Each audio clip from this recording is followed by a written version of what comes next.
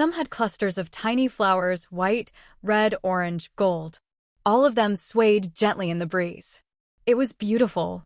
She hadn't expected the space upgrade to come with new species as a bonus. Jiang Yan suppressed her excitement and bent down to look into the water. The fish, shrimp, crabs, and turtles she'd previously put in the pool had all been automatically released into the stream.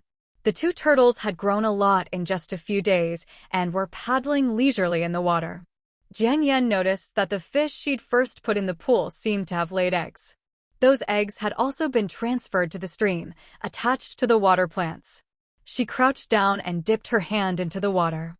The temperature was neither cold nor hot, almost matching her body temperature. As her palm glided through the water, it felt soft and gently warm. It was incredibly comfortable.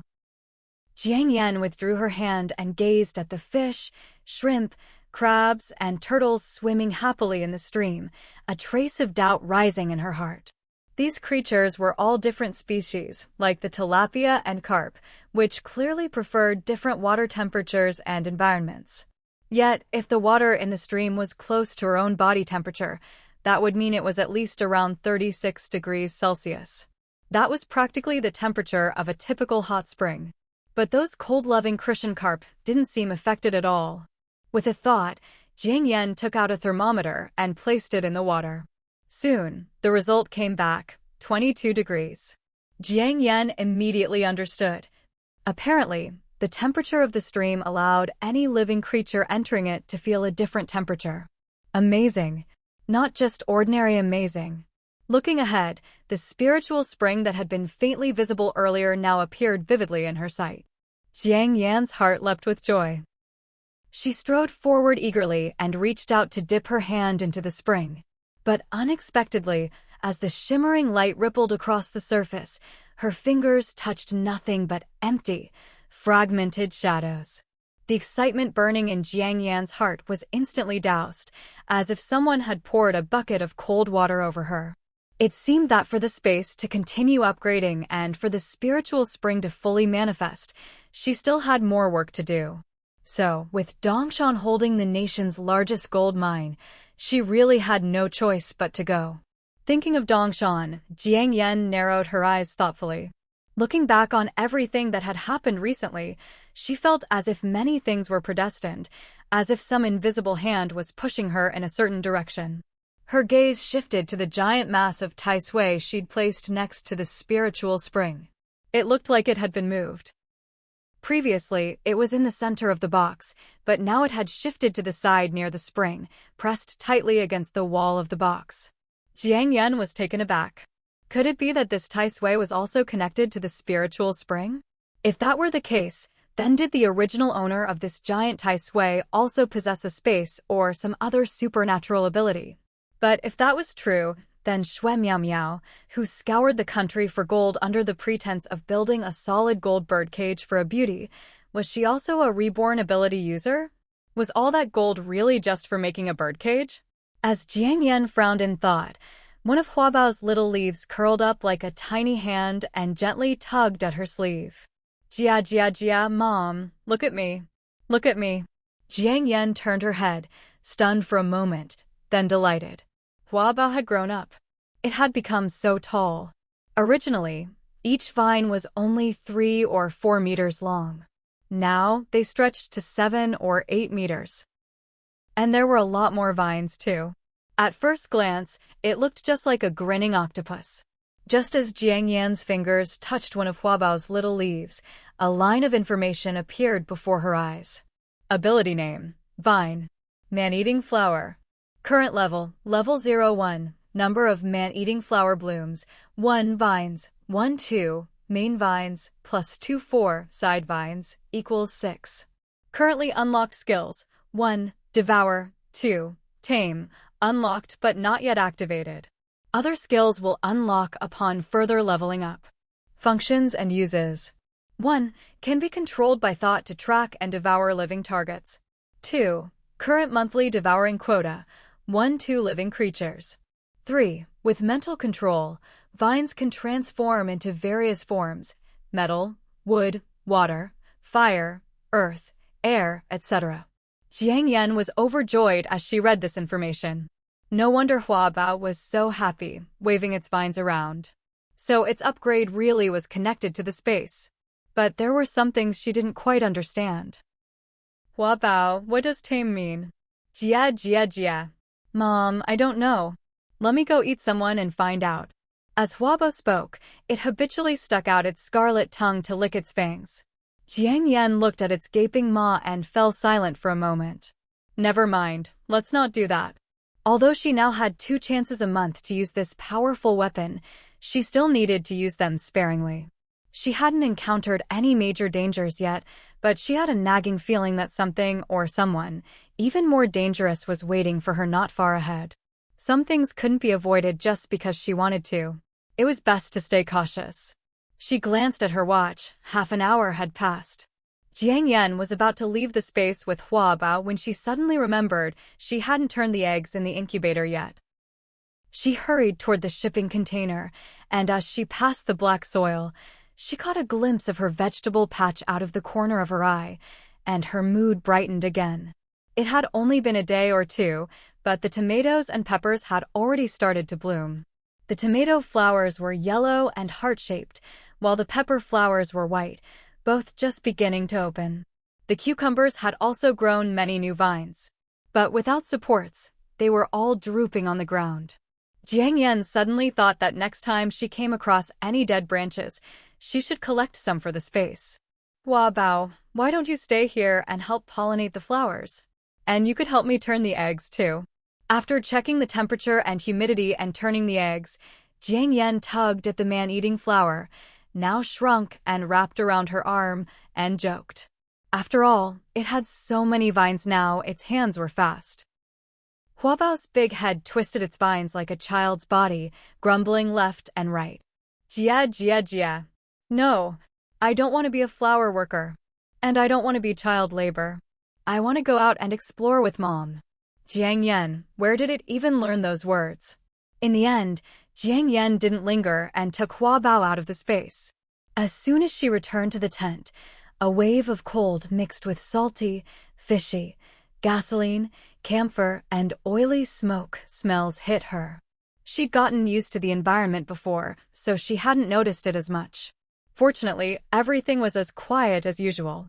Aside from Su Dai's faint snoring, there was only the crackling of the fire in the hearth. Jiang Yan was actually feeling a bit tired, so she lay down and fell asleep. Hua Bao, meanwhile, sensibly turned invisible and slipped outside the tent. Several vines plopped down and stacked up to make a nest for its head, and it lay there lazily. Its eyes opened and closed, half resting, half on guard. The next day, when Jiang Yan woke up naturally, the sky was just beginning to lighten. To be precise, it was only a little brighter than pitch black. She put on her mask and had just opened the tent when she saw Song Qian, Yi Qing, and Sun Jingtao walking toward the cave entrance with serious expressions. On the other side, Su Dai's tent was still tightly closed. She was probably still asleep. Kong Wuxi was sprawled out by a big rock near the fire, snoring thunderously. His sleeping posture was terrible, but he was still clutching his weapon tightly.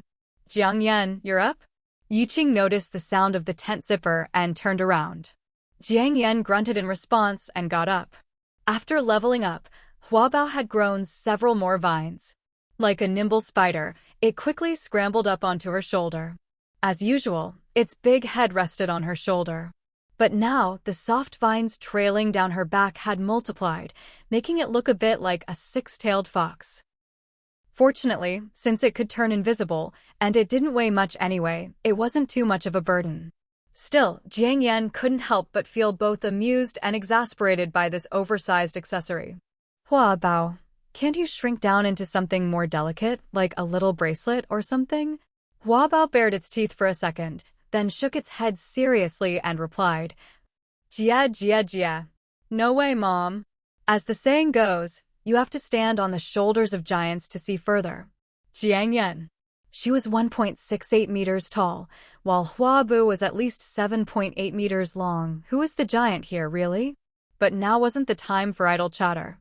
Jiang Yan looked out at the pitch-black world beyond the cave, her brows knitting slightly.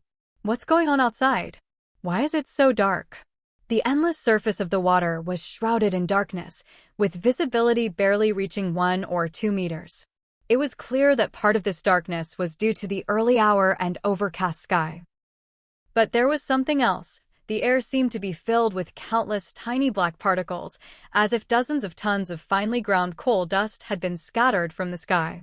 Jiang Xiaoyue opened her palm, and in just a few seconds, a tiny black speck appeared on her fair skin. She pressed her thumb lightly against it, and the black particle crumbled, just like black powder. Jiang Xiaoyue was secretly startled for a moment. Song Qian frowned as he observed the scene for a while, then said, "It's smog, looks like the strongest in history." "The strongest smog ever?" Jiang Xiaoyue echoed, instinctively reaching into her pocket for her protective goggles and putting them on. Back in Anming, the city she used to live in, she'd hardly ever experienced real smog. At most, in winter, there'd be a couple of days when the sky looked a little gray. But she'd seen plenty of it in movies and on the news. Still, no matter how severe those smog events were, they were nothing compared to what she was seeing now. What puzzled her was that it had been raining heavily for days, and the temperature was low. Fog forming over the water was to be expected. But smog was made up of solid particles. After so many days of torrential rain, and with water all around, where could these solid particles have come from? They couldn't have just appeared out of thin air. This isn't good. My throat and nose are starting to feel uncomfortable. I need to put on a mask. Wait for me a second. Sun Jingtao covered his face with his sleeve, then jumped down to the assault boat by the shore. Soon, he came back up, holding a supermarket bag filled with N95 masks.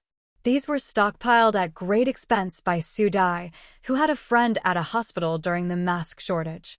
Later, when cheap medical masks flooded the market, she'd put these N95s aside. Who would have thought they'd come in handy now? Here, Sun Jingtao handed one to Jiang Xiaoyue first. Thanks, but I don't need it. Mine should be able to filter out particulates too. Jiang Xiaoyue politely waved him off. Thanks. The others each took one and put them on. Su Dai and Kong Wu had woken up by now. Sun Jingtao handed them masks as well. Jiang Xiaoyue rummaged in her backpack for a while and found a pair of protective goggles for Su Dai.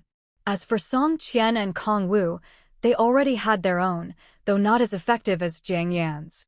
Once they were all geared up, the group gathered around the campfire to discuss their next move. Meanwhile, the potatoes and sweet potatoes they'd roasted in the coals yesterday were just right for breakfast. No one bothered to reheat them, they simply peeled and ate them as they were. From Song Qian, they learned that the smog had only appeared about half an hour ago. It had spread rapidly. Before that, there had only been some thin gray mist over the water. Luckily, not much had seeped into the cave yet. But at this rate, it was only a matter of time before the inside was as thick with smog as the outside. So, what do we do now? Do we stay or do we go? Su Dai's voice was on the verge of tears after hearing Song Qian's explanation. They'd just survived an earthquake, and now there was smog. It felt like these disasters would never end. Don't be scared, honey. Sun Jingtao gently patted Su Dai's back. Though he tried to comfort her, seeing her like this made him feel pretty bad too. Su Dai had come out of the tent in a hurry after overhearing Jiang Xiaoyue and the others talking, thinking something was wrong. She hadn't had time to fix her hair. Now her lips and hands were streaked with black soot, making her look like a refugee fleeing disaster. It was hard to imagine that just a few months ago, she'd been a graceful, well-kept fitness instructor, obsessed with beauty and self-care. The others weren't much better, scruffy and unshaven. Yiqing's hair was so long it nearly covered his ears. The black headband with red and white stripes he wore on his forehead was now black with red and gray stripes. They did have manual razors in their packs. But with the cold, everyone just treated the extra hair as an extra layer of insulation and couldn't be bothered to shave. If it comes to it, we'll just stay here for a few days and wait for the smog to clear, Sun Jingtao suggested. For them, whether they went to Dongshan or anywhere else, their goal was just to find a relatively safe place to stay. This cave was only occupied by them. As long as there were no more earthquakes, they could get by for a while. As for the mutant scorpions, Judging by last night, they weren't much of a threat. In fact, they'd even provided a hidden food source. Song Qian stayed silent, his face more serious than ever. He glanced at Kong Wu. Is the compass working again? Kong Wu, whose hair looked like a bird's nest, finally snapped out of it. He fished the compass out of his pocket, took a close look, and exclaimed in delight. Heaven hasn't abandoned us. The compass is working again. Everyone instinctively leaned in for a look. Sure enough, the needle was back to normal. But our problem isn't just that we can't use the sun to navigate. We also have a visibility issue. Yi Qing, who had been silent, spoke up. He and Sun Jingtao had night vision goggles from Jiang Yan. With those, they could see 40 or 50 meters in ordinary fog. But if the air was thick with particulates, the effect would be greatly reduced. It would be like sailing blind across an unknown sea. The risks were obvious. Song Qian put down his roasted sweet potato and glanced around at everyone. But we can't just sit here and wait to die. I suggest we set out immediately because... Because what? Seeing that he seemed to know something but was hesitating to say it, everyone looked up at him. It's nothing. I hope I'm just overthinking it. Song Qian shook his head, his eyes dark and cold. Brother Song, at this point, we're all in the same boat, aren't we? Is there really anything we can't be honest about? Sun Jingtao no longer bothered to hide his intentions, speaking bluntly. Brother Sun, some things. Song Qian had only gotten halfway through his sentence when a strange noise suddenly came from outside. It sounded like a lot of things falling into the water and onto the boat. Plop. Splash. Bang. Crap. The boat? Jiang Yan, whose hearing was clearly sharper than the others, instinctively slung her backpack over her shoulders and grabbed 2 cans of insecticide from beside her. In a flash, she sprang up and rushed toward the cave entrance. The others also grabbed their backpacks and weapons, quickly following her. Gasoline. Out of the corner of his eye, Song Qian noticed that Kong Wu had left behind the can of gasoline they'd taken yesterday. He frowned and reminded him. Oh no! Kong Wu quickly turned back and picked it up. By now, whenever anyone sensed anything off in their surroundings, grabbing their backpack and weapons had become second nature to everyone. The 6 of them had just reached the cave entrance when they saw loose rocks and clumps of dirt tumbling down from the cliff above. An earthquake? A landslide? They all glanced around quickly, their alertness instantly maxed out. After a moment, they realized the ground wasn't shaking at all. As for a landslide, the cliff outside was as sharp as if it had been sliced by a knife. Even if there were a landslide, it would be on another face of the mountain. These falling rocks and dirt seemed more like they were coming from some smaller caves above. Mutant scorpions. Kong Wu pointed toward the inflatable boat, shouting in horror. Sure enough, among the scattered rocks and dirt, they could occasionally see the writhing, pincered forms of scorpions. The mutant scorpions were falling from the cliff, some splashing into the water, others landing with a thud on their inflatable boat. Even the rubber dinghy tied behind the main boat wasn't spared. That dinghy was closer to another cave entrance, though that one was smaller. Scorpions kept dropping into its cabin. Even through the thick layer of dust, they could see that inside the dinghy, there were several writhing, 1-meter-wide clumps of scorpions. Those clusters quickly broke apart and scattered. In an instant, the silvery gray floor of the boat turned pitch black. Heavens! Are the scorpions going to punch holes in our boat with their pincers? This time, Su Dai was so panicked she burst into tears. Some of their supply bags were left out in the open in the boat, and now they were crawling with scorpions. The key difference from the yellow-brown scorpions they'd seen before was that these were much bigger and looked even more robust. Their bodies were jet black and shiny, and the bulbous tips of their tails, where the venom was stored, glowed a menacing crimson in the dim, hazy light. Just one look was enough to make anyone's skin crawl. No one spoke. Everyone was frowning, rapidly thinking of a solution. Besides his submachine gun, Sun Jingtao also had a shotgun. One shot could take out dozens at once. Song Qian and the others had daggers and submachine guns too, and when it came to stabbing scorpions, they rarely missed. But the problem was, the boat was made of fiberglass. If they started firing, they'd kill the scorpions, sure, but they'd also wreck the boat. Looks like we'll have to relive the good old days of catching scorpions by hand, Brother Song. Sun Jingta ran through all the options in his mind and finally made up his mind. As he spoke, he took off his half-finger tactical gloves and quickly dug out an old pair of full-finger leather gloves from his backpack. Song Qian did the same. Catching scorpions by hand wasn't something the others had the guts or the skill to do. If they tried, they'd just get in the way, so they stood aside, thinking of how they could help. Wait. There are still rocks falling outside, P. She had plenty of protective hats and helmets in her storage, but with only one backpack, she obviously couldn't take them all out. Time was tight, so neither man hesitated. They just said thanks and took the gear. The gray bear hat had 2 long fleece braids hanging down the back. It was meant to be loose and casual. It was a bit tight on Song Qian's head, but he managed to get it on. Without a second thought, he grabbed the 2 fleece braids and quickly wrapped them around his neck, tying a knot to protect his throat. Sun Jingtao put on the safety helmet. But since Jiang Yan's head was smaller, he didn't have time to adjust it, so he just plopped it on, looking like he was wearing a top hat. Su Dai, who had been panicking, glanced at Song Qian and got an idea. She took off her wool scarf and quickly wrapped it around Sun Jingtao's neck. Be careful, honey, Brother Song, too. Don't get stung. Oh, and use this first. Jiang Yan handed the 2 cans of insecticide to Song Qian and Sun Jingtao. The 2 men visibly relaxed. They dragged the inflatable boat closer to the cave entrance, then sprayed the cabin with insecticide. A pungent smell quickly filled the air. The scorpions, after being sprayed, started crawling even faster, but soon slowed, their bodies twisting and struggling. Clearly, they were poisoned.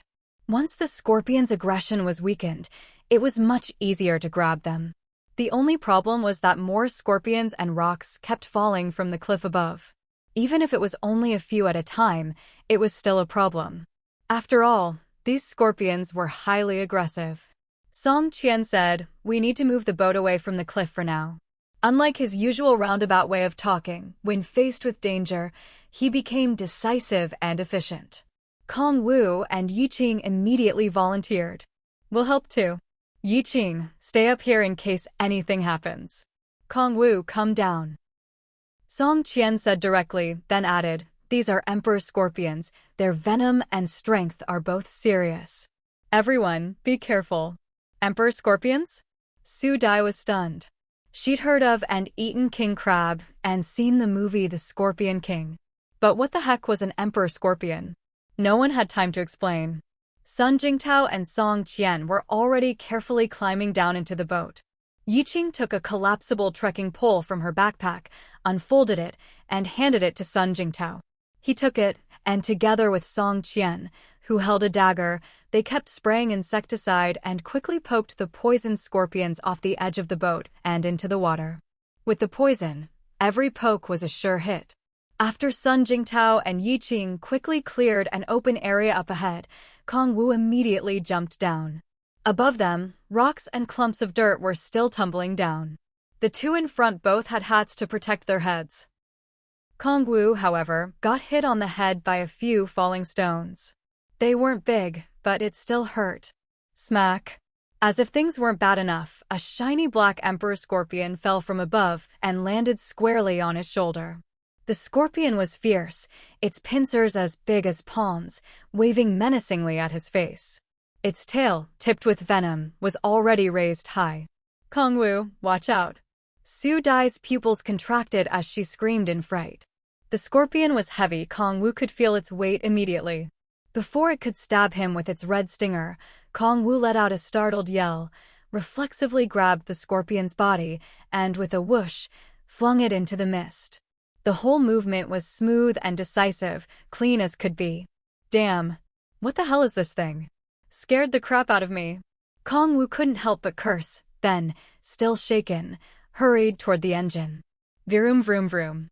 Amid the roar, the assault boat started up and slowly pulled away from the cave entrance. Visibility was poor, so Kong Wu kept the boat at a cautious speed. The sound of plop plop plop came from up ahead as things hit the water. Jiang Yan and Yi Qing knew that was Song Qian and the others tossing emperor scorpions from the cabin into the river. Honey, be careful. Su Dai stared anxiously at the blurry outline of the assault boat on the water, shouting in worry. Sun Jingto called back, got it. These scorpions, something's off, Yiqing frowned. Jiang Yan glanced at him. What do you mean? Emperor scorpions are among the largest scorpions in the world. Even without mutation, they can grow to 20 or 30 centimeters. But they usually live in tropical rainforests or deserts. Normally, you'd only find them in hot climates. Before the heat wave hit, Shangyun's climate was similar to Anming's, mild winters and cool summers, not hot at all. Maybe someone was breeding them, and with the sudden heat, they managed to survive and reproduce until there were this many? Jiang Yan speculated. Before the apocalypse, lots of people kept exotic pets. It's not impossible someone had giant scorpions. As for heat and desert conditions, a well-equipped terrarium at home would do the trick. But this is the wilderness. How did the scorpions get here and in such numbers? Even with natural breeding, it takes time. And it's only been a few months since the heat wave started. Besides, she had a bad feeling. According to what Sun Jingto said earlier, these scorpions are nocturnal. But now, in broad daylight, so many are swarming out at once, falling into the water and onto the boat.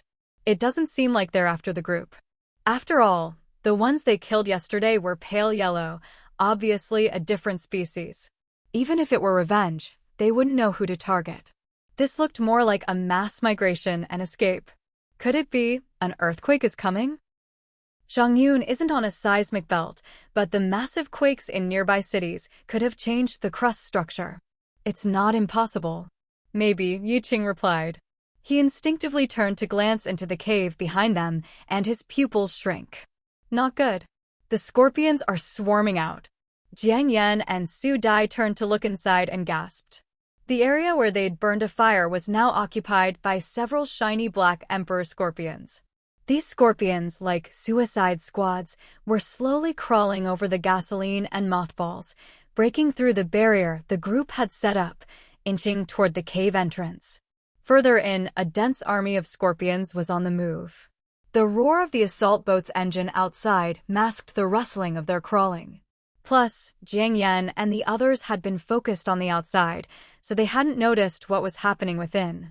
Fortunately, the cave had been artificially carved. The walls and ceiling were smooth, with only a few particularly strong scorpions managing to climb up high.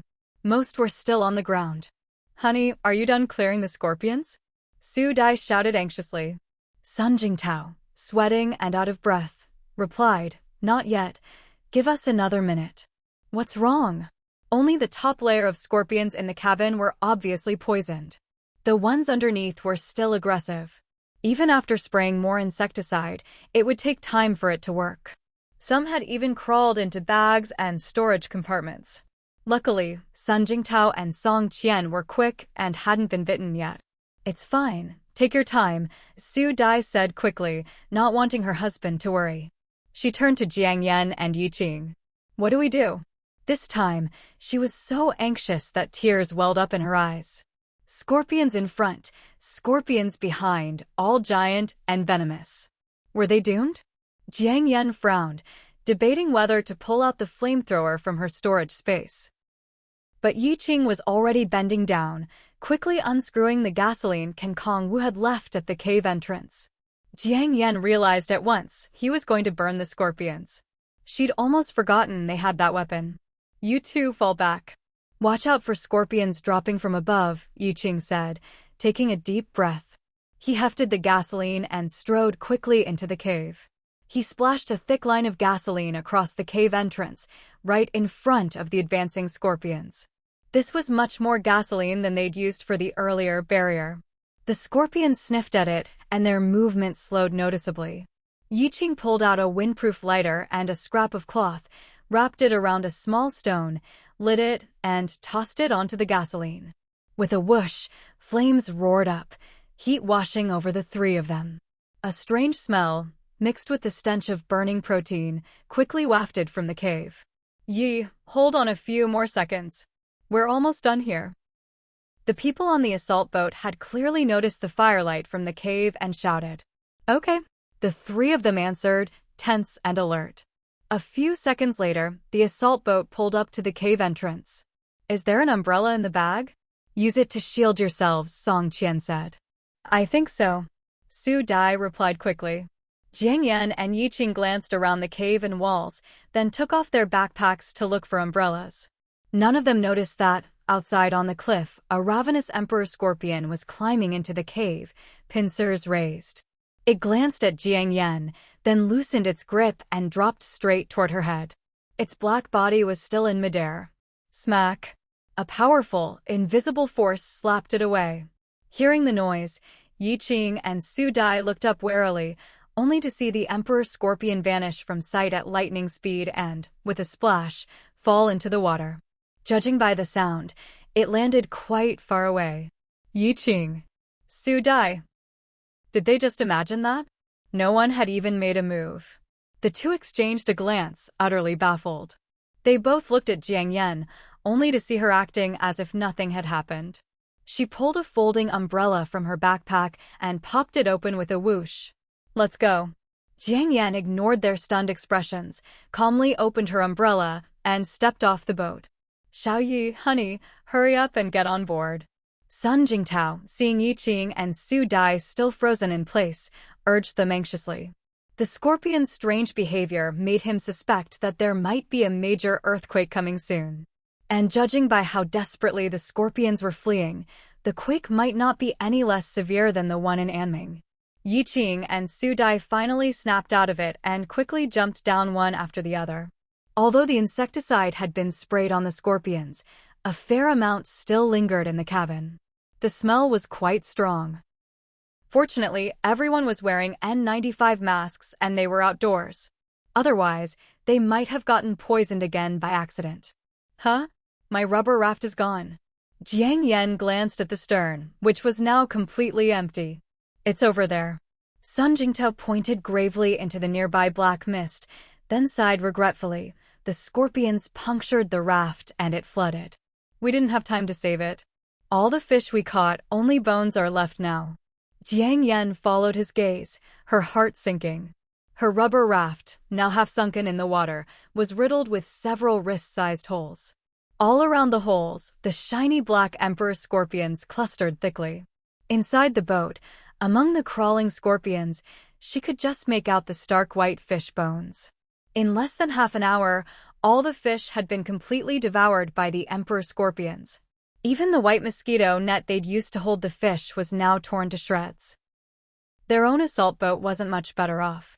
Everywhere she looked, it was a mess. Bits of gravel and clumps of mud were scattered everywhere. There was even some sticky fluid from the scorpions' bodies, disgusting. Luckily, the assault boat was made of sturdier, more durable material than the rubber raft, so it only had a few scratches on the hull. Geez, Su Dai looked at the ruined raft and fish, feeling a pang of regret. Yi Qing noticed Jiang Yan frowning and tried to comfort her. "Jiang Yan, as long as we're all safe, that's what matters." Jiang Yan nodded. What's done is done. She still had plenty more in her space, just no good excuse to take them out right now. Once everyone was settled on the boat, Sun Jingta said, "These scorpions are acting way too strangely. I think we might be about to have an earthquake or some other disaster. Kong Wu, take us away from the cliff first. After that, I suggest we switch to paddling by hand." It was pitch black ahead, visibility was poor, so they could only move slowly. Using up gasoline would be a waste. Hand paddling would be easier and save fuel. "Got it." Kong Wu pulled out a compass and started the motor. The mountain peak gradually receded from their view. Once they'd reached what seemed like a safe distance, Kong Wu shut off the engine. He bent down to grab the spare paddle, but suddenly cried out, "Hey, you little damn it." Everyone tensed and looked over. They saw him pluck a slightly smaller emperor scorpion from a crack in the storage compartment. Before the scorpion could attack, he flung it away with a swift motion. "Everyone be careful. We already checked the boat, but there might still be a few stragglers," Song Qian said grimly. He was still wearing the barriered hat Jiang Yan had given him, along with goggles and an N95 mask. The sight was a bit comical. He looked just like a burly sci-fi bear. A very dirty bear. The others weren't much better off. Their clothes and white N95 masks were already dusted with a layer of black ash. With masks in short supply, there were no replacements, so they had to clean them by hand from time to time. Everyone nodded and replied, okay. Sun Ji, Yu and Song Ji standing together looked just like Bald Chong and Bear Da. Kong Wu said, glancing at Sun Jingtao in his red safety helmet and Song Qian in his bear hat. The others agreed and burst out laughing. But after just a couple of laughs, they were already out of breath. Let's try to avoid talking loudly or laughing too much. These masks won't filter out much more as time goes on, Song Qian reminded them, frowning. Everyone, okay. I think I still have some N95s in my bag. Once we finish cleaning out the cabin, I'll find them for everyone, Jiang Yan chimed in. She had tens of thousands in her space. That's great. One step further from getting tuberculosis, Kong Wu joked, only to get smacked by Song Qian. Don't jinx it. Aren't you a materialist, Song Ji? Kong Wu grinned sheepishly, still teasing. I'm nothing now, just a refugee in the apocalypse, Song Qian said, taking the paddle from Kong Wu. By the way, maybe everyone should put these on. Su Dai pulled out several disposable raincoats from her backpack and handed them out. When they'd escaped from Anming earlier, their clothes had gotten wet and dry over and over, unbearably uncomfortable. Now, with the black smog, if they got wet again, they'd basically be six walking, breathing vacuum cleaners. Wearing raincoats would at least keep some of the black dust off. Soon, everyone was fully geared up and their tasks were divided. Song Qian and the others took turns paddling in pairs, as they had during last night's watch. Each shift lasted an hour. Normally, 4 people could paddle a rubber raft for half a day without switching. But this assault boat was heavy, loaded with supplies and 6 people. An hour of paddling was no easy feat. Su Dai and Jiang Yan were in charge of cleaning the supplies in the cabin that had been contaminated by insecticide, scorpions, or mud. Anything that couldn't be salvaged was thrown out. Luckily, the most precious supplies, food, had been stored in the boat's storage box, so they'd barely been touched by insecticide or scorpion goo. All right, next stop, Xiangqing. Song Qian and Yi Qing, the first shift, took their positions. Sun Jingtao and Kong Wu started making fishing gear. Jiang Yan and Su Dai kept cleaning the luggage. The boat moved slowly, but the cabin was steady. Just to be safe, all 4 of them tied ropes around themselves. At the same time, under Jiang Yan's mental command, Huabao extended 4 vines from the bow of their boat, stretching out in 4 directions. A brand new flower reconnaissance radar was born. After drifting on the water for 10 days, the thick, oppressive haze finally began to thin out a little. Jiang Yan and her group could at last see the silhouettes of other boats. All of them were heading east. Most were rusty assault boats or patched-up rubber dinghies, with a few rickety bamboo rafts that looked like they could fall apart at any moment. Without exception, the people on these boats were all sallow and gaunt, their faces so grimy that only their eyes and lips stood out. Ironically, water was the one thing in abundance, but most people found that no sooner had they washed than they were filthy again, so they simply gave up on washing altogether. Even from a distance, you could hear them coughing. Their coughs were harsh and relentless, as if they were about to hack up a lung. A few were sick from the cold and being soaked, but most were coughing because of all the dust they'd inhaled into their noses and lungs. After all, not everyone was as well equipped as Jiang Yan's group, with protective goggles, N95 masks, and raincoats, fully armed against the elements. A handful of people, looking like ancient martial heroes, had fashioned hats from bamboo salvaged from the water, then draped mosquito netting or white gauze all around the brim. But even these makeshift veils were now streaked with gray and black, offering little more than a token barrier. There was even a young couple, both as skinny as monkeys, who had anchored their battered rubber dinghy and were hawking a tattered wedding dress with gleaming kitchen knives in hand. The wedding dress was pure white and elegant, with sections inlaid with lustrous pearls that shimmered faintly. It must have been worth a fortune once. Though it was now stuffed into a wrinkled, oversized plastic bag, it still looked pure and noble in this bleak, blackened world. Their method of selling was unusual, barter only. 5 pieces of compressed biscuits, a fist-sized steamed bun, or similar food could be exchanged for 2 meters of the dress. Judging by how much of the dress was left, business wasn't exactly booming. After all, even if people wanted something to cover their faces, very few had food to spare, let alone enough to trade. Because of the sudden haze, Jiang Yan's group had clearly slowed down. According to their original plan, they should have reached Dongshan in these 10 days. But now no one was in a hurry, there was no point. Just surviving was already an accomplishment. Along the way, they'd encountered several strong earthquakes, and once, while stopping on a tiny mountain peak poking above the water to take care of personal business, they were even ambushed by bandits. As expected, the bandits ended up being robbed themselves. Unfortunately, those bandits were dirt poor, and the encounter only cost Song Qian's group a few bullets. All in all, it was a net loss for Song Qian and the others. Their dry rations were running low. Song Qian and Kong Wu had nothing left but compressed biscuit. Kong Wu even solemnly told them that, back home, this stuff was pig feed, pigs wouldn't even eat it raw, it had to be cooked. Everyone burst out laughing and nearly kicked him overboard. Most of the hydroponic plants Su Dai had packed were scallions and garlic, plus a few tiny vegetable seedlings. The next day, they dug them out and ate them raw too. Among the supplies Su Dai and Jiang Yan had brought, there were also some dried black fungus mushrooms. Every day, Su Dai would soak a few in water for everyone to eat, saying it would help clear the dust from their lungs. Yiqing and Song Qian had fashioned a fish trap from a window screen and hung it off the boat. Surprisingly, it caught things now and then. Crabs, fish, water snakes, they caught quite a few. While everyone marveled at their good fortune, Jiang Yan only smiled quietly to herself. She hadn't told them that most of the crabs and fish that ended up in the trap had actually been her pet Hua Bao, who, after its upgrade, could now range twice as far from her, quietly hurting them in underwater.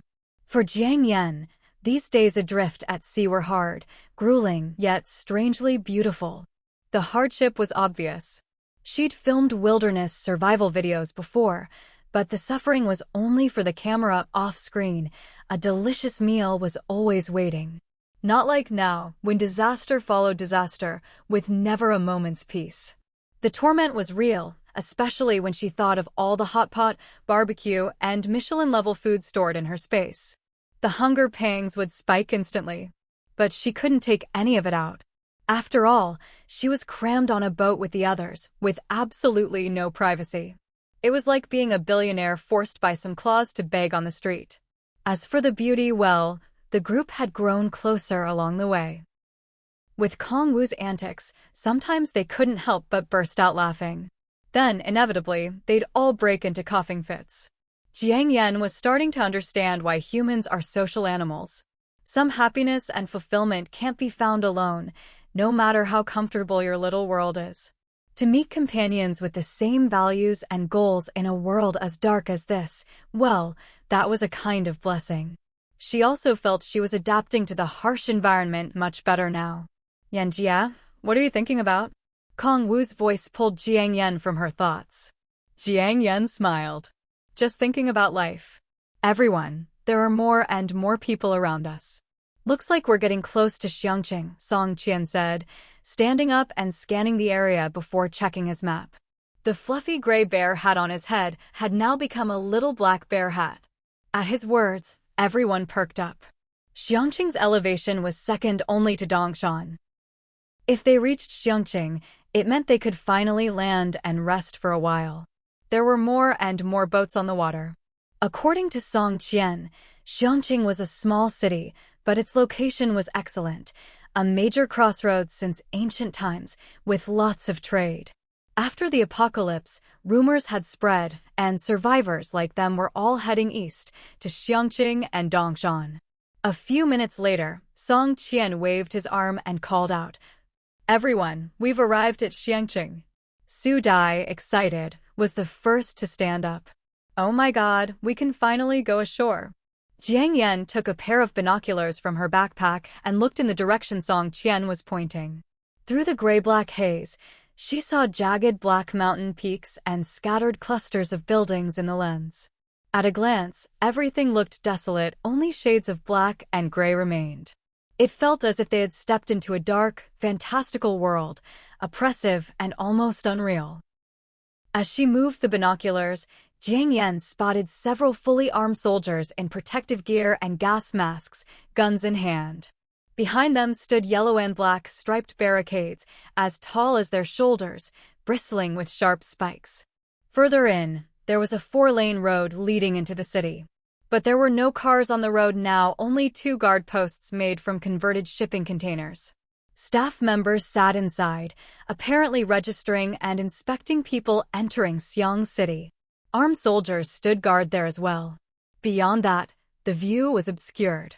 Overall, it looked like a well-defended, sizable small base. Jiang Xiaoyue lowered the binoculars and looked outside the barricades. Aside from the burly, armed soldiers patrolling, the area was packed with people who had just come ashore or were displaced. Most wore mismatched, odd-looking clothes, as if they had piled on every piece of clothing they owned.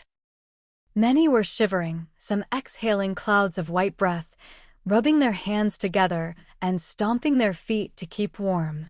There were also groups of skinny, hollow-cheeked children with faces flushed red against the black grime. Some kids, looking lost, trailed closely behind their parents. Others stared intently at the newcomers, and once they spotted someone carrying a lot of luggage, would quickly run over and cling to their legs. Because of the cold, all these children had 2 streaks of snot, blackened with dust, frozen under their noses.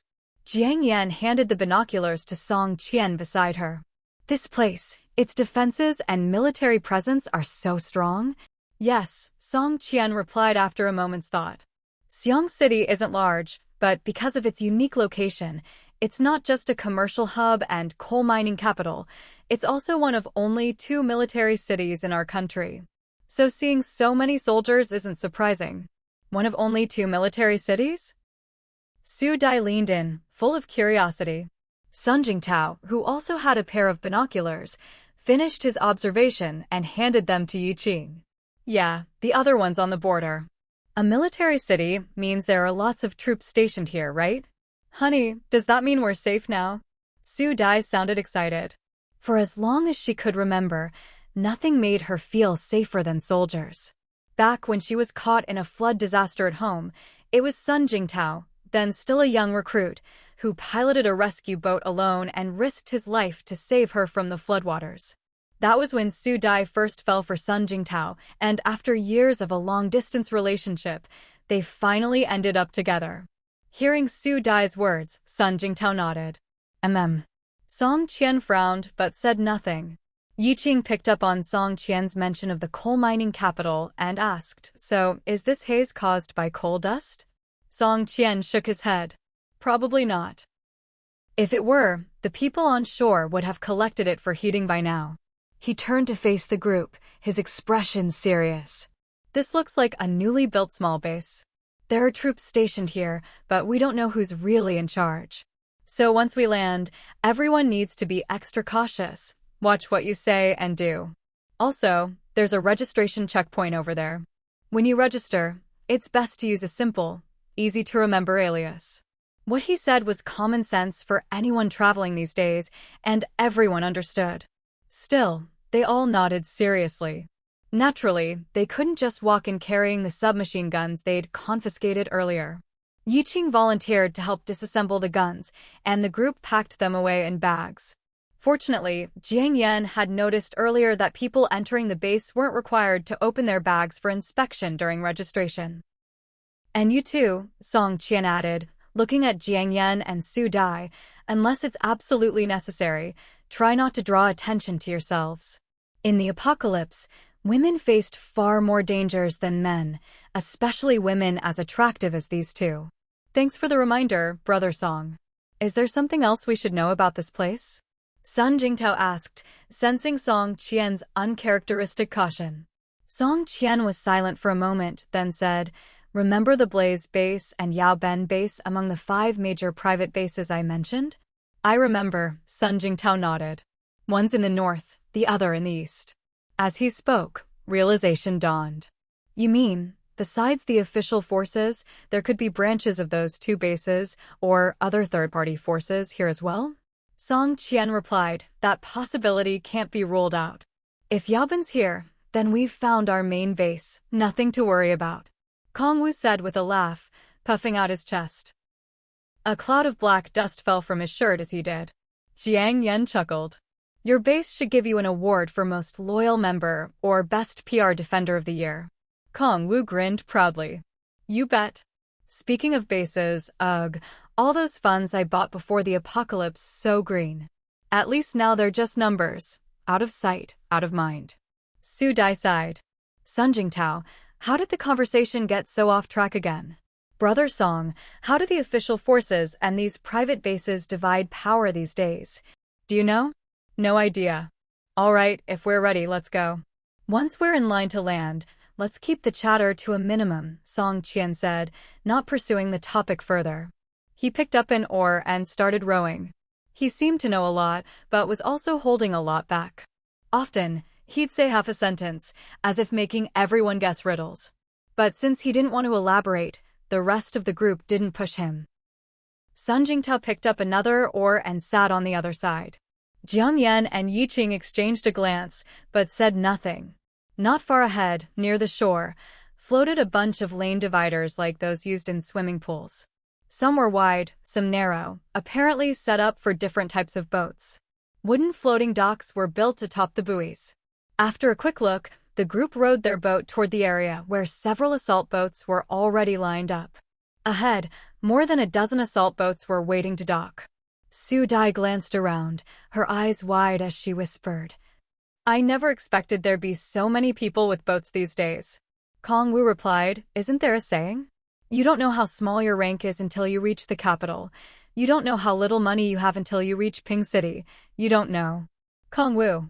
Song Qian turned his head, shooting him a sharp look. Kong Wu shrank his neck and fell silent. Jiang Yan ignored their banter and instead rummaged through her backpack for a small mirror, checking her reflection front and back. Seeing a patch of white showing at her hairline under her down jacket's hood, she simply reached out, dabbed some black soot from the boat's edge, and smeared it on. Everywhere else, she looked fine. Her mask was gray anyway, and her clothes, pants, and shoes were all covered in soot too. Just a casual shake would send a cloud of black dust to the floor. Wow! Jiang Yan, you're really covering every last spot, huh? Su Dai, seeing this, followed suit.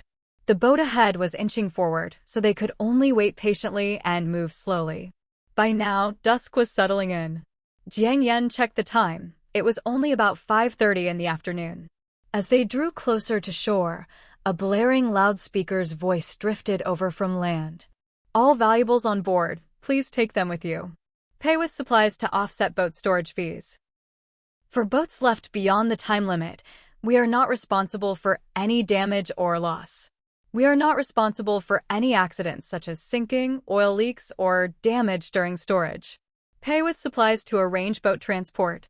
Only food, fuel, clothing, fabric, tools, weapons, etc. are accepted as payment. Gold, jewelry, designer bags, watches, etc. will not be accepted. Jiang Yan looked up and saw a middle-aged man on the floating dock, a rusty old loudspeaker slung at his waist, repeatedly playing a pre-recorded message. He strolled along slowly, his gaze sweeping arrogantly over the people on the boats. A few months ago, these people might have been CEOs worth billions, executives who only flew first class and stayed in five-star hotels, or even high-ranking government officials. But now, without exception, they were all refugees. Survivors who had made it to Xiang City. Mister, so what you're saying is, if anything happens to our boat while it's parked here, it's not your responsibility? A young man at the front of a boat about to dock stood up and asked as the man approached. That's right, the middle-aged man replied without even lifting his eyelids. The young man couldn't help but retort, isn't that just a ripoff? The middle-aged man shot him a glare. If you don't like it, you're free not to dock here. He might as well have had my turf, my rules written across his face. The young man choked, but someone beside him pulled him back into his seat. Su Dai couldn't help but mutter under her breath, people these days. All right, Sun Jingtao shot her a look, signaling her to stop. Jiang Yan watched silently, saying nothing. In an apocalyptic world, the strong make the rules.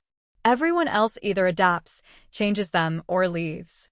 There's no other way. As for the bartering system here, the group had discussed it on the way, so it didn't come as a surprise. They'd already prepared, setting aside some items to trade.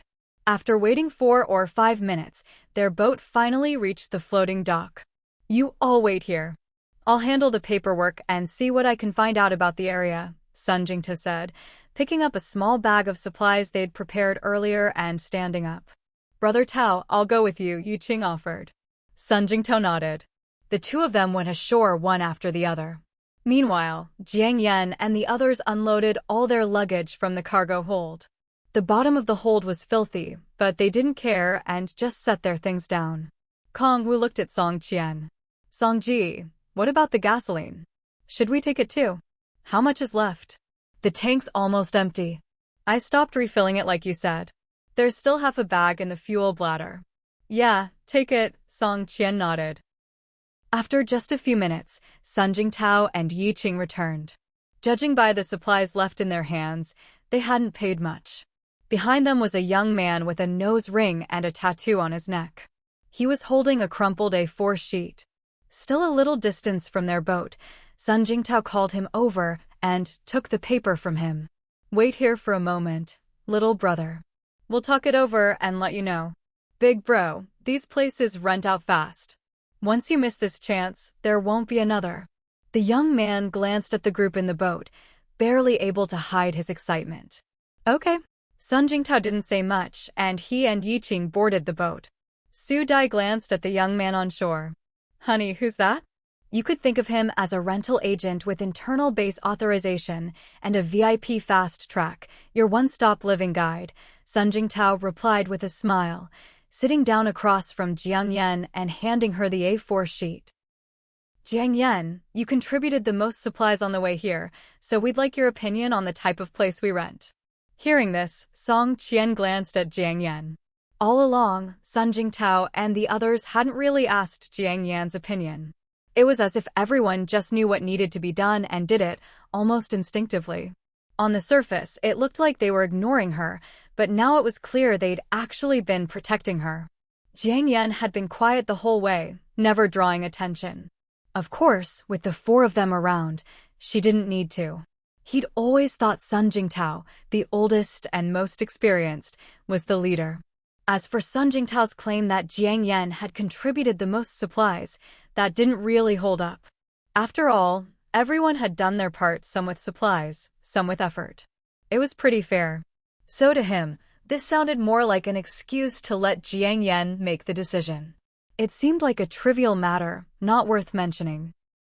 But his instincts told him this young woman was anything but simple. Thinking back to their time at the Sky Hotel, he suddenly realized he might have underestimated this quiet girl. A thought flashed through Song Qian's mind. He hesitated for a second, then looked up at Jiang Yan. Jiang Yan, if you don't mind me asking, did you ever go abroad before the apocalypse and the heat wave? No. Jiang Yan calmly took the A4 paper from Sun Jingtao, lifting her eyelids slightly. Why do you ask all of a sudden?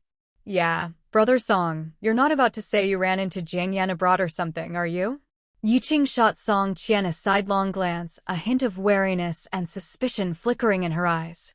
Just a few days ago, Song Qian had asked Jiang Yan if she'd ever been to the Wanlong building. His words still echoed in her mind. Kong Wu, standing nearby, chimed in teasingly. Oh come on, brother Song, everyone says your way of chatting up girls is old-fashioned, and here you go again with the same line. Smack, asterisk, a gusty slap landed on his shoulder. Kong Wu glanced at Song Qian, whose face was tinged with annoyance. He shrank back a little and fell silent. Jiang Yan, brother Sun, there are some things I'll explain to you when the time is right. For now, I really can't say much. There are things I myself haven't fully figured out yet. But I want to make it clear in advance, I have no ill intentions toward any of you, and I certainly don't harbor any improper thoughts about Jiang Yan. You can rest assured on that. Also, Chief Emo assigned me and Kong Wu to stay with you for your protection. After all, there are dangers out there that you can't sense or understand right now. That's all I can say for the moment. As he spoke the last part, Song Qian deliberately glanced at Jiang Yan. She, however, remained calm, her eyes serene. After listening, she only curved her eyes in a slight smile, betraying little emotion. All right, thank you for your honesty, Brother Song, Sun Jingta said. On the way here, they'd been the ones to open up, but Song Qian had kept his lips sealed. For him to say this much now was already a big step forward. Besides, this wasn't the right environment for a detailed conversation, so Sun Jingtao didn't press further. Kong Wu, rubbing his shoulder, grumbled, Brother Song, I was just joking with you. Then he glanced at Jiang Yan and added, Sister Yan, sorry about that, don't take it to heart. He just teased Song Qian about being interested in Jiang Yan, only for Song Qian to flatly declare he had no such intentions. In his view, that was a bit hurtful to a girl. Jiang Yan smiled at him and said, as long as you don't take it to heart, it's fine. Kong Wu. All right, that young guy is still waiting for us on the shore. Let's not keep bothering Jiang Yan. Sun Jingtao changed the subject. Even though none of us plan to join the base, for now we'll have to stay there a couple of days. On one hand, we need to wait out this smog. On the other, if we really have to travel far, we'll need to secure some energy first. If it snows and the water freezes, we might even need to find some tools for traveling over ice. Jiang Yan didn't object to Sun Jingtao's suggestion. Staying at the base and becoming a member of the base were two different things. But it didn't matter, she could always find a chance to split up from Song Qian and Kong Wu later. She could even part ways with Sun Jingtao and the others if need be. From the beginning, she'd always been free, never tied down by anything. With that thought, she picked up the sheet of paper in her hand and studied it carefully. It was a rough black and white printed form.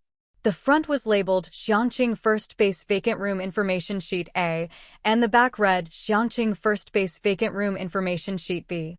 The names were similar, but the rooms on side A were clearly of higher quality.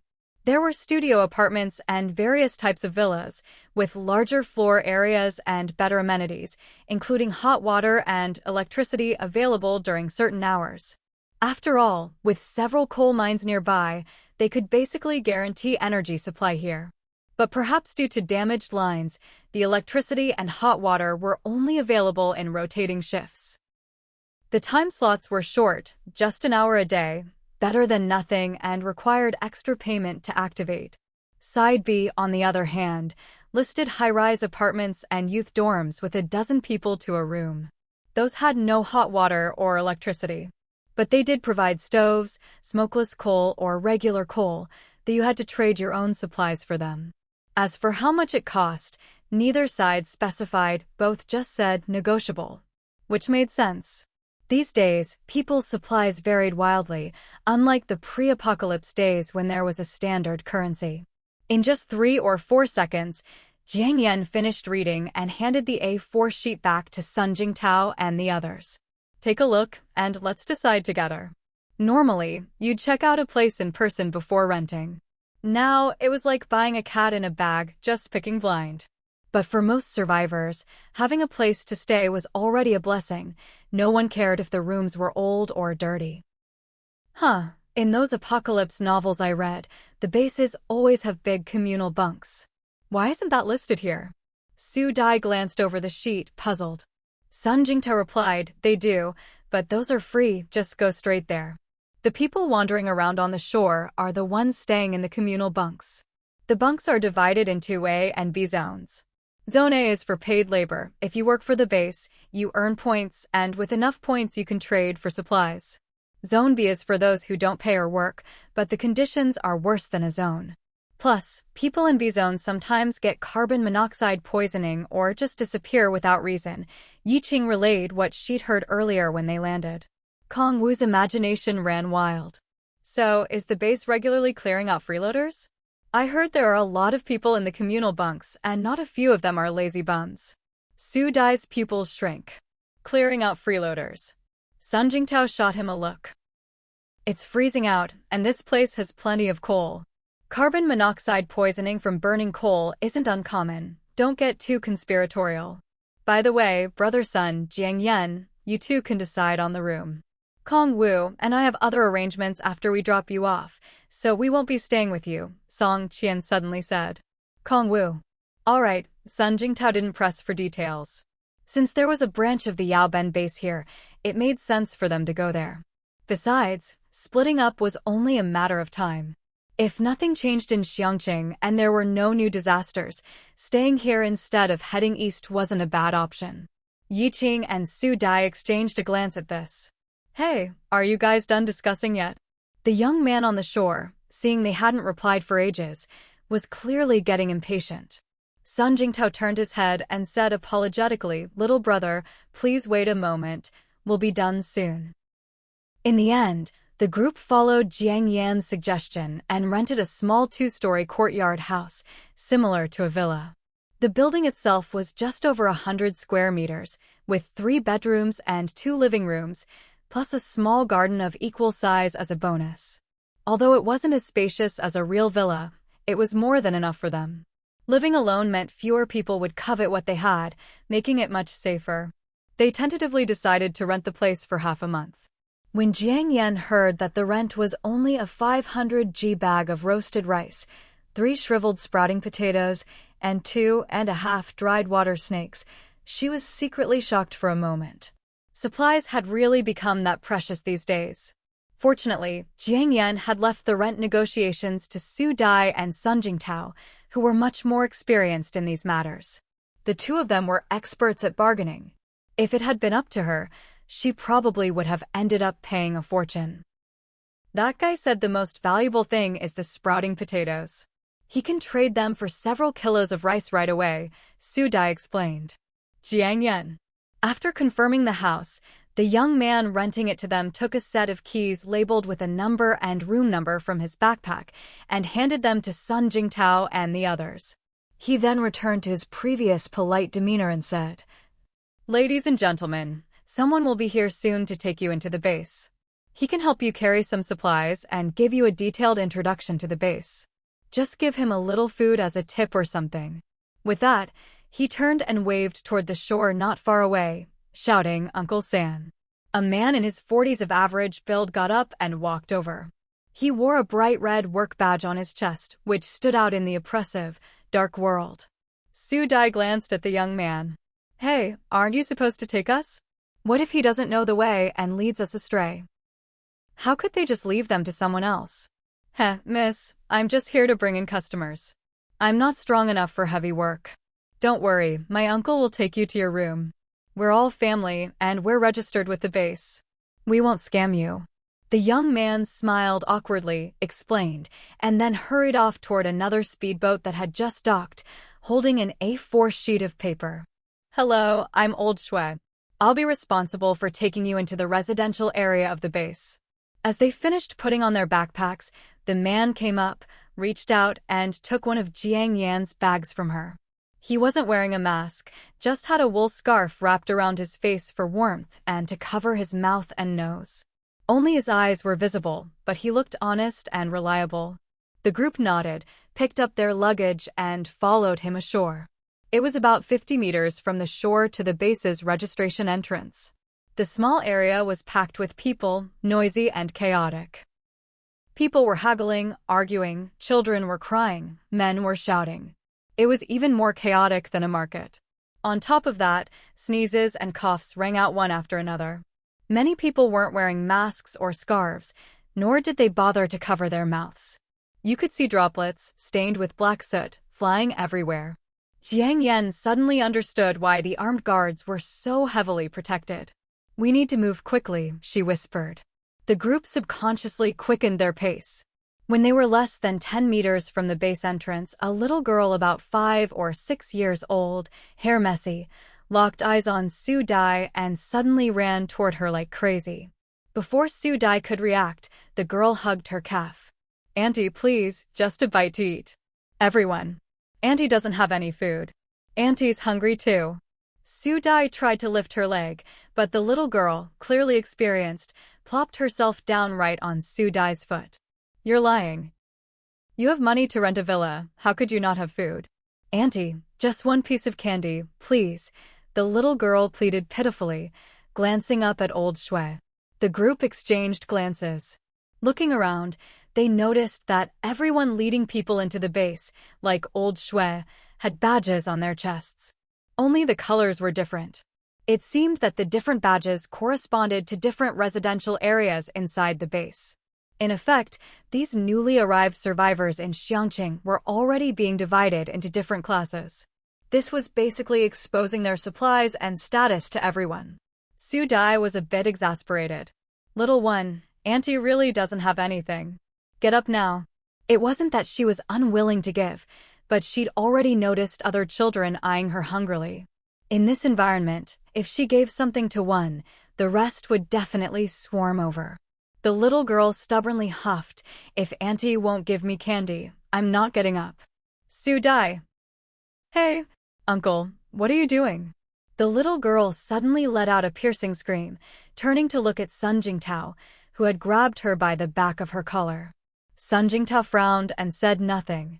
He had just set the child aside when 20 or 30 men and women, who had been sitting on the ground, suddenly stood up, eyes fierce, holding large black stones in their hands, and surrounded them. Their clothes were filthy and stained with dried blood, and they reeked of a strong sour stench, as if they'd been marinating in garbage for weeks. Seeing this, the little girl suddenly collapsed to the ground in agony, flailing her limbs and pointing at Sun Jingtao, wailing, "Wah! Murder! Murder!" Jiang Yan glanced at the armed guards at the base entrance, but saw that they were completely ignoring what was happening. She turned to Old Shui. Old Shui, don't the guards here care about security outside the base? Well, Old Shui looked troubled, hesitated for a second, then lowered his voice and said, they're only responsible for keeping the base itself safe. Everything else is outside their jurisdiction. That group over there are all desperados. They target refugees every day. You'd better be careful. If you can, just give them a little something and let it go. Jiang Yan raised an eyebrow. Well, great, now they were running into a scam right in front of them. Sun Jingtao turned to exchange a look with Jiang Yan and the others. They had firearms and the skills to use them. Any one of them could easily handle these scammers. But clearly, now wasn't the time for brute force, not with so many people around. They'd have to intimidate them first. With that in mind, Jiang Yan reached into her backpack, or rather, her storage space, and pulled out a blood-stained, chipped butcher's knife. Yiqing and Sun Jingtao were about to reach for their hammers when, suddenly, a hot pink Mercedes G-Wagon roared up to the base entrance, kicking up a cloud of black dust. Get out of the way! Amid startled cries and screams, the speeding magenta Mercedes G-Class tore through the oppressive darkness like a streak of light, ripping open the entire gloomy world. Outside the base gates, people were standing, sitting, lying around, a crowd of idlers milling about. When they saw the car coming, their pupils contracted in shock, but while their minds registered the danger, their frozen bodies simply couldn't react in time. Panicked, they tried to scramble out of the way, but some weren't fast enough. With a loud bang, a few were sent flying by the car. My leg. Mommy. In an instant, the air was filled with screams, wails, and sobbing. On the right side, the riverbank was also crowded with people sitting or lying down, but after witnessing the bloody scene, they hurriedly cleared a path. As the Mercedes swerved past in a smooth arc, the passenger window cracked open just a sliver. A fair, delicate hand with brightly painted nails tossed a bag out with a crisp smack. The window immediately rolled back up. The bag burst open, spilling what looked like corn. Golden kernels scattered onto the black dirt, mixing with the trash, snot, and phlegm on the ground. But no one cared. A swarm of people rushed forward. And in their scramble for the corn, another round of punching and kicking broke out. The car, having stirred up a cloud of black dust and splattered blood among the crowd, sped off toward the far side of the bank. It quickly disappeared from sight. Jiang Yan watched all this unfold, unconsciously taking a deep breath. The soldiers at the base gate and the staff in the shipping containers stood frozen like statues, acting as if nothing had happened. None of the injured even thought to ask them for help. They were all too busy fighting over the tainted corn on the ground. That's mine. It's compensation for getting hit. Don't you dare take it. It's mine. My mom's leg got broken. You little brat. Give it to me. Arguments, curses, and scuffles broke out again. The first to grab the bag was a young boy, but he was quickly tackled to the ground. A middle-aged man snatched the bag, but almost immediately, a man and a woman gouged at his eyes and nose, wresting the corn away.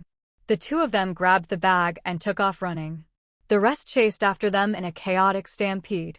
Su Dai stared, dumbfounded for a second. Everyone else was stunned as well. Scenes this absurd, Jiang Yan had only ever seen in movies or TV dramas. She never imagined she'd witness it in real life. Cough, cough, cough. Those without masks were already coughing, and now it grew even worse. These people, Song Qian clenched his fists, wanting to chase after the Mercedes, but Sun Jingtao grabbed him. Don't be reckless, brother Song. Besides, how could a person outrun a car? Meanwhile, the little boy who'd been wailing and throwing a tantrum earlier had scrambled up and rolled away as soon as the magenta Mercedes appeared. The group that had planned to surround them was now huddled together in fear. They seemed terrified of that car. Not just afraid of being run over. There was a deeper dread and wariness in their eyes. When the car burst out, Jiang Yan and Yi Qing's group had already taken several steps back. The car was moving fast, and the side and front windows were tinted. No one could see who was driving, man or woman. It was all very mysterious.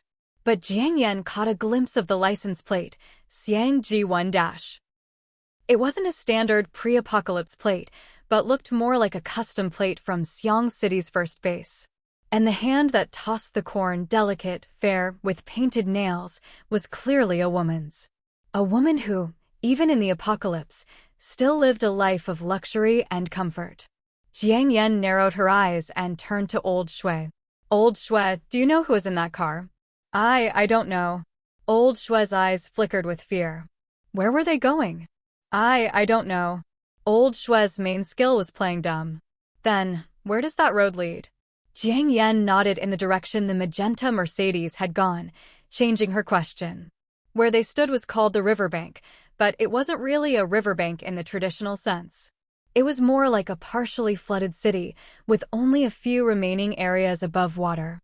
The Mercedes had driven toward the outskirts of the base, where, aside from spiked barricades, there was nothing else. Old Shui's eyes darted nervously. He spoke in a low voice. The big dormitory area B. Or maybe the mines. Jiang Yan. As the dust settled, people around them began whispering among themselves. Such a flashy color, it must be a woman. So arrogant. Not necessarily. Some men like flashy stuff too. That was terrifying. Aren't the soldiers going to do anything? Didn't you see? They threw out corn as compensation. Are you heartless? They ran people over more than one, and you think a bag of corn is enough. Why are you so worked up? The victims themselves aren't complaining, so why are you yelling at me? Besides, can you even call those people human?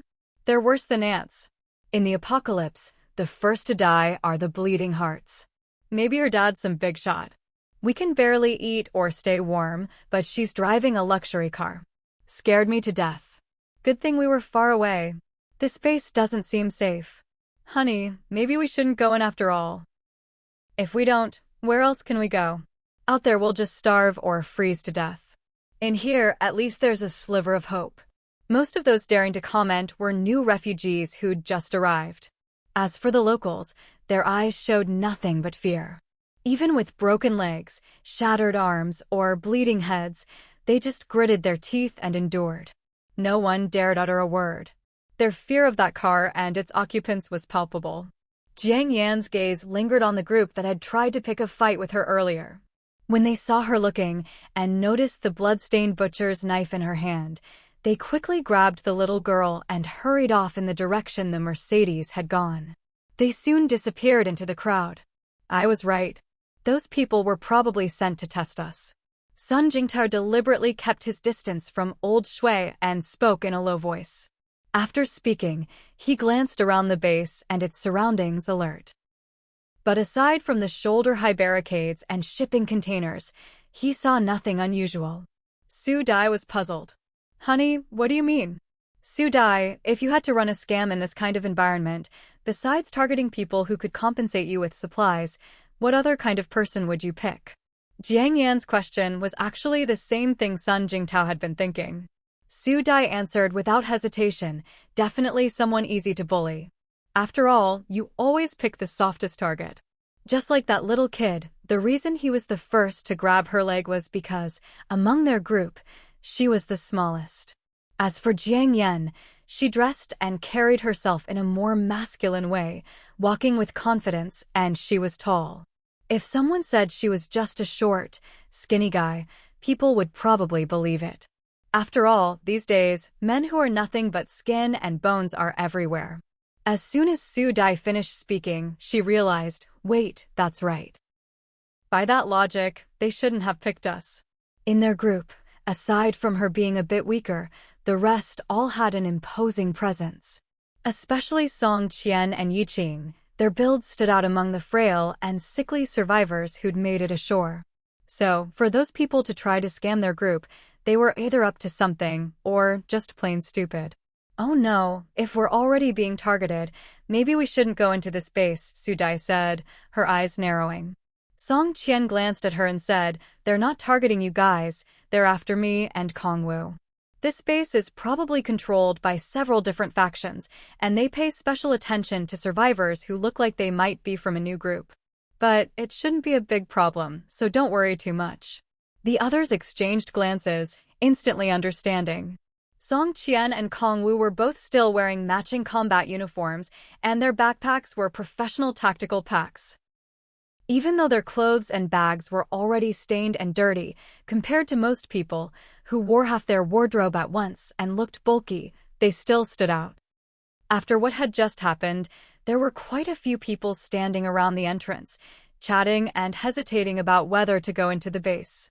Luckily, Jiang Yan and the others were all wearing masks. Even if someone was secretly watching, they wouldn't know what they were talking about. Jiang Yan nodded. "Yeah." After witnessing that car plowing into pedestrians earlier, she actually had a lot of doubts and concerns about this base. Not just about those soldiers and staff who turned a blind eye, but also about the people crammed into the B section like their lives meant nothing, and that lawless magenta Mercedes. She was sure Sun Jingtao and the others felt the same. But now wasn't the time to chat, and it was getting dark soon. They needed to settle in first. If anything seemed off, they could just leave the next day. Besides, since this was a coal mining city, Jiang Yan had her own little plans. "I have no objections," Song Qian nodded as well. Old Shui quickly led them to a shipping container at the base entrance to register. That's when they learned that the food they'd paid for rent was only part of the cost. To enter the base, they also had to pay an extra entrance fee per person. The entrance fee covered things like issuing ID cards for residents and using the base's internal resources. Once you paid, you'd get a colored badge to wear on your chest.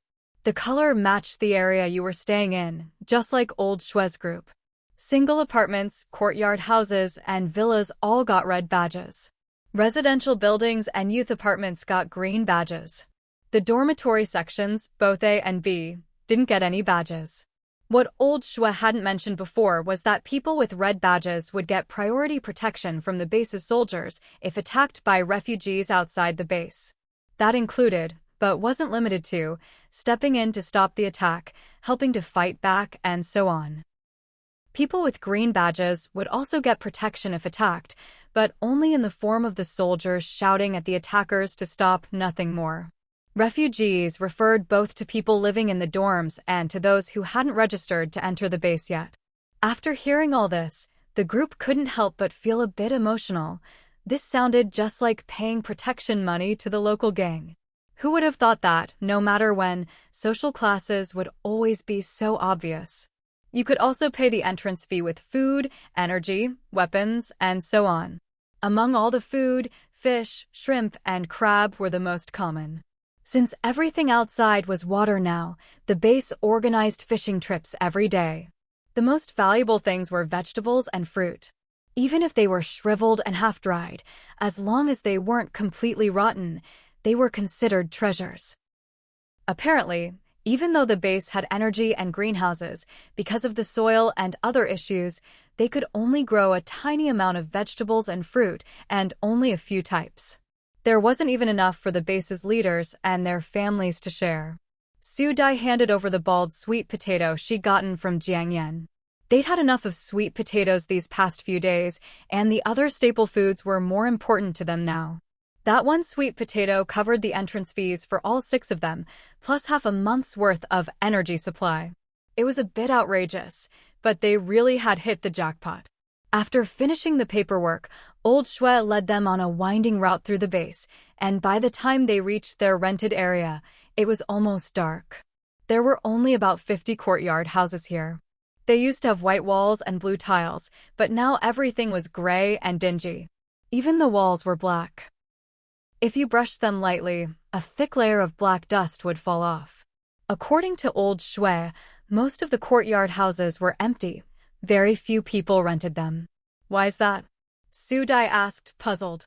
She'd noticed when they came ashore that quite a few survivors had boats, even small yachts. Some families had even managed to get their hands on a painted pleasure boat from a tourist spot, and they had plenty of supplies. Their own inflatable boat was just average by comparison. People with more supplies rent the big villas. Some folks who don't plan to leave the base even sell their boats for more supplies. As for those with fewer supplies, they choose the residential buildings. People like you, who still have supplies but Old Shui paused, not finishing his sentence, and changed it to, are more careful with their spending, are rare. Jiang Yan shot Old Shui a look. It was clear this guy was playing dumb while actually being quite sharp. Old Shui gave them a few more instructions, took a pack of instant noodles as a tip, and left. Song Qian and Kong, who helped them carry their supplies in, agreed on a time to meet again, and then left as well. Once inside the courtyard house, the group followed Jiang Yan's instructions, locked the doors tightly, and set down their bags and supplies before checking the place out. After all, this place had electricity. Even though the power was only supplied intermittently, just an hour a day, you never knew if there might be surveillance or something on a separate circuit. The room was dimly lit. The group looked around carefully for a long time, but didn't spot any telltale red lights from surveillance cameras. Jiang Yan recalled news reports she'd seen before. Some unscrupulous hotels used hidden cameras that weren't professional grade, so you couldn't spot them just by looking. With that in mind, she suggested, "How about this? I think we should each take responsibility for checking a different area, then cross-check each other's work to make sure we don't miss any corners. Whoever's checking the front and backyards, also take a look at the walls and the utility poles outside." Okay. Yi Qing and Sun Jingta had no objections. It might be a bit time-consuming, but once they were sure, they'd feel more at ease living here. Mainly, they were all people who carried firearms, so they were extra cautious. Jiang Yan took the first floor as her responsibility. Once the others had gone upstairs or out to the yard, she quietly took a bug detector out of her backpack. Actually, she took it from her spatial storage. With the device's help, Jiang Yan quickly finished checking the living room and surrounding areas. When she reached the corner leading from the living room to the inner courtyard, she noticed a tightly locked door. The door was small, painted the same color as the wall, and next to a load-bearing wall, so it was easy to overlook. She reached out and twisted the handle. The door was locked from the inside and wouldn't budge. Instead, her hand came away covered in black dust. Jiang Yan guessed it was a storage room. She glanced at Hua Bao, who'd been perched on her shoulder. "Hua Bao, see if you can open it from the inside." Jia. "Okay, Mama." Hua Bao, who had been bored to the point of dozing off, perked up instantly and darted off her shoulder. Its body became as thin as paper, and it slipped through the crack under the door with a faint rustling sound. Click, the lock opened. A pungent, musty smell hit Jiang Yan's nose. She instinctively took a step back, pulled out a flashlight, and shone it inside. Thankfully, it wasn't a crime scene. It was a small storage room, maybe 5 or 6 square meters. In one corner, There were scattered cleaning supplies, buckets, mops, brooms, and so on. In another corner, there were a few broken honeycomb briquettes, an old stove for burning them, and 2 or 3 rotten potatoes. The musty smell came from the rotting potatoes and the moldy mop. A sudden idea struck Jiang Xiaoyue. She took out a pile of smokeless coal, a few vacuum-packed cured meats, some dried beef, a bag of vacuum-packed glutinous rice, a bag of soybeans, and several seafood foam boxes filled with her special black soil. These had originally been kept by the floor-to-ceiling window at home. She stacked them on the floor. She nudged her chin at the items she'd just taken out and gave Hua Bao a look. Hua Bao's lively little eyes froze for a second, then it closed its mouth and started rolling around wildly in the dust on the floor, waving its 6 soft, swollen vines. In just 3 or 4 seconds, all the items Jiang Xiaoyue had produced were coated in a layer of black dust by Hua Bao. At first glance, it looked like they'd been sitting there for ages, dirty and old. The courtyard house they'd rented had all the doors and windows tightly shut, but probably because it had been vacant for years, every surface inside was covered in a thick layer of black dust. That actually made it easy for her to age the supplies. Once Jiang Xiaoyue finished, she didn't say anything.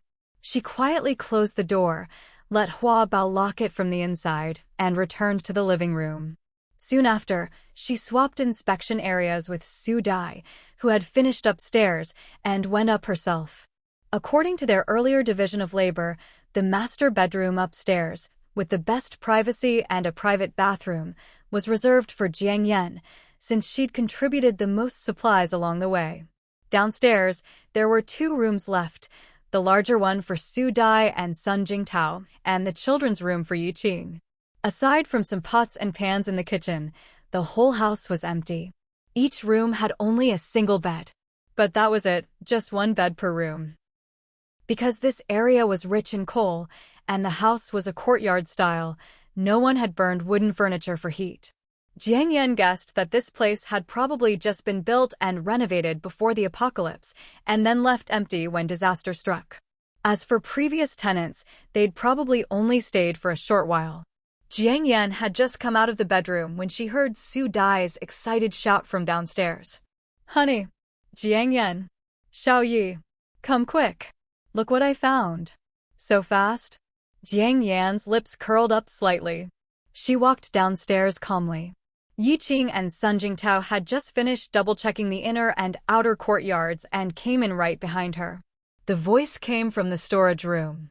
As the 3 of them approached, they saw Su Dai standing at the door, eyes shining, gesturing for them to come in. "Tada! Comrades, the snail girl has brought us supplies." Sun Jingtao and Yi Qing looked confused. "Supplies? The snail girl?" Jiang Xiaoyue echoed, feigning surprise. Looking at Su Dai's face, the 3 of them couldn't help but smile wryly. Once inside, everyone took off their glasses and masks. After wearing them for so long, everyone's face was deeply marked and red, with patches of black dust. A casual wipe left a black streak. At first glance, they all looked like they'd just been tortured. Su Dai, standing in front of them, looked just like that. "See for yourselves," Su Dai said excitedly, stepping aside. She shone her hand-cranked flashlight inside. Sun Jingtao and Yi Qing strode forward to look. Seeing the messy marks on the floor, as if a snake had slithered through, and the black dust on the supplies, a warm feeling welled up in both of them.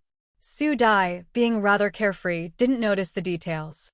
But Sun Jingtao and Yi Qing both had a bit of a detective's mindset. Since Jiang Xiaoyue had been the one to check the first floor, they understood instantly. If Su Dai could find the room and supplies, would someone as meticulous as Jiang Xiaoyue have missed them? Besides, she'd contributed special supplies more than once along the way.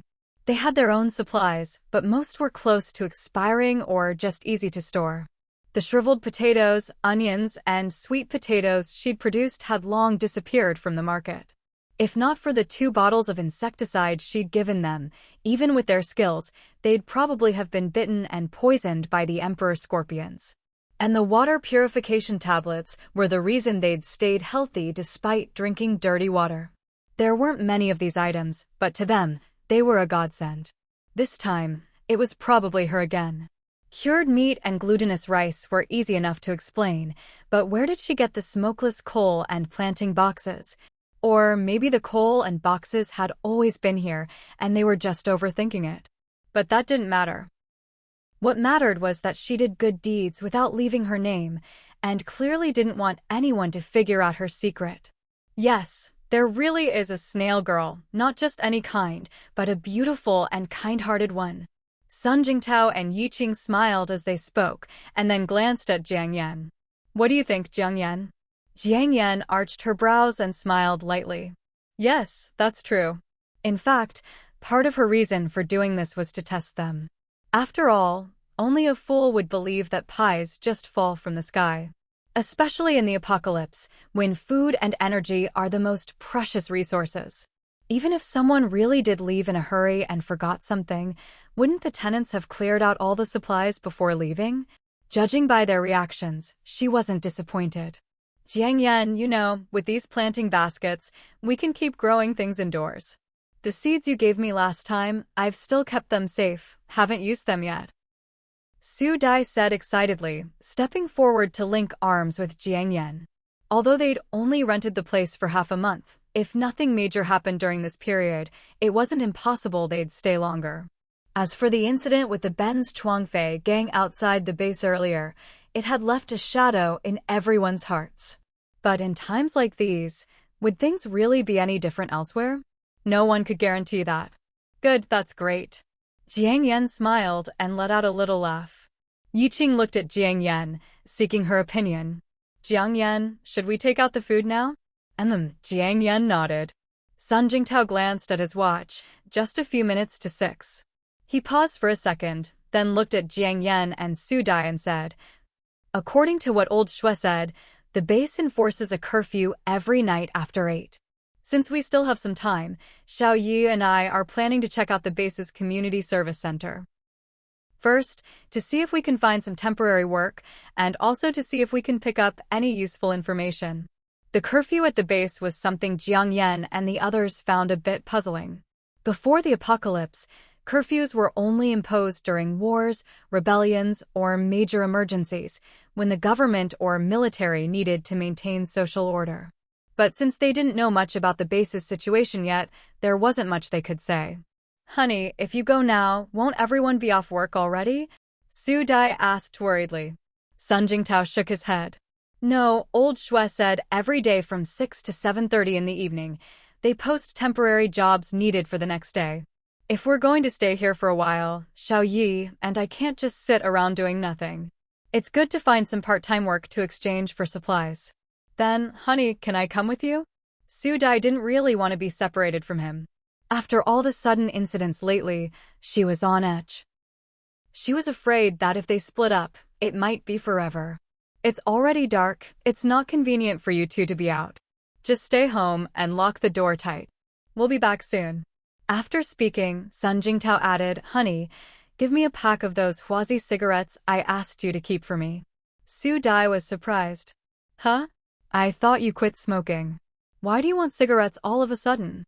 He doesn't smoke, but others do, Jiang Yan said with a laugh. Whether before or after the apocalypse, social niceties and favors still mattered. Besides, getting information was always about exchanging resources. You can't just expect to get something for nothing. Oh, right. Su Dai immediately understood. It wasn't that she'd gotten dumber or more naive, but after so many days of running for their lives, everyone was so on edge that things like social etiquette had long been pushed aside. Sun Jingtao took the cigarettes and his weapon, gave them 1,000 reminders, and then headed out with Yi Qing. By the time Jiang Yan and Su Dai had finished cleaning the dusty house and got the coal stove burning, Sun Jingtao and Yi Qing had returned. It was only 4 or 5 minutes to 8. The two of them looked exhausted. The black haze outside seemed even thicker now. The N95 masks they'd just changed into were already coated in black after just one trip out. They hadn't worn protective goggles, so their eyelashes and eyebrows were dusted with ash. Standing at the door, they shook themselves off, patted their clothes, stomped their feet, and finally came inside. Seeing this, Su Dai quickly put a pot of water on the stove. They hadn't eaten dinner yet, the weather was cold, and after days on the road, everyone was starving. She planned to cook a pot of steaming noodles and add some of the cured meat bits they'd found that day to give everyone a little boost. Though boost was a bit of an exaggeration, the total amount of cured meat, even reconstituted, wasn't enough for even one bite for Jiang Yan. It was really just for the flavor. Seeing how frugal Su Dai was being, Jiang Yan realized she probably hadn't given her enough. But there was nothing she could do about it now. Still, compared to most families these days, their meal was already a luxury. Jiang Yan also contributed her own pack of dehydrated vegetables, telling Su Dai to add some to the noodles. That pack was a gift from Sun Jingtao and Tian Jiliang's group after they'd seized supplies from Lu Dahong's gang. Su Dai had already set out 4 stools around the stove. Sun Jingtao and Yiqing were both chilled, their faces and hands red from the cold. After greeting everyone, they sat down by the stove and stretched out their hands to warm up. As the water in the pot started to steam, Su Dai ladled out 2 bowls and handed them over. Have some hot water first, warm yourselves up. Then she added some cold water to the pot. So, did you find anything? Jiang Yan asked once they'd finished their water and settled down. Sun Jingtao nodded. Yeah, he said, glancing out the window before turning back to continue. Right now, this base is divided among 4 different factions. It's a bit chaotic, but as long as we're just staying here for now, it shouldn't be a big problem. He then explained to them what he and Yiqing had seen and heard at the Community Service Center. Xiangqing's first base was originally set up by the government, and it wasn't very big at first. Like the Anming government base, they'd prioritized taking in young and able-bodied people. Later, the rain never stopped, and there was a minor earthquake. The authorities decided to activate an evacuation plan. The reason was that, although Xiangqing was on high ground, it was surrounded by coal mines. After years of mining, the ground underneath was riddled with holes. If a bigger earthquake hit, this place would become a disaster zone. In the end, the authorities took their core team and most of the station military and evacuated first. Evacuated? Where to? Jiang Yan raised her eyebrows. To leave behind so many coal resources and evac. No matter the era, the true thoughts and considerations of those in power are never something ordinary people at the grassroots can know.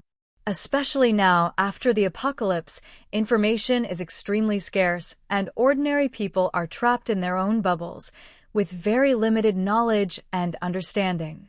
What they see and comprehend is probably only what those above want them to see and comprehend. With this realization, Jiang Yan pulled her thoughts back and said, "By the way, earlier you mentioned that Xiangqing base is divided among 4 factions. What does that mean?" Sun Jingtao replied, "There's the official faction with military power, the Blazing Flame base branch, the Yao Ben base branch, and a mysterious organization whose identity is unknown." Jiang Yan. A mysterious organization? Su Dai was stunned for a second. Yeah, that's what they said. No one knows exactly who they are or what members make it up. But apparently, aside from that group, the other 3 factions have reached some kind of agreement. On the surface, they cooperate, but in reality, they don't interfere with each other's business, and there's a lot of under-the-table rivalry and scheming. As for the military power, the control isn't actually in their own hands. Why that is, no one knows either. Anyway, according to the person who gave us this info, as long as we don't get caught up in the struggles between those 3 factions, we'll be safe here in Xiangqing, Sun Jingtao continued. Honestly, these were things they didn't really need to know. But his instincts as a scout made him want to get the lay of the land every time they reached a new environment, almost like a professional habit. Maybe it was also because of the trauma from what happened at Qianshui Bay, the live human farming, and the people locked up in that floating hotel. As for the corpses and organs soaked in formalin upstairs, Yiqing had found a chance to tell him about them too. But that was just too horrifying, so he hadn't told Su Dai. When Jiang Yan heard him say that the military power wasn't actually controlled by the military, she immediately understood her earlier confusion. As for why the military didn't control its own forces, she wasn't really interested, but she still asked, if the four factions don't interfere with each other, then who's actually in charge? You can't have a place with no one calling the shots, right? When something major comes up, they have a four-way meeting. Normally, you can think of the official military as a kind of mercenary force. These days, aside from maintaining order and representing the authorities, they don't have much real power. Within the base, the Yaoben branch is in charge of infrastructure. Anything related to construction and maintenance is their responsibility. Even these houses we're living in belong to them. I heard they're currently expanding the bomb shelters and converting the underground mines into underground cities for warmth. They're also building walls, because apparently the current metal barricades would become brittle and useless if a deep freeze hit. They have their own mercenaries too, so in terms of overall strength, they're probably the most influential of the three main factions. As for the Blazing Flame base, they're in charge of the mines and third-party services, things like renting out housing, running the docks, organizing labor, that sort of thing. Sounds a bit like build high walls and stockpile grain, Jiang Yan mused. If that's the case, why did the top officials and the main military forces leave? That doesn't really add up. Sun Jingtao nodded. That's what Xiaoyue and I can't figure out either. It all sounds so complicated, Su Dai pouted, sighing. My brain's about to overheat. Maybe we should just leave the base and find somewhere to live in seclusion.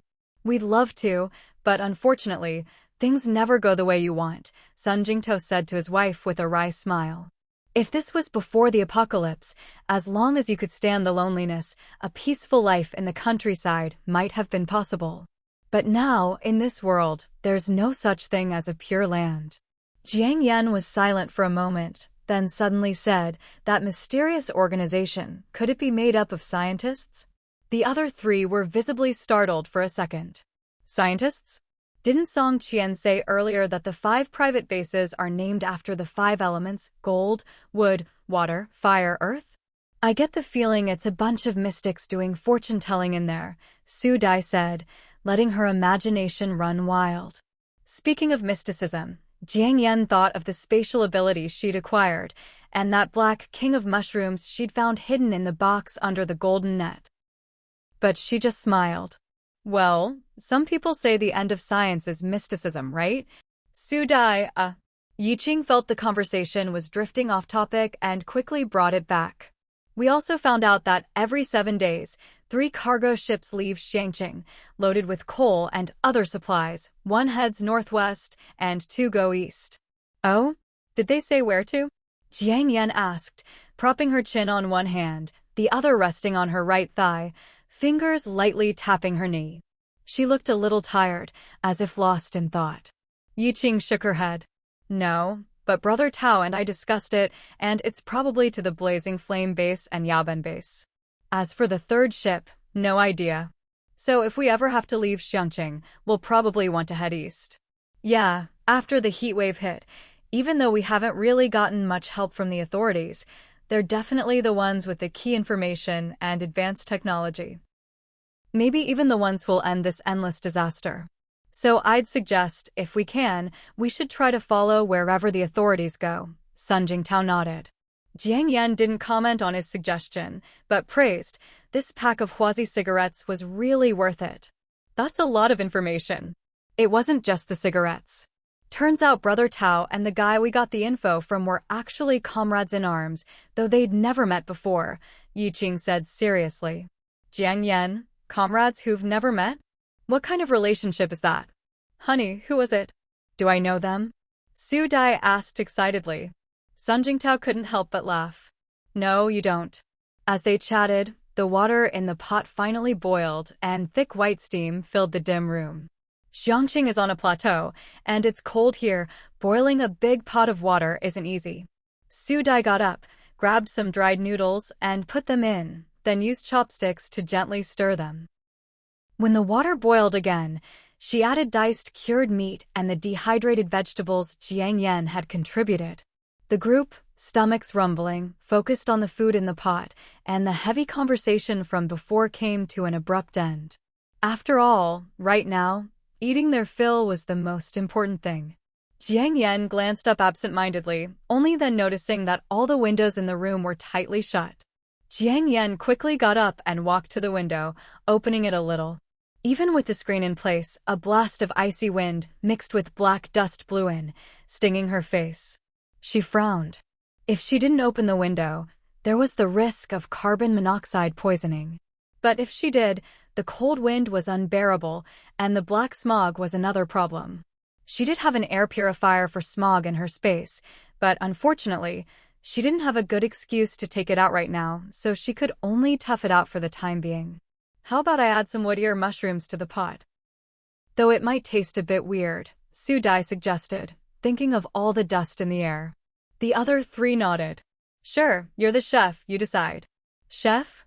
I feel like I'm just making pig slop, Su Dai said, a little embarrassed and self-deprecating. Jiang Yan couldn't help but laugh. It's not pig slop. At worst, it's just a big pot of random stew, haha. With food and seasonings in such short supply, just cooking a meal was no easy feat. She prided herself on her cooking skills, but that was only when she had plenty of ingredients to work with. For Su Dai to still consider both flavor and medicinal value under these circumstances was no small feat. Speaking of stew, in this cold weather, I suddenly really want some iron pot stewed goose. Su Dai swallowed at the thought. Jiang Yan realized Su Dai was actually pretty easy to distract. And also, she was easily satisfied. In the apocalypse, that wasn't a bad thing at all. Sun Jingtao and Yiqing were tempted too. Both of them swallowed as well, their eyes glued to the few pieces of cured meat tumbling in the noodles, not moving an inch. Just like hungry wolves eyeing their prey. Jiang Yan felt her own mouth water. I just remembered, I think I still have some hot pot base left. As she spoke, she got up and quickly rummaged through the food bag, pulling out a brick-like packet of spicy hot pot base. Her 2 luggage bags looked thick and heavy, and no one else really knew what supplies she had stashed inside.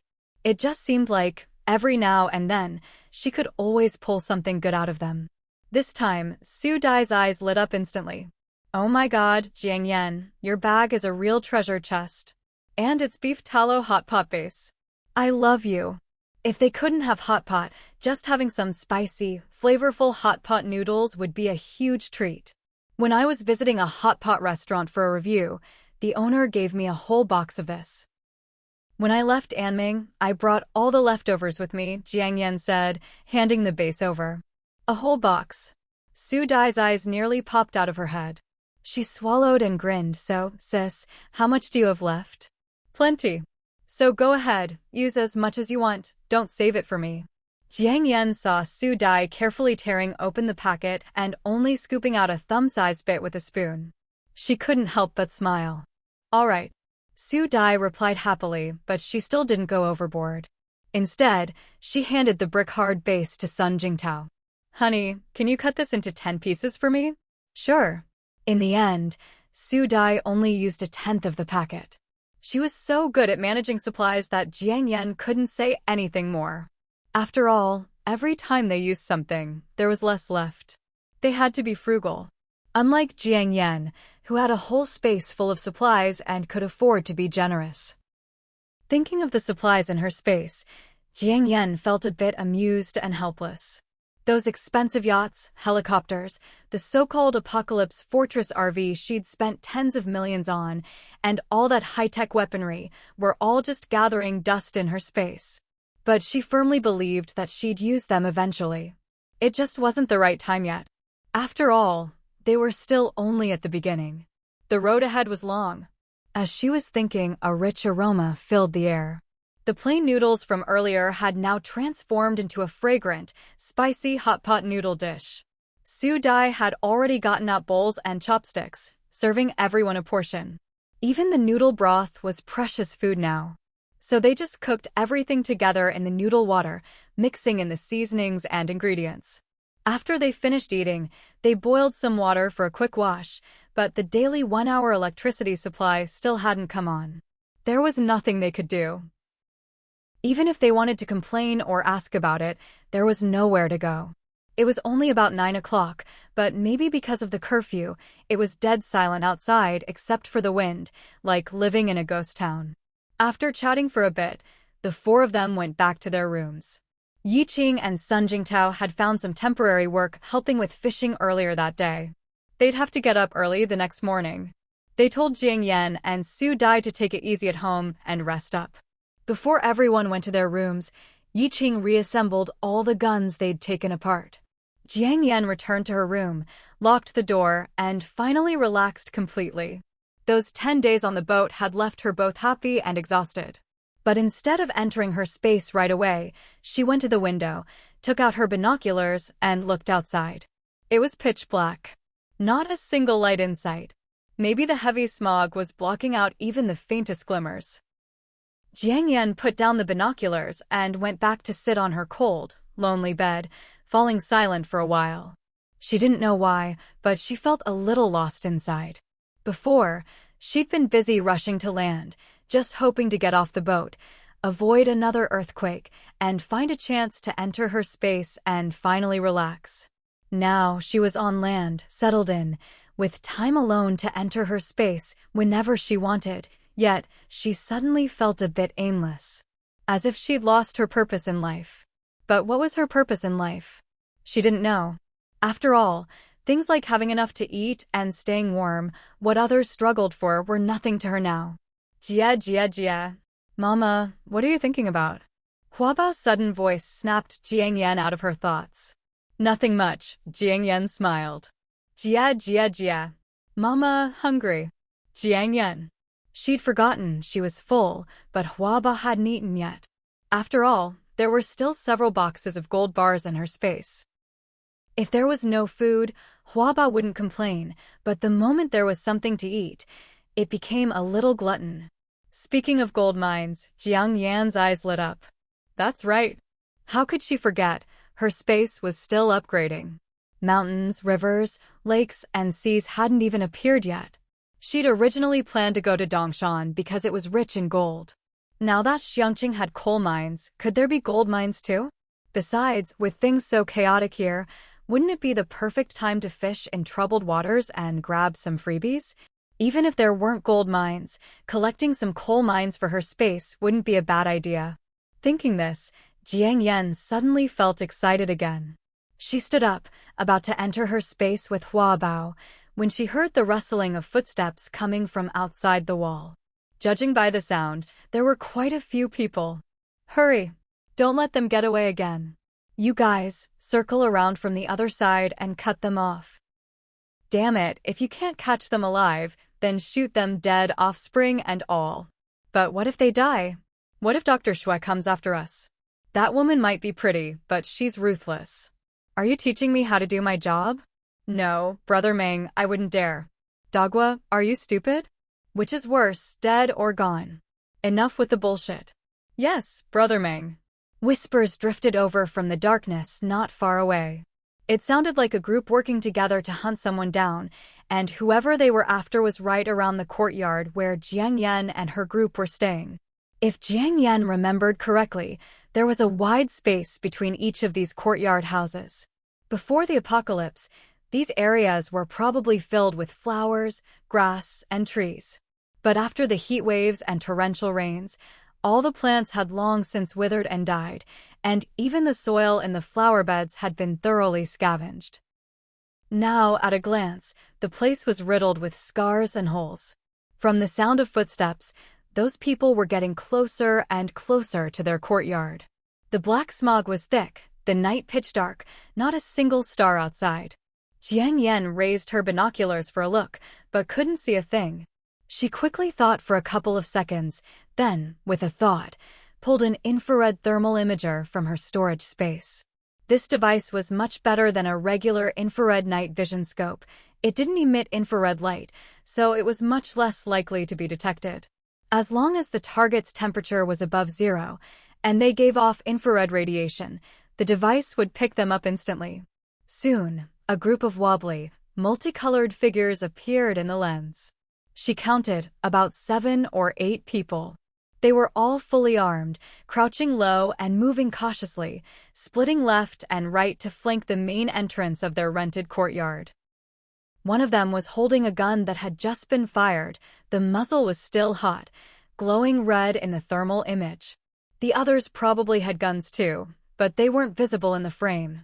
Jiang Yen turned the scope to the center point between the two flanking groups and her gaze froze. Outside the courtyard gate, a huge, bulky figure, taller than an adult, with a small head and a massive body, glowed bright red in the lens. What? Jiang Yen held her breath. Even though the figure was badly distorted, she quickly realized it wasn't human, it was some kind of animal. And it was a two-legged creature with a huge belly and a long trailing tail, almost like a kangaroo. But this was clearly not a kangaroo. Kangaroos didn't have such short legs. With no clothes to block the heat, the red glow from its body was much more intense than from the people. Just as she was thinking this, the creature seemed to have magnets on its feet. It tumbled and scrambled into the front yard. With a heavy thud, it landed, then quickly disappeared into a blind spot of the thermal imager. Bang, bang, bang. Urgent, heavy knocking sounded at the door. Anyone in there? Open up, a man's harsh voice shouted. Bang, bang, bang. The person started kicking the door violently. Jiang Yen glanced at Hua Bao, who was hanging on her shoulder, and said, Hua Bao, go down to the yard and see what just came in. Jia, jia, jia. Okay, mama. Hua Bao leapt to the ground, its head and vines flattening like cardboard, and with a whoosh whoosh, it slipped out through the crack under the door. It quickly returned to its normal shape and hopped downstairs. Creak, creak. After a couple of soft noises, the doors to the downstairs guest room and the children's room quietly opened, one after the other. Taoji, Xiaoyue. It was Sun Jingtao and Yi Qing, coming out after hearing the commotion outside. Honey, you stay inside. Xiaoyue and I will go take a look. If anything seems off, go upstairs to find Jiang Yen right away, Sun Jingtao said, frowning. Su Dai's eyes were full of worry. Okay, honey. But you two be careful too. Remember, sometimes it's best to let things go. It's only our first day here. Let's try not to get into any trouble. Got it. Sun Jingtao nodded. The transparent Hua Bao passed by the three of them without paying much attention. Imitating scenes it had seen in monster movies, a few of its vines moved like octopus tentacles, tiptoeing sneakily past the three, then slipping out through the window Jiang Yen had opened earlier with a soft rustle. Raising its nose, Hua Bao sniffed the air thick with black smog, its clever little eyes darting around. Noticing some bloody footprints on the ground, it bared its teeth for a second, then quickly crept toward a corner of the backyard. Soon, it spotted a rat collapsed in the corner by the wall, lips and paws stained with blood, its body trembling violently. The rat looked pitiful, with a bull-sized bloody hole in its belly, blood gushing out.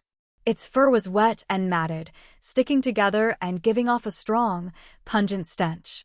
Looking closer, maybe because the mother rat was dying from a gunshot wound, she'd only managed to dig the hole halfway. After just a second, the mother rat, eyes brimming with tears, started spinning anxiously in place. She seemed to be chasing her own tail with her mouth open. Hua Bao blinked and silently watched her strange behavior. Soon, a wet, pink little tail poked out from under her body. Then a wet, pink body and then a head. A baby rat, eyes closed and still covered in amniotic fluid, was born. The baby was quite large, about the size of a regular house cat. The mother rat stopped spinning, gritted her teeth against the pain in her belly, and bent her bulky body to gently lick the amniotic fluid off her baby.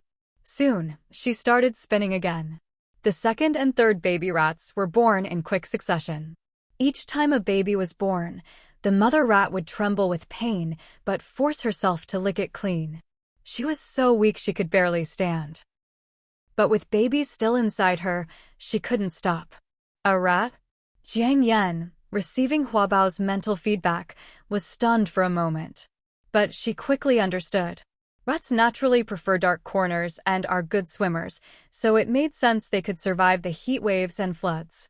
In fact, in many coal mines, because of the risk of toxic gases, people would deliberately release rats as an early warning system. Over time, it became normal for miners and rats to coexist in the mines. There were many coal mines around Xiangqing, which probably meant plenty of mutant rats as well. These rats, before the apocalypse, were one of the infamous 4 pests that everyone wanted to exterminate. But now, they were probably a highly sought-after source of animal protein. However, during the day, when old Shui and Sun Jingtao went out to gather information, no one mentioned anything about mutant giant rats in Xiangqing. It was as if this matter didn't exist at all. Jiang Yan was puzzled. Could it be that this was another food resource reserved exclusively for the upper echelons of the base? Or was it some bizarre product of a local research lab? After all, judging by what that group said earlier, it seemed they were on a mission from some Dr. Shui to hunt something down. Dr. Shui. Jiang Yan repeated the name in her mind and let out a deep breath without realizing it. Another Shui. Wasn't this world a bit too full of coincidences? While she was mentally communicating with Hua Bao in the backyard, things in the front yard hadn't stopped moving. Bang, bang, bang. Open up. The violent banging on the door continued. Mingji, nobody really lives here, right? Should we just break the door down? That thing didn't come out after it ran into the yard, did it? No. It's injured. Dr. Shui pulled out all its teeth and claws, and it's carrying a bunch of pups. I bet it doesn't have the strength to dig or climb out again. Good. Anyone in there? If you don't open up, we're coming in. Damn it. Sleeping so early, what are you chickens? In the backyard, the mother rat was still giving birth. Jiang Yan's thoughts snapped back to the present. The voice and tone of the one called Mingji sounded oddly familiar, making her pause for a moment. Just then, bam, the door to the first-floor living room opened. Sun Jingtao and Yi Qing, both wearing masks, walked out one after the other. Each of them had a hand tucked into the pocket of their down jackets. The banging on the door continued. We're coming, we're coming. Sun Jingtao and Yi Qing exchanged a glance, then stepped forward and opened the courtyard gate. A group of people in matching uniforms and N95 masks stormed in, brandishing shotguns. Whoa, quite the show of force. Damn it, you took forever to open the door. I thought your whole family was dead. The man in the lead strode in first, eyes darting around warily, then started cursing at the two of them. Hearing his voice, Sun Jingtao and Yi Qing were both startled. The smog was thick, and the other side was also wearing a mask and goggles. But from his build, his tone, and the faint scar on his face, they recognized him. This guy. He was almost certainly Scarface from Qianchuan Community, Ma Longbiao's number 3 man, Meng Daxiao. They'd thought he, like Ma Longbiao, had been blown to pieces at the Sky Hotel. Who would have thought he'd survived, and looked even more arrogant than before? Then again, maybe it was just a coincidence. Thinking this, the two exchanged a glance, clenched their fists, and quietly took a deep breath. They gritted their teeth and held back against his barrage of insults. Hey, you two, did you see anything run in here just now? When neither of them replied, a young man swaggered up and glared at Sun Jingtao. In their eyes, anyone living in the base's courtyard houses was just an outsider survivor. Sure, compared to the refugees in the residential areas, they had a bit more in terms of supplies. But to these guys, they were nothing, just fat sheep waiting to be slaughtered. If they felt like it, they could take everything, people and goods alike, and no one would bat an eye. Able-bodied men could have their tongues cut out and be sent to the mines for labor in exchange for supplies. As for women and children, well, the possibilities were endless. Even if the higher-ups investigated, it would just be a case of no body, no proof. Besides, most of the time, the higher-ups turned a blind eye to this sort of thing. After all, the rent and entry fees had already been paid. Most of the registered identities were fake anyway. And with limited resources and the base's high ground, there was no shortage of refugees coming in. So, to them, the survivors entering the base were just fresh crops to be harvested. Didn't see anything, Sun Jingtao replied, raising an eyebrow. Maybe nothing ran in here at all. Fuck. Who the hell are you cursing at? The young man yanked down his mask, spat on the ground, then quickly put it back on and raised his gun, but ready to smash it into Sun Jingtao. Outnumbered and unsure of their backgrounds, Sun Jingtao didn't fight back. He just dodged the attack. Lao Lu. The young man wanted to keep going, but Ming Ji barked at him to stop. Split into 2 teams. One to the backyard, one inside the house. Turn this place upside down if you have to. I want that thing and all its offspring found. Mingji ordered with a wave of his hand. Yes, sir. Got it, Mingji. Two men headed left and right toward the backyard. Another man, leading the rest, started for the living room, only to be blocked by Sun Jingtao. You. He raised his gun, but Yi Qing, taller than both, stepped past Sun Jingtao, pulled a knife from his bag, and in a flash had it pressed to Mingji's throat like a silver snake. Not using firearms and not letting them into the inner rooms was the defensive bottom line Sun Jingtao and Yi Qing had agreed on before opening the door. Besides, capture the leader first was a timeless strategy. Yi Qing's speed and the cold, hard blade at his throat made Mingji's pupils contract, his arrogance vanishing in an instant. Wait. Carter. The others chambered rounds in a flash, aiming their guns at the two. The atmosphere turned instantly tense. Don't you fucking move. Mingji cursed, but his eyes flicked instinctively to Yi Qing's eyes and the hand holding the knife. Those eyes were cold, dark as a deep pool, and carried an innate, commanding presence. And the hand. Long fingers, well-defined joints. He wasn't some pervert or a gay man who'd admire another man's eyes and hands at a time like this. But something about these two men, their mannerisms, their presence, sparked a flash of recognition in his mind. Yi Qing. Sun Jingtao. As soon as those names crossed his mind, Meng Daxiao's gaze turned venomous and bloodthirsty. Su Dai and Jiang Yan, those two little bitches, must be inside too. Heaven was on his side. To think he'd run into them here. The time to avenge past humiliation had finally come. Hua Bao, come back for now. Go keep an eye on the front yard. Jiang Yan saw on the thermal imager that Yi Qing and Sun Jingtao seemed to be surrounded by several people, so she quickly called Hua Bao back. They were new here and didn't want to cause trouble. But if trouble really came knocking, they weren't afraid of it either. As the saying goes, it's easy to see the king of hell, but hard to deal with his little devils. If tonight's situation wasn't handled properly, it would definitely bring endless trouble for them. Besides, if the man leading the group was the Scarface thug from Qianshui Bay who acted as a lackey, then these people absolutely couldn't be allowed to leave. In just 3 to 5 seconds, Jiang Yan had already made up her mind. She took out a silenced pistol, put on a bulletproof vest, and after putting her night vision goggles and mask back on, she quietly went downstairs. The living room on the first floor was pitch black. But for Jiang Yan, who was wearing night vision goggles and had already adjusted to the darkness, the room was clear and easy to see. She immediately spotted Su Dai, crouched tensely behind the living room door. Su Dai hadn't followed Sun Jingtao's instructions to obediently stay in the bedroom. She was also wearing the night vision goggles Jiang Yan had given her, holding the submachine gun Sun Jingtao left behind, her face full of worry as she peered through the crack in the door. Over the past few days, Sun Jingtao had taught her some basic gun handling. But that was limited to just being able to use it without accidentally firing it. Accuracy was another matter. Jiang Yan's footsteps were light as she came downstairs, but Su Dai still sensed her.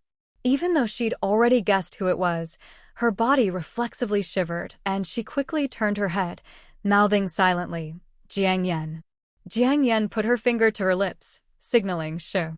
Su Dai nodded in understanding. Jiang Yan tiptoed to the door, and Su Dai shifted aside to give her the spot by the crack, then gently nudged Jiang Yan's arm, handing her the submachine gun. The meaning was clear.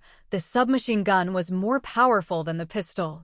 Jiang Yan shook her head, smiling with her eyes as she refused. Sun Jingtao and Yi Qing's weapons had limited ammo. Every bullet used was one less they had. She had plenty in her space, but not enough reason to take them out. But her own pistol had unlimited ammo. With that in mind, Jiang Yan leaned in to peer through the door crack. Outside, the tense standoff continued. The men behind Scarface seemed to ignore his orders completely, their guns still aimed at Sun Jingtao and Yi Qing. This left Sun Jingtao and Yi Qing both confused and on high alert. "Put your guns down, or I won't be polite to him," Yi Qing said coldly, pressing her knife closer to Scarface's neck. The cold metal pricked his skin, making Scarface's brow twitch wildly. "Put them down. Are you not listening to me?" Just a moment ago, he'd been feeling smug and ready to settle old scores, but now he was panicking. Behind the door, Jiang Yen frowned slightly. Looks like capture the ringleader first doesn't always work. Just a second ago, these guys were following Scarface's orders to the letter. Why did they suddenly turn on him? Weird. Very weird. Yi Qing and Sun Jingtao quickly glanced at the group out of the corners of their eyes. They stood there like death squads, unmoving.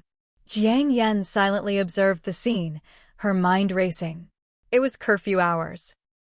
Judging by their behavior, these people clearly weren't regular base patrol soldiers. Most likely, they were just a temporary squad with a pass. If this standoff dragged on and the regular army showed up, who knew if that would be good or bad for them?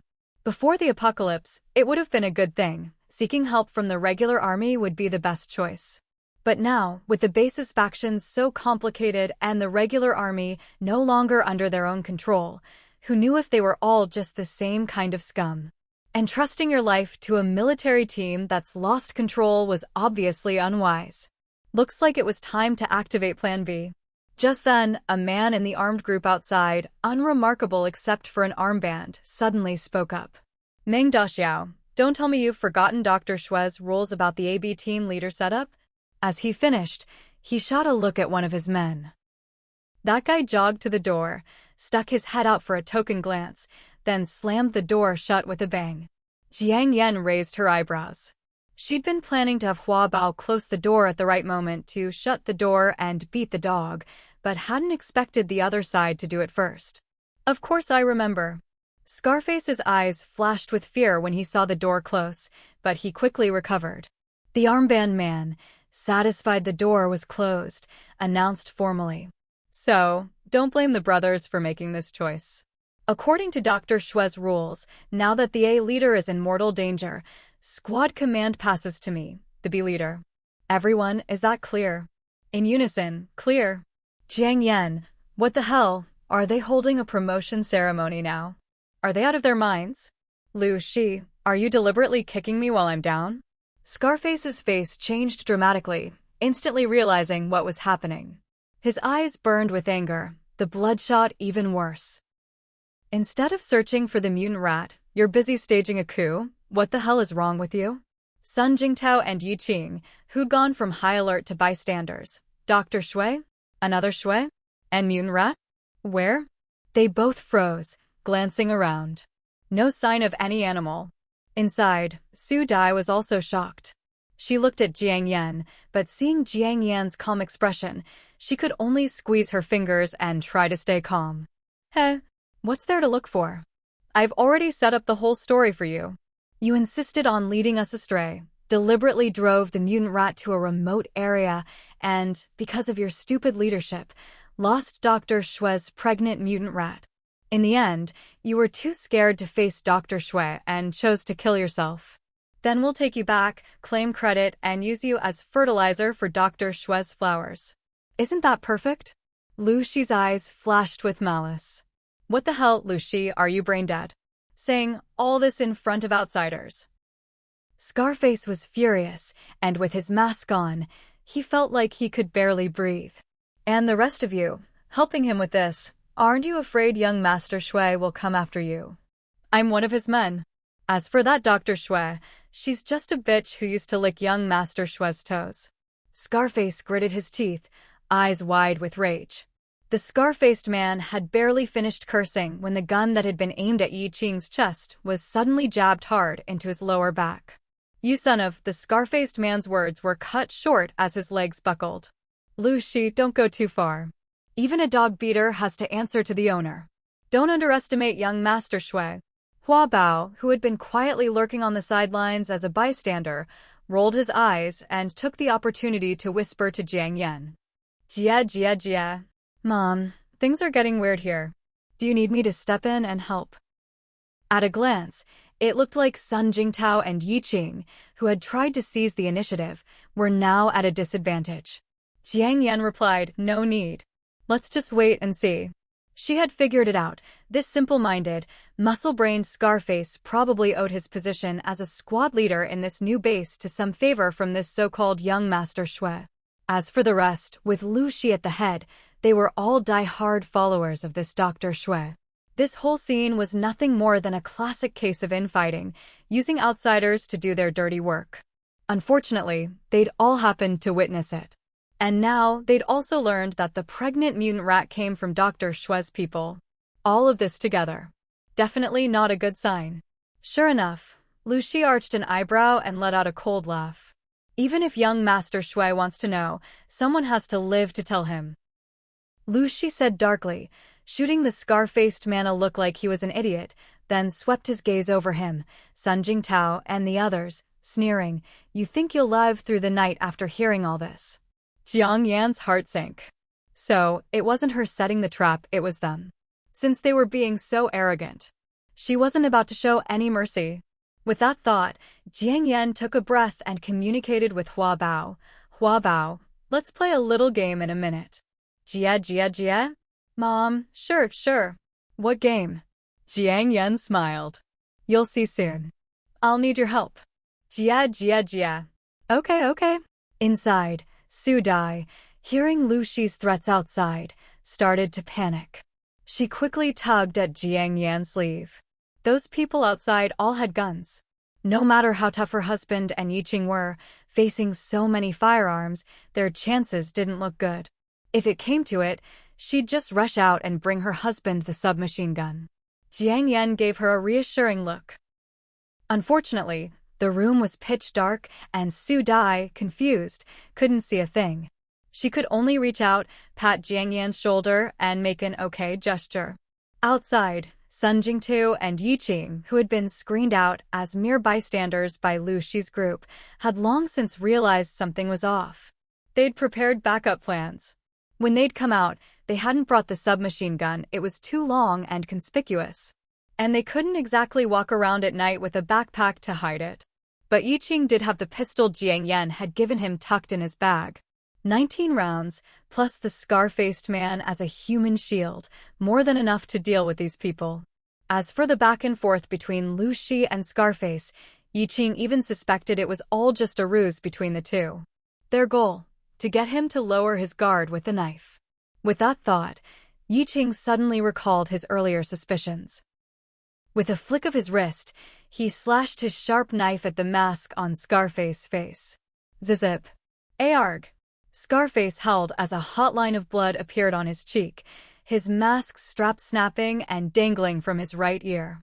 Choking on the sudden rush of black smog, Scarface started coughing uncontrollably. His scarred face flickered in and out of sight in the haze. Yiqing and Sun Jingtao frowned. So it really was Scarface. Some people really are hard to kill. Lu Shi and his men were baffled by Yiqing's strange move, but before they could react, Sun Jingtao lunged at them. One hand like a claw shot for the man's throat, the other reaching for his shotgun. But his opponent wasn't a pushover. He dodged back nimbly, chambered around, and fired straight at Sun Jingtao. But the haze was too thick. It wasn't just Sun Jingtao and Yiqing whose vision was impaired, their enemies were just as blind. Bang! The bullet whizzed past Sun Jingtao's cheek and shattered the living room's floor-to-ceiling window behind him. Crash! Glass exploded everywhere. Inside, Su Dai clapped a hand over her mouth to stifle a scream. Sun Jingtao instinctively glanced back. Thankfully, it wasn't the bedroom, The courtyard quickly descended into chaos. No one noticed the living room door quietly open and a slender, tall figure stepped out. At the same time, a grinning, toothy man eating flour crawled up onto the head of the man closest to Jiang Yan. Through the thick fog, Jiang Yan aimed her pistol at the flour's target and fired. Bang, one shot, right between the eyes. Arg! Hua Bao leapt down and went searching for the next target. The next man realized something was wrong and tried to dodge, but suddenly found his body bound as if by invisible ropes. Bang, another shot, another headshot. Arg! Shit, Shiji, something's wrong. There's a ghost. Someone had just cried out in alarm when, a second later, a bullet took him down. In just 3 or 4 seconds, All of Lu Shi's men were shot in the head, one by one. Hot blood, mixed with bits of flesh and ash, splattered all over everyone. Jiang Yan, you're amazing. Seeing Lu Shi and Scarface each subdued by Sun Jingtao and Yi Qing, Su Dai rushed out, submachine gun in hand, her face alight with excitement. The little stars in her eyes were back in full force. Lu Shi and Scarface stared at Jiang Yan's pistol and Su Dai's submachine gun, eyes wide as saucers, pupils trembling. They'd guessed there were women in the house. But they'd expected delicate, helpless women. Who the hell would have thought they'd be like this? Damn. What a screw-up. Sun Jingtao and Yi Qing were just as stunned. But their shock was different from Lu Shi's. They'd seen Jiang Yan's marksmanship before. She never missed. But with the haze this thick, how was she still landing headshots every time? Every single shot. It was unbelievable. No, scratch that. It was miraculous. Even as a prisoner, Lu Shi couldn't help but ask in confusion. The base is desperate for people right now. With skills like yours, why are you hiding out here instead of joining up? Jiang Yan couldn't care less about Lu Shi's questions. She didn't even bother to lift her eyelids. Sun Jingtao, Yi Qing, and the others also kept their mouths shut. Telling the truth in front of someone who, just a second ago, was trying to kill them? You'd have to be crazy. Jiang Yan had already pulled a short, special rope from her pocket, well, actually from her space, and in a few swift moves, tied Lu Shi's hands behind his back in a handcuff knot. That rope was a bonus from an arms deal in the beautiful country. It looked ordinary, but was actually some kind of high-tech gadget. If the person tied up so much as struggled, the rope would instantly tighten, again and again, until flesh split, bones shattered, hands snapped, and the victim bled to death. With such excellent treatment, of course Scarface next to him didn't get left out.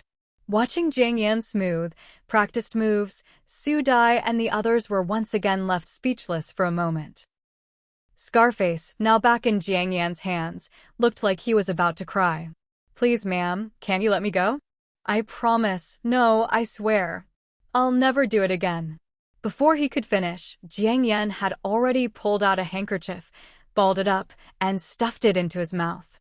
Scarface let out a muffled MMPH, his eyes bulging like copper bells, his expression turning instantly venomous, as if he wanted to tear Jiang Yan apart and eat her alive. The others were once again stunned by Jiang Yan's god-level moves. Seriously, who carries rope and handkerchiefs in their pockets at all times? Lu Shi was dazed for a moment. Beauty, were you a SWAT officer before? Or a secret agent? Or do you just like that kind of thing? His tone and gaze turned lewd as he said the last part. He acted as if losing his men and being captured was nothing to him. The only difference was that his earlier arrogance was gone, replaced by a hint of flattery and ingratiation. People who could switch faces like this, able to bend and stretch, Jiang Yan and her group had seen plenty of them lately. It was nothing new. But now wasn't the time to chat in the courtyard. Su Dai opened the door, and Yi Qing and Sun Jingtao each pushed one captive inside. Because one of the living room's floor-to-ceiling windows had been broken earlier, a thick mist now filled the room. As usual, the lights were off, and it was pitch black inside. Seeing that Jiang Yan and the others were ignoring him, Lu Shi didn't get discouraged. He shamelessly continued, seriously, if you decide to join the base, I can put in a good word for you. Just let me go. As for what happened today, we'll just have Meng Daxiao take the fall. Otherwise, after all that's happened in your courtyard, do you really think you'll be able to leave the base alive tomorrow? Especially since you've seen the doctor's mutant rats. Even if we don't silence you, you won't survive. If you join the base. Especially with my recommendation, you'll at least have a shot at living. As he spoke, Lu Shi jerked his chin towards Scarface. Scarface was so furious his face twisted, the unhealed scar on his cheek tearing open again. But with his hands and feet tied and his mouth stuffed, he couldn't move or speak. All he could do was glare. Jiang Yan listened to Lu Shi's words and couldn't help but shake her head and snicker to herself. These people really lived in their own world. Earlier, they'd treated Sun Jingtao and Yi Qing as bystanders. Now, they saw her as a 3-year-old child. How did they even get to their positions? Most likely, they'd just gotten used to throwing their weight around at the base. Still, having a villain who monologues like this saved her the trouble of interrogating him. At the mention of mutant rats, Sun Jingtao frowned. He remembered that 2 people had gone to the backyard earlier. But from then till now, there hadn't been a sound from the back. He'd been too busy dealing with Scarface and the others to notice before. Now that things had calmed down, he suddenly felt something was off. Thinking of this, Sun Jingtao said, "You all stay here, I'll go check the backyard. Maybe the mutant rat is there." After all, they hadn't heard a thing from inside the house. Jiang Yan nodded. Thanks to Huabao's secret help, she already knew exactly what was going on in the backyard. The scene back there was brutal, impossible to describe in just a few words unless you'd seen it yourself. And some things, she simply couldn't tell Sun Jingtao and the others. "Honey, I'll go with you." Su Dai grabbed her submachine gun and quickly followed. She actually looked the part. "So, how about it? Work with me." Lu Shi kept trying to persuade Jiang Yan and Yi Qing, now that it was just the 2 of them left in the room. "You too, handsome guy, beautiful girl, young and skilled, if you join the base, the higher-ups will definitely value you." Scarface's mouth was stuffed, but his wasn't. That was the difference. It meant he still had a sliver of hope, and he had to seize it. If he couldn't use his hands, he'd use his mouth. "Can you shut up?" Yi Qing shot him a cold glare and started searching him. "Hey, bro, where are you touching?" Lu Shi shrieked dramatically. If his legs weren't tied, he would have jumped up. "Jiang Yan." Zizip, asterisk, a flash of cold light, and Yi Qing cut a strip from Lu Shi's shirt. He balled it up and stuffed it into Lu Shi's mouth. That shirt hadn't been washed in months, bloodstains, dust, sweat, you name it. You could imagine the smell. Lu Shi glared at Yi Qing, then looked at Jiang Yan, shaking his head wildly. Jiang Yan glanced at him. "Want to talk?" Lu Shi nodded frantically. Jiang Yan said, "I'll ask, you answer. If I'm satisfied, maybe I'll let you go. But first, no nonsense, no lies. Got it? MMPH, MMPH. Lu Shi hesitated for a moment, then shook his head, a flicker of suspicion in his eyes. What did she mean by, if I'm satisfied? Wasn't that the same line he used to con people? What a femme fatale. Seeing his hesitation, Jiang Yan couldn't be bothered to waste words. She dragged over a small stool and sat down. The haze in the room was getting thicker. Lu Shi and Scarface's goggles and masks had been taken off. Dust particles started to creep into their eyes and nostrils. With their mouths stuffed and hands tied, they wanted to sneeze, but couldn't. They wanted to wipe the dust from their eyes, but couldn't. Soon, tears and snot were streaming down their faces like they were being tortured. MMPH, MMPH. Scarface started nodding frantically, signaling he had something to say. Not to be outdone, Lu Shi nodded even harder, like a pecking chick. Jiang Yan curled her lips, playing with her pistol, and said unhurriedly, "Are you sure?" "Thought it through." The 2 nodded in unison. A gust of wind blew in, carrying a strong stench of blood through the shattered window. Only then did Yi Qing and Jiang Yan realize that several headless corpses were still lying in the front yard, along with a few hunting rifles, all left unattended. The 2 exchanged a glance, instantly understanding each other. Yi Qing looked at Jiang Yan. "Are you sure you'll be okay here by yourself?" It was almost a redundant question. They all knew Jiang Yan's abilities. She was far stronger than any of them. Still, Yi Qing couldn't help but worry. Jiang Yan nodded. "Go ahead. Take care of it quickly." Since they'd moved in, apart from the encounter with Lu Shi and his group, things had been quiet outside. This courtyard area was indeed remote, and with the black haze lingering all around, it felt like being in a ghostly realm. But there was always the risk that someone might randomly patrol this way. Dealing with a few thugs breaking into their home was one thing, but if a large squad or regular troops showed up, they'd be outmatched. And frankly, it wasn't worth the risk. Since Jiang Yan had made her point, Yi Qing didn't argue further.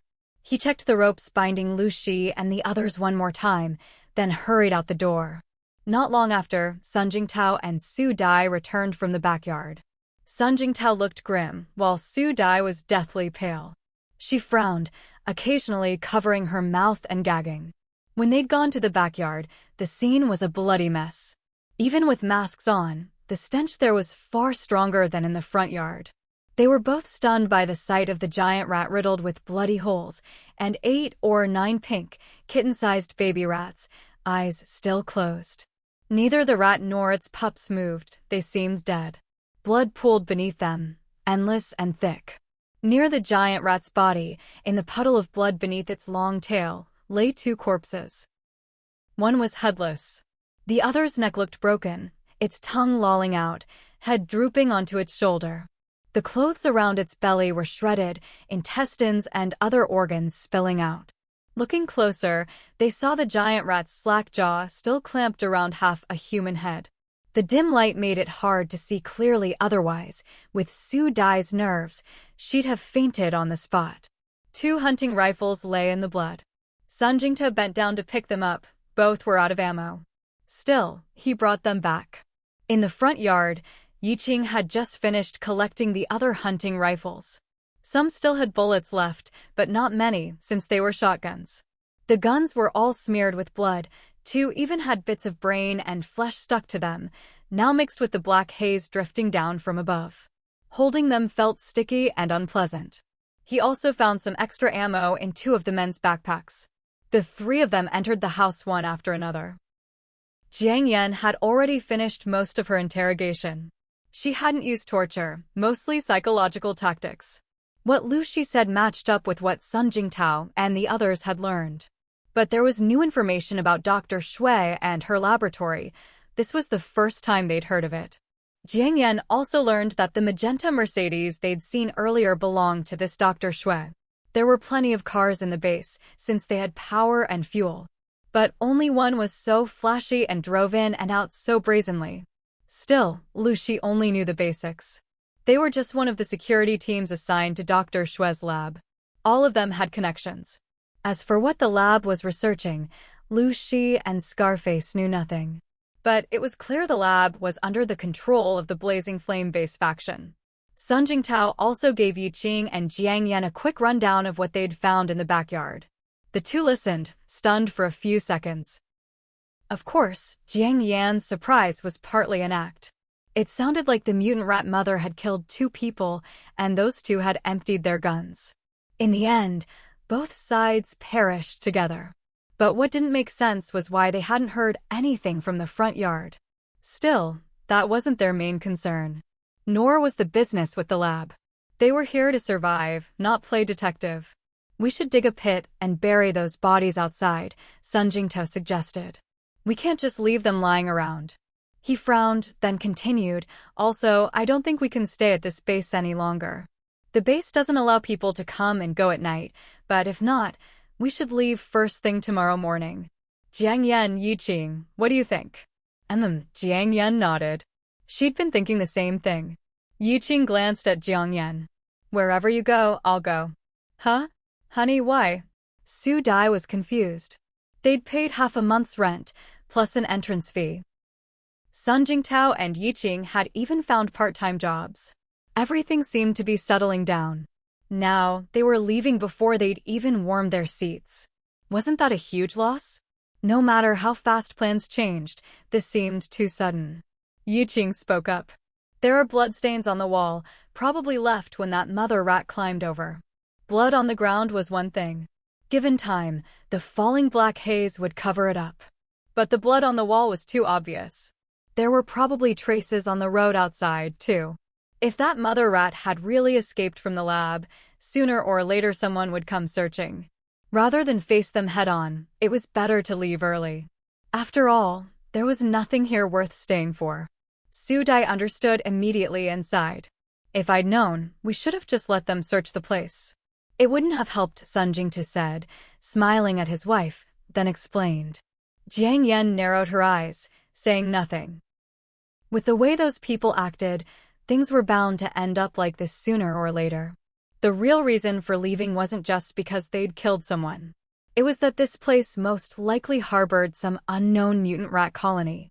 Maybe, for now, the rats had enough food, or for some other reason, they hadn't attacked humans yet.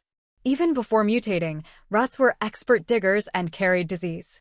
The base's spiked barricades could stop people, but not rats. And if you thought about all those people coughing and sneezing, if a rat plague broke out, this Xiang City first base could easily become a living hell. The higher-ups, with their weapons and defenses, would be fine. But what about everyone else? Maybe they were being paranoid.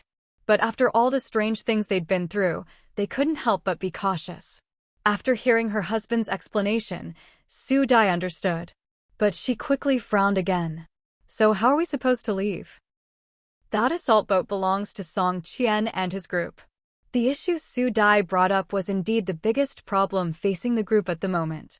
Every day, countless refugees arrived at the gates of the Xiangqing base, forced to sell their boats for supplies, often with great reluctance. Without exception, the prices were sky-high. With the little supplies they had, it was far from enough. And aside from the boat, there was another problem. The temperature had been hovering around 1 or 2 degrees for a long time now. If there was a sudden plunge, it wouldn't be impossible for the world to freeze over in a single night, blanketed in ice and snow for thousands of miles. At that point, the boat would lose its value as a means of transportation. Unless... At this thought, Sun Jingtou turned his head and glanced at Lu Shi, who had been tossed into the corner. Are you familiar with the terrain around Xiangqing? Realizing he was useful again, a glimmer of hope lit up Lu Shi's previously dull and despairing face. He nodded eagerly, making muffled sounds. Yiqing stepped forward and pulled the rag out of his mouth. Lu Shi coughed a few times, then nodded furiously like a pecking chicken. I'm not just familiar with the area, I know all the mountain roads too. If you trust me, I can be your guide, really. Sun Jingtou didn't comment on his offer, instead saying, just give us a brief summary. Focus on the key points. Jiang Yan had already guessed what Sun Jingtou was planning. She stood up. You guys keep asking. I'm going upstairs for a bit. Although they weren't leaving until the next morning, in reality, they didn't have much time to prepare. And they still had to be on guard in case someone came after them at the last minute. Splitting up at critical moments had become a habit for the group during this time. Jiang Yan, it's dark upstairs. Be careful, Yiqing reminded her. Everyone assumed she was just going to the bathroom or something, so they didn't ask further. Jiang Yan replied, okay, and went upstairs. Xiangqing is surrounded by mountains on 3 sides. If you want to, downstairs, Lu Shi, as if clutching at a lifeline, started explaining eagerly to Sun Jingtou and the others. Jiang Yan didn't bother listening. She entered her room, locked the door, and with a thought, entered her space. Outside, it was pitch black, but inside her space, the sun was shining brightly.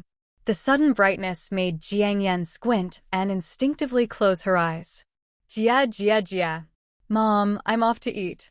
Hua Bao, back in the space, was full of excitement and dashed straight to its room. All the leftover gold from before was still stored in its room. All right.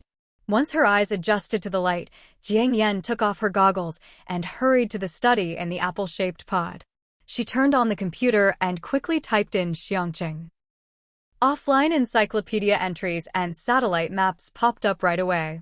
Jiang Yan skimmed through them at lightning speed, quickly forming a plan in her mind. Just as Lu Shi said, Xiangqing was surrounded by mountains on 3 sides. But its extensive road network wasn't blocked by the mountains. On the contrary, there were plenty of winding mountain roads, tunnels, and more. Along the way, there were coal mines, factories, temples, villages, small towns, and so on. Whether these places had suffered other disasters was unclear, but judging by the elevation, at least they hadn't been flooded, at least not yet. If the temperature kept dropping, traveling by land would clearly be much better and safer than by water. She could even collect some coal along the way and store it in her space. With this in mind, Jiang Yan made up her mind. She stood up, looking at her bright, spacious study and the delicious-smelling food she was marinating. For a moment, she didn't want to yell. Jiang Yan took a deep breath, willed herself, and returned to the cold, dark real world. Downstairs, Lu Shi's mouth had been gagged again. All the curtains in the living room were drawn. Su Dai had lit a white candle. That was one of her few remaining sources of light. She still had an alcohol stove in her bag, but the alcohol was long gone. By the faint candlelight, Sun Jingtu was holding a crumpled piece of paper, sketching something with a battered stub of a pencil. Yi Qing and Scarface were nowhere to be seen. Jiang Yan guessed the latter had probably gone to meet his maker. Someone that vicious had been living on borrowed time anyway. "Where's Yi Qing?" she asked as she came downstairs. Burying the bodies in the backyard, Su Dai blurted out, then instinctively covered her mouth. She was a little surprised at herself. How could something so horrifying slip out of her mouth so easily now? It seemed the apocalypse really had changed people in subtle ways. Would she, too, become like Xiaoyue and the others, able to kill without batting an eye? Jiang Yan didn't notice her expression, but moved closer to the table and asked, "What are you drawing?" "A map. After listening to Lu Shi, we've decided to go by land. Give me a moment to finish organizing my thoughts. When Xiaoyue comes back, I'll explain it to everyone and get your opinions." "Aren't you afraid he's lying?" Jiang Yan glanced at Lu Shi. Sun Jingtao paused his drawing and smiled. "Not really. I've actually been to this area before. I'm just double-checking with him. After all, with all the disasters, the city's probably changed a lot. Fortunately, he seems pretty honest and has given us some useful info." "Oh," Jiang Yan responded. Back when Song Qian was around, Sun Jingtao had never mentioned he'd been to this city before. Clearly, he'd been wary of Song Qian too. Not long after, Yi Qing came in, drenched in sweat. The black smog clung to his damp forehead, making it look even darker. He was holding an entrenching tool, a collapsible one. There was still some bloody dirt on the blade, giving off a faint metallic tang. A gust of wind made the candle flicker. In the empty house, the shadows of the group began to dance on the walls. Yi Qing's tall, burly figure holding the shovel was the most prominent. And the most unsettling. "Are we living in a haunted house now?" Su Dai suddenly shrank back, grabbing Jiang Yan's arm. Jiang Yan hadn't felt anything before, but the sudden grip made her tense up reflexively. It was like watching a horror movie, not scared by the film itself, but startled by the person next to you screaming. Yi Qing noticed and curled his lips into a grin, joking. "Good thing there's no TV in the living room, or Sadako might crawl out." His words made the air in the room turn even colder. Su Dai felt a chill run down her spine, growing more and more creeped out. Jiang Yan couldn't help but take a sharp breath. Outside in the yard, there were bloodstains on the ground and the walls. Several bodies were buried in the backyard, along with some mutant giant rats. Thinking about it, this house really was creepy enough to be called haunted. "All right, honey, aren't you a ghost too? Don't be scared, okay?" Sun Jingtao reached out and gently squeezed Su Dai's palm, giving her a reassuring look. Su Dai looked confused and playfully protested, "How am I a ghost?" "A scaredy cat ghost," Sun Jingtao replied, gazing at his wife with a doting smile. If there weren't other people in the room, he might have shown even more affection. Jiang Yan, who was innocently subjected to their display of affection, couldn't help but burst out laughing. Su Dai, realizing what had just happened, quickly covered her mouth and giggled as well. But she hadn't laughed for long before she started coughing. She'd probably worn her mask for too long, and it wasn't offering much protection anymore. She'd inhaled some of the black smog. "Here." Jiang Yan reached into her pocket, or rather, her space, and pulled out a new mask, handing it over. "Oh my god, Jiang Yan, is your pocket a magic bag or something?" Su Dai seemed to have completely forgotten about the ghost talk from earlier, instantly switching topics. Jiang Yan smiled. "I just stuffed it in my pocket when I came upstairs earlier."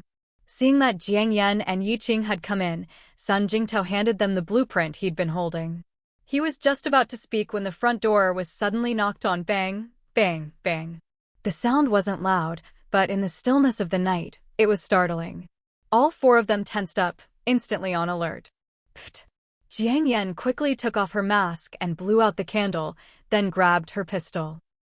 When she'd entered her space earlier, she'd thought she'd go back in later before bed, so she hadn't brought the man-eating plan out.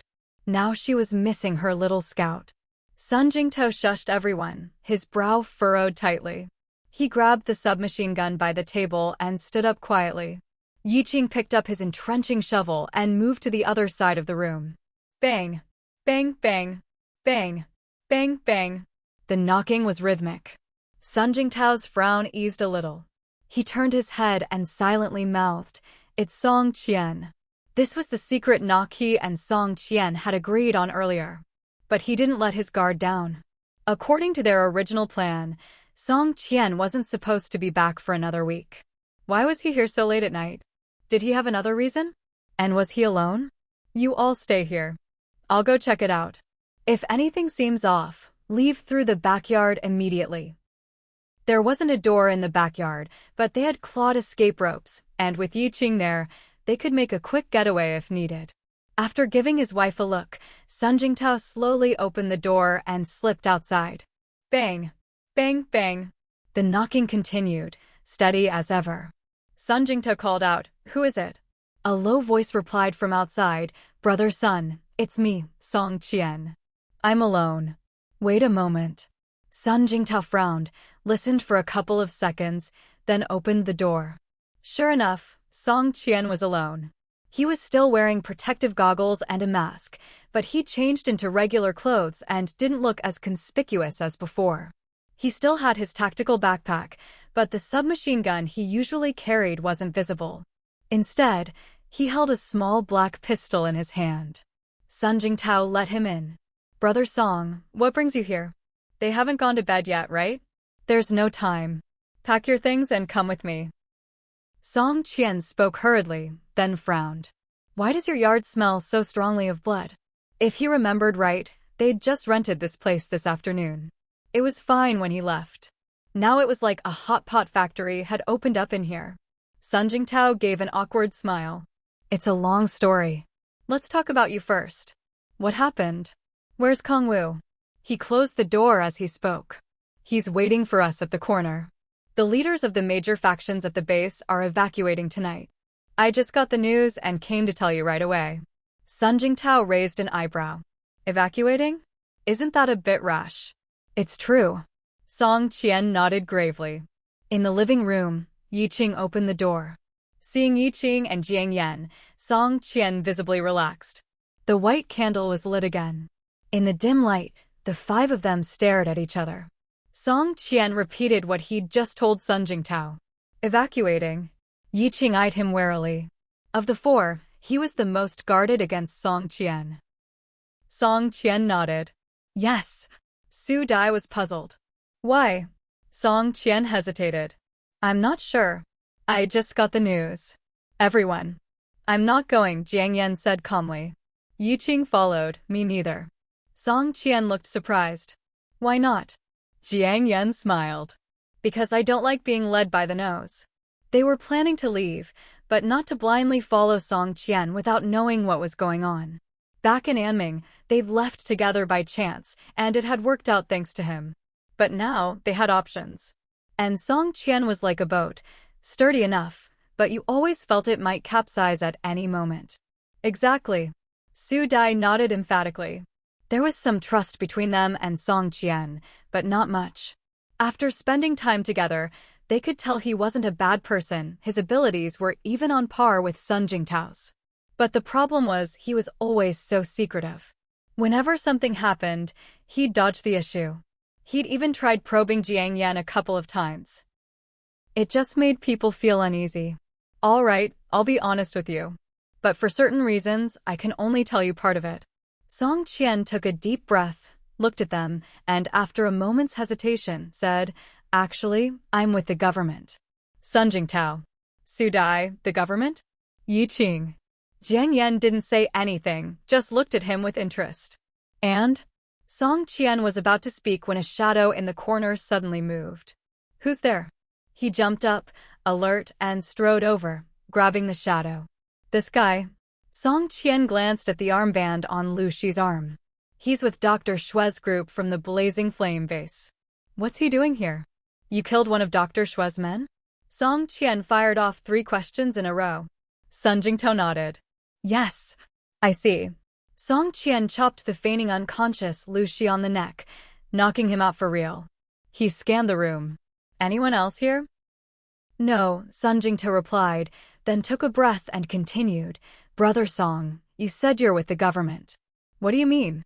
"Yeah, if you're with the government, why are you at the Yaben base?" Su Dai asked, confused. Jiang Yan raised an eyebrow.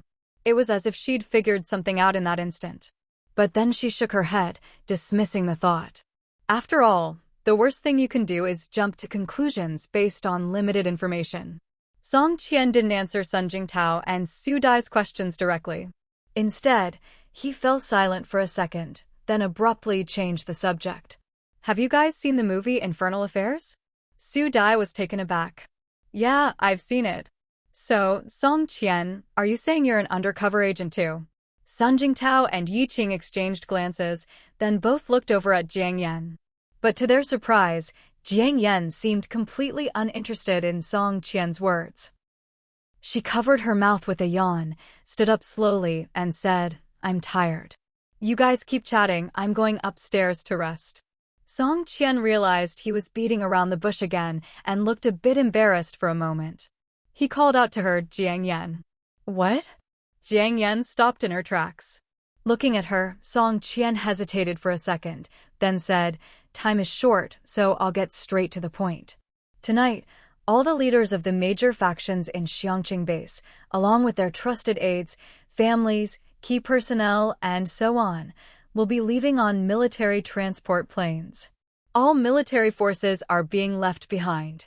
The armory is supposedly being fully opened tonight, and from the moment they're notified, all soldiers are to cancel any rest or leave.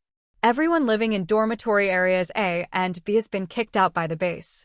All of this happened just half an hour ago. As soon as I got the news, I rushed over here with Kongwu." Song Qian paused, then added, "Unfortunately, the base's curfew hasn't been lifted yet, so we had to avoid patrols on the way here, which delayed us a bit." "Brother Song, how did you find out about something so classified?" Yi Qing eyed Song Qian with suspicion. "After I split up with you guys, I went to report in at the Yaben base branch.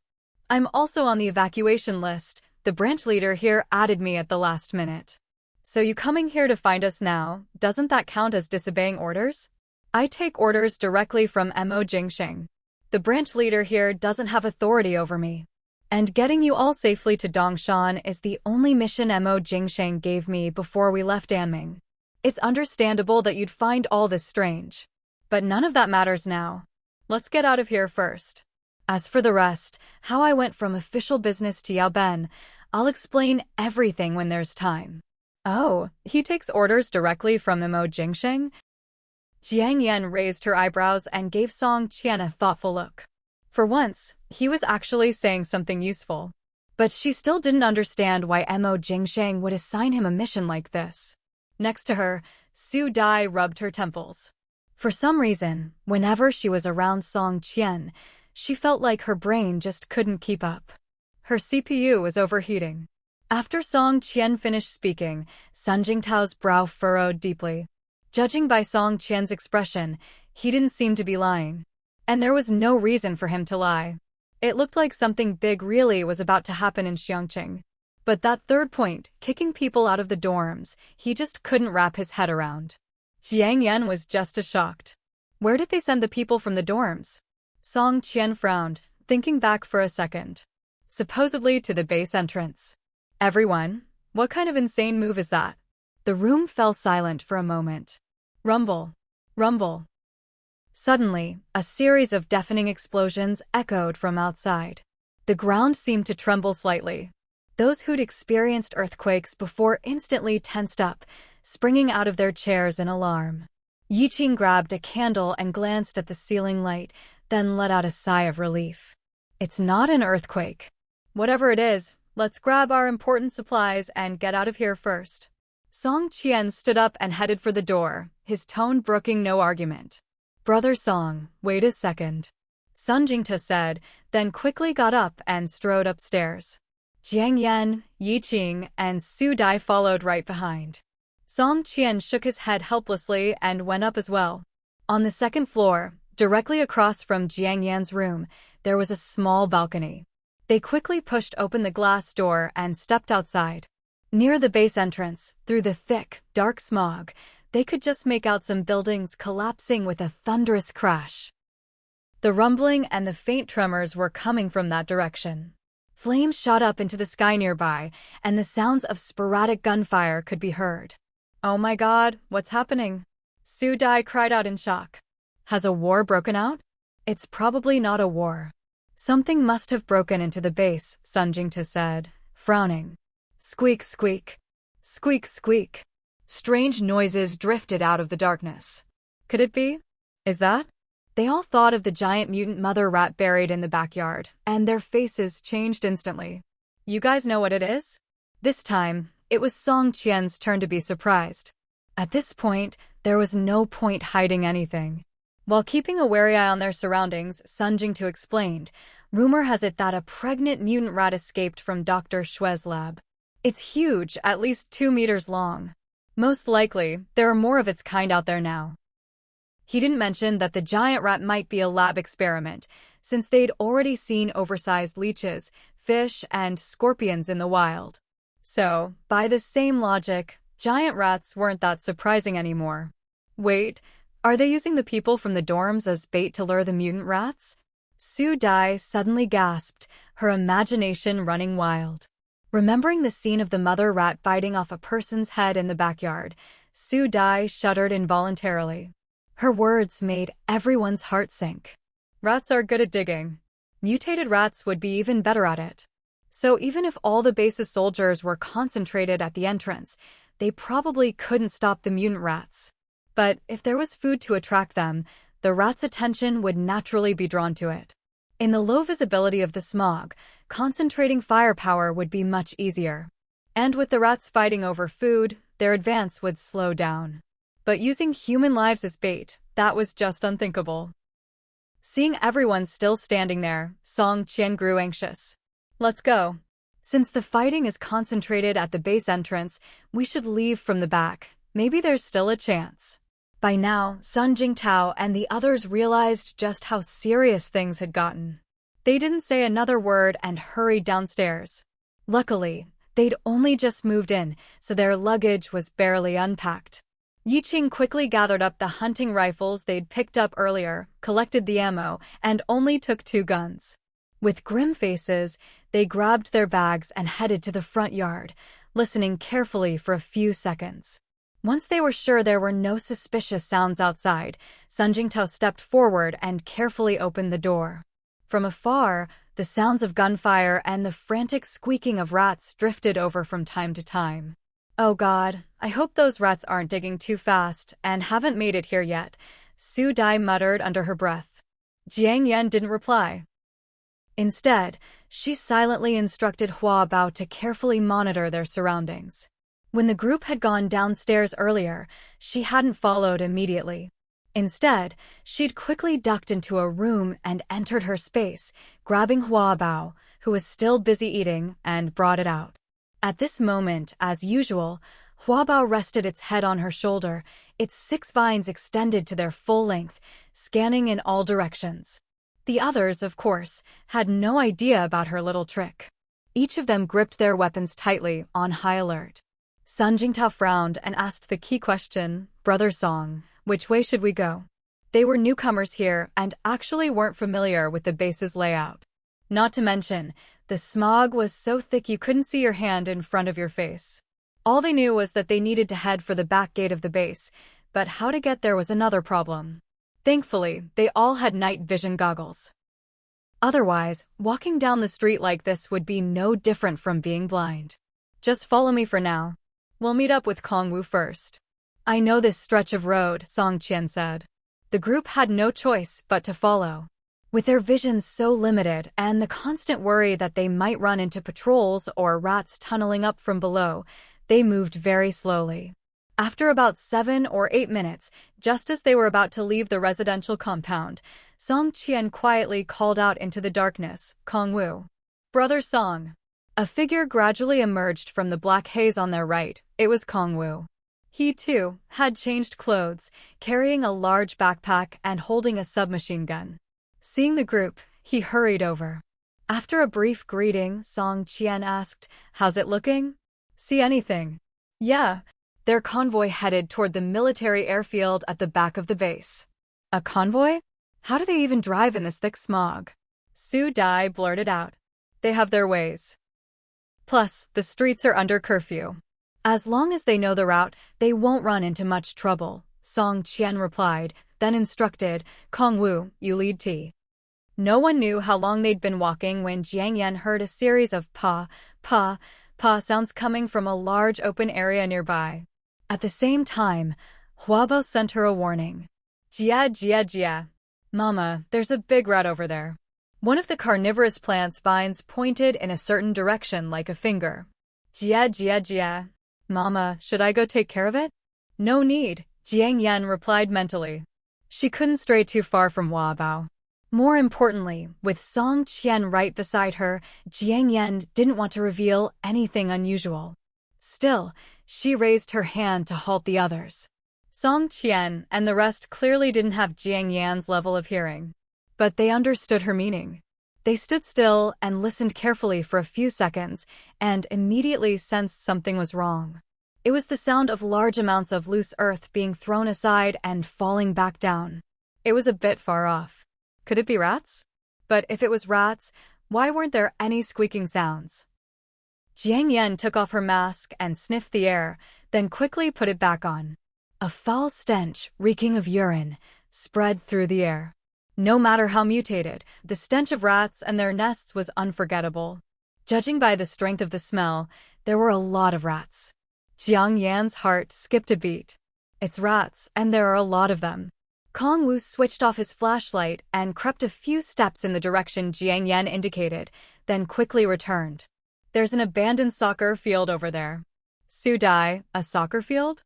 Wouldn't it be way easier for rats to dig through that than a concrete road? Yi Qing and the others immediately grew serious. They hadn't expected that even in this quiet, sparsely populated area, the rats had invaded. They all had firearms. Under normal circumstances, even a dozen rats wouldn't scare them. But the biggest problem now was visibility. They couldn't see a thing. They were at a clear disadvantage. Jiang Yan suggested, let's hurry.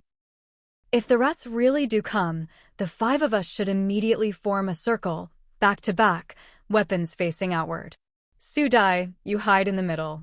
Song Qian and the others agreed at once. All right. They quickened their pace.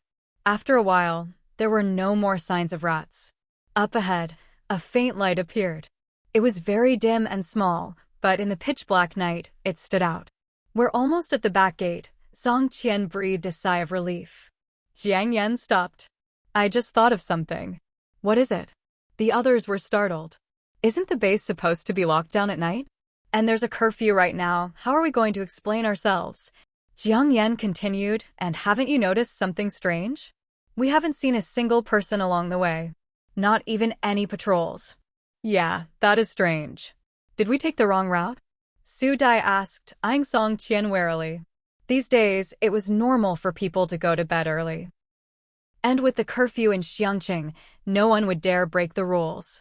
But the base wasn't that big. Even if people living in the high-rises couldn't hear the gunfire, they should at least see the flashes, right? Even if, at a stretch, the smog was too thick to see anything, or people slept too soundly to hear anything. But what about the base personnel? How could it be that they'd walked this whole way and not seen a single patrol? It just didn't make sense.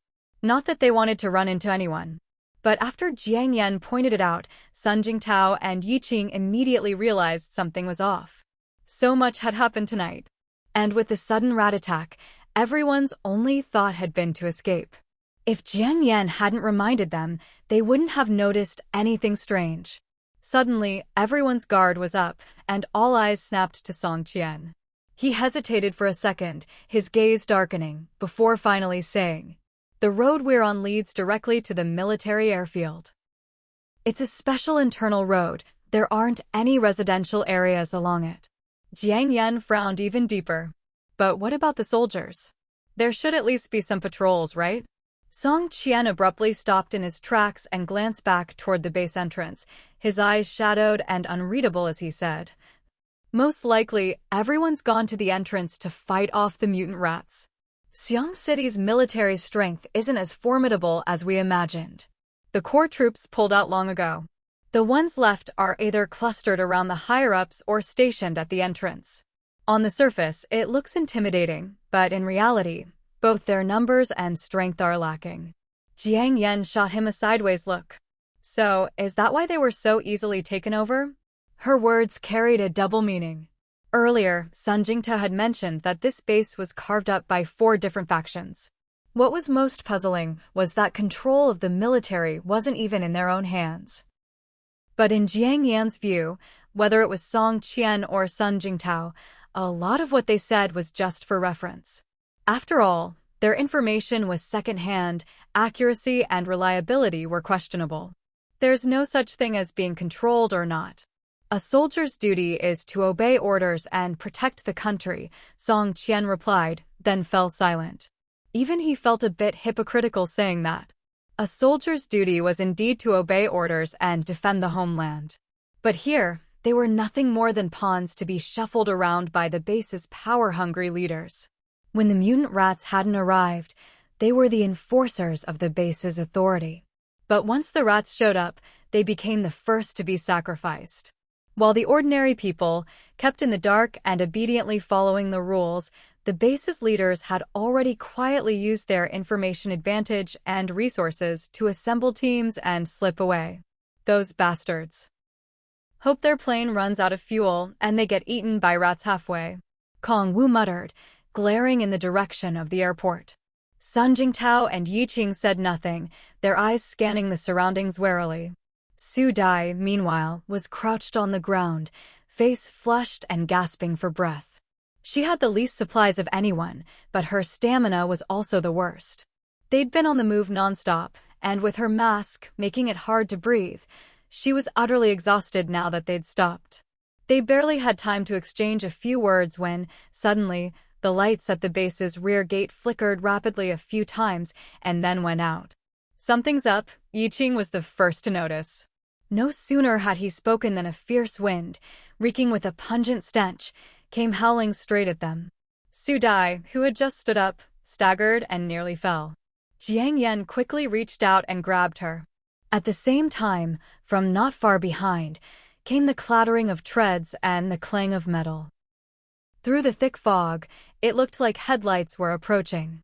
Judging by the beams, there were quite a few vehicles. Bang! Rat-a-tat! Boom! Gunfire, cannon blasts, even explosions erupted near the convoy. From the direction, it seemed to be near the soccer field they'd just passed. Most likely, that convoy had run into the rats. We can't stay here. That stench means there's a huge swarm of rats. Jiang Yan frowned. The smell was much stronger than before. Hua Bao hadn't given any warning, maybe because the rats were still too far away. Song Qian pulled off his mask and sniffed, his face changing drastically.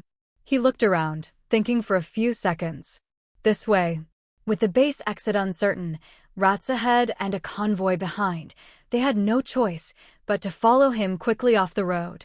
After only a few steps, a dark, hulking building loomed ahead. It looked like a shopping mall. An abandoned one, long since deserted. 3 or 4 stories tall. It had clearly been looted before, every window shattered, glass littering the ground.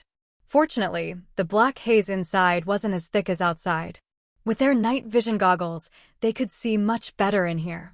They ducked into a random street-facing shop and hurried up to the 2nd floor. Upstairs was a large boutique clothing store, with several glass display windows facing the street. The door was, as expected, broken. Clothes, curtains, metal racks long gone.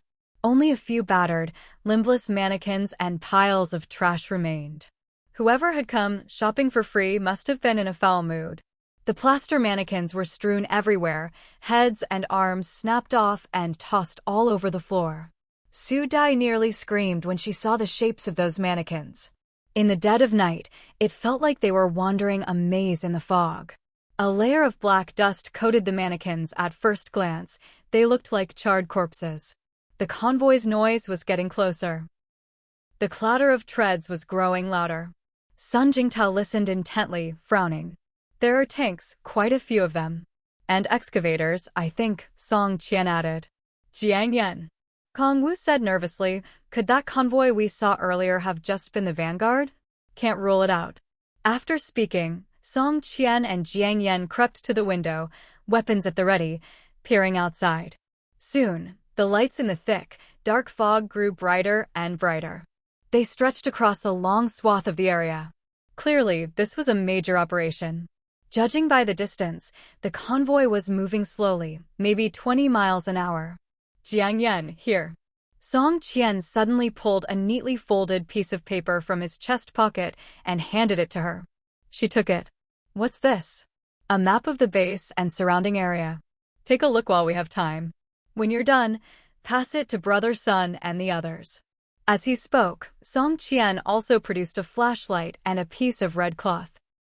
The cloth looked like it had been torn from some clothing, the edge ragged. Cover the flashlight with the red cloth when you look. It'll protect your eyes and keep the light from being seen. Okay. Jiang Yan took them and crouched down. The map was hand-drawn by Song Qian, simple but showing the base layout and key facilities nearby. After studying it, Jiang Yan felt her wariness towards Song Qian ease a little. The Xiang City base wasn't a real base in the strict sense. Basically, they'd just fenced off a patch of higher ground on the city outskirts with barricades and a few walls. Most of the city's core, far from the mountains, was already submerged underwater. Their current position was on the edge near the mountains. Because the city had rich coal resources and happened to be on higher ground, it had become a battleground for several major factions, and a refuge for survivors fleeing from all directions. The areas that ordinary people can move around in and perceive are actually quite limited. That's why, at first glance, this base seems pretty well put together. But the reality is hard to describe. Jiang Yan quickly finished looking over the map and handed it, along with the flashlight covered in red cloth, to Sun Jingtao and the others. Then she stood up again and carefully peered out the window. Jia. Mom, there's a rat army. And it looks like there's a rat with 9 heads. Huabao's voice suddenly rang out in her mind. Jiang Yan froze for a second. A rat army? A 9-headed rat? Huabao, are you sure you're not seeing things? Why did things suddenly get so fantastical in just 1 second? Jia. Yes, it must be the legendary Rat King. Rat King? Jiang Yan was surprised for a moment, then quickly realized what was going on. There really have been Rat Kings in history. But they're not actually monsters with multiple heads or anything supernatural. What happens is, when rats' tails get stuck together with sticky substances like dirt, blood, feces, animal hair, and so on, and when they huddle together for warmth in the cold, over time their tails become entangled and can't be separated. The largest number of rats ever found with their tails tangled together was 32. That's way more impressive than this 9-headed Rat King. But that was before the apocalypse, when rats were still normal-sized. Now, with 9 mutated rats tangled together, the size is nothing to scoff at. Such a Rat King looks terrifying, but in reality, it's an easy target. If you just dropped a bomb on it, well, that would take care of the whole lot in one go. Also, if a Rat King like this has appeared, it probably means the entire rat horde is on the move. It looks like the rats at the base entrance are just one big wave. The rear of the base is just as dangerous. Good thing they didn't rush out right away. Thinking this, Jiang Yan took a deep breath. I'm going upstairs for a bit. The view might be better up there. The others were taken aback. With such dense black smog, they couldn't see anything from the 2nd floor, let alone the 3rd. Yiqing was the first to react. He guessed Jiang Yan probably had some kind of high-tech gadget again, but with Song Qian and the others around, it wasn't convenient for her to show it openly. But letting her go up alone wasn't safe, so he said, I'll go with you. How about we all go? Kong Wu suggested. Jiang Yan shook her head. No, just Yiqing and me. You guys stay downstairs. It'll be easier to evacuate if we need to. She trusted Yiqing more than the others. No one else objected. Jiang Yan and Yiqing slipped out of the clothing store and carefully made their way to the 3rd floor. The 3rd floor seemed to be a dining area, and the shops here were even more badly damaged. Tables and chairs were scattered everywhere, making it hard to even step inside. They found a shop directly above the clothing store and slipped in. The view from the third floor was much worse than from the second. Just as Yiqing was about to ask Jiang Yan something, she had already taken off her backpack and, from inside, actually from her storage space, pulled out the infrared thermal imager. Yiqing was surprised for a moment, but didn't say anything. He just glanced back warily. No one's here. Jiang Yan grunted in acknowledgement and raised the thermal imager, looking in the direction Hua Bao had indicated. She was completely stunned. Through the thermal imager, it looked like a sea of red fire, streaked with yellow lines and patches of black. A sea of fire that was moving rapidly. The number of heat signatures was endless. Jiang Yan's heart sank. The mutant rats have gotten smarter. The base leaders had used bait and firepower at the entrance to distract the rats, then tried to escape themselves. But they hadn't realized that what seemed like an empty area was actually crawling with rat troops lying in ambush. And these rat troops were preparing to attack from the rear. It was hard to believe. As for the walls and barbed barricades, honestly, without suppressive fire, they weren't much of an obstacle. But why had the mutant rats suddenly launched an attack? And why had the base's top brass decided to evacuate early? Something about all this was very suspicious. Could it be related to that female rat that escaped from the lab? As Jiang Yan puzzled over it, a chill ran down her spine. Just now, when she'd spoken up outside, she'd probably saved them. If they'd gone out as planned, Sun Jingtao and the others might have ended up as a midnight snack for the rats. This, Yiqing gasped. At that moment, the sound of helicopter blades grew louder, approaching from a distance. Through the thick black smog, a powerful searchlight swept down from above. Jiang Yan and Yiqing quickly ducked their heads to hide. Rat-a-tat-tat. Boom. Within seconds, gunfire erupted from both the sky and the direction of the convoy on the left. Boom. Not far away, a bomb was dropped from above. In the dense black smog, fire burst out everywhere. The ground shook, and dust and rat corpses flew in all directions. The squeals of rats and the screams of terrified people mixed together. The stench of blood, rat bodies, and burning flesh filled the air. A moment ago, the area had been eerily quiet. Now, it had become a dangerous, chaotic battlefield. It seemed the convoy contained the core teams of the base's top factions. Firepower from the air and ground was unleashed like there was no tomorrow, furiously suppressing the attacking rat horde. A starved camel is still bigger than a horse. Even though Jiang Yan had a space full of weapons, compared to the regular army, she was nothing. This was the closest she'd ever been to real warfare. Soon, her ears were ringing from the noise. "You okay?" Yiqing asked. Jiang Yan shook her head. "Jiang Yan." "Yiqing." A voice called from outside. They turned to see Kongwu coming upstairs, searching for them. Jiang Yan quickly stashed the thermal imager in her backpack and waved outside. "Hurry up." Kongwu called anxiously, beckoning them over. "Let's go." Yiqing quickly helped Jiang Yan up, and they hurried outside. Yiqing asked, "Kongwu, why did you come up? Where are the others? This place is too big and unsafe. Brother Sun and Brother Song sent me to get you." Jiang Yan and Yiqing didn't argue. With the firepower outside, their own weapons wouldn't make much difference.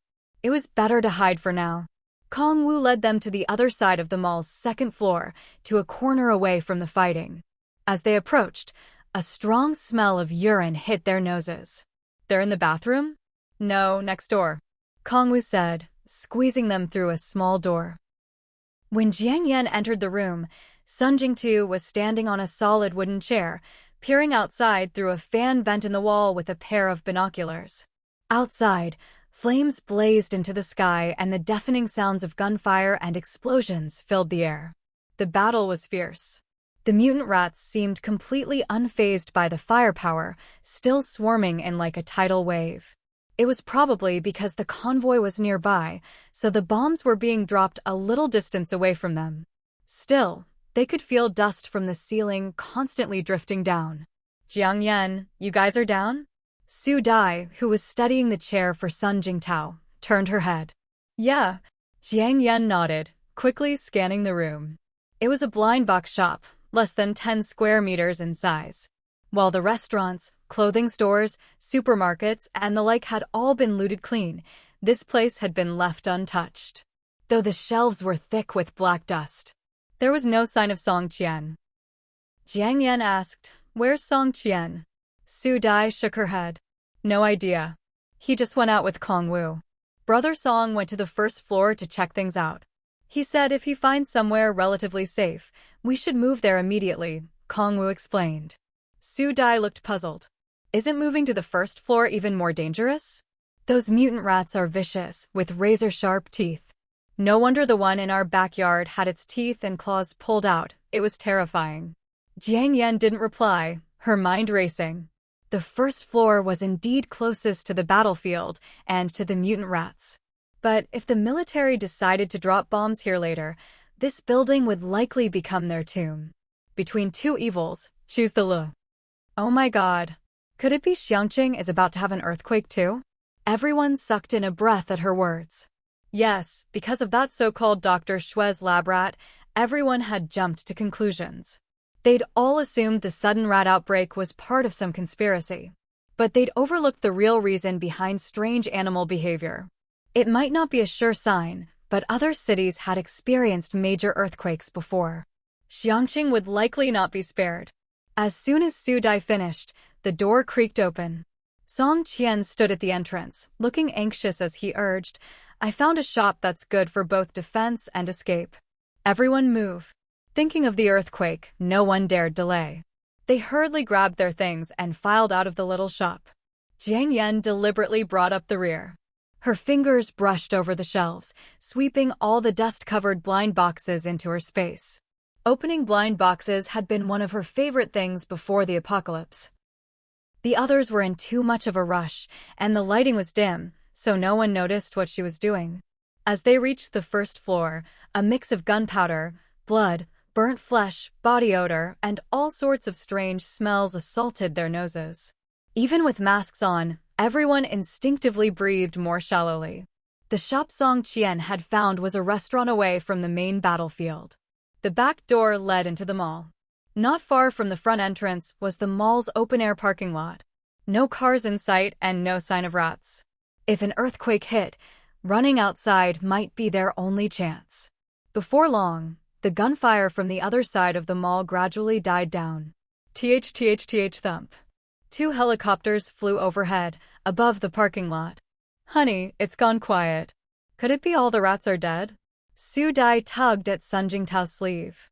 She'd only heard Sun Jingtao describe the outside a little before, mostly about how big and fierce the rats were. She had no concept of their numbers.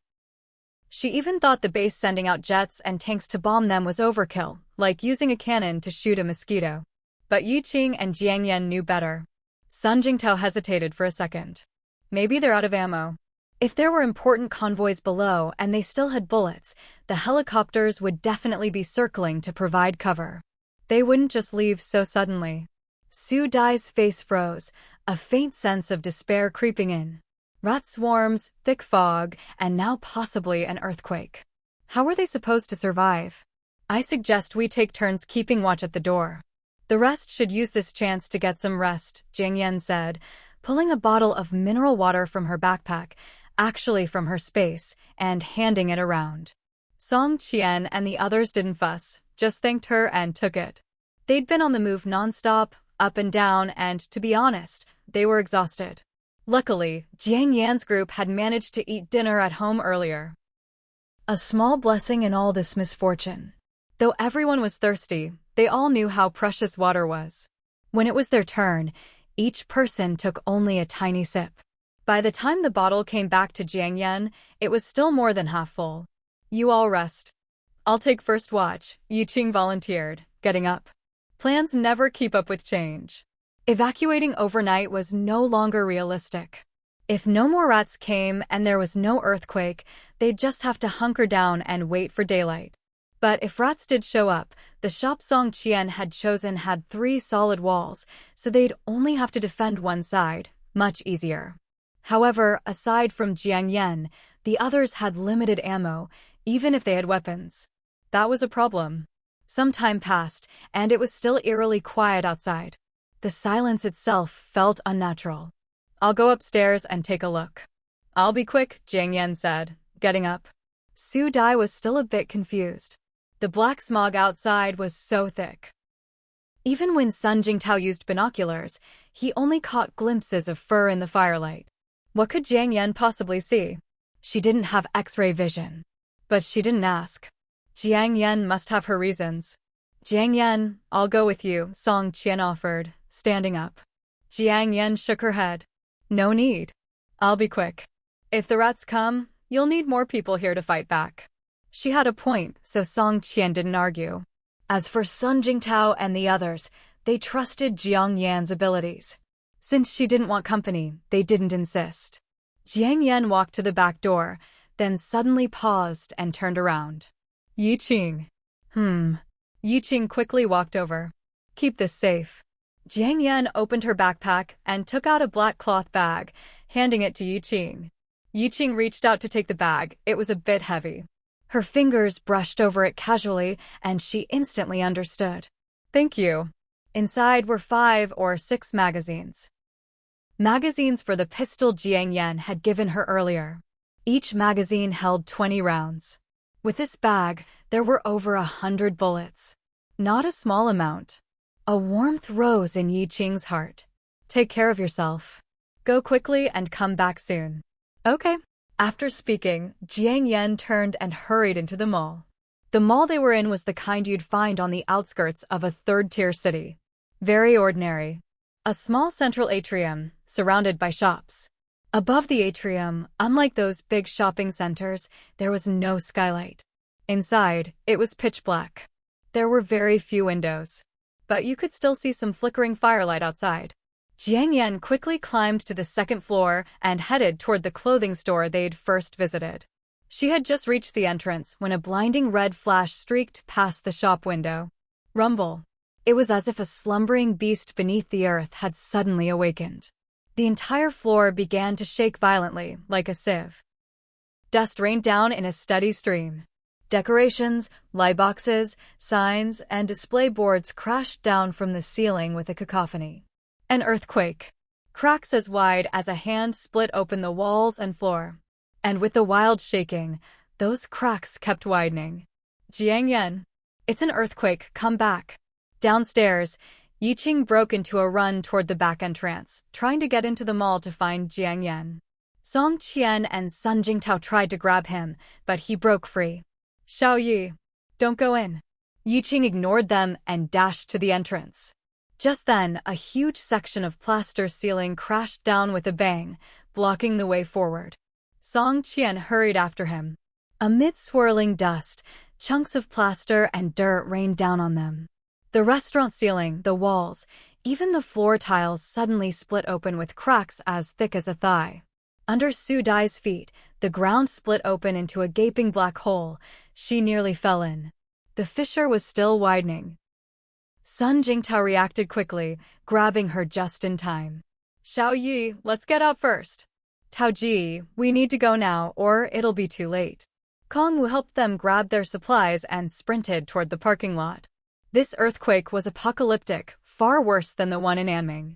On the other side, Yi Qing's fists were clenched so tightly the veins bulged, his eyes filled with utter despair. Song Qian gritted his teeth, reached out, and simply hoisted Yi Qing onto his shoulder, running for the exit. Upstairs, Jiang Yan was already pulling a safety helmet from her space and putting it on as she sprinted toward the clothing store window. At the same time, with a thought, a large firefighter's axe appeared in her hand. When she reached the window, she saw the glass had already shattered from the tremors. Outside, thick fog swirled, with flickers of firelight faintly visible. Cries for help and shouts of alarm came from the direction of the motorcade. Rumble. The shaking grew even more intense. The black cracks in the ground widened, like some monster opening its maw to swallow the ruined city whole. With a crash, the ground began to collapse. Jiang Yan felt the entire mall building was about to come down. Jia. Mama, be careful. As Huaba spoke, 6 vines quickly wove themselves into a transparent cage around Jiang Yan, then rolled out through the wall. They landed squarely in a giant fissure that had just opened up. Below the fissure were the corpses of giant rats, riddled with bloody holes. Huab quickly extended its vines, making the cage much bigger. Jiang Yan felt like she was sitting in a soft, transparent cage. And this cage was wedged perfectly in the crack torn open in the ground. Rumble. The earth continued to roar and howl. With a crash, the mall where they'd taken shelter collapsed completely, like a block of crushed tofu. Dust and debris surged in through the gaps in Huabao's vines. Jiang Yan's vision was filled with nothing but chaos.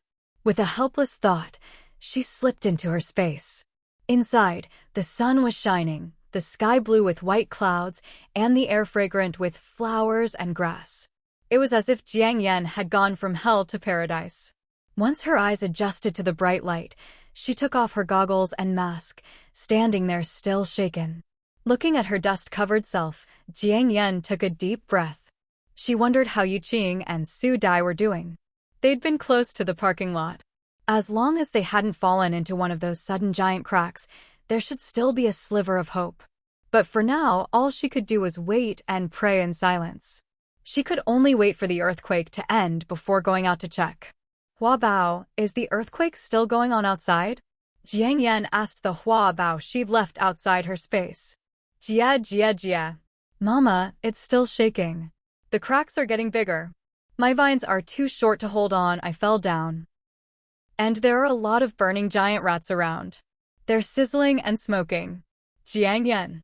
So, she was currently inside a space wrapped by Huabao's body?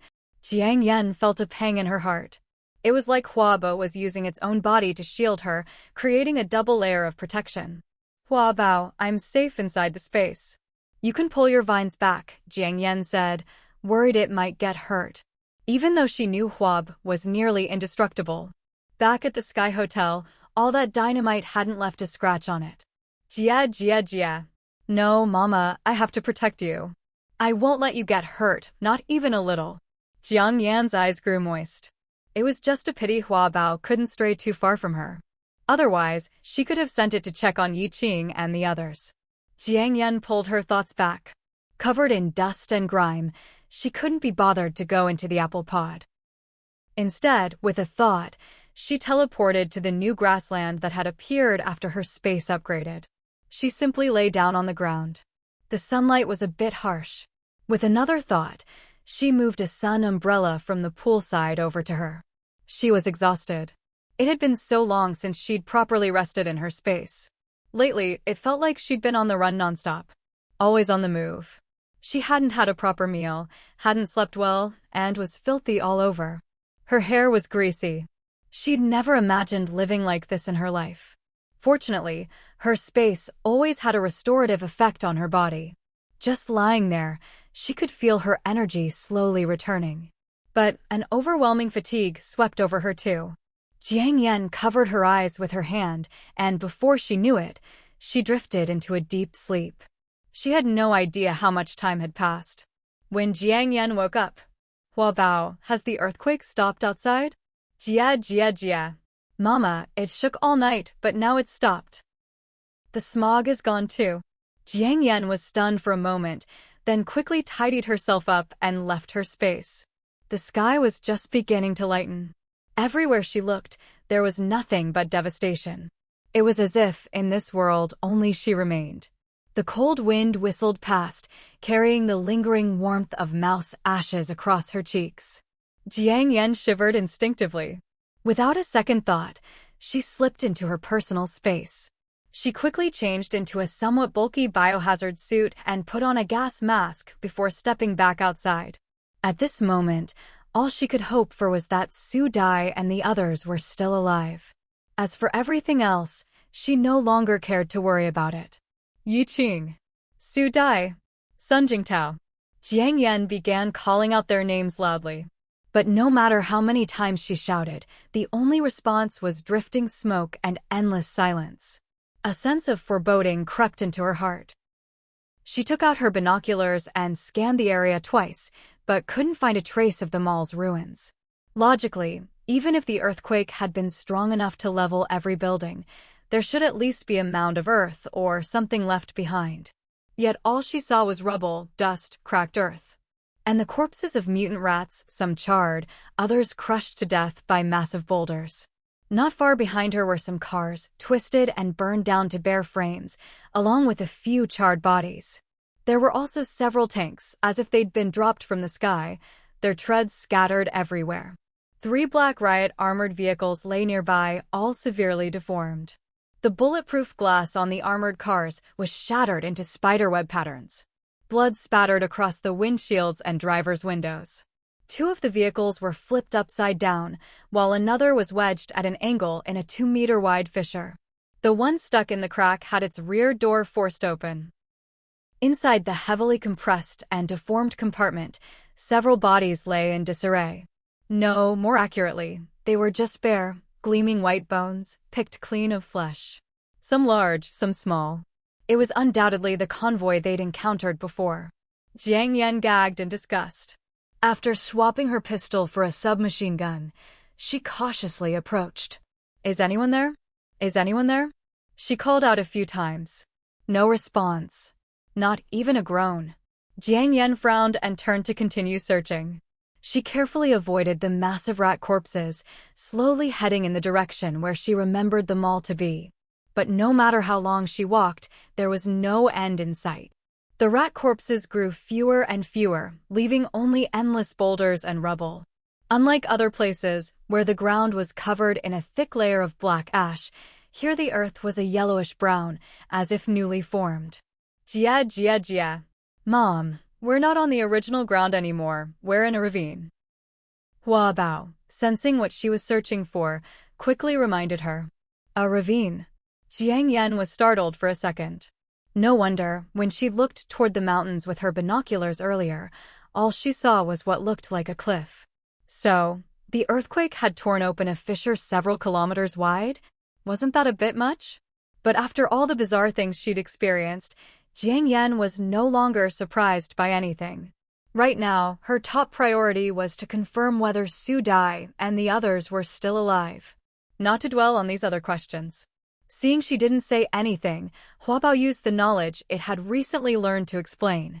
Jia. Mom, after the ground split open, the crust below must have shifted under pressure. The ground we're on now was probably formed by a major fault along the fracture zone. Jia. Also, the earthquake outside lasted all night and was really strong, so I didn't wake you. It only stopped at dawn, and that's when the annoying smog finally cleared. It shook all night. Jiang Yen was dumbfounded for a second. Did the seismic waves affect her personal space too? She'd felt groggy and dazed ever since she closed her eyes, something she'd never experienced before. Whether Hua Bao had tried to wake her or not no longer mattered. A rescuer must first save herself. She understood that principle. If she could help others while ensuring her own safety, she would. But if it meant putting herself in mortal danger, sacrificing herself to save others, she just couldn't do it. Since fate had given her a second chance at life, she was determined to cherish it. After Hua Bao finished explaining, it fell silent. Jiang Yen pulled herself together and continued calling out for Su Dai and Yi Qing.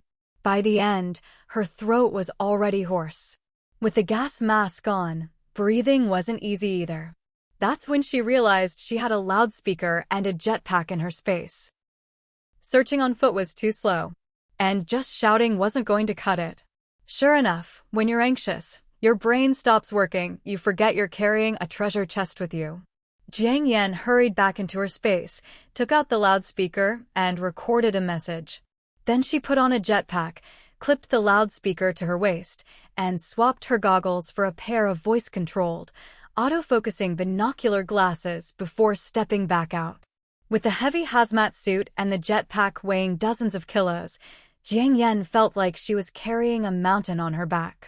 Fortunately, after resting in her space last night, her stamina was fully restored.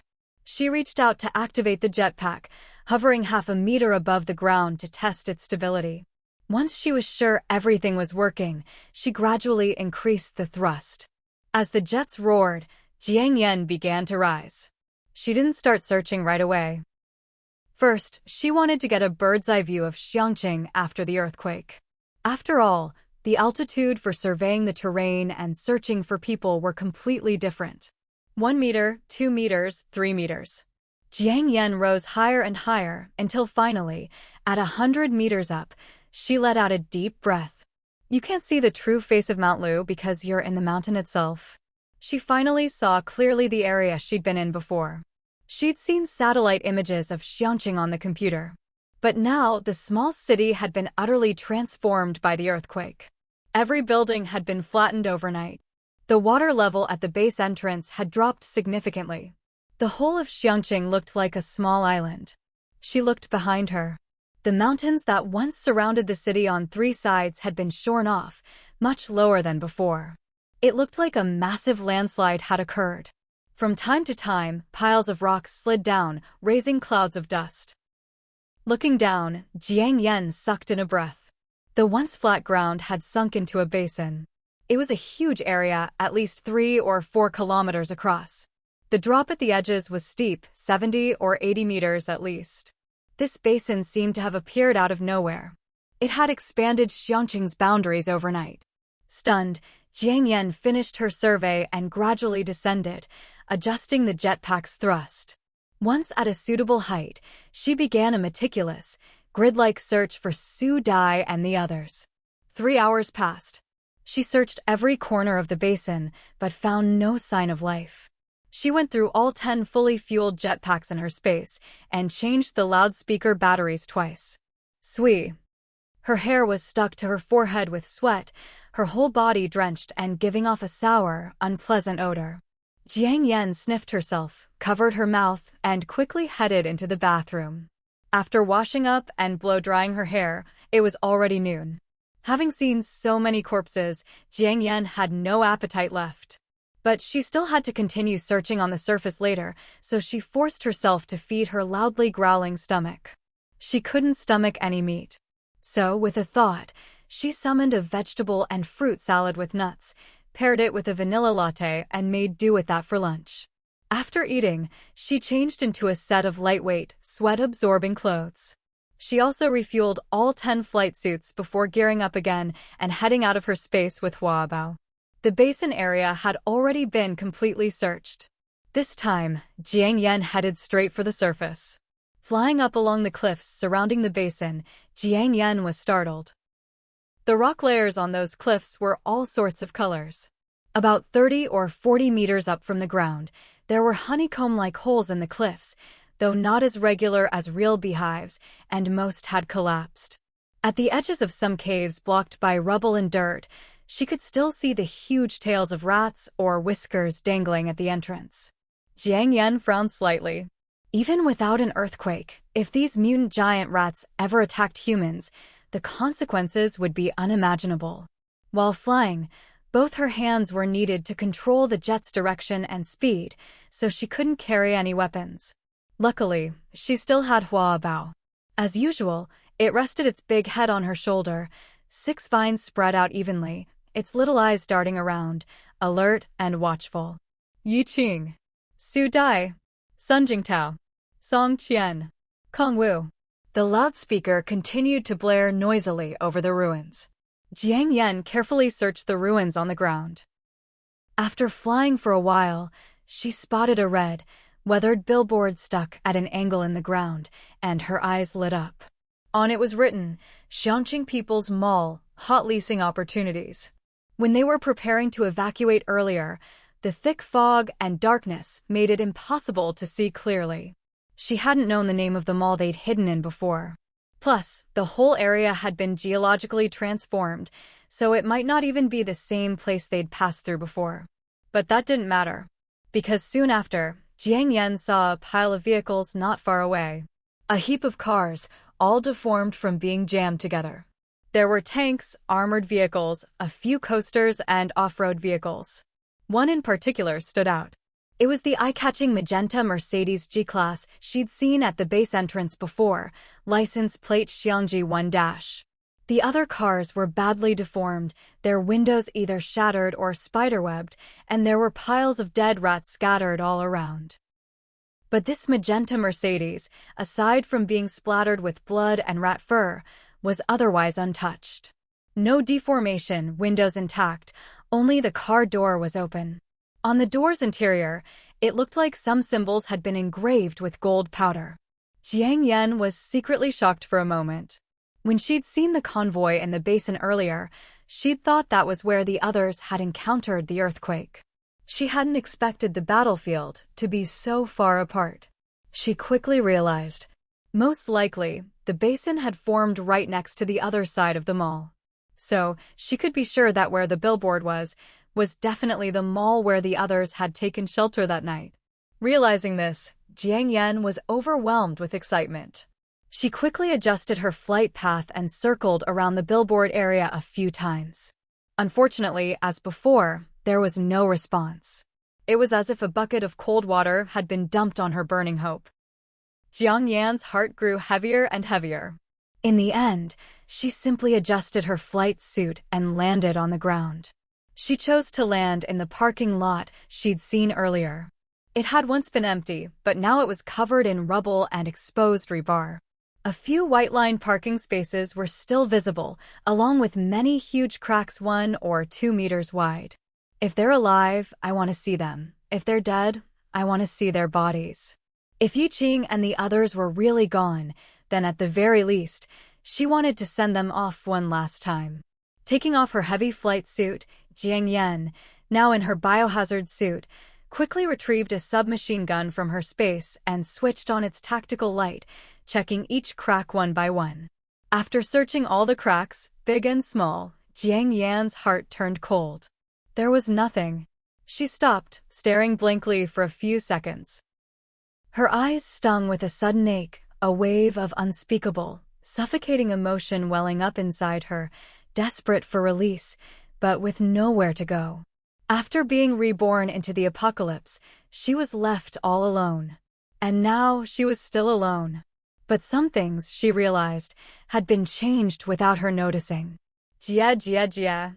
Mama, what's wrong? It's nothing. Jiang Xiaoyue took a breath, pulled herself together, and shook her head slightly. Huabao, who had taught itself about humans on the computer, understood some things about people. But human emotions, those, Huabao didn't understand. Jia. Mama, be careful, there's a rat. Huabao suddenly sounded the alarm, its 6 vines instantly bristling. Squeak squeak came a faint noise from not far behind. Jiang Xiaoyue's muscles tensed as she spun around, gun raised. Several sharp-toothed mutant giant rats had appeared about 7 or 8 meters behind her, near the deformed cars. 2 of them were fighting over a small human corpse, tearing at it with their teeth.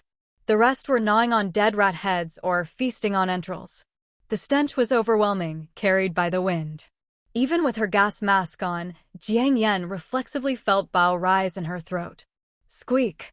One of the rats noticed her. They shrank back in fear at first, glancing around warily, but then their eyes turned vicious. With blood-stained, filthy claws raised, they lunged at Jiang Xiaoyue. Bang, bang, bang, bang, bang. Jiang Xiaoyue gritted her teeth and pulled the trigger, unleashing a wild barrage. Shell casings clattered to the ground, blood spraying everywhere as the rats were riddled with bullets. Jia. Mama, are you okay? It was only 7 or 8 rats, but Jiang Xiaoyue, always a crack shot, had fired off a full 100 rounds in one go. Huabao was a little surprised. I'm fine. After that wild barrage, Jiang Xiaoyue felt the heavy weight in her chest shatter instantly. Her submachine gun's magazine was empty, but she couldn't be bothered to reload. She simply pulled out another fully loaded one from her space. She stood there for a moment, deep in thought. Gun in hand, she began walking step by step toward that strange magenta Mercedes. Jiang Xiaoyue had just walked up to the magenta Mercedes when, even with her gas mask on, she could still catch a faint whiff of formalin. Images of the glass cases filled with corpses and organs at the Anming Sky Hotel flashed through her mind. She frowned, not approaching the car immediately. Instead, she circled it slowly at a distance, submachine gun at the ready. It didn't take long for her to notice something odd. Aside from the driver's seat, all the rear seats had been removed. A semi-transparent mesh partition separated the middle section. In the back, scattered boxes were piled up in the trunk and rear seat area. The boxes looked exactly like the ones she'd seen at the Sky Hotel. Jiang Yan's breath caught. She communicated silently with Hua Bao. Hua Bao hopped down from her shoulder and slipped into the trunk. With a flick of its vines, Hua Bao opened each box one by one. They were all empty. The formalin smell she'd noticed was coming from one of the boxes. In the corner of that box were shards of broken glass and some pungent liquid residue. Apparently, a glass bottle had shattered. Rats hate strong, irritating smells. No wonder this car had been parked here for so long without a single mutant rat daring to approach. Jiang Yan had Hua Bao check all the boxes again. The only thing of note was a label. Fragile, handle with care. Nothing else. She looked at the golden symbols on the car's interior for a long time, but couldn't figure out what they meant. Jia, Jia, Jia. Mama, there's a pretty lady. Hua Bao, done searching the back, started rummaging through the driver's area with its 6 vines. Pretty lady? Jiang Yan glanced around warily. Then Hua Bao handed her a dark blue card, about the size of a business card, and she understood. Jia, Jia, Jia. Mama, I found this under the passenger seat. Must have been left behind. Jiang Yan took it. Even through her protective gloves, she could tell the card was exquisitely made. There wasn't much on it. The first thing she saw was a photo, a beautiful woman with flawless makeup. It was obvious she'd had cosmetic work done, and it was very successful. Pointed chin, upturned nose, Korean-style double eyelids. Her skin was pale and taut, her face full of filler. She wore a white lab coat. She looked about 24 or 25. If not for the word laboratory on the card, Jiang Yan would have thought this was a pre-apocalypse photo of a cosmetic surgeon. Her gaze dropped to the name below the photo, and her pupils contracted slightly. Xue Qian Mei Xue? Was this Dr. Xue's real name? Jiang Yan knew a bit about Xue Miao Miao and Xue Dazheng, but she'd never heard of this name. Not surprising, really. There were many Xue family members, but only the first 2 were well known to the public. Below the name was a line of laser-engraved code. XNP Laboratory, Xiang 1-0002. The word laboratory was embossed, square, and solid, with what looked like a chip embedded underneath. SNP. Jiang Yan's eyes narrowed. This card looked like some kind of important access pass. Logically, it shouldn't have been left behind. Unless the owner had left in a hurry. Since the card was found on the passenger side, that meant there had been another person in the car. She remembered seeing this car outside the base the other day, with someone in the passenger seat. But now, both people were gone. There was no blood in the car. It looked like they'd both left safely. Thinking of Yiqing and Su Dai, Jiang Yan suddenly had a hunch. They must still be alive. Squeak! Squeak! Suddenly, the squealing of rats erupted nearby. Jiang Yan looked up, a chill running down her spine. Hundreds, maybe thousands, of giant mutant rats were pouring out from cracks and freshly dug holes. A seething, black mess. It seemed quite a few survivors had made it through the earthquake and bombardment. The ground around Jiang Yan began to bulge and crack. Rats were about to burst out right beneath her. Is there going to be another earthquake? Jiang Yan frowned and instantly slipped into her space. She quickly changed into her flight suit and emerged again. Hua Bao stood guard outside, its 6 vines whipping in all directions, sending the newly emerged mutant rats flying. Go! Jiang Yan activated her flight suit. Once she reached a safe altitude, she reached out and stored the strange magenta Mercedes in her space. Hua Bao leapt back onto her shoulder. In just a few seconds, the ground below was crawling with black rats. Where the rats passed, nothing survived. The few corpses left near the coaster were soon stripped to bare white bones. Bloodstained seats, backrests, tires. Gone in an instant, leaving only metal frames. Jiang Yan glanced at the base entrance. There had been some people left there, but now they'd been replaced by a swarm of giant black rats. Jia, Jia, Jia. Mama, where are we going now? East, Jiang Yan said, glancing toward the mountains. That was the route they'd planned to take. But she quickly changed her mind. She noticed the mutant rats were all frantically fleeing into the water outside the base. Jiang Yen frowned and activated her flight suit, flying quickly toward the base entrance. Her flight suit could only fly for 20 minutes at a time, but it was fast. She soon reached the entrance. Looking down, the water's surface was covered with rats, alive and dead, packed together. The dead rats quickly turned into skeletons. She didn't dare linger and continued in the direction the rats were fleeing. After more than 10 minutes, there were finally no more rats on the water below. No matter how big or good at swimming those mutant rats were, they couldn't outpace her flight suit. Just as Jiang Yen was about to take out a boat and land on the water, a thunderous explosion shook the ground behind her, coming from the direction of Xiang City base. A powerful shockwave slammed into her. Her ears rang, nausea rising in her throat, every bone in her body feeling like it was about to shatter. If Huabao hadn't steadied her, she would have been blown away by the blast. What? Jiang Yen fought the urge to retreat into her space and turned to look back, stunned by what she saw. From the direction of Xiang City, thick smoke was rising, forming a massive mushroom cloud. The entire city was being devoured by flames, a living hell on earth. Jia. Mama, look. Huaba used to leaf like a finger to point down. Jiang Yen looked down, her pupils shrinking. The water below was boiling, churning violently. The water level began to drop rapidly, visible to the naked eye. At that moment, Jiang Yen felt a wetness under her nose. She was having a nosebleed. Nuclear radiation. A chill ran down Jiang Yan's spine. Fortunately, she had put on a protective suit and boots earlier. The discomfort she felt was probably due to the intense shockwave and the exposed skin at the gaps around her neck. She glanced at the remaining fuel in her flight suit. She could still fly for another 10 minutes and 50 seconds. Jiang Yen gritted her teeth and continued flying forward. Below her, the water was murky and still churning, waves rolling and crashing down. It must be because the cracks in the ground beneath the water had widened. In some places, huge whirlpools had formed. With the water so turbulent, there was no way she could launch a boat. She had to find a stable landing spot as soon as possible. Cold wind whistled past her ears. The faster Jiang Yen flew, the more intense the chill became. She did have a helicopter in her storage space, but taking off and landing would be a problem right now. After 7 or 8 minutes, the city buildings that had been submerged finally began to emerge bit by bit. The buildings here weren't tall, just 4 or 5 stories at most, but the terrain was relatively high. As the water receded, many houses were exposed. Most had already collapsed, but a few still stood firm. However, their rooftops were covered in a thick layer of muddy sludge, and some enormous fish were flopping and struggling in the mud with their mouths wide open.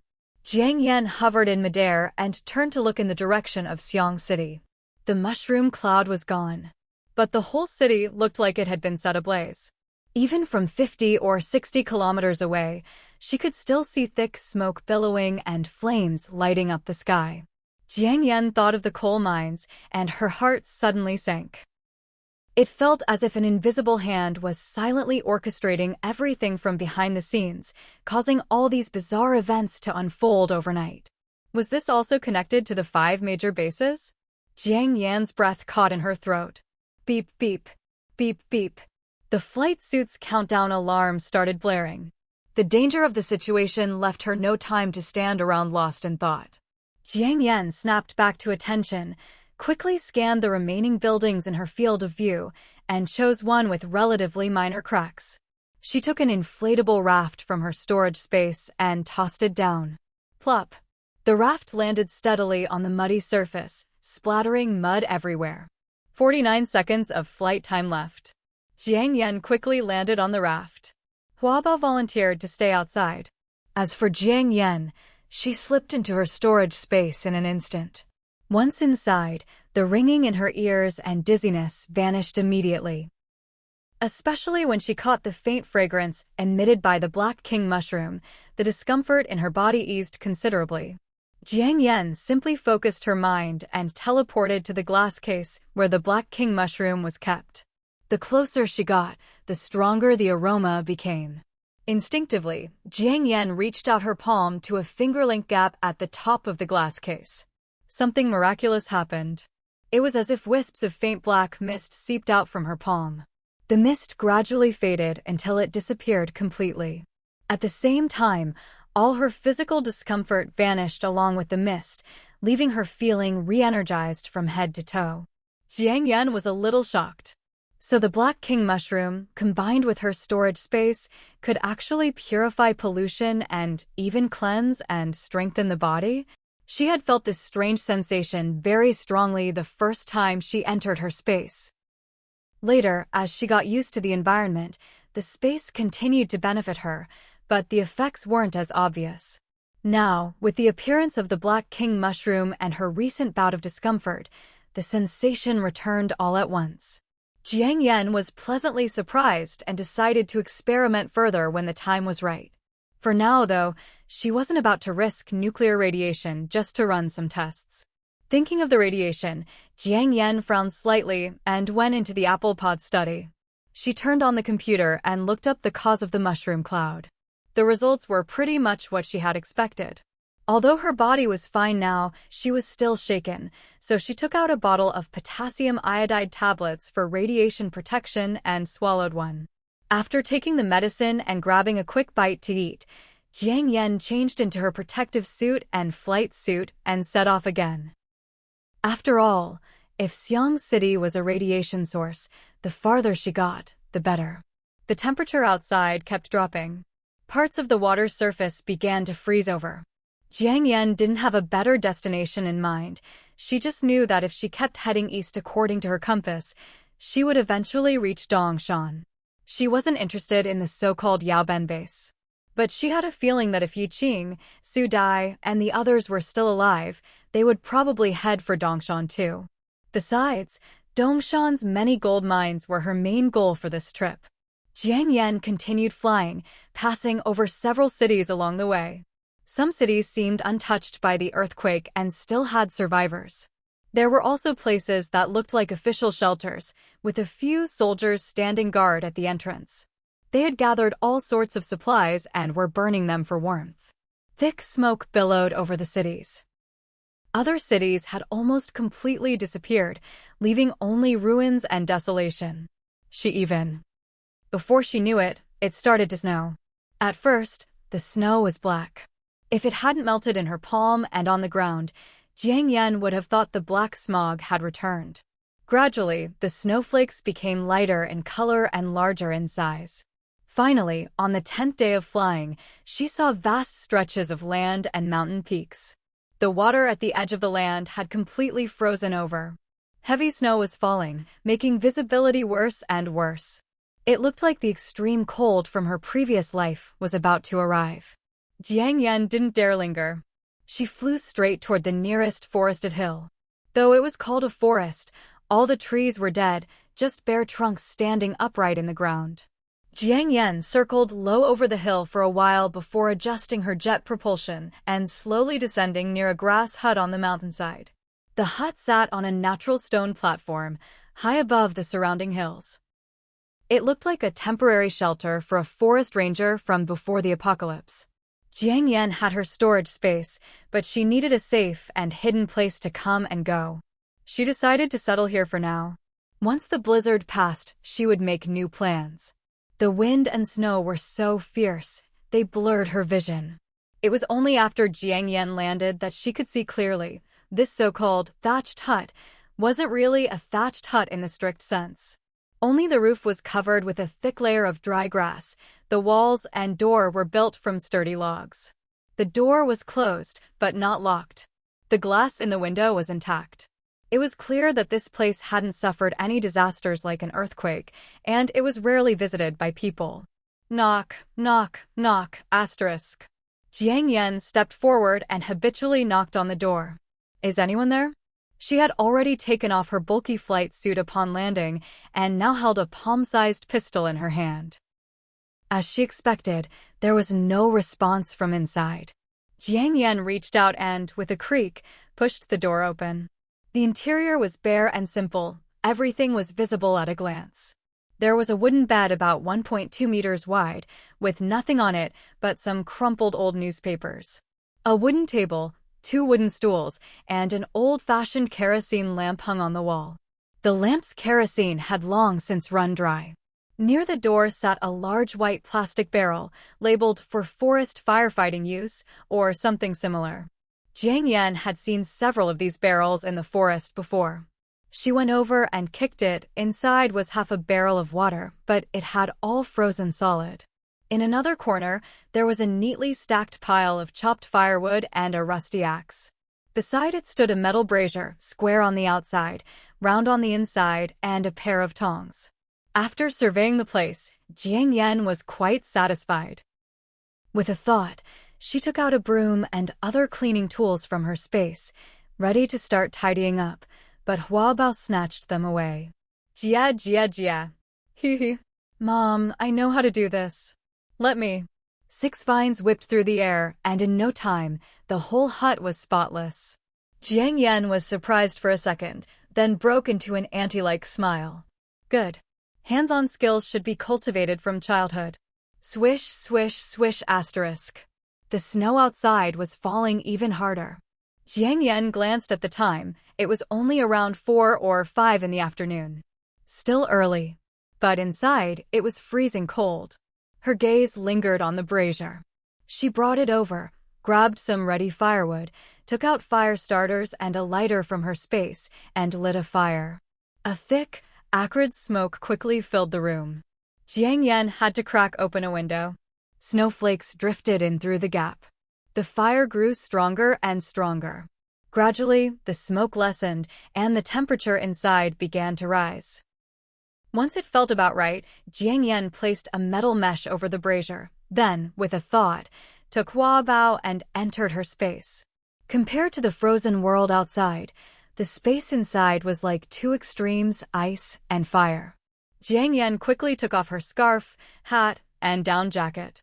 These days, she'd been flying and traveling during the day, then entering her space to rest at night. Life had become quite regular and comfortable.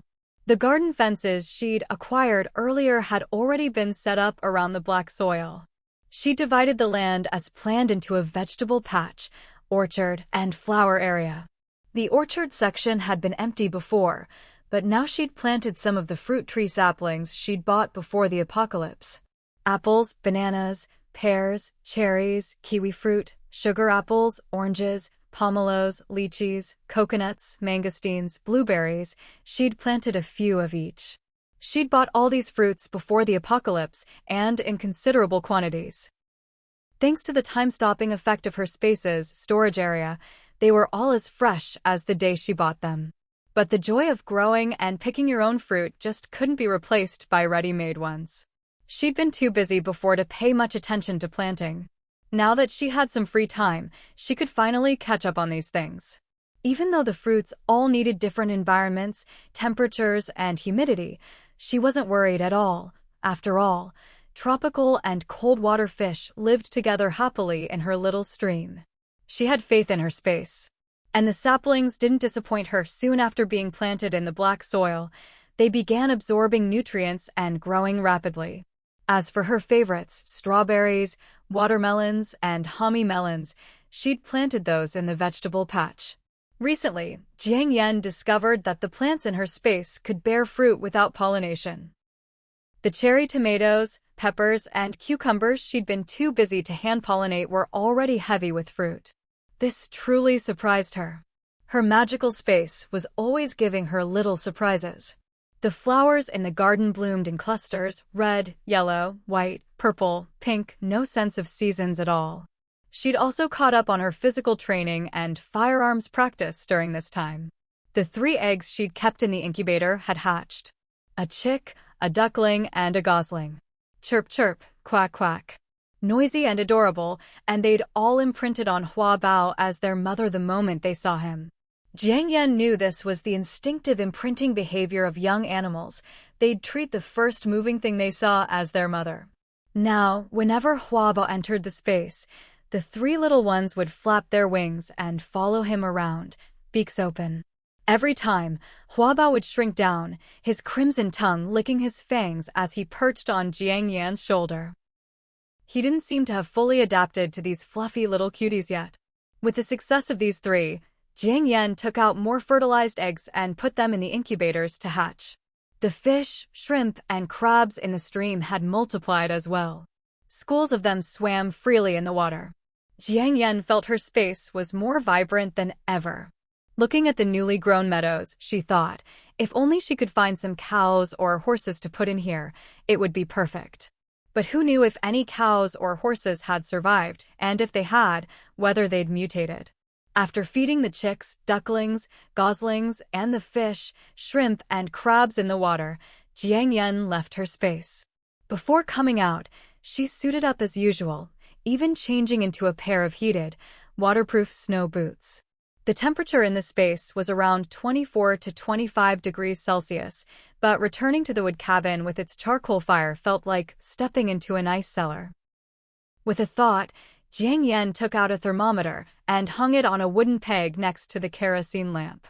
Goggles and hat on, she opened the wooden door. A blast of wind and snow howled in, smacking her in the face. The snow outside was falling even thicker now. Jiang Yan took out her binoculars, scanned the surroundings, and listened carefully for a while, but found nothing unusual. She guessed she must be deep in some remote, uninhabited mountain forest. With that in mind, she took out several large animal traps from her space and set them by the door. She closed the door. The firewood in the brazier was still burning strong, so she added a few more logs on top. Cough cough, asterisk. A puff of thick smoke, whipped up by the lingering wind, blew right into her face. Asterisk cough, cough, cough, asterisk.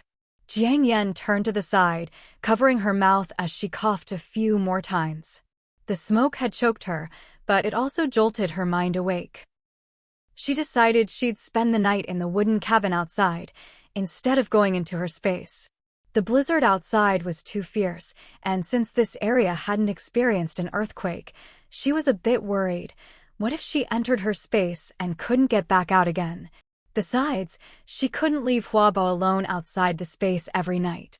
With that in mind, she began taking out the winter camping gear she'd bought earlier, one item at a time from her space.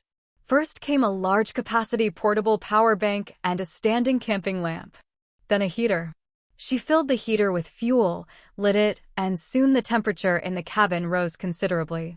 The wooden bed and table that had originally been in the cabin, she put away into her space with a thought. She took out a double-layered, moisture-proof camping tent, laid down 2 moisture-proof mats, and set up a down sleeping bag. After all that, she realized she was a bit hungry. In weather this cold, nothing beats hot pot. She eyed the size of the brazier, took out a metal rack from her space, and set a divided hot pot on top. After pouring in some mineral water, Jiang Yan took out a pack of spicy hot pot base, broke off half, and added it to the red broth side. For the clear broth, she added just a bit of water, then took out 2 fresh green coconuts from Country Tea, poured in the coconut water, and added some fresh, tender coconut meat to simmer together. While waiting for the broth to boil, she took out a camping table with a thought. She also brought out the hot pot ingredients: marbled beef, lamb rolls, beef rolls, boneless duck feet, fish slices, duck blood, crispy pork, shrimp paste, bamboo shoots, bamboo fungus, lotus root slices, potato slices, enoki mushrooms, yam, baby cabbage, kelp, tomatoes. She'd had the restaurant prepare all these ingredients in single-serving portions. So while there seemed to be a lot of variety, the actual quantity was small. 1 duck foot, 3 small pieces of crispy pork, 2 shrimp balls, things like that. The dipping sauces were also pre-mixed by the restaurant, 1 Thai-style spicy sour sauce, and 1 sesame oil with garlic. Suddenly, Jiang Yan felt like she was back before the apocalypse, doing an outdoor live stream by herself. Yeah, she set up a phone stand. All set. Only her current online viewers, 0. Gurgle, gurgle. Asterisk. The broth finally came to a boil. The spicy side was fragrant and numbing, the clear side sweet and tasty. A cloud of delicious-smelling steam quickly filled the cabin. Jiang Yan swallowed unconsciously, picked up her chopsticks, and first put the duck foot, crispy pork, and bamboo shoots into the spicy broth, then lotus root, baby cabbage, and bamboo fungus into the clear broth. Once the broth was boiling again, she started dipping the lamb and beef rolls and began to feast. As she ate, Jiang Yan's chopsticks suddenly paused. She wondered how Yiqing, Su Dai, and the others were doing. It had been over 10 days since they got separated in Xiangqing. She didn't know if they'd managed to leave Xiangqing safely. If they hadn't, then those mushroom clouds. She glanced instinctively out the window. By now, it was completely dark outside. Swish, swish, swish, asterisk. Snow was still falling. Wow, just like that, 10 days have passed, Jiang Yan muttered to herself, then took a sip of fresh watermelon juice. Her brows furrowed slightly. She suddenly realized something. She might have been heading in the wrong direction. Based on the route she'd planned with Song Qian and the others, it should have taken less than 10 days to get from Xiangqing to Dongshan. And that was assuming they were traveling by primitive means. But in these 10 days, she'd been flying almost every day and basically at full speed. At that pace, she could have made 7 or 8 round trips to Dongshan by now. But she still hadn't reached Dongshan. There was only one explanation. She'd gone the wrong way. Still, judging by the big ships she'd seen along the way, this direction, or rather, this stretch of land she was on, probably had its own habitable spots, maybe even some large bases.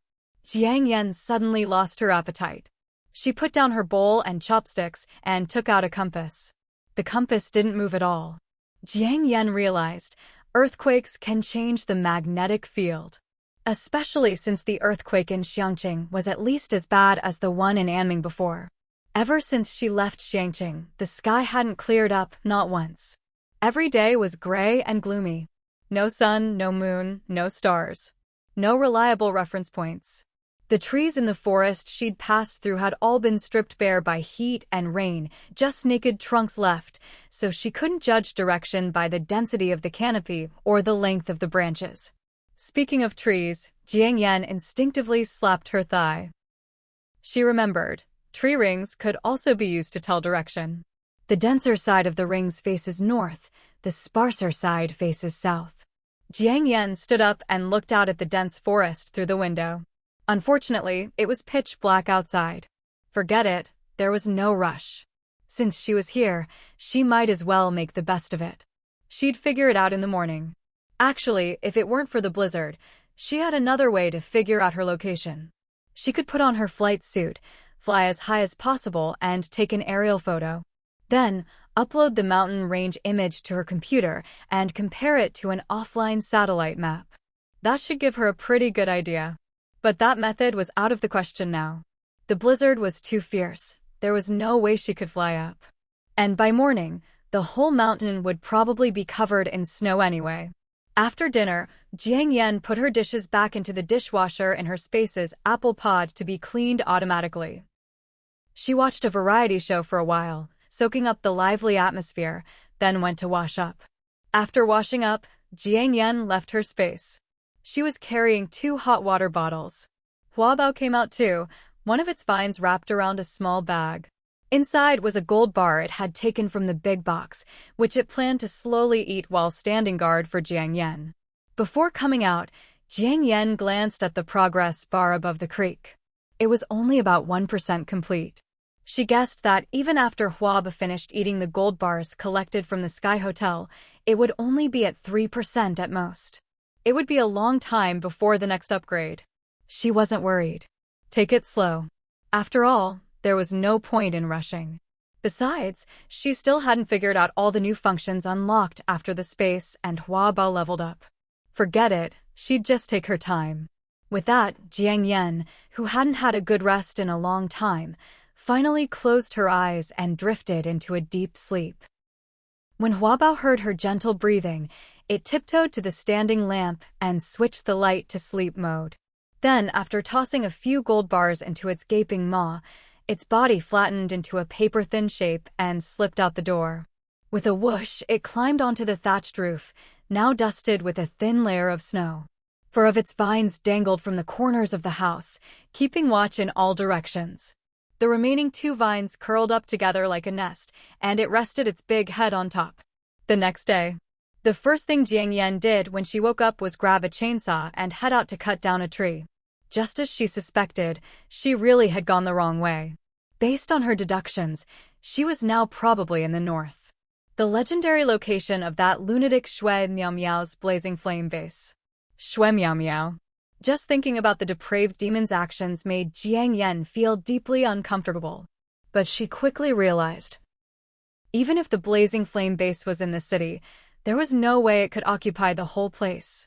This relentless blizzard had trapped not only her, but everyone else as well. At least for now, she was safe. As for the long term, her legs were her own. Once the snow stopped, she'd just leave this troublesome city behind. With that thought, Jiang Yan stowed the gasoline chainsaw back into her storage space. She was about to head back to the cabin when she saw Huabao's little leaf waving excitedly at the dead tree trunk she'd just cut down. Jia, Jia, Jia. Mama, look. There are little ear mushrooms growing on the dead tree. Ear mushrooms. Jiang Yan bent down for a closer look. Sure enough, there were some reddish-brown and blackish fungi growing on the withered, half-rotten trunk. She'd been too busy sawing and checking the tree rings to notice before. Those are tree Ganoderma and wild black fungus. These were common back in Anming. Jiang Yan recognized them instantly. She reached out to touch them. They were still fresh. They weren't very big, probably just sprouted after the heavy rains. Jia, Jia, Jia. Mama, these are good stuff, right? I remember eating Ganoderma can make you immortal. Jiang Yan couldn't help but laugh. That's just made up in TV dramas. But these are both really good things. Sliced Ganoderma steeped in water can boost energy and calm the nerves, though it's quite bitter. As for wild black fungus, it's crisp and tasty and helps cleanse the body. Survival of the fittest. She honestly hadn't expected, after the heat and the rain, with everything so desolate, to still find living things out here. But the snow had only just begun. Later on, it probably wouldn't be suitable for these fungi to survive. Huabao perked up and quickly scanned the other dead trunks nearby. Jia, Jia, Jia. Mama, there's a lot. Every tree has plenty. Hearing this, Jiang Yan lightly touched the trunk with the Ganoderma and fungus, storing it away, then stood up. Sure enough, all the trunks in this patch of deadwood were covered in Ganoderma and wild fungus. If she put these trunks into her storage space, the fungi would keep growing. And even after harvesting, the trunks themselves would be valuable material. They looked like useless deadwood, but were actually full of potential. Jiang Yan felt like she'd discovered a new continent. Her mood instantly brightened. Back in Xiangqing, the earthquake and rat plague had come so suddenly she hadn't managed to collect any coal.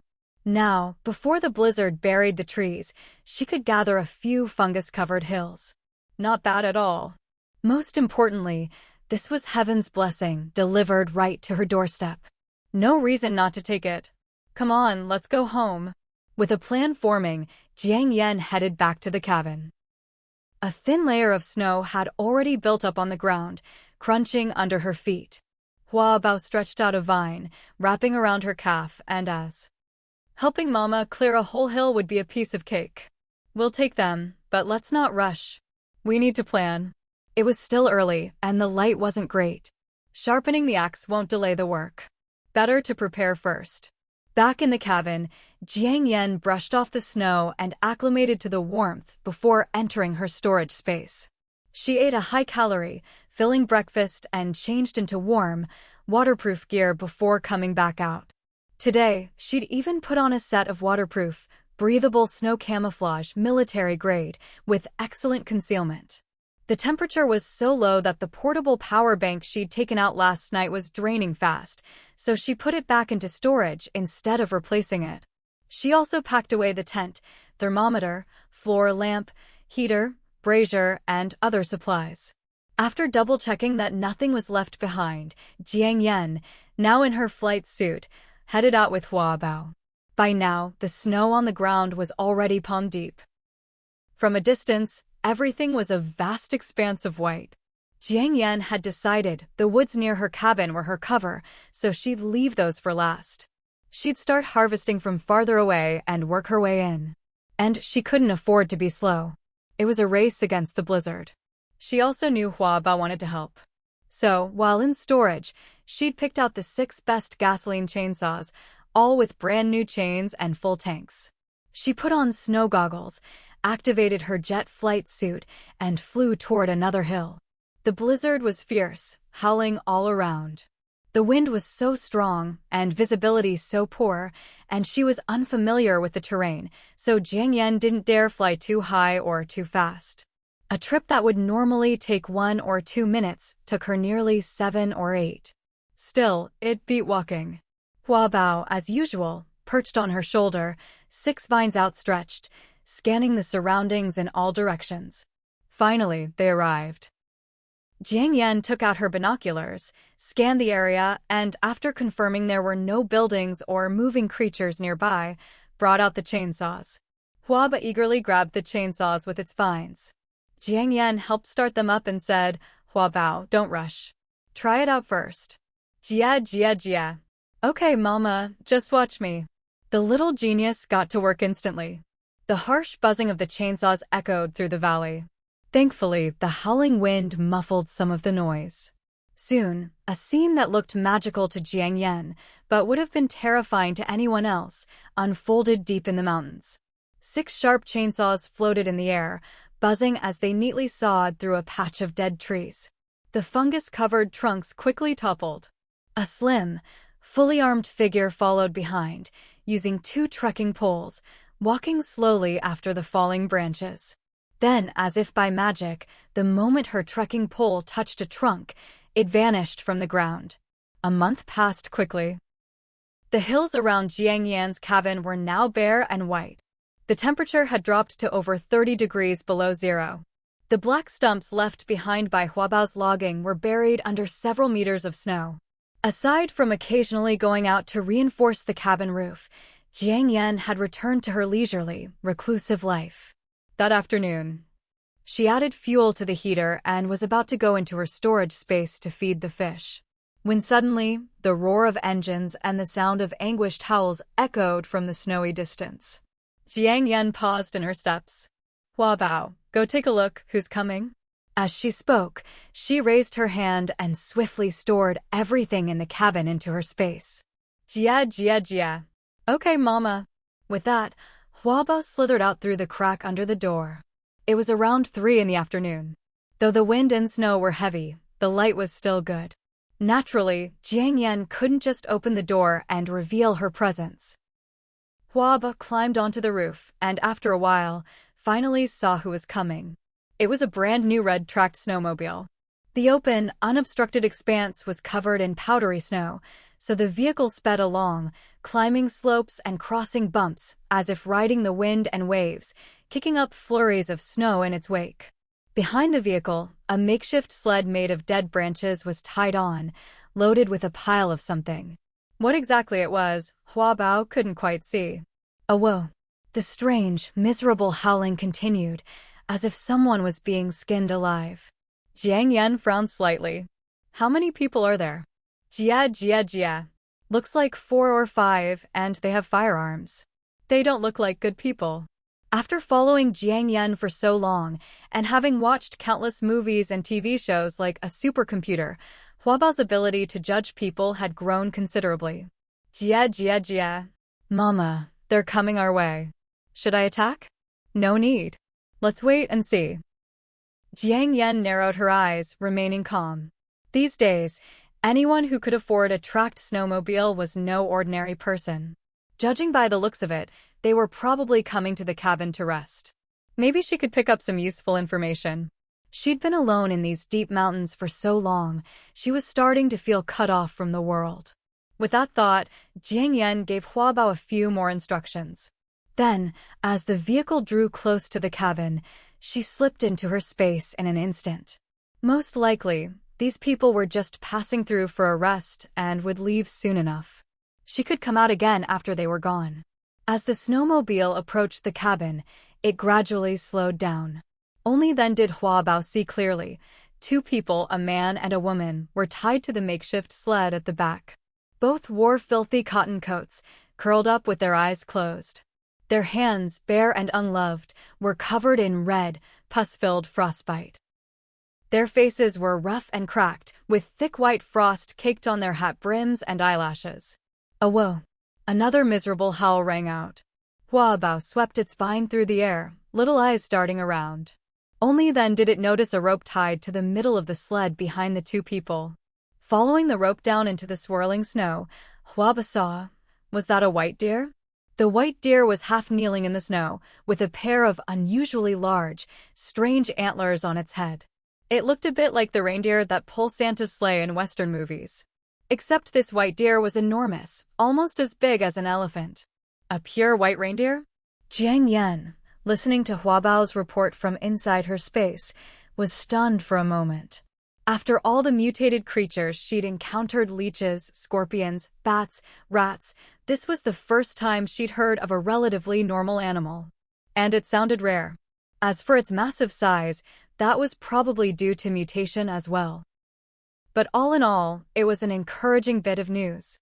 At this moment, Jiang Yan had already returned to her apple-shaped pod. She was sitting on a chaise lounge, sipping coffee and listening to Hua Bao's live updates. Jia. Wait, its antlers look like a deer's, but its head is more like a horse's, and its body is kind of like a donkey's. Jiang Yan narrowed her eyes and replied to Hua Bao. I know what it is, it's a reindeer, also called a sabuxiang for not alike. In some parts of northern China before the apocalypse, people used to raise them. As they communicated telepathically, the red snowmobile had already stopped in front of the cabin. The doors opened. For burly, middle-aged men jumped out one after another. They carried backpacks and various weapons, crossbows, axes, and guns. The leader, a square-faced man with a stocky build, wore blue snow goggles and held an AK-47 with an extended magazine. He glanced at the three men beside him and gestured toward the cabin. Go check inside first and look around the area. Got it, Big Ding, the other three replied, moving up to the cabin platform with practiced efficiency. The empty cabin was plain to see, nothing much to check. One of them quickly turned back. Big Ding, it's an intact empty cabin and it's warm. It'll take us half a day to get back to base from here.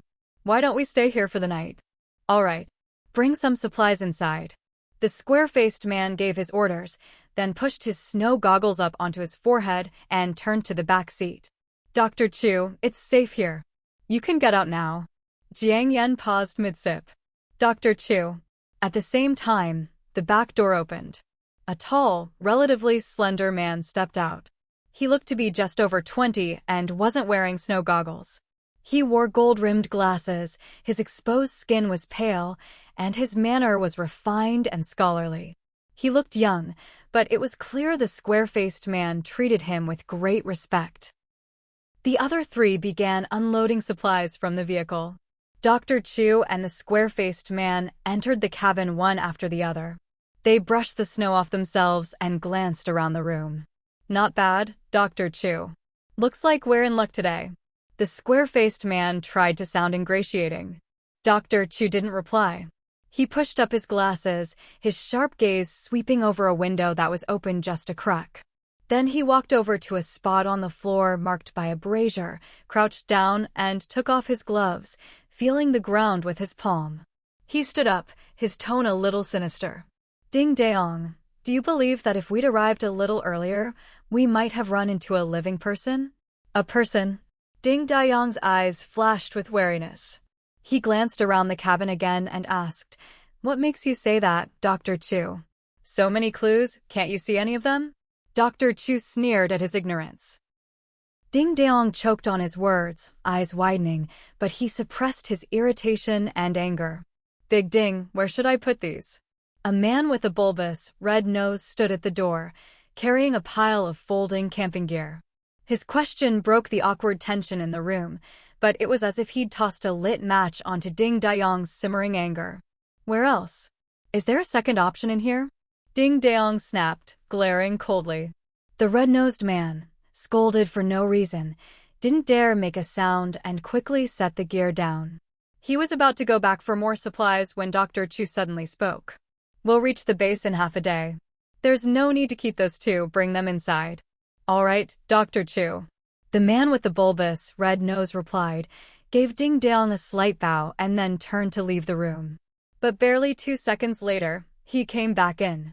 Big Brother Ding, if we'll be back at the Blazing Flame base in half a day, should we take apart the sled?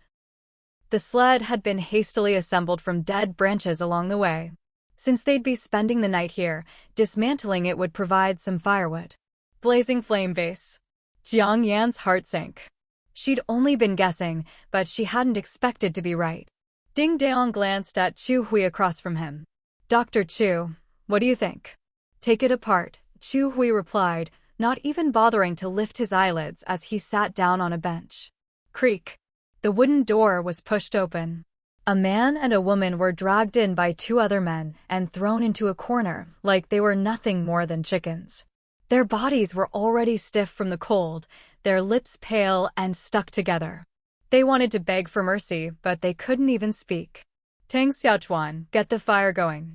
It's freezing in here, Ding Dong said as he sat down, issuing the order to the man with the red nose. Okay, Big Brother Ding. Maybe it was because the firewood had been dragged through the snow for too long, but Tang Xiaochuan struggled with the lighter for ages and couldn't get a single spark. Big Brother Ding, should I go get some gasoline to help it along? Ding Dong was about to answer when Chu Hui jerked his chin toward the man and woman in the corner and sneered coldly, isn't there some ready-made fuel right there? Tang Xiaochuan froze for a moment, then caught on. He got up, pulled out a knife, and strode over to the two. Soon, the man and woman's clothes were stripped off completely. It wasn't as icy inside as it was outside, but it was still freezing. Their bodies were already covered in wounds, and now, with no clothes to shield them, their skin quickly turned from pale to a bruised, dark blue. With the clothes as kindling, the fire quickly caught. Only then did Chu Hui take off his gloves and warm his hands over the flames, turning them slowly as if admiring a work of art, examining each knuckle one by one. Across from him, Ding Dong poked at the fire with a thin branch, not daring to make a sound. Inside the space, Jiang Yan, having finished her coffee, listened to Hua Bao's simultaneous interpretation while carefully checking the fertilized eggs stored in the incubator in the shipping container. From outside came the occasional anguished howl of a reindeer. Inside, silence reigned. Of the 3 remaining men, who seemed like underlings, one stood guard at the door, another sorted supplies inside. Tang Xiaochuan set up a metal rack over the fire, fetched a blackened pot, filled it with clean snow outside, and set it to heat. The snow quickly melted and began to steam. When the temperature seemed right, he took the pot off the fire, pulled out 2 bottles of strong baijiu from his backpack, and placed them in the hot water to warm. Once the bottles were warm to the touch, he handed them to Chu Hui and Ding Dong. Dr. Chu, Big Brother Ding, have some liquor to warm up. Both men took the bottles. Ding Dong unscrewed the cap and took several big gulps before handing the bottle back. Let the brothers take turns and have a little too. Chu Hui, apparently not used to baijiu, sipped slowly, frowning. With the alcohol warming their bellies, the atmosphere in the room eased a bit. Ding Dong glanced at the 2 huddled in the corner and said quietly, Dr. Shui, now that the fire's going, if you want some meat tonight, pick one. I'll have the guys skin them, or we can just wipe them down with snow. Inside the space, Jiang Yan, who was checking the eggs, shuddered involuntarily at those words.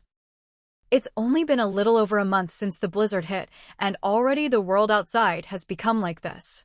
Keeping them alive until now isn't for eating. Chu Hui set down his bottle, leaned back, crossed his arms, and narrowed his eyes coldly. Ding Dong looked puzzled. Then what for? Chu Hui shot him a frosty glare. Matters of the base laboratory are not for you to ask about. Best not to be too curious.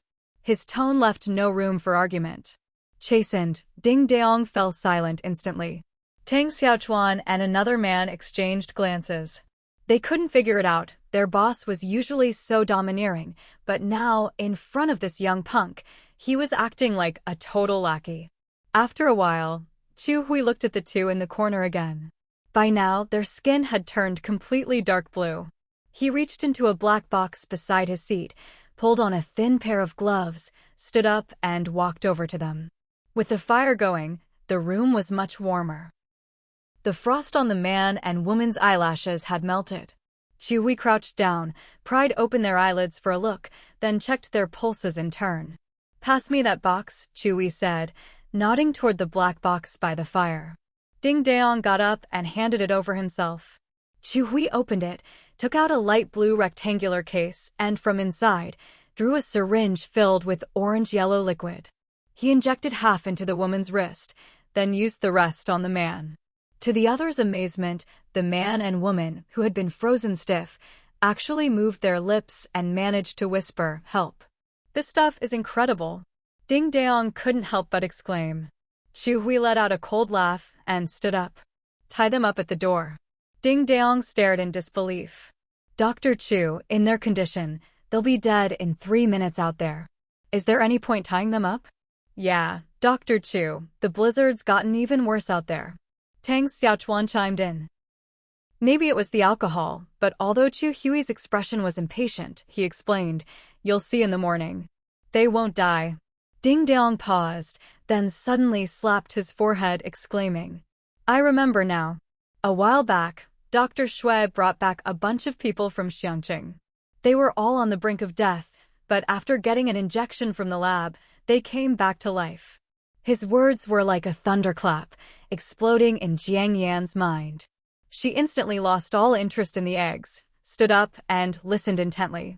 After Ding Daong finished, seeing that Chu Hui's face hadn't changed, he continued admiringly. "So, Dr. Chu, you're conducting the legendary natural cold resistance experiment? These two must be the toughest survivors who haven't had the drug yet." Whether it was the alcohol or the flattery, Chu Hui actually smirked. "Didn't expect you to have a brain, Captain Ding." He glanced out the window, a trace of resentment flashing in his eyes. "Too bad I don't have Xue Qianmei's luck." Some of the subjects she got were rare specimens, both in appearance and physical quality. Now that everything's frozen over, it's not easy to find new, fresh test subjects like that. Ding Daong, emboldened by the rare praise, pressed on. "But I heard that most of those people had injuries, so they weren't perfect test subjects. There was a college student named Yi, the youngest one, who was the best candidate. But I think he managed to escape." Inside the space, Jiang Yan froze, her whole body going rigid. Ding Daong's words wouldn't have meant much before the apocalypse. Back then, with the high population density in cities, unless you had a rare surname, you could find a dozen people with the same name just by walking down the street. But now, with the connection to Xiang City and Xue Qianmei, Jiang Yan couldn't help but suspect that the college student surnamed Yi he mentioned was, 9 times out of 10, Yi Qing. Even so, Jiang Yan didn't act impulsively. She got up, returned to the Apple Pod's living room, grabbed a bunny plushie and hugged it to her chest, closed her eyes, and listened carefully to the conversation between the two men, hoping to glean more useful information from their exchange. Even if he escaped from the base, he won't survive for long," Chu Hui said, a cold glint flashing in his eyes as he boasted arrogantly, "Anyone who dares to go against the lab hasn't even been born in this lifetime." Exactly. With this damned weather, even if he doesn't freeze to death, he'll starve." Ding Daong chimed in obsequiously. "Once you and the other doctors develop the antibody serum, extreme cold or heat won't be a problem anymore. You'll be the saviors of all humanity." Developing an antibody serum? Jiang Yan's eyelashes fluttered slightly. She discussed a similar topic with Song Qian and the others when they were taking shelter in the Shangyun Cliff Cave.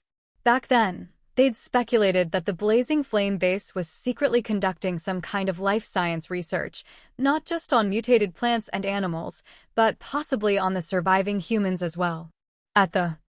And it was running in parallel with organ transplants and the like. But were those preserved corpses and tissues just failed experiments? There was another thing she hadn't figured out yet. Given the strength of the Blazing Flame base and Shui Miao Miao's viciousness, after Yi Qing and the others destroyed the Sky Hotel and made off with so much gold and that mysterious Black King fungus. They should have gone all out to hunt down the perpetrators. Yet, from the rainstorm until now, the whole incident seemed to have been brushed aside. If Ding Daong and Chu Hui's conversation really was about Yi Qing and Sun Jingtao's group, then at the very least, it meant Shui Miao Miao and her people didn't know they were the ones behind it. Otherwise, with Shui Miao Miao's style, she would have skinned them alive and hung their bodies on the wall as a warning. And the only ones who knew the real story were the people at Yaoben base. They were also the ones who blew up the building and destroyed all the evidence. But even if the people at Yaoben base kept their mouths shut, besides those who left on Yaoben's ships, there were still many who were released and returned home. No matter how much you tried to cover it up, the crimes of the other side and Sun Jingtao's heroic rescue couldn't have gone completely unreported. Unless those people who returned to their own neighborhoods. Mo Jingqing's name flashed through her mind. Jiang Yan pressed her lips together. She felt like she was starting to figure something out. But it was still too early to draw any conclusions. After all, she'd seen with her own eyes that the so-called high-ranking official, old Mo, and his granddaughter Mo Shiyao were closely connected to Shui Dajing and the others. A mess. Such a mess. Jiang Yan suddenly opened her eyes, rubbed her temples, and decided not to dwell on these tangled thoughts anymore. She refocused her attention on the outside world. The conversation in the cabin had already ended. Chu Hui, despite his youthful appearance, was a sly old fox. Even though he'd had a bit to drink, he remained highly alert. Sensing the conversation was getting too sensitive, he quickly reverted to his previous cold demeanor, barely responding to Ding Daong and his group. After sucking up for ages, Ding Daong returned to his seat, feeling a bit embarrassed, and didn't try to cozy up any further. Nothing much was happening outside, so Jiang Yan couldn't just barge out. However, she realized that these people did have some knowledge about the Blazing Flame base and even Yi Qing's group. Since she couldn't get any more useful information from their conversation, she'd have to take the initiative. It was just before 6 in the evening. Because of the blizzard, the days were short and the nights long. The sky outside was already pitch black. Even if those people wanted to move on, it wouldn't be until daylight tomorrow. So, she still had plenty of time to prepare. With that in mind, she went to the kitchen, took out a teppanyaki meal, and ate a simple dinner. As she ate, she thought over her next steps. First and foremost, what weapon should she use to subdue them? She remembered that behind the mountain where the cabin was located, there were 2 more tall peaks. The mountains were covered in thick snow. She couldn't use any loud weapons, or she'd risk triggering an avalanche.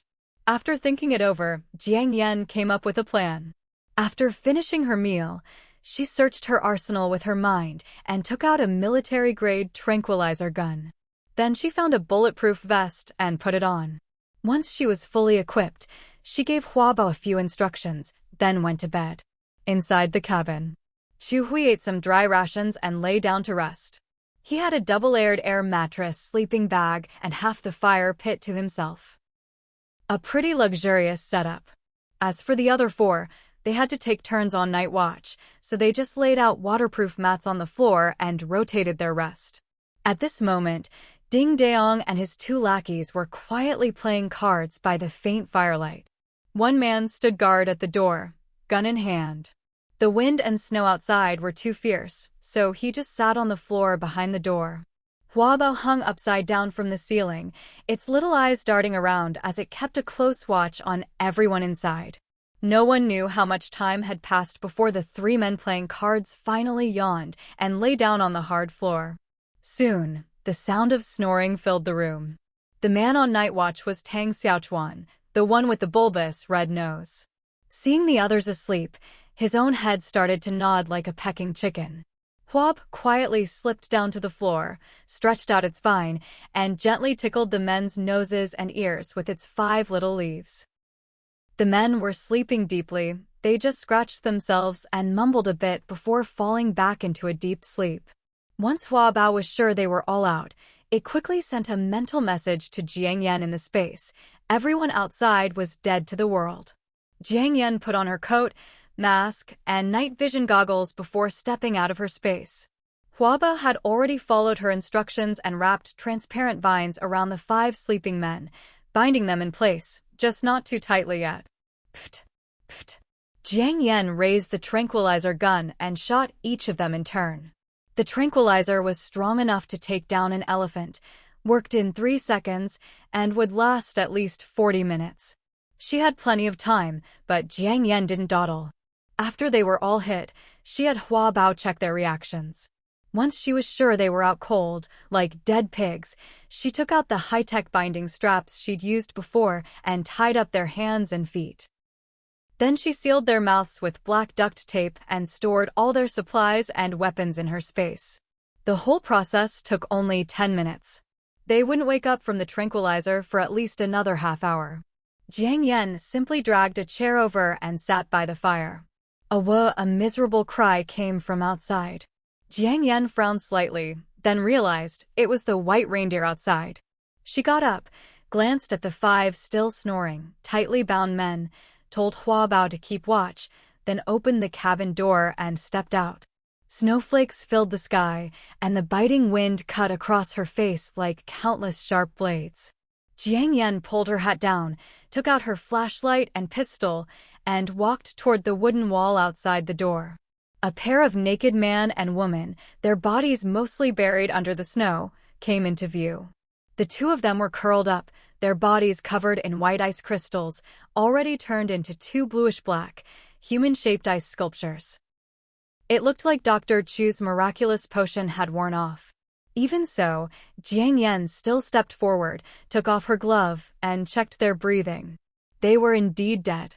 She put her glove back on and turned her gaze to the side. The red snowmobile and the white reindeer not far away were also half buried by the blizzard. Jiang Yan trudged over, cut the rope binding the reindeer, and first stowed the snowmobile into her space. The reindeer, seeing the light and her figure, didn't get up. Instead, it let out a weak, mournful howl. The sound was feeble, almost pleading. Jiang Yan guessed it must be injured. Otherwise, it wouldn't let itself be weighed down by the snow like this. To be safe, she took out her tranquilizer gun and gave it a shot as well. Once the reindeer's eyelids rolled back and it passed out, Jiang Yan walked closer. This reindeer was about the size of an elephant. Its antlers were fully grown, clearly an adult. Its fur was pure white, and it looked strong and healthy. But most of its body was buried under the snow. There were uneven icicles hanging from its antlers. Jiang Yan hesitated for a second, then gently placed her fingers on the reindeer and stored the massive animal into her space. She glanced at the time. The people inside the house wouldn't wake up for another 20 minutes or so, so she simply entered her space. The reindeer was automatically placed by the space in the orchard area of the planting zone. Although the fruit trees were sparsely planted, the reindeer was so large it crushed a patch of apple trees. Jiang Yan couldn't help but laugh wryly. The chicks, ducklings, and goslings she'd hatched earlier would usually roam the grassland or drink and swim by the creek, but they also loved to wreak havoc in her vegetable patch. They'd peck at the leaves and dig for earthworms and bugs. Whether they ever found any, she didn't know, but the soil was always a mess after a while. Luckily, these little animals seemed to be restricted by some rules of the space, and only roamed the planting zone and the grassland. As for the reindeer, Jiang Yan remembered reading that they usually lived in dense forests. But the fruit trees in her space barely reached her waist, hardly a forest. Still, she'd have to go back to deal with those people soon, so she didn't dwell on it. She'd just let it rest here for now. At worst, she could replant the trees later. Lost in thought, she walked over to the reindeer. The sunlight in the space was just right, and the icicles on its antlers and the snow on its body gradually melted into water. With the snow gone, Jiang Yan finally saw that the reindeer was indeed injured. Both its hind legs had bullet wounds and bloodstains, and it had clearly been dragged by the vehicle, leaving obvious scrapes. Its front legs were bent and tied to 2 small sled-like wooden boards. No wonder it couldn't stand up. Jiang Yan untied it, then summoned a medical kit with a thought.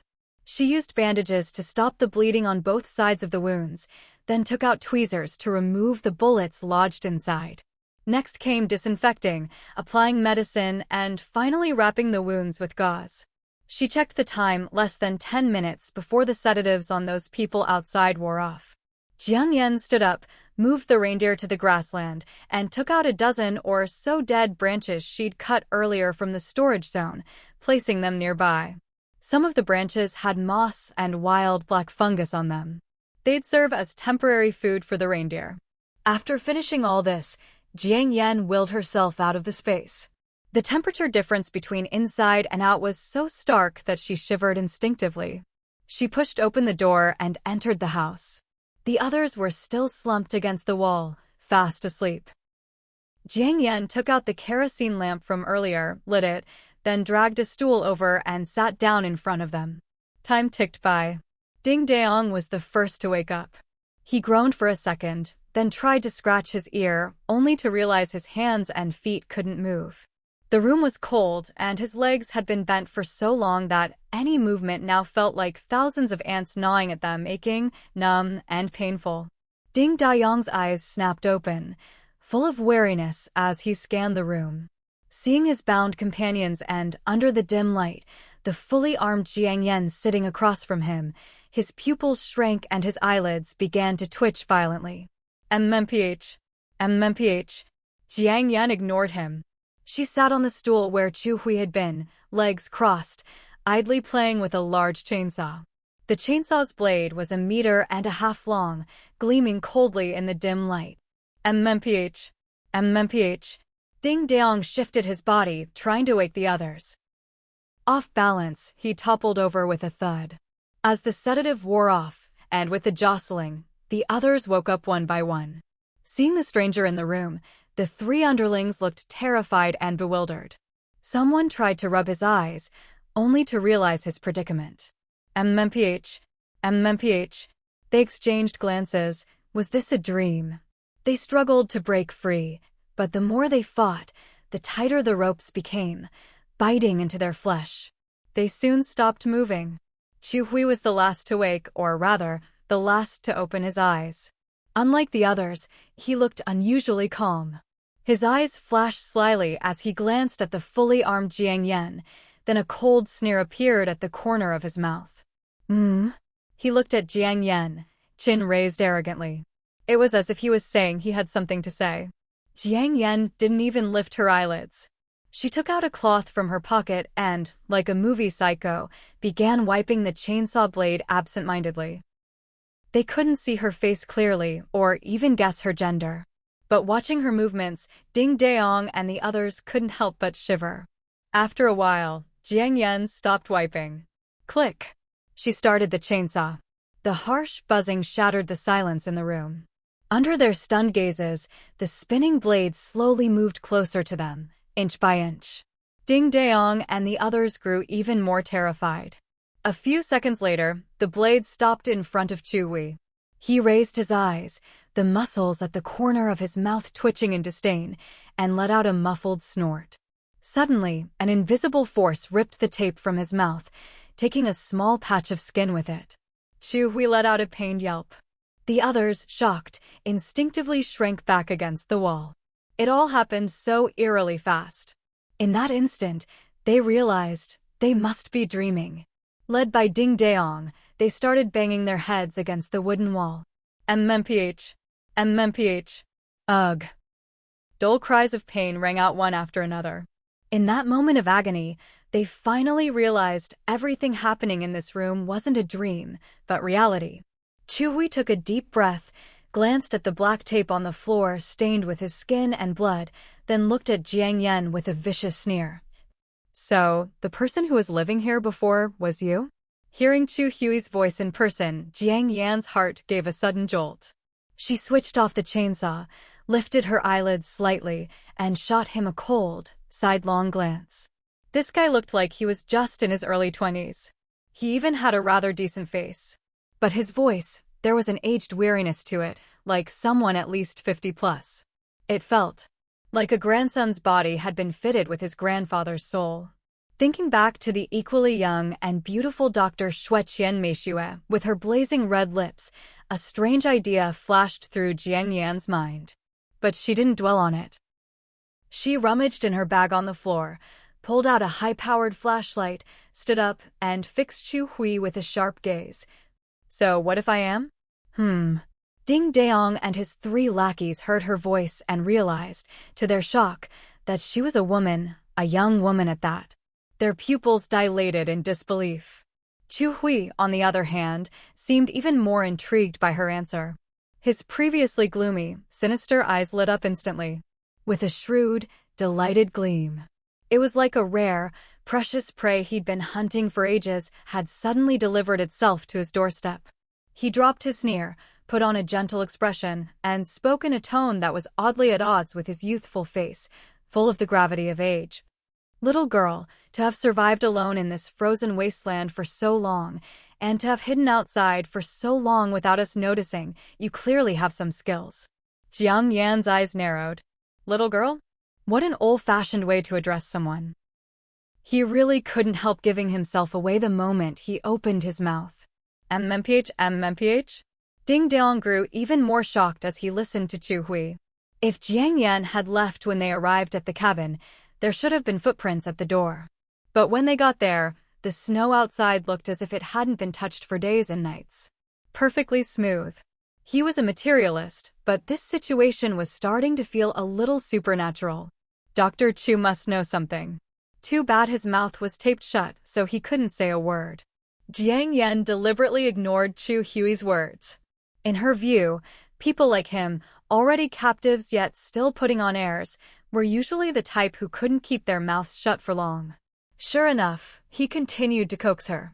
But this is the apocalypse now. It's not the time for lone wolf heroics. If you join the base and our lab, you'll enjoy endless riches and glory in this world. Oh? The base, the lab. Jiang Yan raised an eyebrow. Which base? What do you do? Seeing her interest, Chu Hui smiled and explained unhurriedly. There's only one blazing flame base here in Jincheng. As for the lab, you'll know once you join. It's like a savior reborn in this world.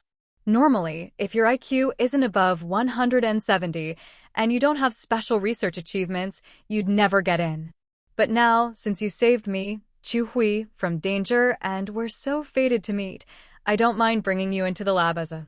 Chu Hui glanced at Ding Daong and the others, abruptly cutting himself off. Ding Daong and his men shot him a look, eyes full of confusion and longing. They knew little about the base's lab, only that it was a place of authority and endless mystery. It was directly overseen by Xue Miao Miao, the base leader, but somehow seemed to stand above even her. This time, they were only tasked with escorting him back to the lab at headquarters. Jiang Yan had already walked over, chainsaw in hand, and used the tip of the blade to lift Chu Hui's chin. Then she flicked on the flashlight and shone it at him. Blinded by the beam, Chu Hui instinctively closed his eyes and turned his head, exposing the skin near his earlobe. Jiang Yan's gaze paused on a white scar there, and she quietly drew in a breath. The scar ran from behind his earlobe down the back of his neck. It looked like he'd used some excellent scar cream, but there was still a thin, white line left behind. Seeing Jiang Yan lower the chainsaw, Chu Hui tried again to persuade her, "Little girl, what do you say?" "Not much to say."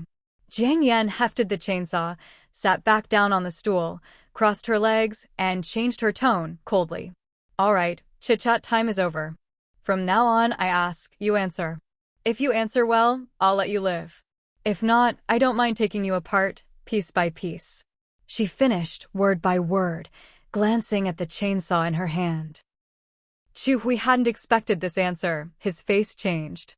"So just now, you were playing me?" Jiang Yan ignored him, instead mentally instructing Hua Bao to rip the tape off the others' mouths. Ow! Ding Daong and the others screamed in pain, and all simultaneously wet their pants in terror. This was too freaky. They must have seen a ghost today. Otherwise, how could she do something like making things appear out of thin air? They'd been determined to die before revealing anything, but now their resolve was crumbling. Looking at her, it was clear, if they kept their mouths shut, they'd die, and die horribly. But if they talked, there'd be no going back to Blazing Flame Base.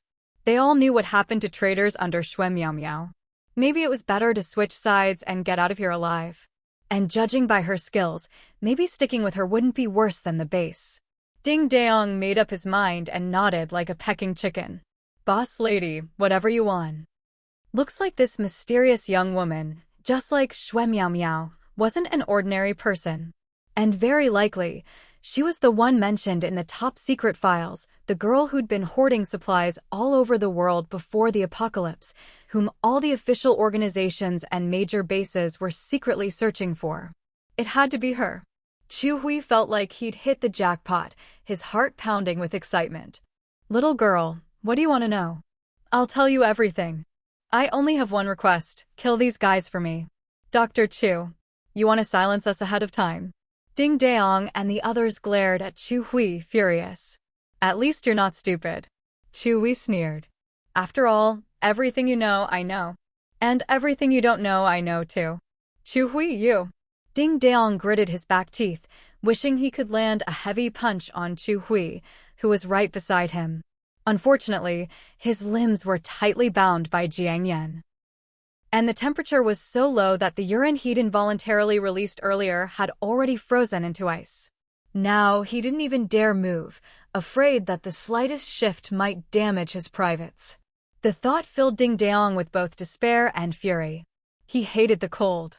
He hated the apocalypse. He hated this hypocrite Chu Hui beside him. He hated everything. Anger, you know, is often humanity's most useless response. Young lady, don't you agree? Chu Hui sneered, then turned to Jiang Yan with a gentle look in his eyes. Forgive me, miss, may I ask your name? Jiang Yan ignored his attempt at civility. She dragged a chair over and sat down, then raised the chainsaw in her hand and pressed it against his arm, her finger poised on the trigger. Tell me everything you know about the Blazing Flame base, Shui Miao Miao, and the laboratory. Having been rebuffed and now feeling the cold steel of the chainsaw against his skin, Chu Hui's confidence evaporated in an instant. His face turned pale. Miss, what I'm about to say is top secret. You'll have to kill the others first. Whether I kill them or not is up to me. It has nothing to do with you, Jiang Yan said with a cold laugh. Did he really think he could lead her by the nose, as if she were a 3-year-old? Chu Hui lifted his chin stubbornly. Then I'm afraid I can't tell you anything. The chainsaw roared to life. The sound of bones splintering filled the air. Blood sprayed across the wall and floor. You're a fucking lunatic. Chu Hui screamed, enraged and humiliated, as part of his arm was severed. Jiang Yan raised an eyebrow coldly. I told you, don't waste my time. As she spoke, the bloodied chainsaw was already at his neck. Seeing her fingers moving toward the switch, Chu Hui's eyes, which had been filled with violence and arrogance, instantly filled with fear. Wait. The sharp stench of fresh urine filled the room. The temperature was so low that wisps of steam were visible in the air. I won't repeat my question. The girl's voice, full of pressure, echoed in the room.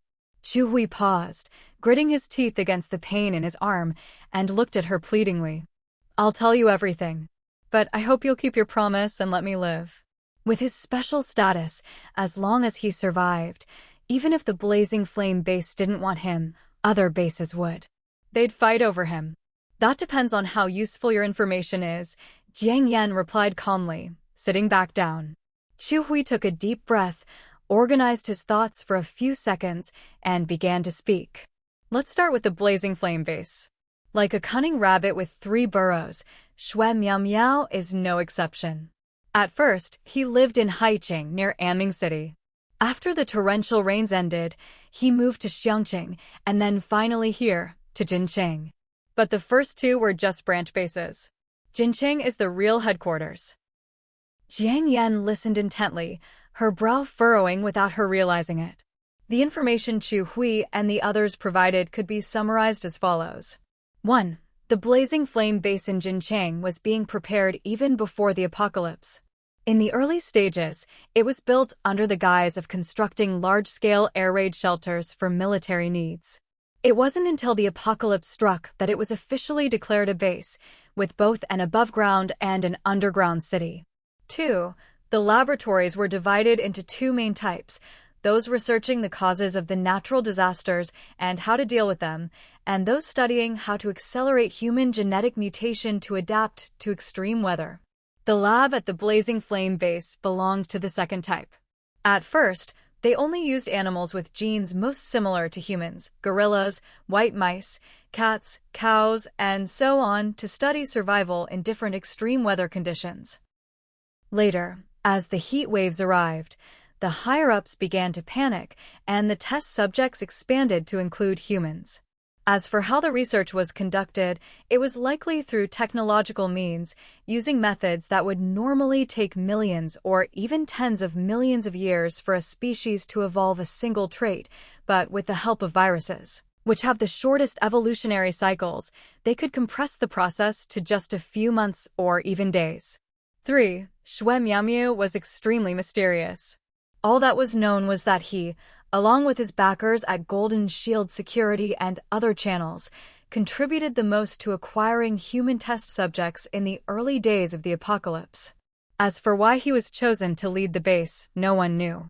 Chu Hui was evasive about the extent of official involvement, claiming he was just a researcher and didn't know the details. 4. Xiangqing originally had the richest coal resources, making it the best location to withstand the extreme cold. But due to problems with storing mutated viruses in the lab, which could have threatened the survival of all humanity, the self-destruct system was activated. 5. Shuqian Meishue did indeed use a transport plane to evacuate some people from Xiangqing before the explosion. But the only escapee known by name was a college student surnamed Yi, recognized by someone at the base as a former classmate. As for the others, they used aliases, so their real identities were unknown. An hour later, after interrogating all 5 captives, Jiang Yan stood up, feeling a wave of exhaustion. This fatigue came more from the shock of learning part of the truth than from physical effort. "Miss, we've told you everything. Can you let us go now?" Ding Daong mustered his courage and asked weakly. Chu Hui chimed in, "Yes, you see, Ding and the others, and I have all cooperated fully. Surely you'll keep your word and let us go." By now, he'd fully accepted the reality. There was no going back to the Blazing Flame base. Even though he'd be valued at any other base, that was only if he could survive to get there.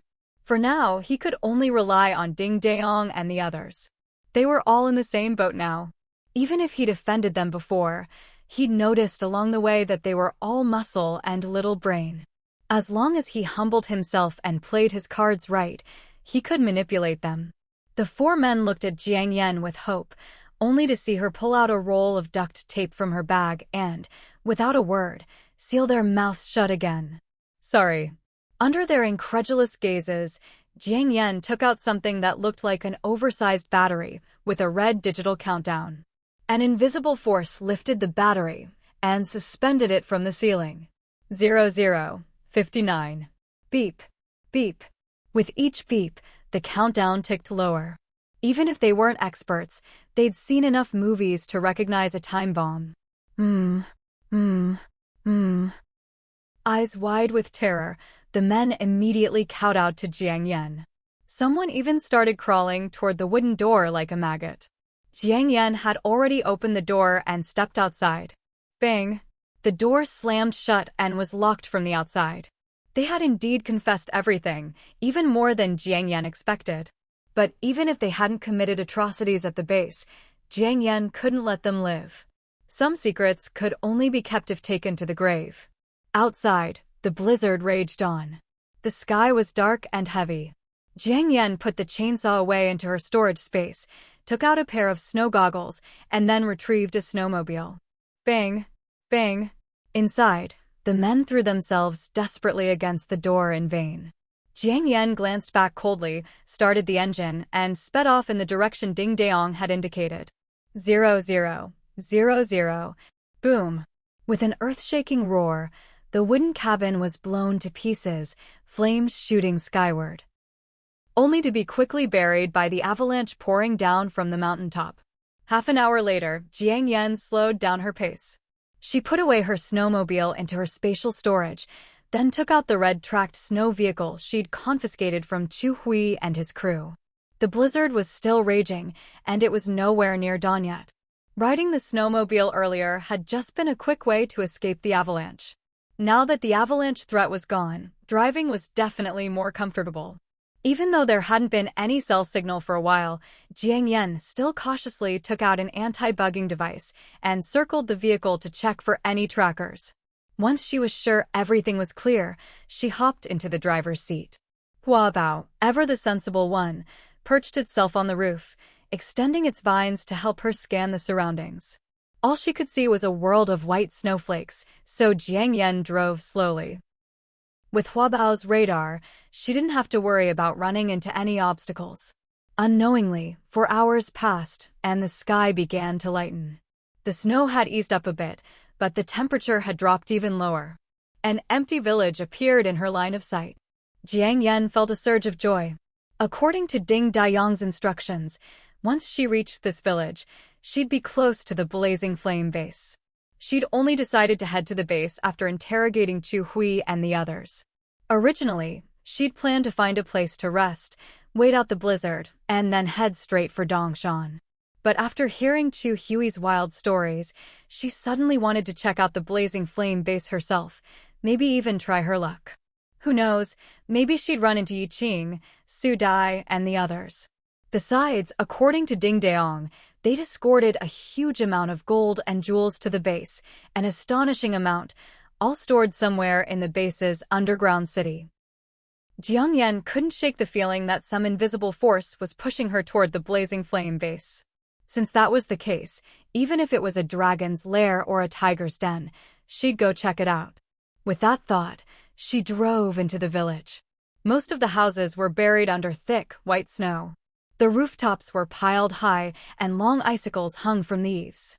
If not for the broken doors and windows, Jiang Yan could almost imagine she'd arrived at a snowy village in northeast China before the apocalypse. After a sleepless night and hours on the road, she was feeling tired. She simply drove into the courtyard of one of the larger-looking houses. Calling it a courtyard was a stretch. The walls were buried under snow, and the area in front of the house was just a bit more open. After parking, Jiang Yan took off her snow goggles and rubbed her brow. Then, with a thought, she pulled a hot cup of brown sugar boba milk tea from her spatial storage and sipped it slowly. Back before the apocalypse, she'd stocked up on milk tea and coffee, some sugar-free, some extra sweet. The former was for cravings, the latter for warmth and comfort. After half a cup of sweet milk tea, she felt much warmer.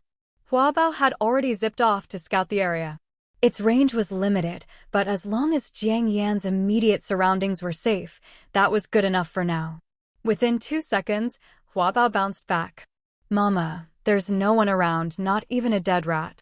Jiang Yan nodded and told it to rest in the passenger seat. Hua Bao refused, insisting on staying on the roof to keep watch. Even though Hua Bao didn't get tired or feel hot or cold, Jiang Yan still felt a bit guilty. But she couldn't win the argument.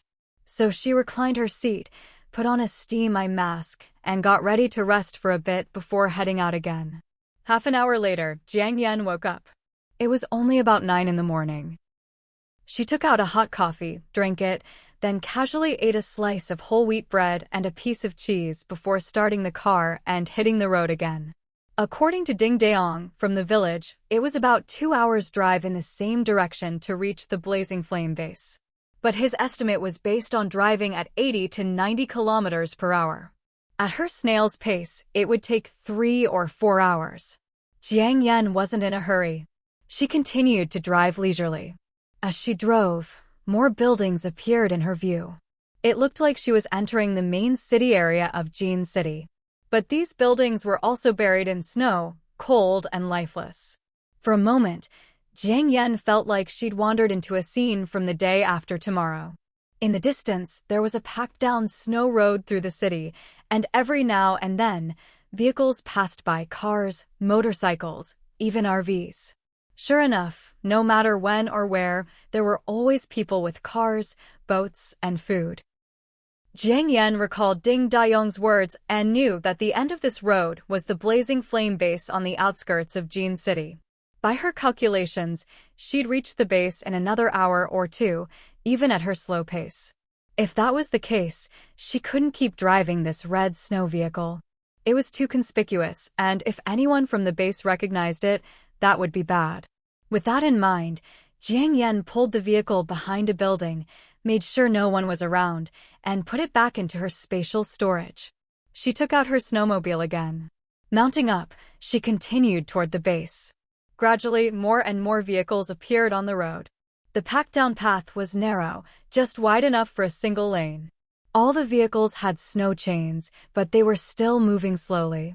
Every so often, she saw cars that had veered off the main road and gotten stuck in the snow. People had learned their lesson. One by one, they kept a safe distance and followed along. Jiang Yan wasn't surprised to see so many vehicles and survivors heading for the blazing flame base. After all, to her, the base was a den of monsters. But to most people, it wasn't like that. All they knew was that the base was big, offered jobs, let them trade for fuel and supplies, and gave them a chance to survive the apocalypse. Better a miserable life than a glorious death. Jiang Yan shook off her thoughts and focused on the road. At some point, an off-road motorcycle appeared beside her. Probably another solo survivor. He kept glancing at Jiang Yan, looking like he wanted to strike up a conversation, but held back. After the apocalypse, everyone preferred to mind their own business, unless they needed something. After a while, the guy glanced at her snowmobile's empty back seat and finally found an excuse to speak up. "Hey, bro, you're traveling without any luggage? That's pretty badass." Jiang Yan glanced at him out of the corner of her eye. His back seat was piled high with all sorts of crumpled bags, making him look like a wandering gypsy. Her own back seat and luggage rack were completely empty. At least she'd remembered to sling a backpack over her shoulders. Jiang Yan took a silent breath. Careless. She'd spent so long alone in the mountains, she'd nearly forgotten how to blend in with the crowd. Seeing she didn't reply, the guy tried again, a little more patiently. "Hey, bro." "Lost it," Jiang Yan replied coolly, giving him a sidelong look. "You're actually a woman?" Hearing Jiang Yan's voice, the gypsy man was stunned for a second, then his face filled with admiration and disbelief. Jiang Yan focused on riding her bike, ignoring his words. After the apocalypse, women faced far more dangers than men. That's why, when Jiang Yan bought clothes, she only chose unisex or men's styles. Now, fully geared up and wrapped tightly from head to toe, it was understandable that he'd mistaken her for a man earlier. But since they were just passing acquaintances, there was no need to explain. The man spoke up again. "Sis, do you want me to give you some supplies to help you disguise yourself? If you travel like this, you'll easily attract attention." "No need, thanks." Jiang Yan refused without a second thought. "Sis, this guy sure knows how to strike up a conversation. Don't worry, what I'm offering is light and doesn't take up much space." "I'm not trying to trick you into hauling my stuff," he said with an awkward smile, hurrying to explain. Jiang Yan replied, "Really, I don't need it."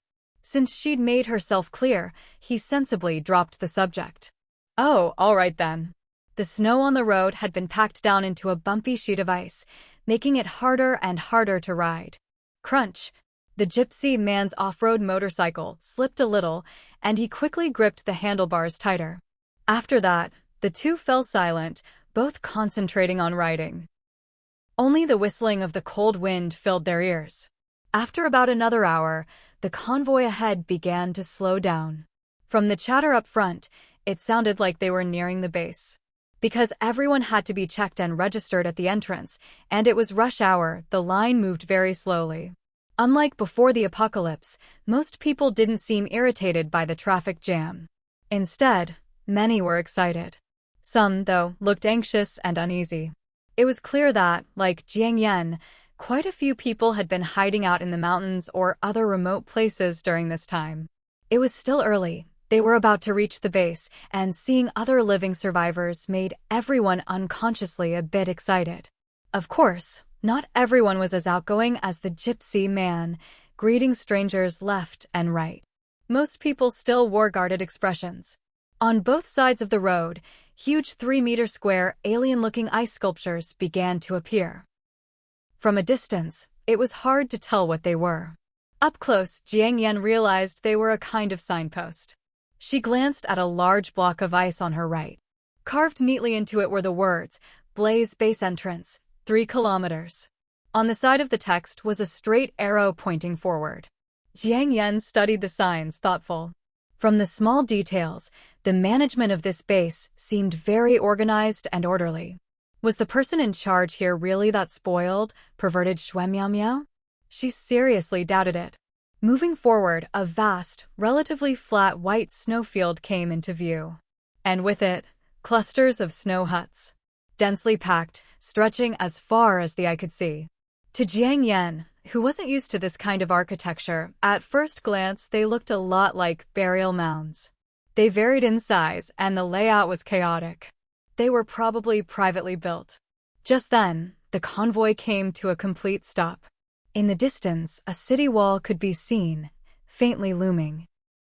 Jiang Yan guessed they'd reached TH. Then I'd suggest you observe and ask around outside the base before making a decision. As he said this, his previously joking tone turned a bit serious. Jiang Yan raised an eyebrow. Oh? Why do you say that? You need to register to enter the base. You're a single woman, judging by your build, height, and voice. You're pretty young. It's easy to get singled out. He abruptly cut himself off, realizing he might have said too much, and quickly changed tack. Anyway, just be careful out there. I've stayed at 2 small bases before, and young single women in good shape. Things didn't end well for them. If you really want to go in, at least ask around first, find out what the taboos are and what to watch out for. Every base has its own culture and situation. Of course, if you don't mind certain kinds of work, then just ignore what I said. Jiang Yan couldn't help but laugh. This guy was actually pretty decent. Still, his words didn't make her let down her guard. Even if he hadn't said anything, she would have done the same. Oh, thanks for the heads up, Jiang Yan replied calmly. No problem, he said, letting out a silent sigh. The convoy started moving again. Half an hour later, Jiang Yan finally reached the outer perimeter of the base. A towering ice wall, 7 or 8 stories high, loomed ahead. If not for the giant ice-carved characters above the main gate, Blaze Base, and the whole apocalypse setting, Jiang Yan would have thought she'd wandered into a supersized version of Harbin's Ice and Snow World. Atop the ice wall and in hollowed-out alcoves were guards stationed at regular intervals. Without exception, they were fully armed, each holding a submachine gun. They looked seriously intimidating. Not far outside the ice wall was a deep trench, over a dozen meters wide. It looked at least 20 or 30 meters deep, reinforced with some kind of material, and very smooth. It was a bit like the moats outside ancient city walls. Jiang Yan guessed the moat was probably designed to keep out mutant animals. Of course, she'd seen similar setups in sci-fi movies, mainly to keep out zombies. All in all, compared to the Xiangqing base, this place was on a whole different level. It was not to be underestimated. To enter the base, there was a 4-lane road leading straight to the ice gate. Both sides of the road were lined with ice block guardrails. Vehicles slowly made their way up. Before crossing the bridge, there was a manual inspection, probably to check for flammable or explosive materials in the vehicles and luggage. Several burly, armed guards, each with a huge German shepherd on a leash, inspected every vehicle carefully.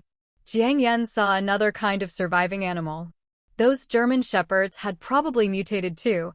Their bodies were about the size of a full-grown domestic pig. They looked fierce and majestic. If you wanted to enter the base, you just had to queue up for inspection. If you weren't planning to go in yet, there were several people nearby wearing cardboard signs around their necks, drumming up business. 50 of food gets you a night in an ice hut. It's not that you can't afford the base, ice huts are just better value. Jiang Yan looked at the signs and the people braving the wind and snow and paused for a moment. She suddenly felt like she'd wandered into a farmhouse B&B area outside a tourist attraction. Truly, you live long enough to see everything. Hey, handsome guys, are you looking for a place to stay? A young man with a Snow Lodge advertisement hanging from his chest walked over to Jiang Yan and the gypsy man. Their motorcycles were parked side by side. In front of them was a cream-colored Class A RV, and behind them was a silver-gray pickup truck. The two of them were squeezed in between. At first glance, it looked like they were traveling together. Jiang Yan remembered the gypsy man's earlier warning, so she shook her head and stayed silent. She wasn't really worried about revealing her gender and causing trouble for herself. But since she was a stranger here, and this was Shui Miao Miao's turf, it was better to keep things simple and avoid unnecessary trouble. Best to just listen to advice. Is parking free? The gypsy man asked. Jiang Yan nearly burst out laughing at this, but after hearing the young man's reply, her smile faded. It's not free, but for vehicles like yours, small ones, it's 50 grams of food for the whole night, or you can pay with fuel. For something like that RV, it's at least 2 Jin. Don't worry, once you park in our area, safety is guaranteed. The line waiting to enter the base wasn't moving, so the gypsy man started chatting with the young man. The young man could tell they were both riders, potential customers, not like those with cars who could just sleep in their vehicles. So he was quite enthusiastic in his explanation. Jiang Yan listened quietly from the side and quickly understood the situation. A large flat area outside the base had been leased by a business. They had to pay rent to the base management. This business built snow lodges themselves. Depending on the price, they offered different levels of amenities. Some snow lodges just had a bed, some had a bed and a table, and others had bedding, a brazier, and an oil lamp. If you couldn't get into the base and wanted to stay outside, you had no choice but to stay here or turn back. Anyway, within 2 kilometers of the base, this business had a monopoly. If you wanted something else, tough luck. Jiang Yan could guess with her toes that this business was probably related to the base's higher-ups. No wonder these people could openly hang signs and solicit business at the base entrance without anyone saying a word. So, what do you think? Want to stay outside? The gypsy man had finished listening to the young man's pitch and turned to Jiang Yan. According to the young man, entering the base required a fee of 10 Jin of food or equivalent fuel per person. And that was just the entry fee. If you wanted to rent a place inside, that was another expense. He clearly didn't have that much in supplies unless he pawned his off-road motorcycle. Or he could sign a labor contract and work for the base in exchange for food and shelter. But those who worked for room and board probably didn't have it much better, just a big communal bed and plain porridge. The only advantage was safety and a roof over your head.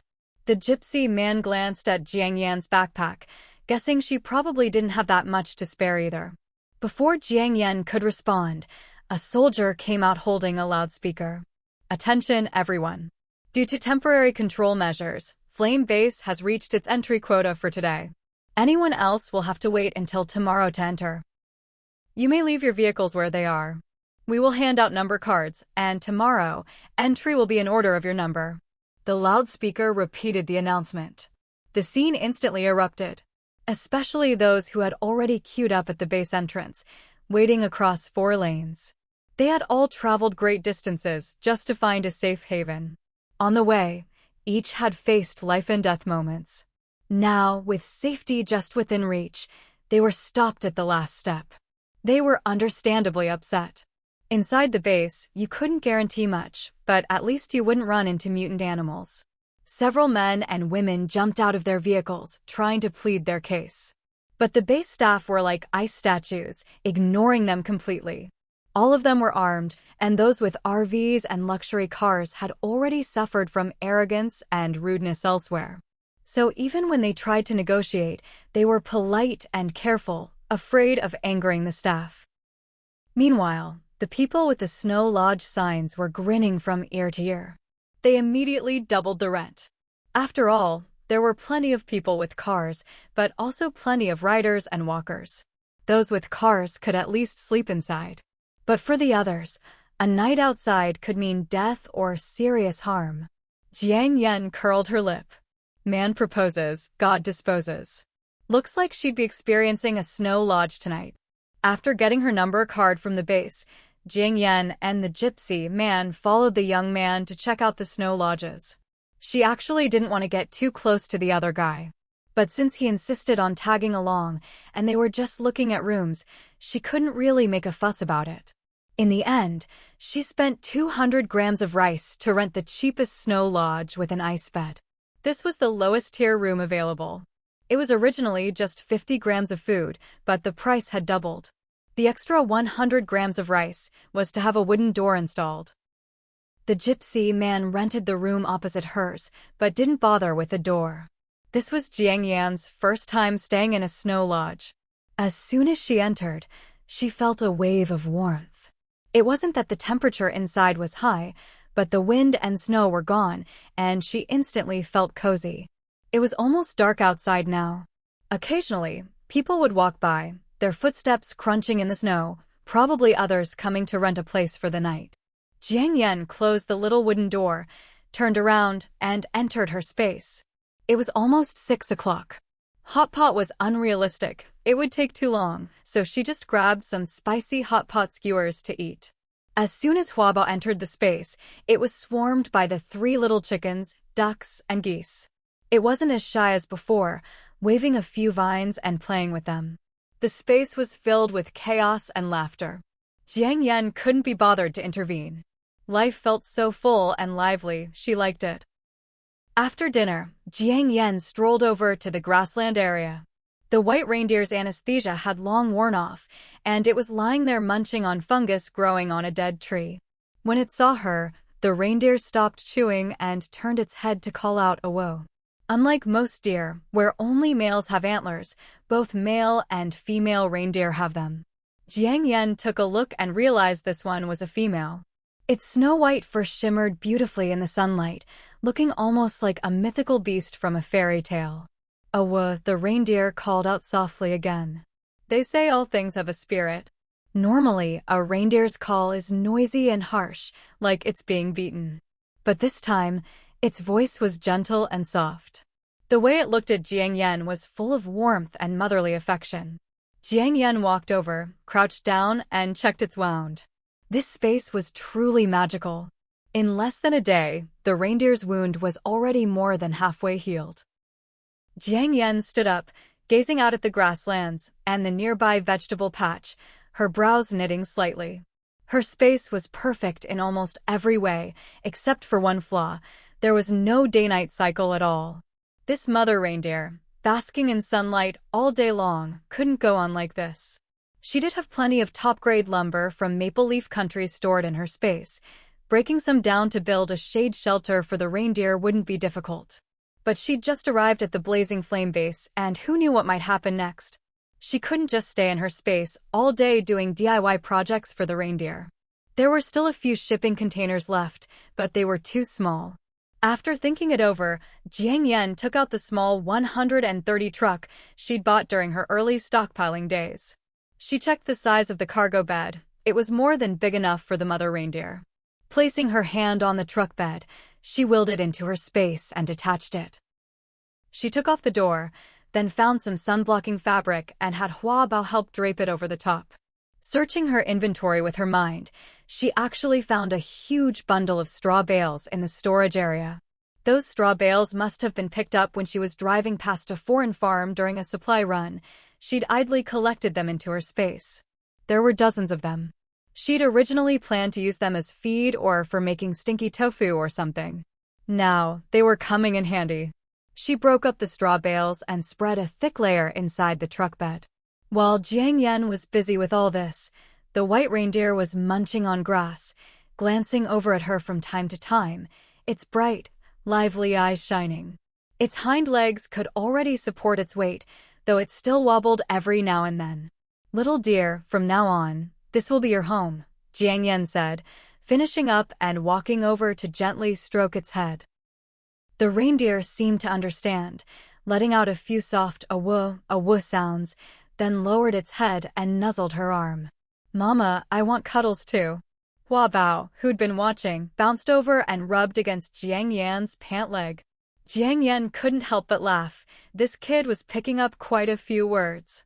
She patted the reindeer gently, then pointed at the shipping container. "Little dear, go take a look. See if you like it." "Oh."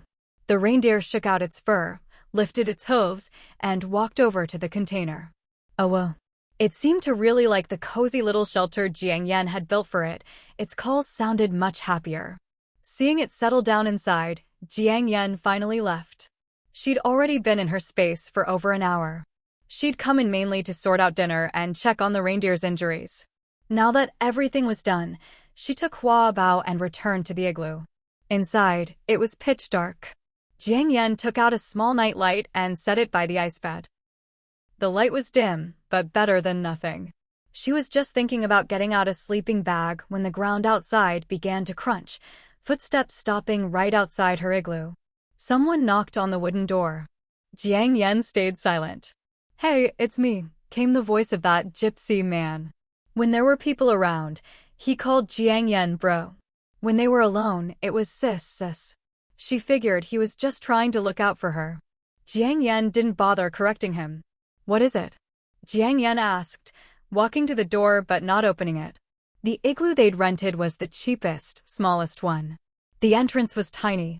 The door was built like a doggy door. You had to crouch to get in or out. Seeing she didn't open the door, the man realized she was being cautious. He didn't get upset, just lowered his voice and said, "Didn't you lose your luggage? And you just paid the rent, so you probably don't have much left. I brought you some food." "Oh, that's all right. I still have some rations, but thank you," Jiang Yan politely declined. He continued, "Actually, I knocked earlier, but you didn't answer. Thought maybe you were at the public restroom. Oh, and here's a mouse skin mat, supposed to be great for warmth. I just traded for it, and I'm giving you one too." Sleeping right on the ice bed, where not Yanggua and Xialong to, you know. Most people would get sick. With this mouse skin mat as a layer, it's a bit better. Mouse skin mat? It might be warm, but wasn't she supposed to worry about catching something like the plague? Jiang Yan sucked in a cold breath. Before the apocalypse, she'd been a travel blogger and had seen or heard about all kinds of buildings around the world. The igloo originated with the Inuit in the far north. Traditionally, they'd lay seal skins on the ice bed, burn seal oil lamps with wicks made from seal fur. Some families, when guests came, would even lay a layer of soft snow on the bed, then branches, then animal skins on top. Such snow beds were actually quite warm.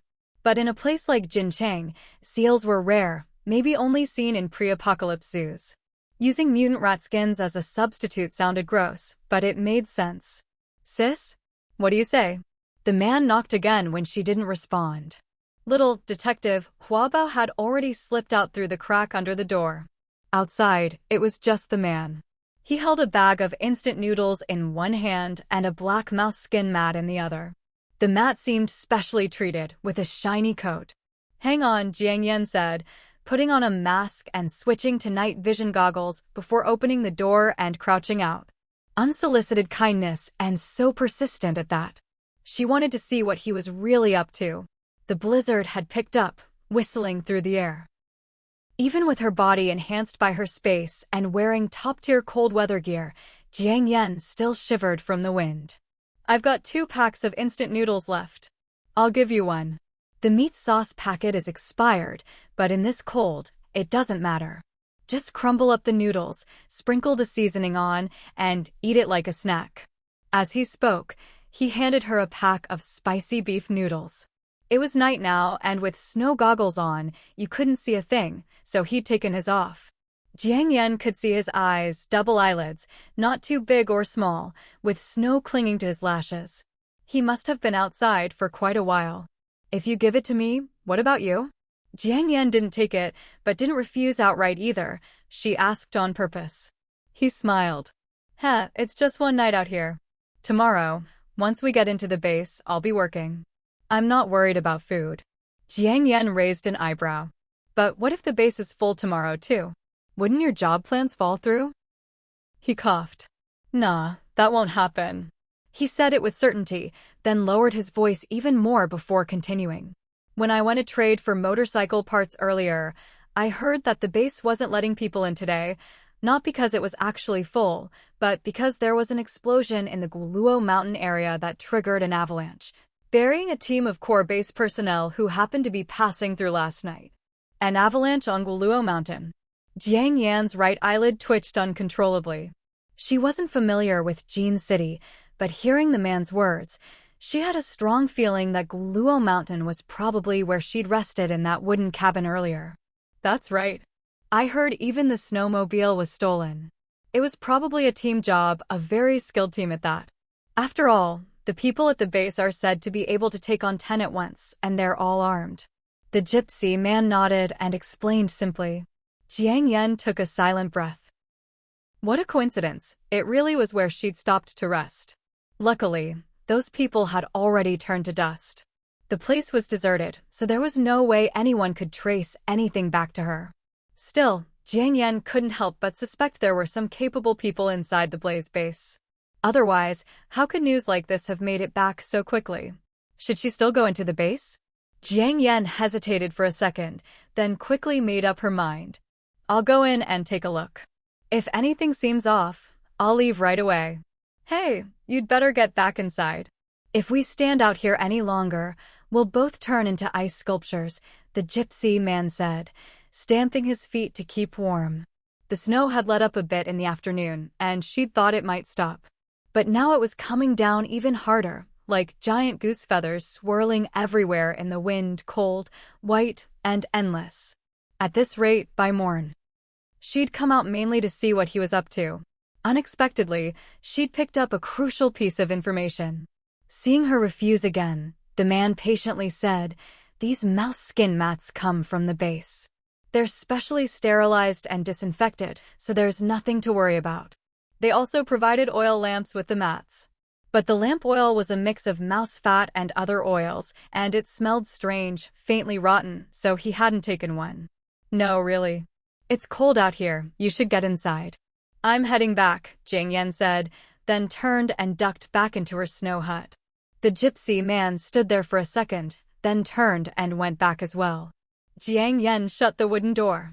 She took out 2 air mattresses and a thermal mat, stacked them on the ice bed, then pulled out a down sleeping bag, took off her shoes, and crawled in. If it weren't for Huaba guarding her, she'd never dare sleep so soundly at night. She wouldn't even take off her shoes. The snow hut instantly fell silent. Outside, the wind and snow howled. Occasionally, from the larger snow huts nearby, she could hear men and women hard at work. The women's cries were pitiful, rising and falling. The men sounded wild and unrestrained. They say people only think about pleasure when they're warm and fed. Who'd have thought, even in such harsh conditions, weren't they afraid of collapsing the snow hut? Jiang Yan gritted her teeth and endured it. After a long while, the sounds continued. She finally gave up, summoned a pair of sleep headphones from her space, and put them on. The world went quiet in an instant. Before long, Jiang Yan drifted off to sleep. She woke naturally the next morning. It was already light out. There was a commotion outside. Sounded like an argument. Probably someone's car parked outside had its gas tank pried open or its tires stolen. Jiang Yan wasn't interested in gossip. She entered her space, washed up quickly, ate a small basket of mini pan-fried buns, and drank a cup of hot milk before coming out. She put on her snow goggles, slung on her backpack, opened the door, and ducked outside. The blizzard was still raging, even heavier than before. Out of the corner of her eye, she saw the gypsy man's snow hut across the way, the entrance piled high with snow.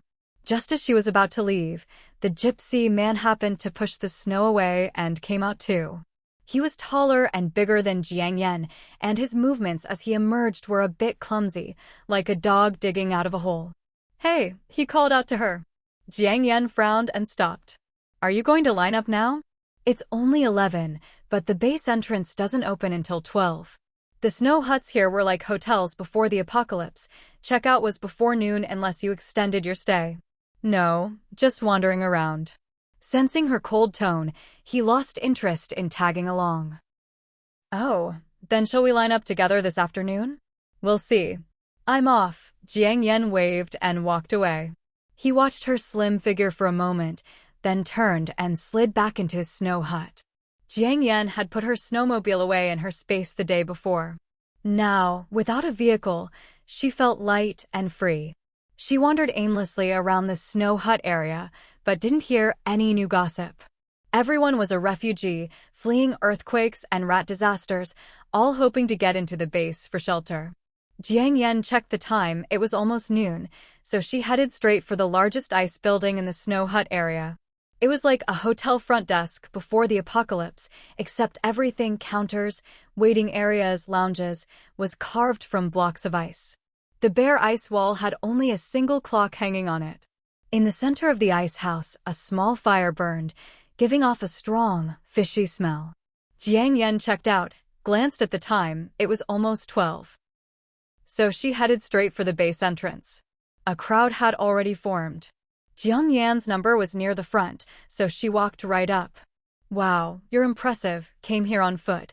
Someone called from a battered, overcrowded van, eyeing her with curiosity as she passed with her bare-bones backpack. Jiang Yan shook her head. The man stared, thinking she was mute, and pulled his head back inside. Just then, the base gates opened and a group of soldiers and staff came out.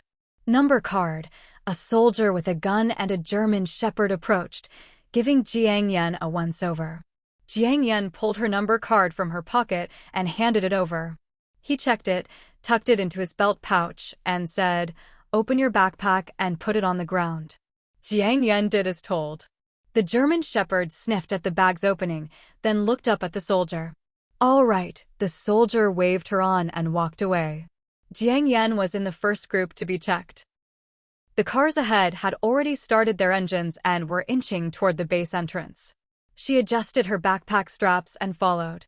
Just as she was about to step onto the 4-lane bridge over the deep pit, a panicked scream suddenly erupted from the back of the line. "Help! Get into the base, quick! Forget the supplies, just run! Honey, wait for me! Get in the car first and roll up the windows! My RV, my RV!" Desperate, blood-curdling screams echoed through the air, followed by the thud of bodies hitting the ice and the sickening sound of flesh being torn apart. The blizzard was too fierce. Visibility was extremely low. No one could see clearly what was happening at the rear of the group. For a second, everyone exchanged anxious glances, and then panic broke out in the ranks. The soldiers who had earlier taken their German shepherds to the back of the convoy to check supplies had already stopped their inspections. Now, weapons in one hand and leashes in the other, they strode back at a rapid pace, shouting at the top of their lungs. "It's man-eating mutant rats! Drop your supplies and retreat to the base entrance." Some people heard the warning and bolted for the base entrance. Others, unwilling to abandon the supplies in their vehicles, had just opened their trunks when swarms of giant mutant rats lunged forward and snapped their necks in a single bite. The temperature was so low that the warm, salty blood instantly turned into streaks of red slush and icy mist in the air. The scent of blood was quickly carried by the wind, seeping into everyone's nostrils. Mutant rats? Jiang Yan didn't look back, but glanced toward the base entrance. She was about to make a run for it when, after a few sharp whistles, the once wide-open gate slammed shut with a loud crash. A few people who were just a step away from safety were shoved back without warning, stumbling and falling hard onto the icy ground. Jiang Yan frowned slightly at the scene. The road to the blazing flame base was unique, aside from the snow hut entrance area. It was high on both sides and low in the middle, forming a sunken trough. The snow piled on either side was at least 2 or 3 meters high and 5 or 6 meters wide, artificially shaped into dam-like steps. It looked soft and harmless. But in reality, once someone entered, the powdery snow could easily flood their nose and mouth, causing them to inhale it and suffocate. And as people moved, the snow would compress and harden. Trying to climb to the top of the snowbanks or break through to the snow hut area was simply impossible. The road in the middle, though packed solid by passing vehicles, was, in a word, slippery. Extremely slippery. Running quickly and steadily on it was just as unrealistic. The mutant giant rats seemed to be coming from behind. And now, the base had shut the only way in. From the angry shouts near the snow hut entrance, it was clear those gates had also been closed. Jiang Yan suddenly felt like they were being trapped, like fish in a barrel. But what was the point of this? Open the gate. Please, open the gate. The people who'd been shoved down at the entrance scrambled to their feet, banging desperately on the heavy wooden doors. Someone tried to force them open, but the side-hinged doors seemed wedged tight in the ice, refusing to budge. The soldiers stationed on the ice walls and in the ice pits had already loaded their weapons, aiming them at the road in front of the base entrance. The soldiers and hounds who'd been inspecting supplies were also unable to get inside. Instead, they all took cover behind nearby snowdrifts, setting up their guns to cover the roadway. Jiang Xiaoyue took a deep breath. It was clear these soldiers' main job was to defend the base, not to launch attacks. A tough battle was about to begin. She took off her backpack and, from inside, or rather, from her space, pulled out a black watermelon knife sharp enough to slice through iron like mud.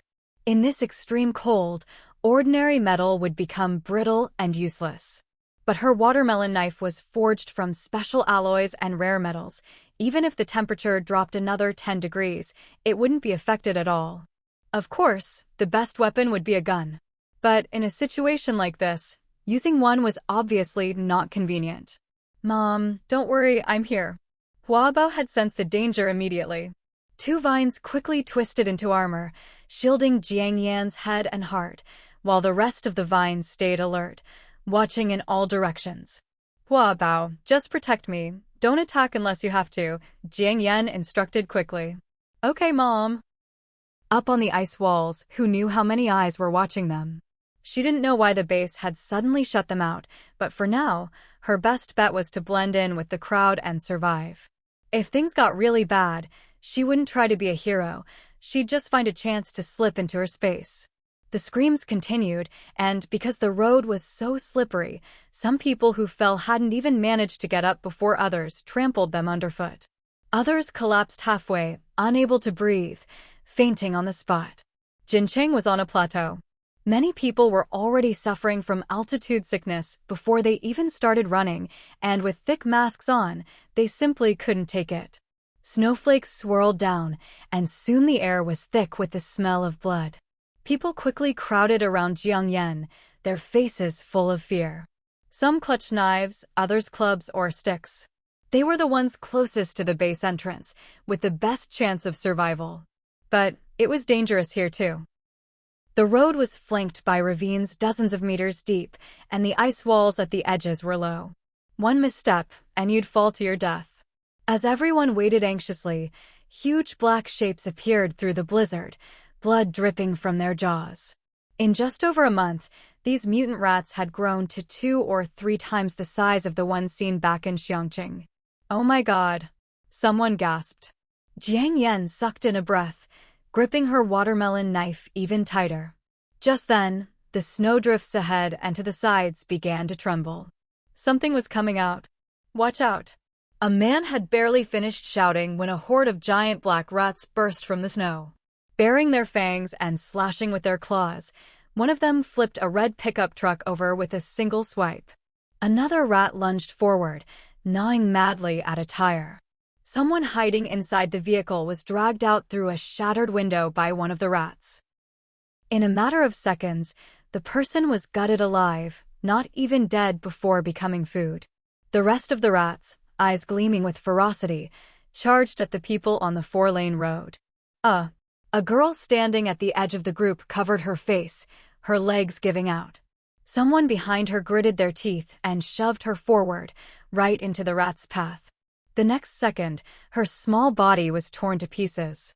Bang! Bang! Bang! Gunshots finally rang out in all directions, bullets slamming into the mutant rats. Blood sprayed everywhere.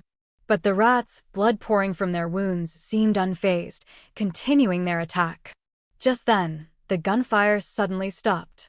Ropes dropped down from the ice walls, and tall, imposing figures began sliding down, one after another. It felt just like suddenly being dropped into a James Bond movie. Some of the black-clad figures landed steadily on the ground, while others took advantage of their momentum to leap through the air, weapons in hand, striking straight for the vital points of the mutant giant rats. In the midst of the blizzard, the sound of blades slicing through flesh rang out. Blood splattered everywhere, and the stench of it grew thicker by the second. The wounded giant rats squealed shrilly, twisting and writhing in a frenzy as they tried to throw off the people clinging to them, but without exception, They all failed. Oh my god. They're incredible. These people are huge. Are they outside reinforcements?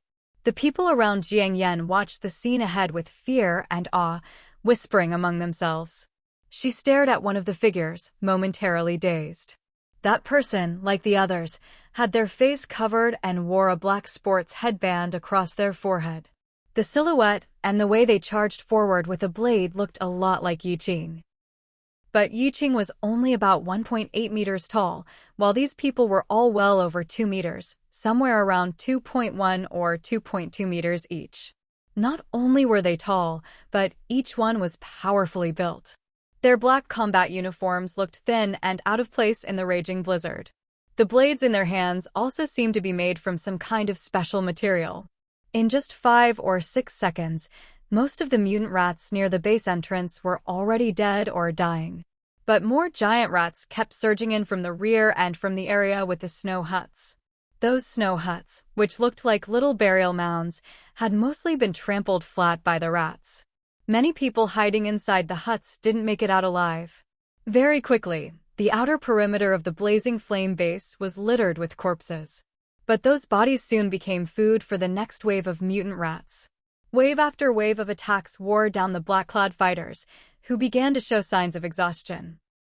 The giant rats sensed the change, lunging forward with gaping jaws to bite people in half. Bones cracked and bodies were torn apart everywhere. Within moments, only 1 or 2 of the dozen or so black-clad fighters were left. The guards on the ice wall above simply watched the slaughter below, showing no sign of firing their weapons. Jiang Yan frowned slightly. These fighters clearly had guns, so why were they sent down to fight hand-to-hand like this? What did that mean? And the fact that those snow huts had been built and were functioning so well probably meant there hadn't been mutant rat attacks like this before. Was this the first time? Some kind of base drill? Jiang Yan couldn't help feeling a little unlucky. Why did she have to run into all this? She'd barely let her mind wander for a second when 2 giant rats broke through the black-clad fighters' line and leapt straight at Jiang Yan and the others. Shit. Cries of alarm broke out in the crowd. There were several vehicles parked in the 4-lane area near the base entrance. RVs, vans, off-road vehicles. When the base gates had closed and the mutant rats appeared, those with cars had immediately rushed back to their vehicles with their families, locking all the doors and windows. Jiang Yan and her group were using the RV closest to the entrance as cover, hiding behind it. The 2 giant rats charged onto the roadway and began biting at the people outside. The armed guards on the ice wall still didn't move. Bro, can you let me in to hide? A girl next to Jiang Yan, trembling all over, started frantically pounding on the RV's passenger window. Others began to beg desperately as well. But the people inside the vehicles just shrank down, pretending not to hear. Bang! Someone smashed the glass of one of the vehicles with their weapon. If I die, don't think you'll get away with it either. As soon as he spoke, a giant rat lunged forward, bit off his head, and with a flick of its paw, sent several vehicles and a bunch of people crashing into the ditch beside the ice wall. Thud! The sound of heavy bodies hitting the bottom echoed up from the ravine. Boom! One of the vehicles must have exploded, sending up a burst of flames. But the ravine was so deep that the heat only melted some of the ice blocks near the wall. Up on the base's ice wall, there was still no movement. After devouring a few people, the giant rat turned its gaze to Jiang Yan, who was holding a machete. Rah! Rah! 2 people hiding nearby were snatched up and flung aside with a swipe of the rat's paw. Squeak, squeak. The giant rat bared its teeth, raised its paw, and swiped at Jiang Yan. Swish! Swish! 2 crisp sounds rang out, and 2 jets of foul-smelling blood sprayed through the air. Jiang Yan leapt lightly, her sword flashing to pierce the rat's throat. The giant rat, now missing both its paws and its head, collapsed instantly. A few survivors cowering nearby stared at Jiang Yan in stunned silence. The other giant rat, which had been attacking the remaining people, bristled and charged at Jiang Yan. Watch out, sister. The gypsy man's voice rang out as he hurled an axe at the rat's tail. Without its tail for balance, the rat slipped on the icy ground and staggered. At that moment, Hua Bao lashed out with a vine. Crack! Thud! The axe split in two, and the giant rat slid uncontrollably into the deep ravine. Jiang Yan, she hadn't expected Huabao to be so good at seizing opportunities. You okay, sister? The gypsy man rushed over to Jiang Yan. He probably hadn't expected that, in his panic, chopping off the rat's tail would actually send it to its doom. I'm fine. Jiang Yan shook her head and wiped the blood from her mask. Thanks for your help just now. Hey, no problem. He gave her a genuine smile. Jiang Yan quickly refocused. The battle was still raging. The mutant rats seemed endless. And of the black-clad fighters, only one remained. The man with the black sports headband. Unit 707, take cover. Everyone, find cover. 5, 4, 3, 2, 1, open fire. A loud voice suddenly rang out from atop the ice wall. Jiang Yan caught her breath. She glanced at the black-clad man. Instead of retreating to the base entrance, he darted nimbly and slid under a nearby pickup truck. He quickly slid across the ice to hide under a van. The remaining giant rats swarmed forward, about to overturn the pickup. Bang! Bang! Bang! Gunfire erupted everywhere. Heavy machine guns. Very powerful heavy machine guns. The bullets formed a blazing barrier, halting the mutant rats' advance. At the same time, the man with the black headband crawled out from under the van. Through the swirling smoke, he was covered in blood, staggering toward the base entrance. At that moment, the base gates slid open with a crash. A squad of heavily armed soldiers in combat uniforms appeared behind the doors. Jiang Yan and the others instinctively stepped back. Two fully armed soldiers strode out, quickly reaching the man W. The temperature was so low that the blood, matted with rat fur, had already frozen solid. Jiang Yan said nothing, her eyes fixed on the man whose back had earlier reminded her of Yiqing. He seemed badly injured, his head drooping, fresh blood soaking through his mask and dripping down his chin. But halfway down, the blood had already frozen. Below the mask, there was nothing but red ice crystals. Excuse me, please make way. The group of soldiers standing at the base entrance split into two, reaching out to shield Jiang Yan and the others behind them. The two soldiers supporting the injured man quickly brought him to the base entrance. A thick, bloody smell mixed with a strange scent wafted from the man, drifting into Jiang Yan's nose. That scent was oddly similar to the unique aroma of the black taishui fungus in Jiang Yan's spatial storage. Was it just a coincidence? Jiang Yan's eyes flickered with surprise. The three had already entered the base, their figures vanishing into the dense, falling snow. At the same time, a dozen fully armed workers, carrying knives, pliers, and pushing wheelbarrows, filed out of the base. After them came slow-moving trucks and excavators. As the workers passed by Jiang Yan, she caught a whiff of a foul odor, as usual. It was exactly the same as the stench on those mutant giant rats, with an added hint of the revolting smell they picked up after eating human flesh. Jiang Yan was actually wearing a thick, insulated mask. The fact that she could still smell it was partly due to her enhanced senses, but it also meant that the stench was truly overpowering. As she thought about this, she stowed her knife back in her backpack, her gaze unconsciously sweeping over the road outside. The machine gun fire had already ceased. The surviving mutant rats had vanished in the blink of an eye. Gone too were most of the corpses that had littered the icy plain. They'd probably been dragged off or swallowed by the mutant rats. In the area around the snow huts, several massive holes had appeared. Jiang Yan took all this in, her heart suddenly sinking. Here one moment, gone the next. Could these mutant rats really be under someone's control? The thought sent a chill down her spine. Sis, look.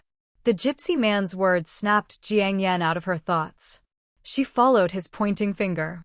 The group that had just left the base had split into 3 teams. One team headed for the dead mutant rats.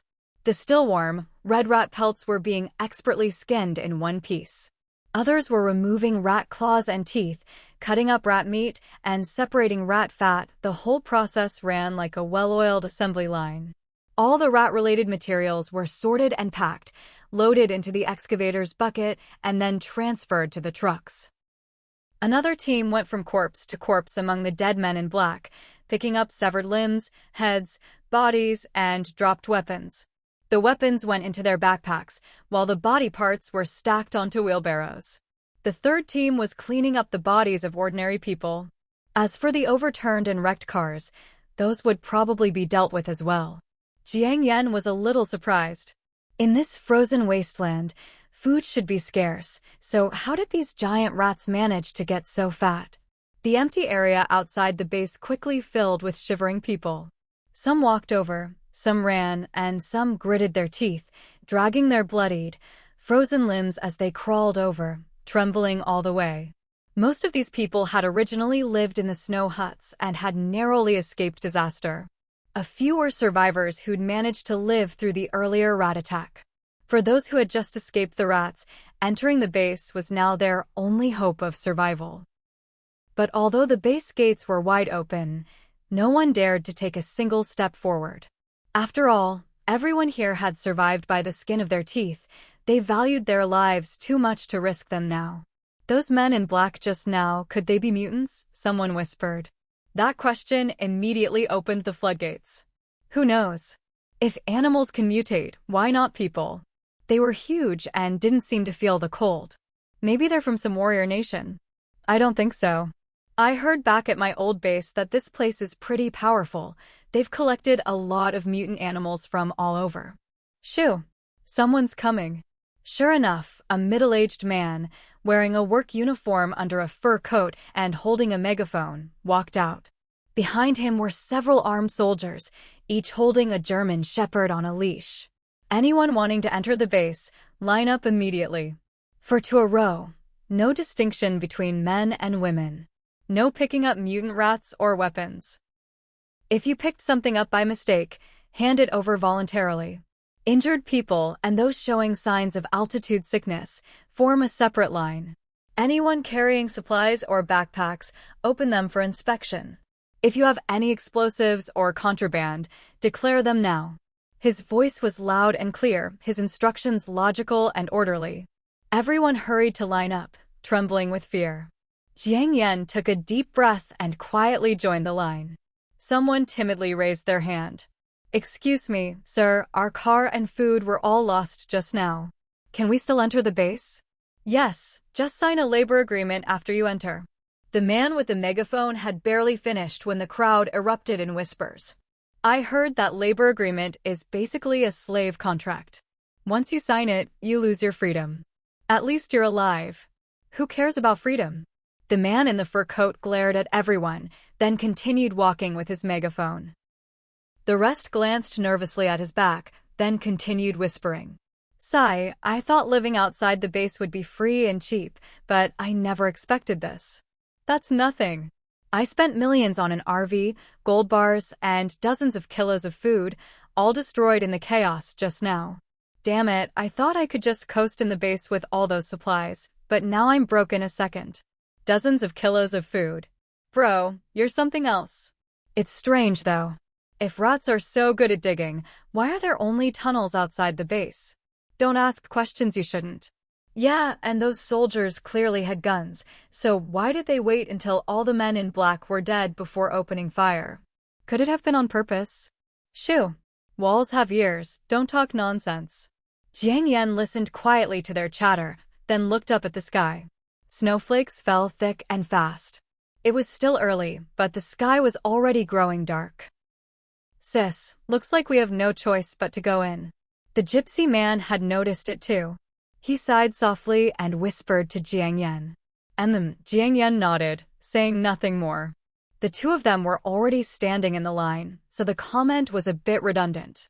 By the way, it's fate that we've met. Let's introduce ourselves properly. Jiang Yi, Jiang as in the Yangtze River, Yi as in Lu Yi. He turned to her, reached out a hand, and said, Suyen, Su as in embroidery, Yan as in color, Jiang Yan replied. Your surname is Su? What a coincidence. I'm actually from Sioux City. Before the apocalypse, I worked in IT. You were pretty impressive just now. If you don't mind me asking, were you a martial arts coach before? Jiang Yan nodded. Yes. She was wearing her snow goggles as usual, so he couldn't see her expression or eyes, but her tone clearly conveyed impatience. He could only give an awkward laugh. Impressive. So young and already a coach. Jiang Yan straightened up and said nothing more. She couldn't shake the feeling that a few pairs of eyes not far away were quietly observing everyone's words and actions in the line. It felt like they were being watched from the shadows. Jiang Yi, having been rebuffed, fell silent for a few seconds, stretched his half-frozen feet, and spoke again. This time, though, his tone was more serious. By the way, Su Yan, once we're inside the base, you'd better be careful. The way this base is run, the way they do things, it all feels a bit absurd to me. Jiang Yan feigned ignorance. What do you mean? Let me tell you a story and you'll get it. Jiang Yi glanced at the chatting crowd nearby and continued. Before the apocalypse, I read a news story. There was a company that planned to hire just one person, but ended up receiving hundreds of resumes. Back then, there weren't computers to help sort them, so guess what they did? Jiang Yan? The HR manager just randomly picked out half the resumes and threw them in the trash. He said those who got tossed were just unlucky. Only the lucky ones got to move on to the next round. Doesn't that sound a lot like what we're experiencing now? Looks like the space is already full, and the social hierarchy is set. All they need now are laborers who've passed the initial screening. After all, those who didn't survive, maybe they were unlucky, maybe not strong enough, maybe they couldn't handle the altitude and got sick. And that scene just now, where we were left outside the base, was obviously some kind of test. We were the bait. But he suddenly stopped, then changed the subject. Anyway, the way they do things here is pretty bizarre. Just be careful, okay? Jiang Yan glanced at him and gave a non-committal Under Shui Miao's rule, using people as bait was nothing new. But really, they could just rob people. Take everything from those with RVs and supplies, kick them out, and then release mutant rats. Wouldn't put it past them. But the way they just let people die and destroy vehicles and supplies was definitely odd. And didn't outsiders usually enter the base just fine? Why did this only happen to them? Did they need to pick an auspicious day or hour? Jiang Yan took a silent breath. The crunch of footsteps grew closer. The man with the megaphone trudged back to the front of the line. You're all lucky to have survived. Normally, after passing inspection, you'd go to the base management center to register. But today's special, I'll be taking you all there myself. For now, you'll all be considered as needing to sign labor contracts. Once we're inside, if you have supplies to trade, you can step out of line then. Also, the base laboratory will be coming to pick people soon. If you're lucky enough to be chosen, you'll have food and shelter and won't need to sign a labor contract. As soon as he finished, the previously dejected crowd suddenly became excited. Food and shelter guaranteed. Those words were incredibly tempting in the apocalypse. After all, any survivor who could make it to the Blazing Flame base with a vehicle and supplies was someone with some resources and ability. No one wanted to do hard labor, sleep in a crowded dorm, and survive on thin porridge. Jiang Yan's expression grew a bit more serious at his words. The laboratory, picking people? Interesting. So that whole farce outside was just a prelude to this? Sir, what does it mean for the laboratory to pick people? Someone with their wits about them asked. If you're chosen, you'll become a lab worker, and the base will provide food, clothing, and shelter for free, the man explained loudly. A lab worker. Wow, that sounds so impressive. Are we the lucky ones who survived disaster? And free food and lodging, my God. The crowd buzzed with excitement again. Jiang Yi leaned into Jiang Yan and snorted. This guy really knows how to sell it. Lab worker could mean someone who does experiments, or someone who gets experimented on. There's no such thing as a free lunch, especially in the apocalypse. If these people fall for it so easily, their brains must be frozen. Jiang Yan didn't respond. Someone else tried to ask a question, but the man with the megaphone waved his hand. Let's go. The group started moving. Once inside the base, Jiang Yan realized there was another ice wall not far ahead. Armed guards stood atop it as well. Clearly, the base's defenses were tight. The area between the two ice walls was quite spacious. On both sides, there were scattered ice huts, most of them shops. The goods were all old, second-hand clothes, hats, tools. Some stalls sold disinfected rat skins and dried rat meat. The sharp, hard rat claws and teeth were tied to sticks and made into weapons and tools. In this freezing weather, such tools were actually better than regular metal knives. Purchases were simple, barter only. Jiang Yan felt as if she'd suddenly traveled back to primitive times. Others were also looking around, whispering among themselves. The shopkeepers lounged inside, arms crossed, chatting idly, looking like they couldn't care less if you bought anything. Some occasionally glanced at the newcomers with numb, disdainful eyes. Even in the apocalypse, there's still xenophobia? Jiang Yi muttered again. Jiang Yan smiled, but said nothing. She realized that, despite Jiang Ye's talkative, joking manner, he was actually quite shrewd. The way he kept sharing so much with her, a near stranger, only made her more wary. The group followed the ice wall until they stopped in front of an ice hut marked Blazing Flame Base Outer City Management Center. They filed in behind the man with the megaphone. The ice hut was as tall as a two-story building.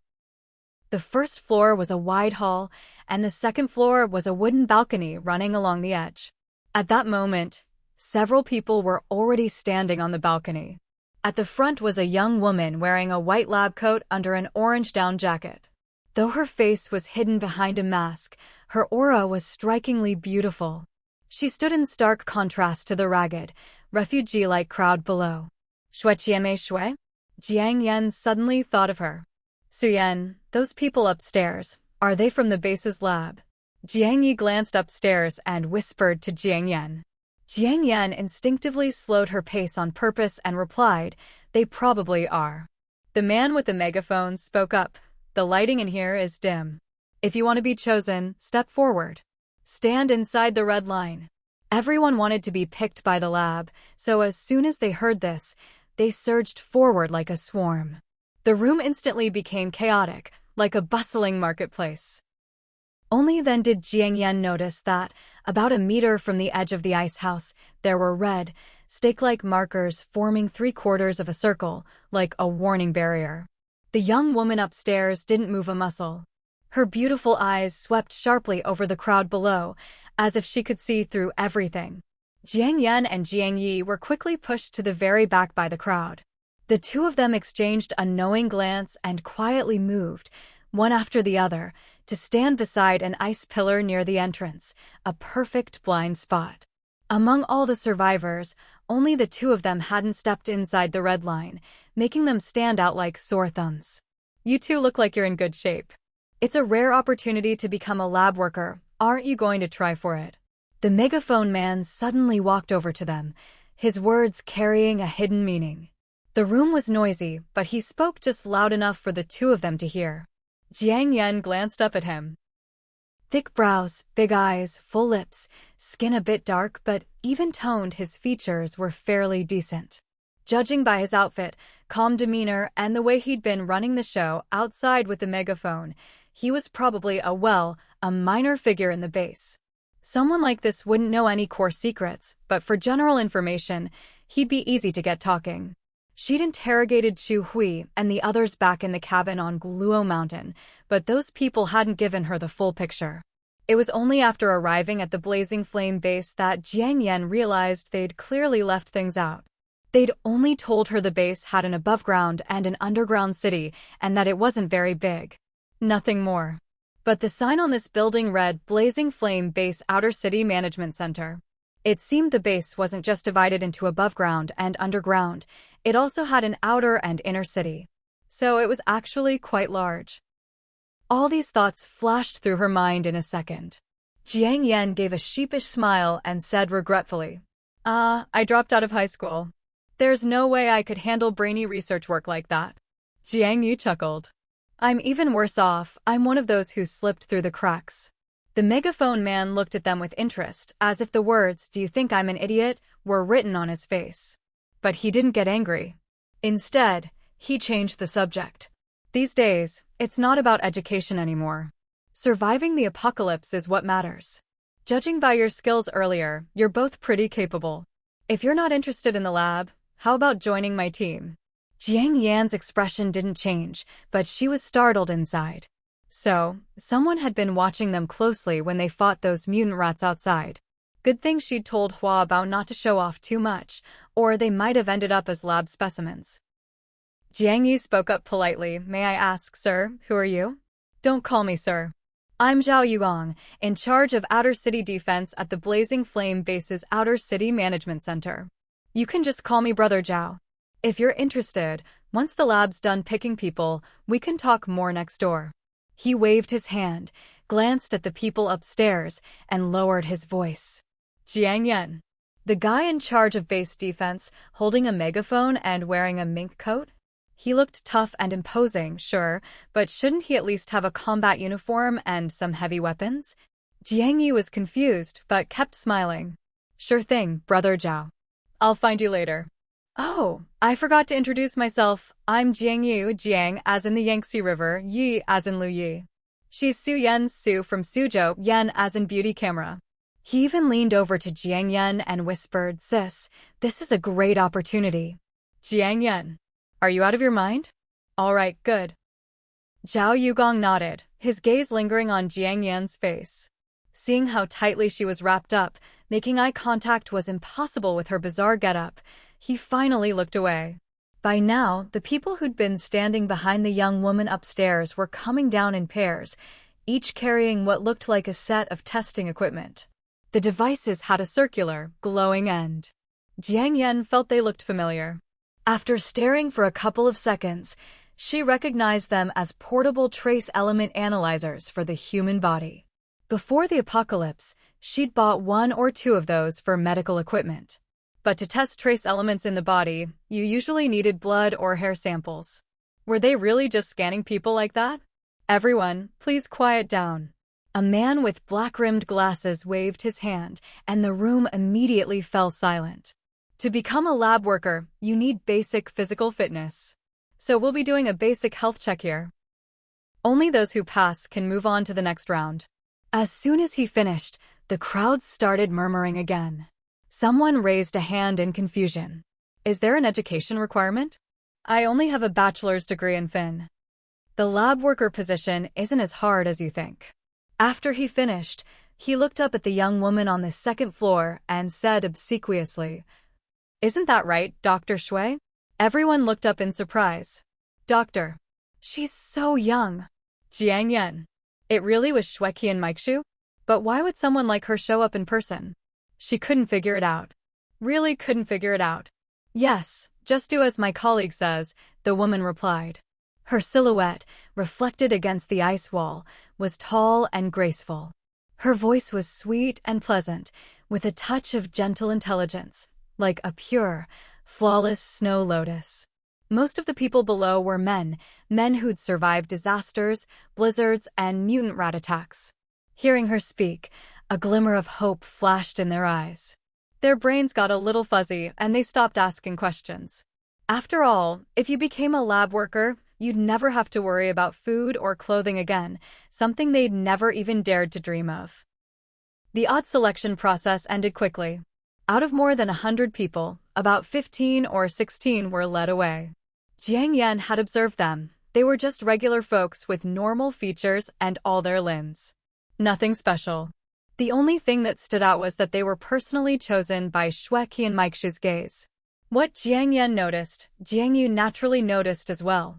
Watching as the group disappeared out the door into the wind and snow, he finally sidled up to Jiang Yan and said, That Dr. Shui has a really unique way of picking people.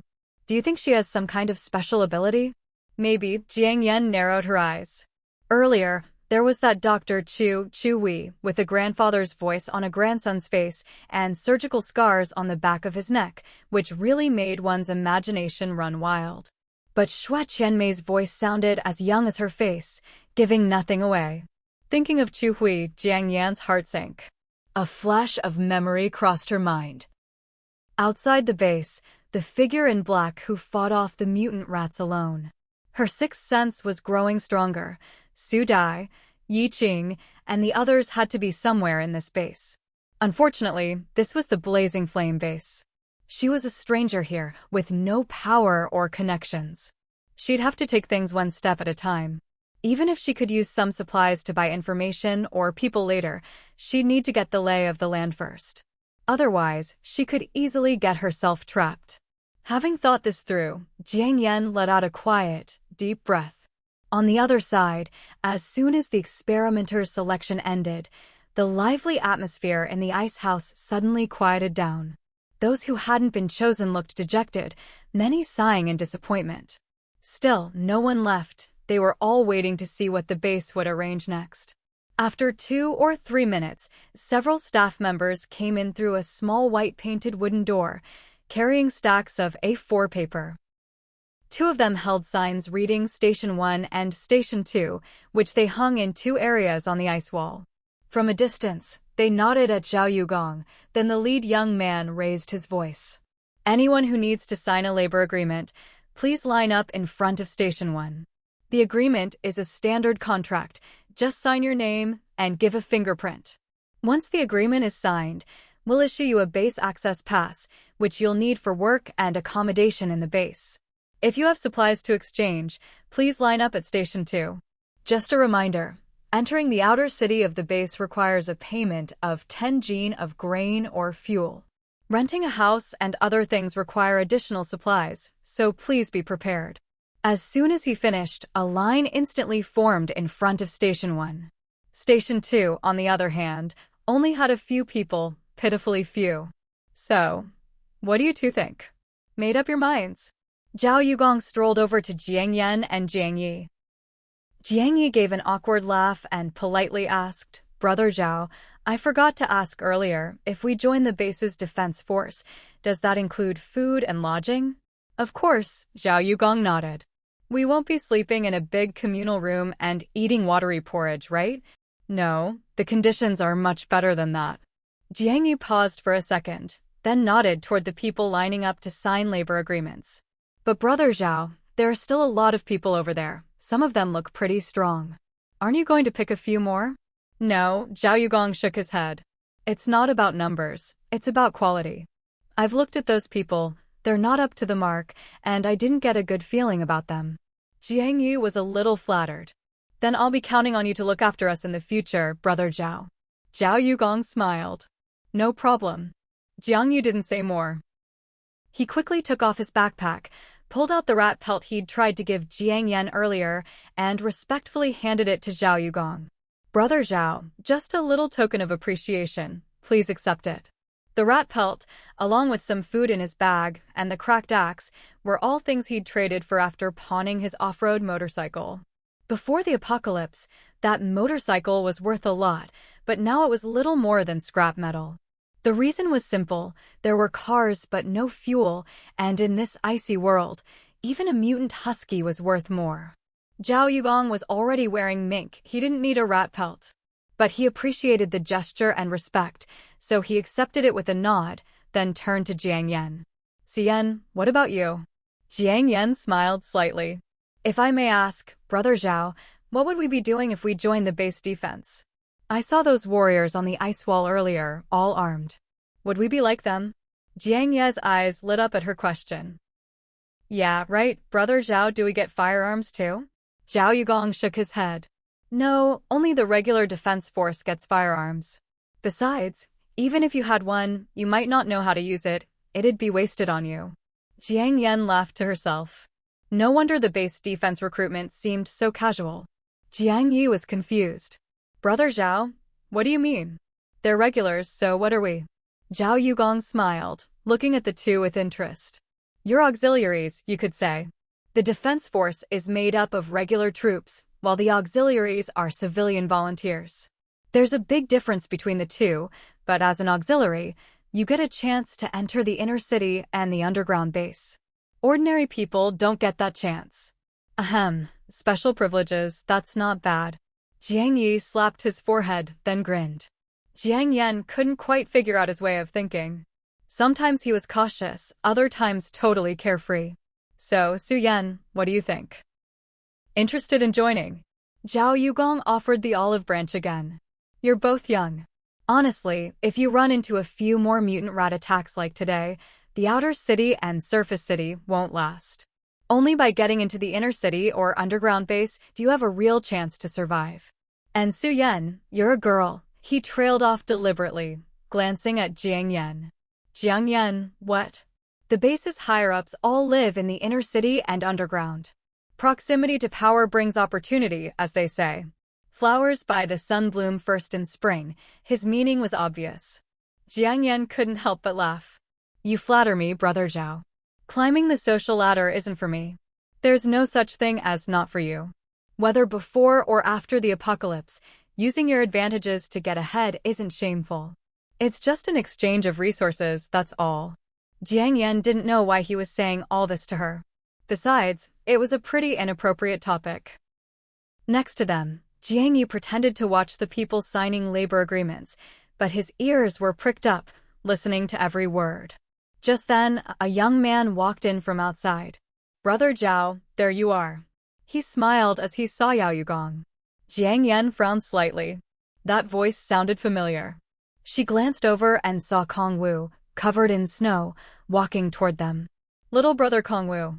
Zhao Yugong withdrew his gaze from Jiang Yan's face and smiled at the newcomer. Jiang Yan gave Kong Wu a quick once-over from head to toe, her expression unreadable. At the moment, Kong Wu was dressed in a combat parka and anti-slip military snow boots, with a black submachine gun slung over his shoulder, the standard gear for the base's garrison. After more than a month apart, Jiang Yan felt he seemed much steadier than before. But, if she remembered correctly, Kong Wu was originally from the Yaoben base, yet now he was wearing the uniform of the Lian base. What was going on here? Still, regardless of the situation, she was sure she could find out about Yi Qing and the others through him. All these thoughts flashed through her mind in just a second or two, and by then Kong Wu had already walked up to them. Brother Zhao, our Captain Song would like to see you. Outside, dusk was falling, but it wasn't fully dark yet. The lighting inside the ice hut wasn't much better. Jiang Yan recognized Kong Wu, but he didn't recognize her in her full combat gear. With an outsider present and the situation unclear, she didn't want to reveal her identity. All right, Zhao Yugong nodded, then turned to Jiang Yan and Jiang Yi, his gaze sincere. Jiang Yi, since you've decided to join the defense team, just head out and turn left. Go straight to the defense camp at the corner and look for Zhang Cheng to complete your registration. Just tell him I sent you. As for Su Yan, you can take tonight to think it over. The doors of the defense team are always open to you. Okay, thank you, Brother Zhao. Jiang Yi replied, then looked at Jiang Yan in disbelief. He instinctively tugged at her sleeve and whispered, Sis, just come with me. Besides, the other side was already being so accommodating. If she kept refusing, it would seem rude. Jiang Yan pretended not to hear. As for Zhao Yoging's words, she simply replied, all right.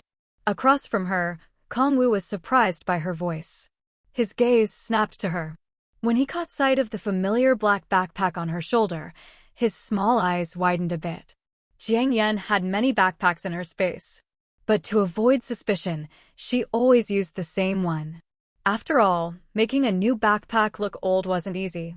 Still, it was just a regular style, no logo or anything, so most people wouldn't notice. Let's go, we shouldn't keep Captain Song waiting. Zhao Yugong, oblivious to all this, nodded to Jiang Yan and Jiang Yi, then turned to Kong Wu. Okay, Brother Zhao. Kong Wu suppressed his excitement and hurried after him. Just as they were about to leave the ice hut, Kong Wu glanced back and saw Jiang Yan heading toward window 2 to handle her housing registration. He quickly caught up to Zhao Yugong, suddenly clutching his stomach and grimacing in pain. Brother Zhao, my stomach's acting up. I don't want to hold you up, could you go see our captain without me? In this extreme cold, even going to the bathroom required a special place, otherwise, you risked getting frozen, which could ruin a man for life. Zhao Yugong stopped, teasing, you brat, is your shift over and you just want to get back to your wife and a warm bed? Fine, your captain dotes on you anyway. Go ahead. I'll find him myself. Thanks, Brother Zhao. I really did eat something bad, Kong Wu replied sheepishly. Zhao Yugong waved it off and left. Back in the ice hut. Watching Kong Wu's figure disappear into the snow, Jiang Yan collected her thoughts and quickly walked toward window 2. There would be time for everything else later. First, she needed to settle tonight's accommodation. At window 1, there was still a line of 20 or 30 people. The process was actually simple, but with the cold, what used to take a few seconds for a signature and fingerprint now took much longer. Window 2 was still empty. The short-haired, middle-aged woman there was already getting ready to pack up and leave. Xian, are you really not planning to join the defense team? From what I know, for outsiders like us with no connections, you won't find a better job in this space, Jiang Yi persisted, following Jiang Yan. Yes, Jiang Yan stopped, frowning slightly. Jiang Yi, we're both adults. We each make our own choices. You do what's right for you. The implication, my business is none of your concern. Jiang Yi wasn't stupid, he got the message and fell silent. But after a few seconds, he spoke again. I'll go register first. If you need anything, come find me at the defense camp Zhao mentioned. Okay. Jiang Yan nodded, took a deep breath, and quickly walked to window 2.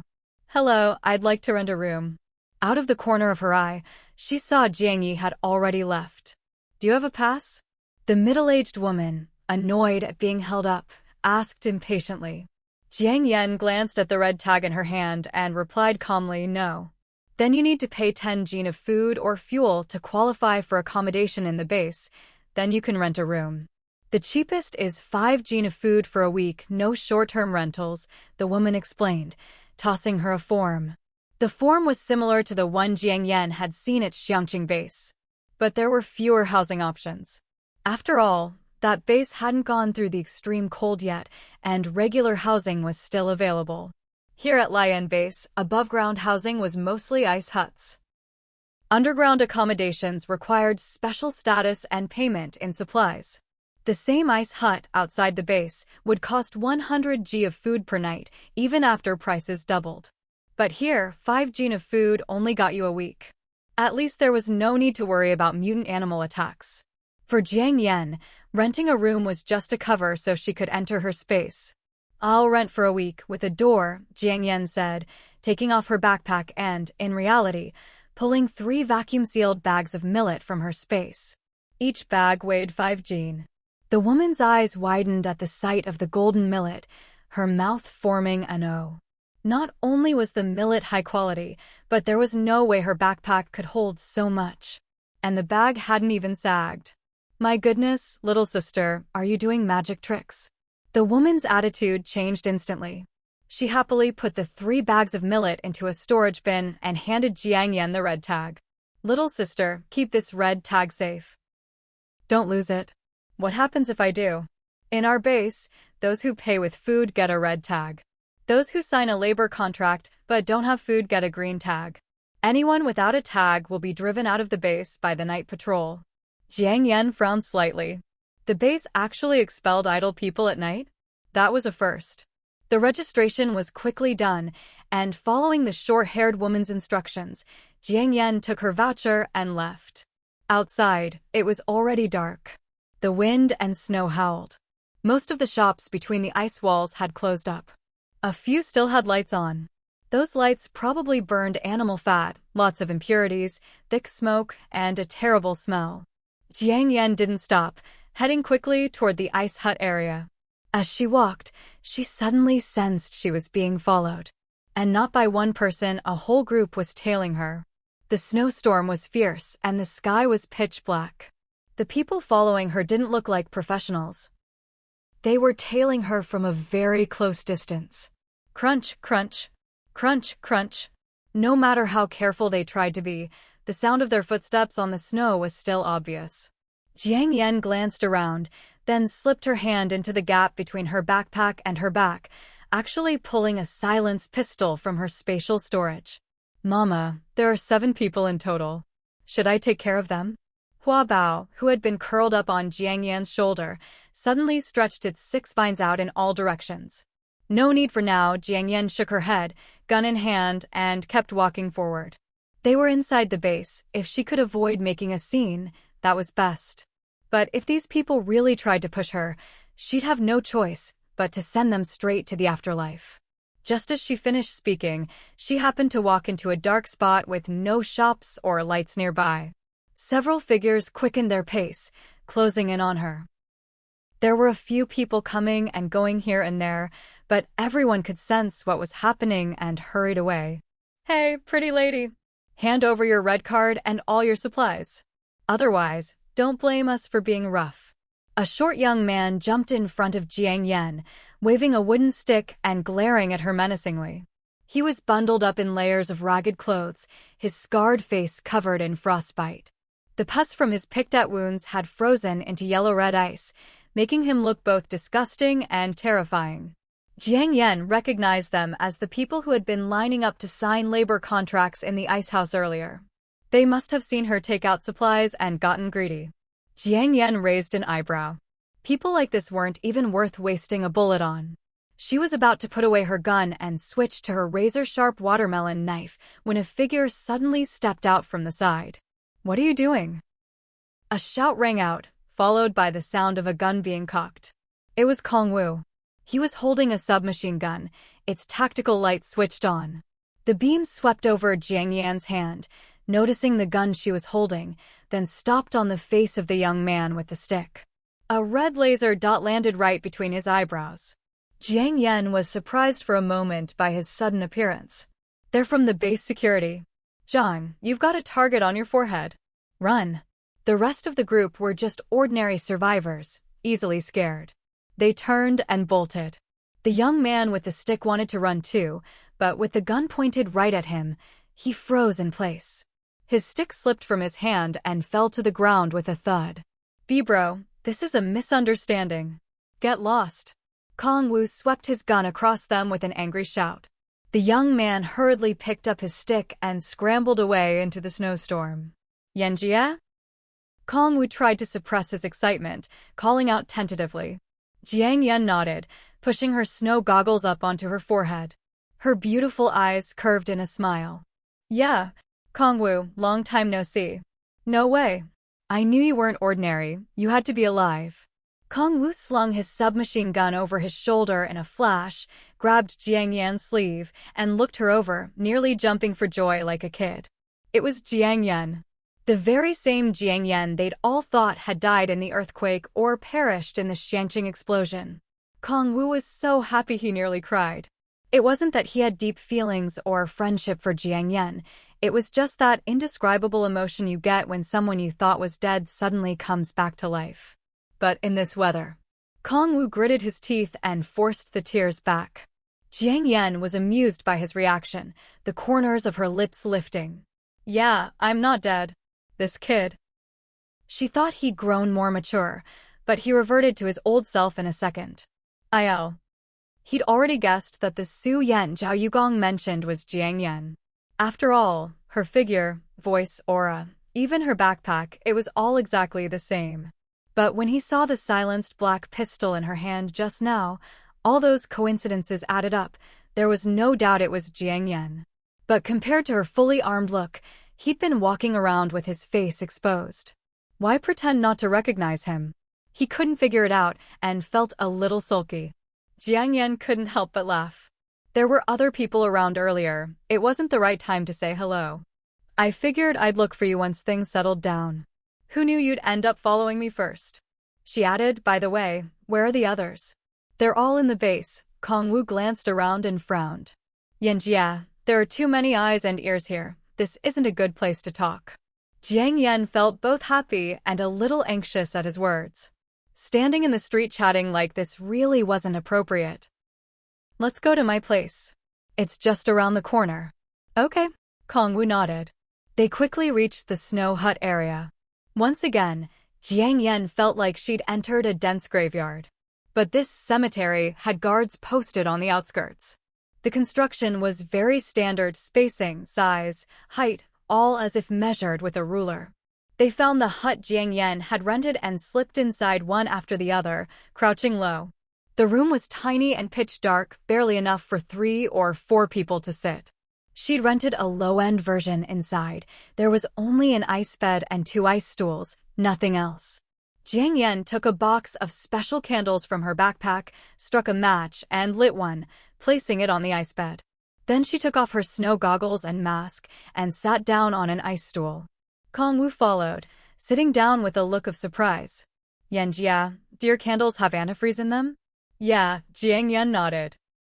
In this kind of extreme cold, if you didn't add antifreeze and other weird substances, candles wouldn't even light. She guessed the fires burning outside were the same. She had lamps in her spatial storage, but in this low temperature, they'd burn through power too fast. Besides, she didn't want to reveal she had a power source in front of Kongwu. Outside, the wind and snow howled, helping to muffle their conversation. As usual, Hua Bao silently climbed onto the roof of the snow hut, its little eyes darting around, keeping watch for Jiang Yan. Yan Xiaoyue. Kongwu Su. Both of them blurted out at the same time, then covered their mouths and laughed together. Yanjia, you go first. Kongwu took a hard biscuit from his pocket and handed it to Jiang Yan. They gave these out during patrol today. You probably haven't eaten yet, have some to fill your stomach. Jiang Yan didn't refuse. She took it, broke it in half, and handed the bigger piece back to him. How are Su Dai and Yiqing? Where are they now? Kongwu had expected her to ask this. He took a deep breath, his eyes darkening. Yanjia, they're all alive, and they're all here in the base. But their situation is complicated, to say the least. What do you mean? Jiang Yan's brow twitched rapidly, a bad feeling rising in her heart. Kongwu said, Sister Yan, please give me a moment to organize my thoughts and figure out where to start. A lot of strange things had happened to them in the month or so since they parted ways in Xiangqing. All right. Although Jiang Yan was anxious, she didn't want to rush him. Seeing that Kongwu even looked a little nervous, she simply got up, took a portable alcohol stove from her backpack, set it on the ice bed, poured in some alcohol, and placed a small pot on top. She took some ice cubes from the icebox, put them in the pot, and lit the stove to slowly heat them up. There was ready hot and cold water in the space, but with Kongwu present, she could only choose the most basic way to get water. After a while, Kongwu finally spoke with difficulty. Sister Yan, Yiqing, he evolved.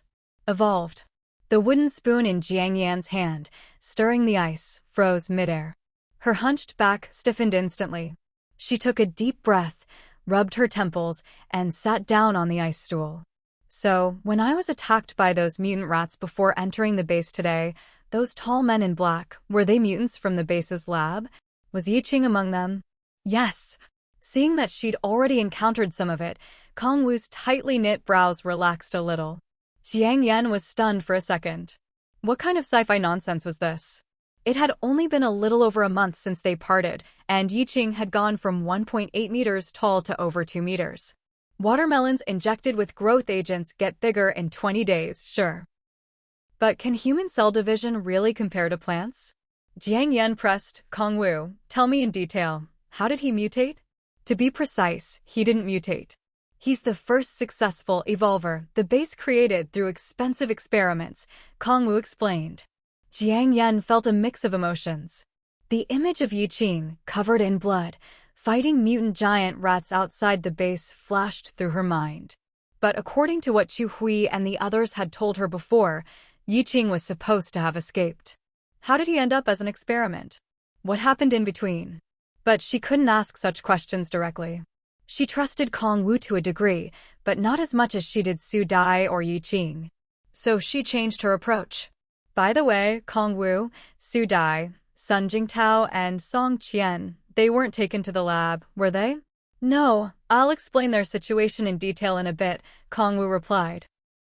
Seeing her worried expression, he tried to reassure her, Sister Yan, you don't need to worry too much. Yiqing's successful evolution isn't necessarily a bad thing. Jiang Yan frowned. What do you mean? He's mutated, how could that be a good thing? Sister Yan, evolution and mutation are actually two different concepts, Kongwu said, then recited what Song Qian had told him earlier, word for word. Mutation is a change in genes or phenotype. The changes are random, they might benefit the organism or be neutral or harmful. But evolution is the result of natural selection and inherited variation. The traits that adapt to the environment are good ones. Now, Yiqing's body is bigger, his strength has increased, and he's highly resistant to the cold. As for whether he has any other enhanced abilities or hidden dangers, we don't know yet. Anyway, he's like the base's giant panda now, protected by the lab, and we rarely get to see him. Jiang Yan listened and took a deep breath.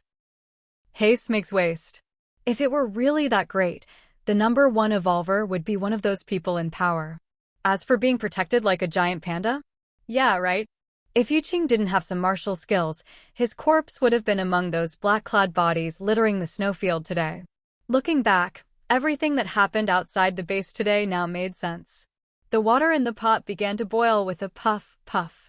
Kong Wu, go on, Jiang Yan said, getting up to add some sugar to the pot, stirring gently. She turned off the heat, took out 2 cups, poured in the sweet water, let it cool a bit, and then handed one to Kong Wu. In extreme cold, the perceived temperature and the actual temperature can be very different. Many people, holding freshly boiled water, don't feel the heat and end up burning their tongues and throats in one gulp. So usually, you warm your hands first, wait for the water to cool a bit, and then drink. It's safer.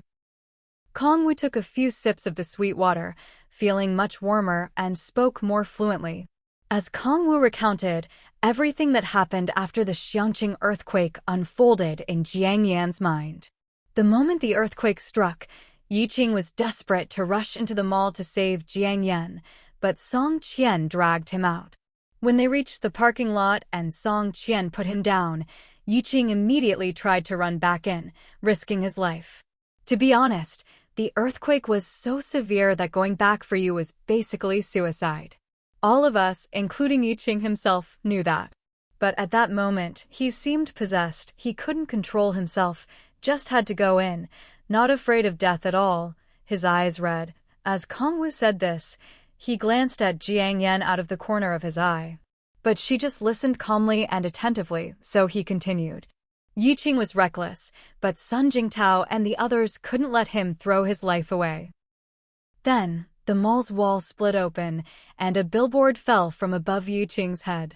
Sun Jingtao instinctively pushed Yiqing out of the way, only to be struck by a huge piece of falling debris himself. After that, the mall collapsed with a roar, and the parking lot was full of cracks. If you weren't careful, you'd fall into the fissures. Everyone was injured to some extent, and they had to help each other through the endless aftershocks of the long night. The next day, at dawn, a military helicopter arrived to rescue the convoy. The convoy had suffered heavy casualties from the earthquake and mutant rat attack, but Dr. Xue and his group in the magenta Mercedes were completely unharmed. There was another person on the helicopter, and it was because of her that Song Qian and the others were saved. Who? Jiang Yan was a little surprised. Kong Wu hesitated for a moment before replying, you probably don't know her. She's Mo Jingqing's younger sister, Mo Shiyao, the leader of the Yaoben base. Brother Song Qian takes orders directly from leader Mo, so he's met Mo Shiyao a few times. She's a good person, and since there was space on the helicopter, she insisted on taking us along at Song Qian's request. After all, Yiqing and Brother Tao were both injured and unconscious. Without them, even if Xiangqing hadn't self-destructed, we would have died for sure. Jiang Yan's gaze froze. This version was different from what she'd heard from Chu Hui and the others. Also, she had met Mo Shiyao before at the Sky Hotel. If this girl was Mo Jingqing's sister, then the old man who traded with Xue Dajing and the others must be their grandfather. Jiang Yan suddenly felt that everything was becoming tangled and complicated. She pulled herself back to the present. And then, after we got to the Blazing Flame base, Yiqing woke up and learned that the Xiangqing base had self-destructed. He thought you were dead. Plus, Brother Tao was badly injured saving him, so Yiqing offered himself as a test subject in exchange for the lab's equipment to save Brother Tao. Jiang Yan frowned. Was that really the whole story? She couldn't shake the feeling that there was more behind Yiqing's decision to become a test subject. Sister Yan, I know all this sounds a bit melodramatic, but that's really how it happened. We were helpless. Kong Wu finished with a silent sigh. Jiang Yan couldn't help but smile wryly to herself. If we're talking about melodrama, the things that have happened to her are far more dramatic than anything these people have experienced. She's long since gotten used to it. By the way, has Sun Jingtao recovered yet? She asked. Kong Wu replied, not yet. Brother Tao's injuries affected his bones and his heart and lungs. Fortunately, the doctors here at the base are highly skilled, and the equipment is excellent. With some rest, he should be fine. Can I go see them tomorrow? Jiang Yan glanced at the time. It was only a little after 6 in the evening. Outside, it was already pitch black. Braving the wind and snow tonight to visit was clearly unrealistic. Kong Wu shook his head. Yiqing belongs to the base's top laboratory. I hear he has to return to a special recovery pod in the lab every day, and he undergoes all sorts of training. We don't really have a chance to see him. Brother Tao and Sister Dai are living in the underground city, but the gates are already closed for the night. You'll have to wait until tomorrow. Brother Song is on patrol tonight. I'll report to him first thing in the morning that you've arrived at the Blazing Flame base, and I'll have him take you to the underground city. If they find out you're still alive, they'll be over the moon. Only now did Jiang Yan learn that, with the blizzards sealing off the mountains and Mo Jingqing due to arrive at the base soon, Mo Shiryao and her group had decided to stay at the Blazing Flame base for the time being. And thanks to Mo Shiryao's influence, Song Qian had been given a deputy captain's position in the base's defense team, while Kong Wu continued to serve at his side. Mo Jingqing is coming to the Blazing Flame base? Jiang Yan was momentarily surprised. Kong Wu hesitated for a second. Yeah, apparently the leaders of several other major bases are coming too. I'm not sure why. They chatted about a few other things. As it was getting late, Kong Wu finalized their plans for the next day and took his leave. Since Kong Wu followed Song Qian, he had a bit more freedom than the other defense personnel, but he still had to attend nightly training. Jiang Yan closed the little snow house's door and sat back down on her ice stool, lost in thought. She still had many questions that remained unanswered. But what Kong Wu knew was only the basics. She'd have to wait until tomorrow to ask Song Qian for more details. As for Yiqing, she'd also ask Song Qian the next day to see if it was possible to arrange a meeting. It was clear that Mo Shiryao was looking out for them, so maybe she could help coordinate things. But all that was for later. She'd just have to take things one step at a time. The next day, Jiang Yan woke up naturally. By the time she returned to her snow house, it was already light outside. Huabao had kept watch outside all night. Sensing Jiang Yan had left her space, it immediately hurried into the snow house. Jiang Yan was just about to put the alcohol stove and candles back into her space when she heard a gentle knock at the wooden door. Bang, bang, bang. "Siyan, are you awake?" It was Jiang Yi. Jiang Yan frowned slightly. How did he know I'm staying here? She turned to open the door. The snow had let up a bit today, but the wind was still biting cold. Jiang Yi was standing outside, covered in snow, holding a bag with a dog's head printed on it. He wasn't wearing a mask today, and Jiang Yan hadn't put on her mask and hat yet either. The two of them locked eyes for a second, technically, their first real meeting.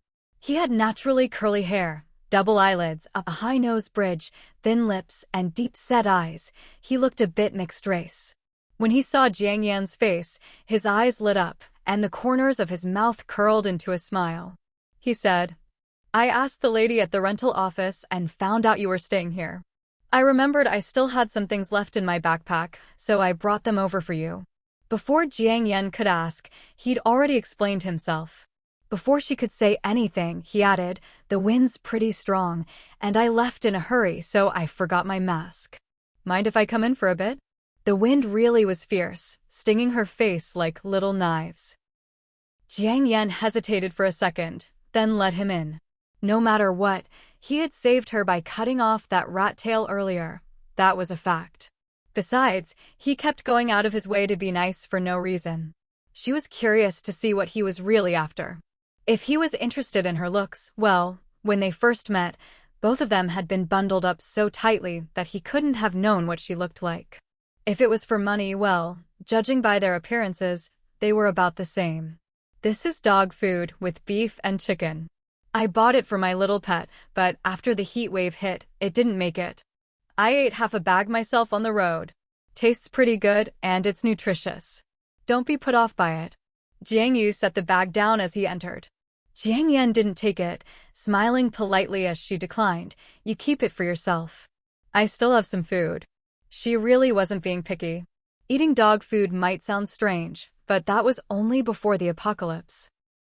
Now, people ate two-legged sheep, mutant leeches, and mutant rat meat all the time. Dog food was actually considered a nutritious, tasty, high-end food. The defense team here provides 2 meals a day. I don't need it. Jiang Yi finished, set the bag on the ice bed, and turned to leave, but Jiang Yan stopped him. Jiang Yi, take the dog food with you. Then she added, just tell me, what do you want from me? A flicker of embarrassment crossed his eyes, and he gave a sheepish grin. Suyen, don't get the wrong idea. I just want to be friends, that's all. Oh? That's simple. Jiang Yan raised an eyebrow and gave him a look. Jiang Yi nodded earnestly. Yeah, that's all. After all, we've been through life and death together. In a place like this, where we don't know anyone, having another friend means we can look out for each other. I'll be your friend, but you take the dog food. Jiang Yan said bluntly. Jiang Yi hesitated for a second, then finally pursed his lips, picked up the dog food, and took it back. Crunch, crunch, footsteps sounded outside. Kong Wu and Song Qian appeared outside the snow house. The door was open, and as the two stood in the doorway, the light inside dimmed considerably. Yanjia. Kong Wu, a bit shorter than Song Qian, bent down and poked his head inside when he saw the door open. Spotting a strange man inside, he froze for a second, then joked instinctively, Yanjia, is this your boyfriend? He wasn't just making things up. It was unusual for a man to be in a young woman's snow house so early in the morning. Plus, in the base, some survivors would pair up temporarily, like those weekend couples on construction sites before the apocalypse. No, seeing Kong Wu and Song Qian arrive, Jiang Yan immediately felt more at ease. The wind's strong outside. Come in. Inside, Jiang Yi had a better view than those outside. When he saw their defense uniforms and weapons, his eyes widened in shock. He glanced at Jiang Yan, then said, Suyen, since your friends are here, I'll get going. I have to check in anyway. The snow house was small, barely enough for 2 or 3 people. At least he had that much self-awareness. Also, it was clear this was Jiang Yan's first time at the base, yet she already knew people here, and not just anyone, but regular military personnel. That was something he hadn't expected at all. Jiang Yan nodded. All right. Suyen. Outside, Kong Wu and Song Qian heard the name and immediately understood what was going on. They stepped aside to clear the doorway. Jiang Yi ducked out, politely greeted the two, and hurried off toward the nearby camp. Song Qian entered the snow house. Seeing Jiang Yan alive and well, the deep furrow in his brow instantly relaxed. The two of them could be considered old acquaintances reuniting after a long separation, but a hug was definitely out of the question. Song Qian removed his gloves, bent forward slightly, and extended a hand with a sincere expression. Jiang Yan, it's been a long time. It has, Jiang Yan replied with a gentle smile, reaching out to shake his hand. Let's sit first. Song Qian was very tall and stood ramrod straight. Inside the room, his head nearly touched the ceiling. All right. Kong Wu saw. Do you have any lighting equipment? Although it was daytime, the thick layer of snow covering the ice house made it quite dim inside. I do. Jiang Yan didn't know what he wanted to show her, but still took out a hand-cranked flashlight from her bag. She had originally thought that Song Qian would take her to see Su Dai and the others first thing this morning. But it seemed he had other plans. Well, she'd just wait and see. Since parting ways in Xiangqing, both Song Qian's group and Jiang Yan had learned most of each other's circumstances from Kong Wu. Now that they were sitting down together, it wasn't the time for polite small talk or catching up on the past. It was better to get straight to the point. When Kong Wu had asked about her experiences yesterday, Jiang Yan had naturally lied and kept things vague. She couldn't exactly say she'd escaped Xiangqing in a flight suit and then obliterated Chu Hui's group. Her story didn't quite hold up logically, but it didn't matter. No one was going to dig too deeply or scrutinize the details at a time like this. The important thing was that she was still alive. Here, take a look at this first. Song Qian unfolded the paper and handed it to Jiang Yan. It was a hand-drawn map, divided into 4 quadrants, each labeled in pencil at the top left: floor plan, section view, elevation, structural diagram. But the structural diagram was blank. What's this? Jiang Yen frowned slightly. This man seemed extremely skilled at drawing maps by hand. With a map, it made explaining things much easier. But why show her a map the moment they met? It's the blueprint of the blazing flame base. Freshly obtained, Song Qian said, lowering his voice as he explained. The entire base is divided into the inner city and the outer city. We're currently in the outer city. The inner city contains the residential area for high-level personnel, the armory, the energy and power room, the food storage, a fully automated ecological farm, the vault, the brain-computer interface lab, the SNP lab, the base hospital, the cosmetic center, and other core facilities and research sites. All of these are top secret, so we don't know the full details yet. From the section view, the base is split into an above-ground city and an underground city. The outer city is only underground. As for the inner city, all those areas I mentioned have both above-ground and underground sections, but most are underground. The locations of the labs and armory are just for reference. Their exact coordinates aren't clear. Suppressing her doubts, Jiang Yen followed his explanation, tracing her finger along the side notes. She finally understood why the mutant rats only existed outside the base and hadn't tunneled into the city. On the cross-section of the blazing flame base, from the trenches along the outer walls down to over 100 meters underground, there was a dense mesh of high-tech alloy. This alloy was the same material as her watermelon knife, a new product developed internationally just before the apocalypse.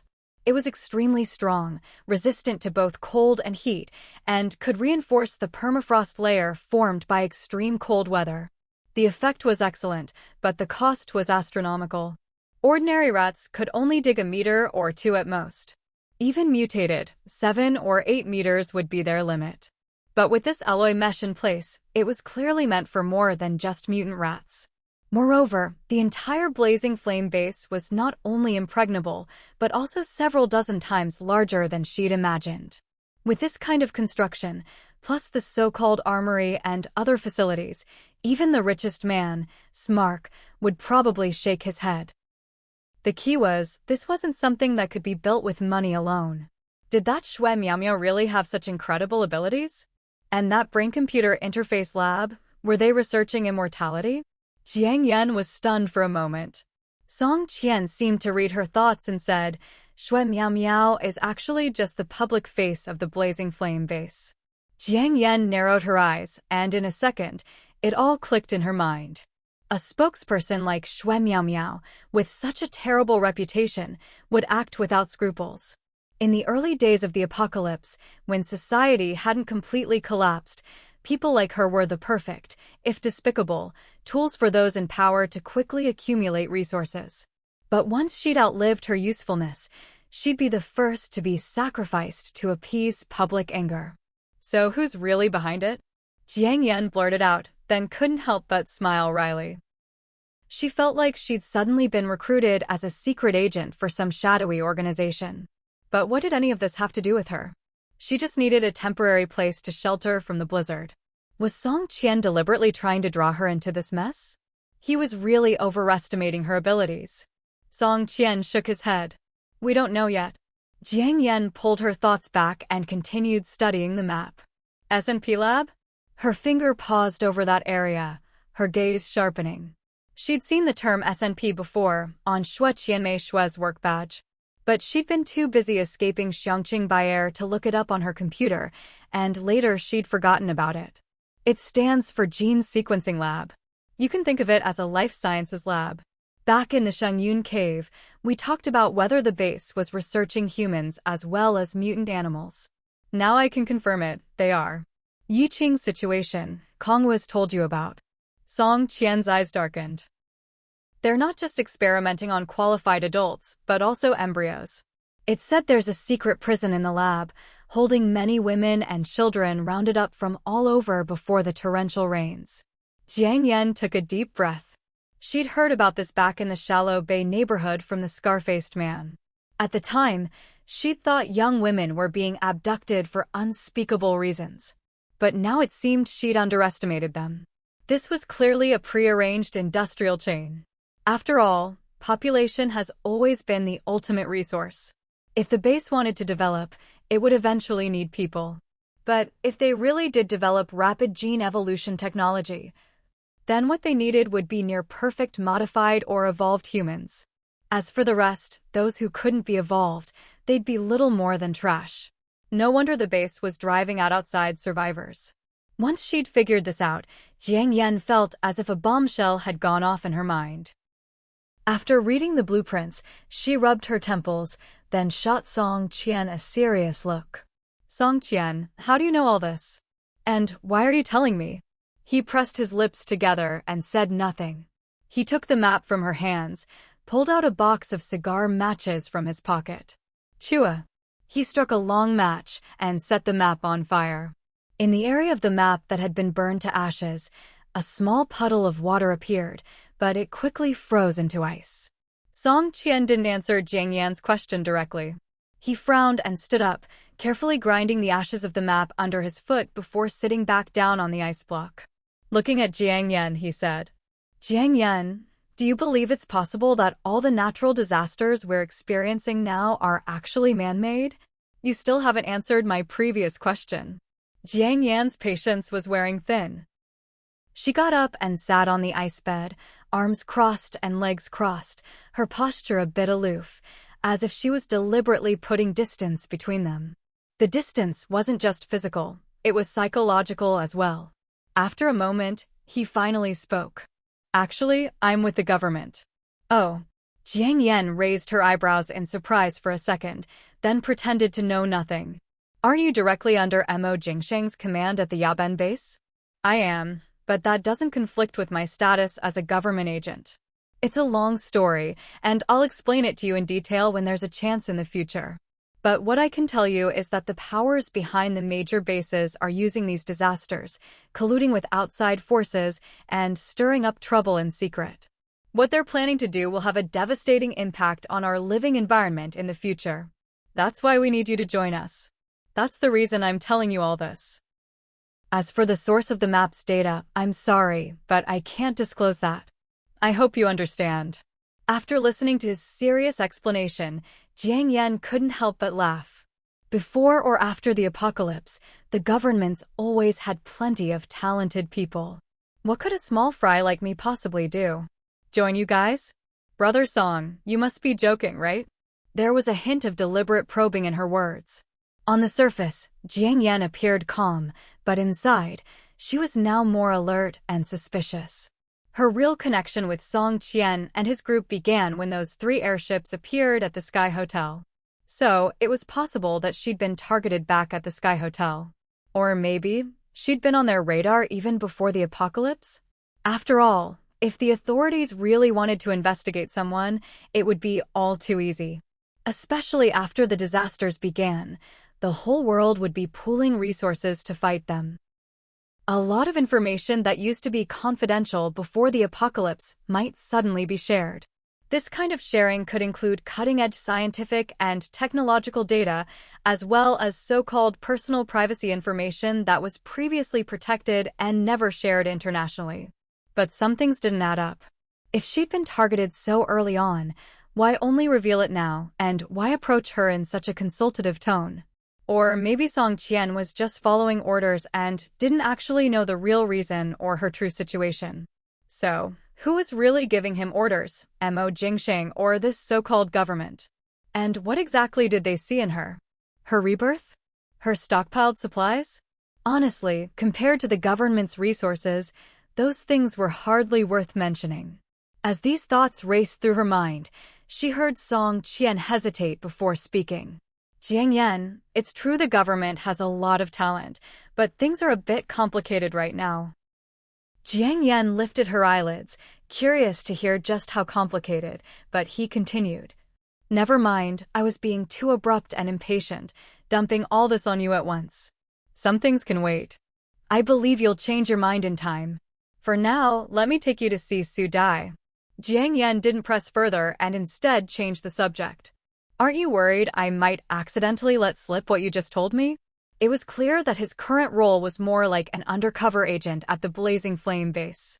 Song Qian shook his head, his serious expression softening into a gentle smile. You won't. I trust my own judgment, and I trust the higher-ups' judgment too. You and Yiqing were not wrong about you. Jiang Yan's eyes flickered slightly. So, Yiqing going to the lab was probably related to them? Did she get brainwashed and willingly join their cause? She took a breath, stood up with a calm expression, and teased, Brother Song, sometimes, don't overestimate human nature. She still had some doubts about Song Qian, especially what he'd just said about the disasters possibly being man-made. It sounded a bit far-fetched. But she didn't want to ask any more questions now. The more she asked, the more she'd know, and the deeper she'd get pulled in. Song Qian smiled again and didn't correct her. Instead, he strode over and opened the wooden door of the ice house, making a gentlemanly gesture for her to go first. Aren't you on duty today? Jiang Yan habitually slung her backpack over her shoulder, pulled out a mask and put it on, then followed him out. Song Qian, I took the day off. A cold wind hit them, mixed with bits of snow. She felt that if the wind got any stronger, she'd need to carry 2 lead weights in her pockets just to avoid being blown away. Brother Song, Sister Yan. Seeing the two come out, Kong Wu quickly greeted them, then glanced at Song Qian. Their eye contact didn't escape Jiang Yan.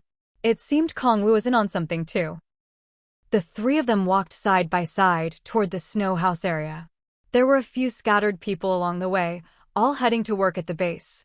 The snows finally stopped, Jiang Yan remarked for no particular reason. Song Qian looked up at the gloomy sky, made sure no one was around, then lowered his voice. Jiang Yan, do you believe that soon there'll be a lightning storm that will destroy all the buildings on the surface, the snow houses and ice walls, everything? Jiang Yan stopped in her tracks. Is there a prophet in this base? More than that.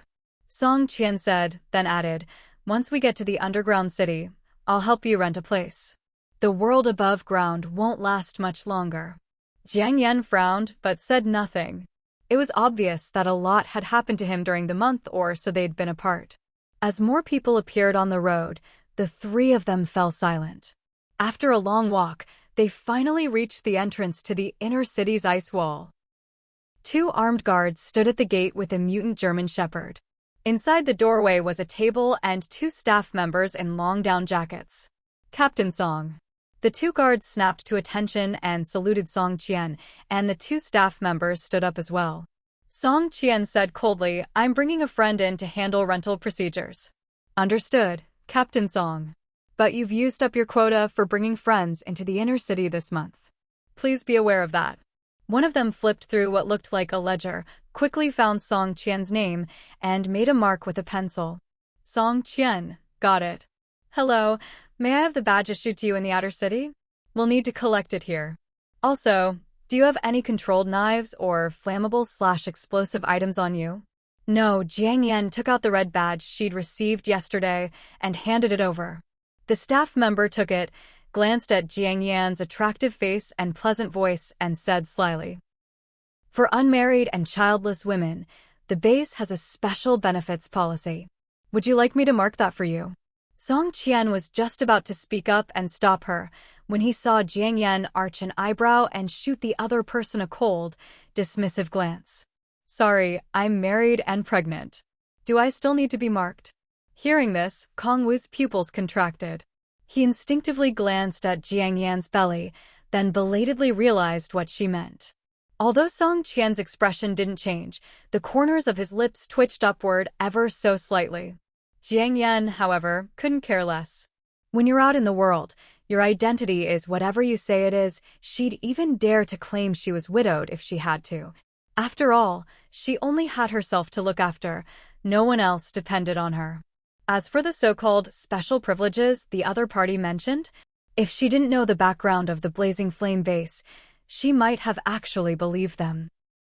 The man looked at the stern-faced Song Qian, then at Jiang Yan's smooth, unlined face, and forced an awkward smile as he handed her a white pass.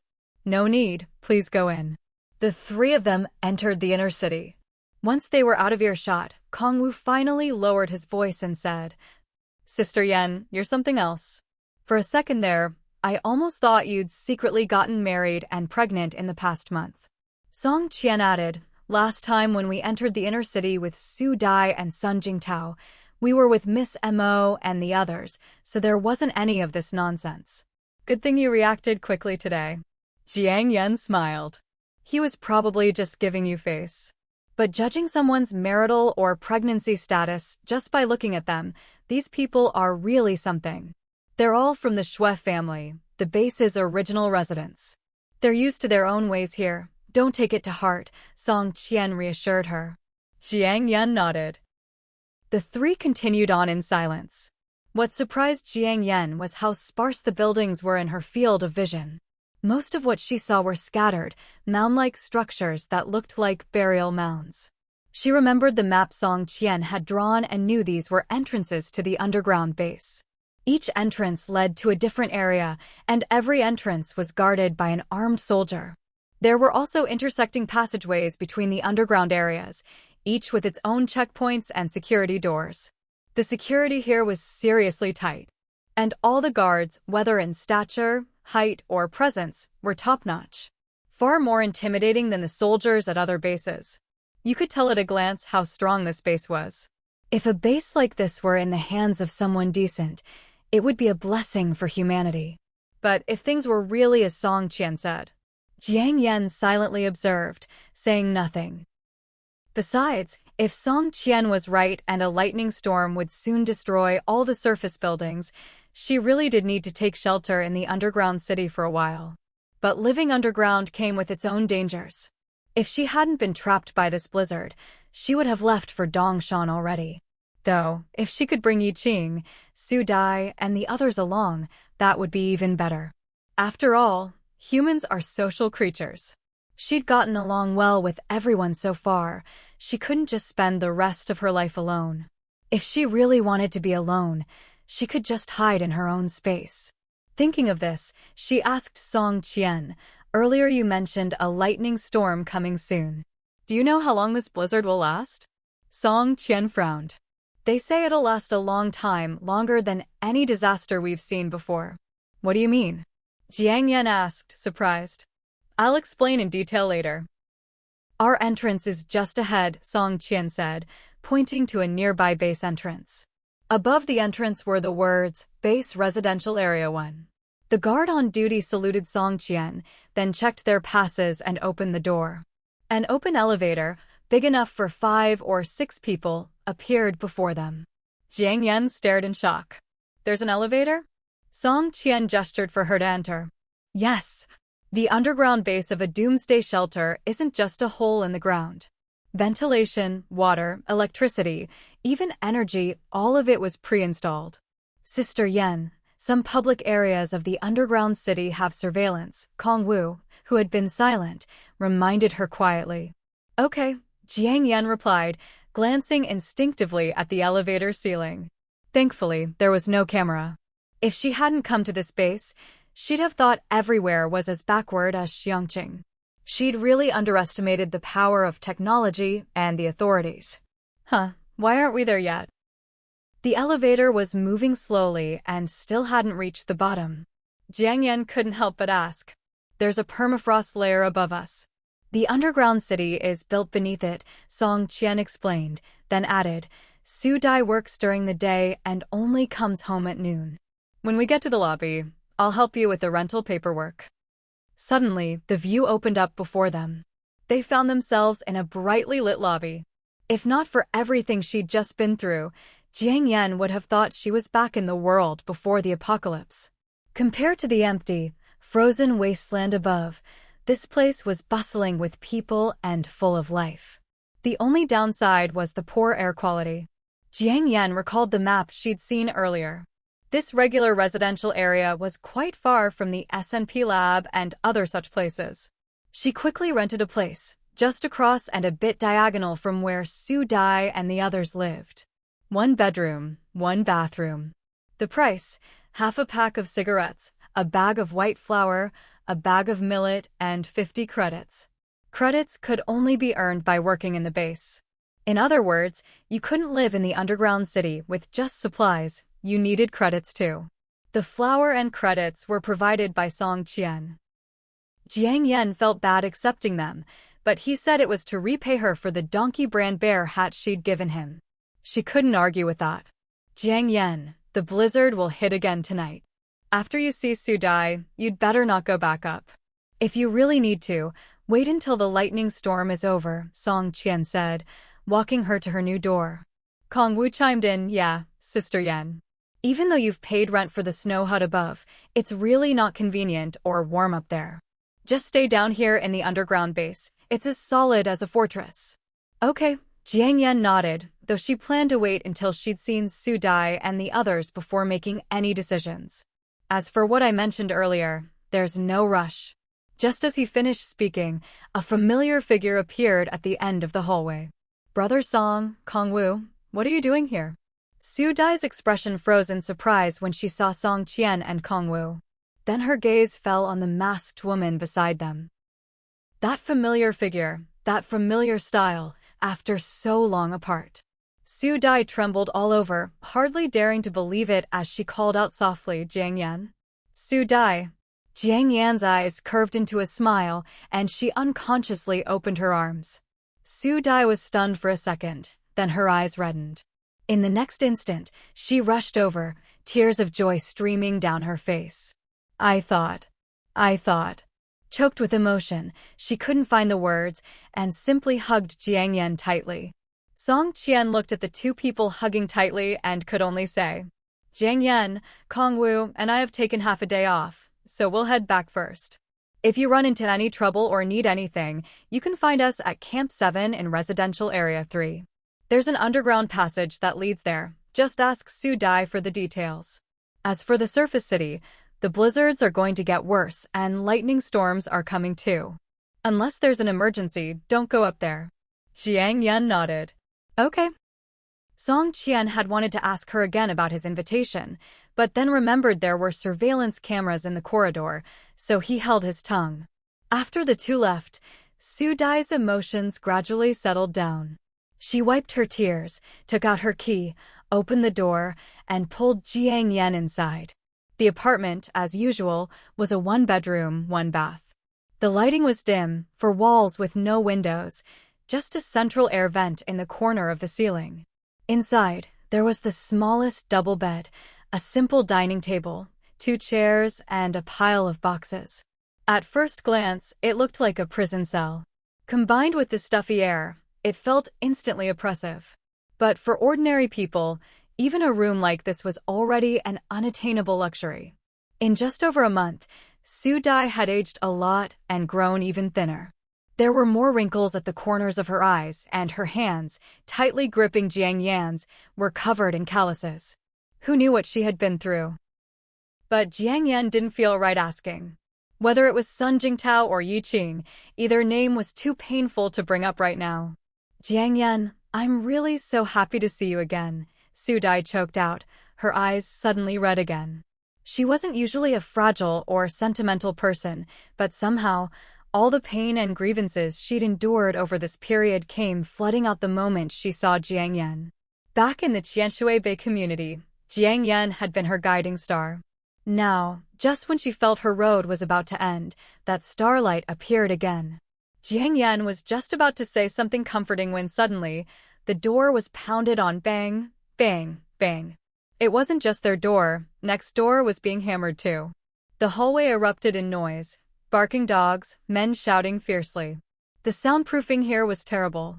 The two women exchanged wary glances, instantly snapping out of their reunion mood and sitting up straight, alert.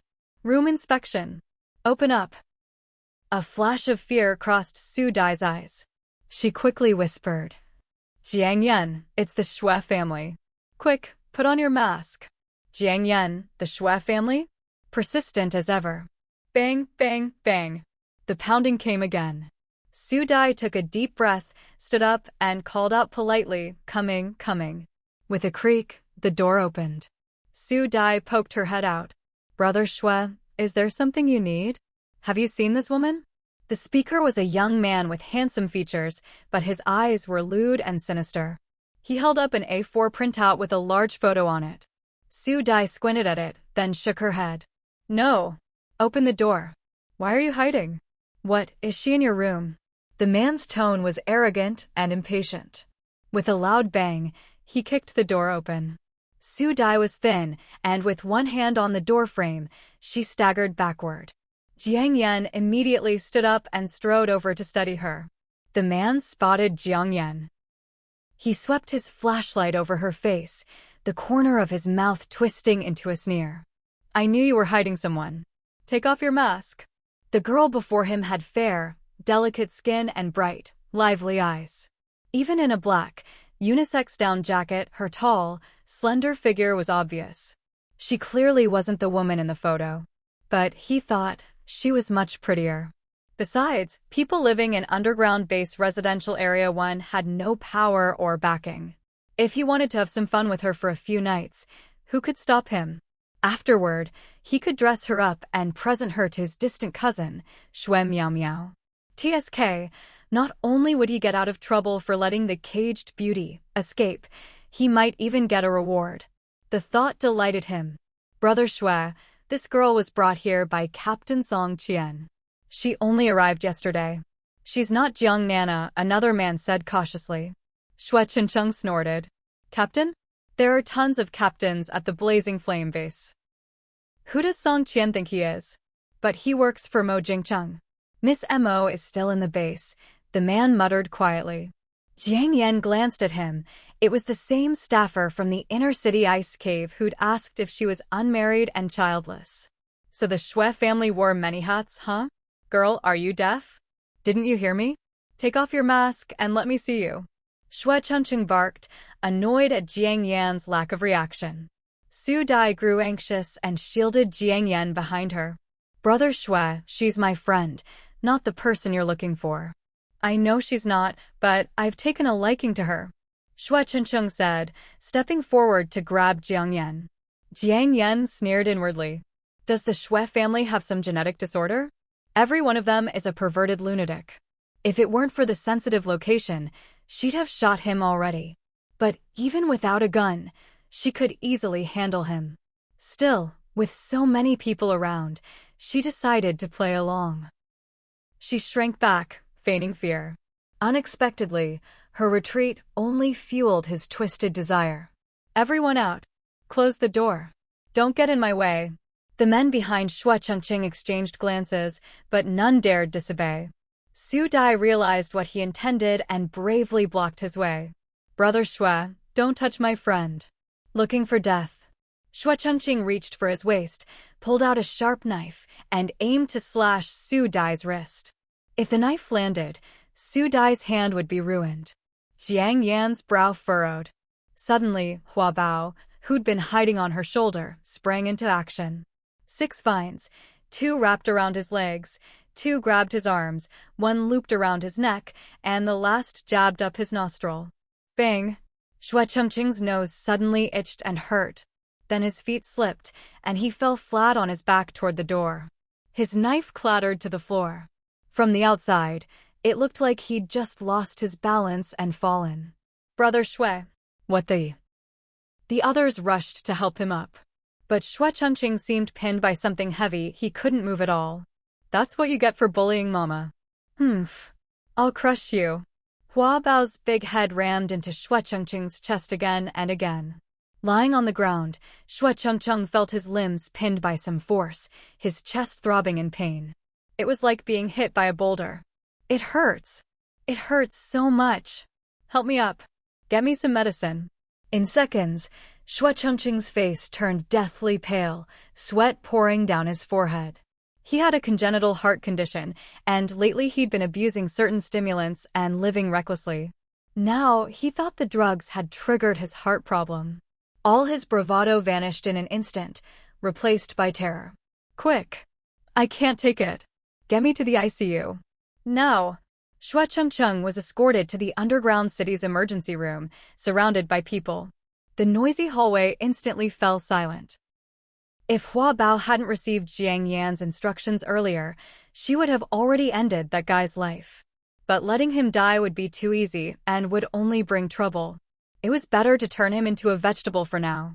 With ease, Hua Bao's vine pierced through his nostril and into his brain. Su Dai, still shaken, closed the door and picked up the piece of paper Xue Chengqing had dropped on the floor. Jiang Yan glanced at it.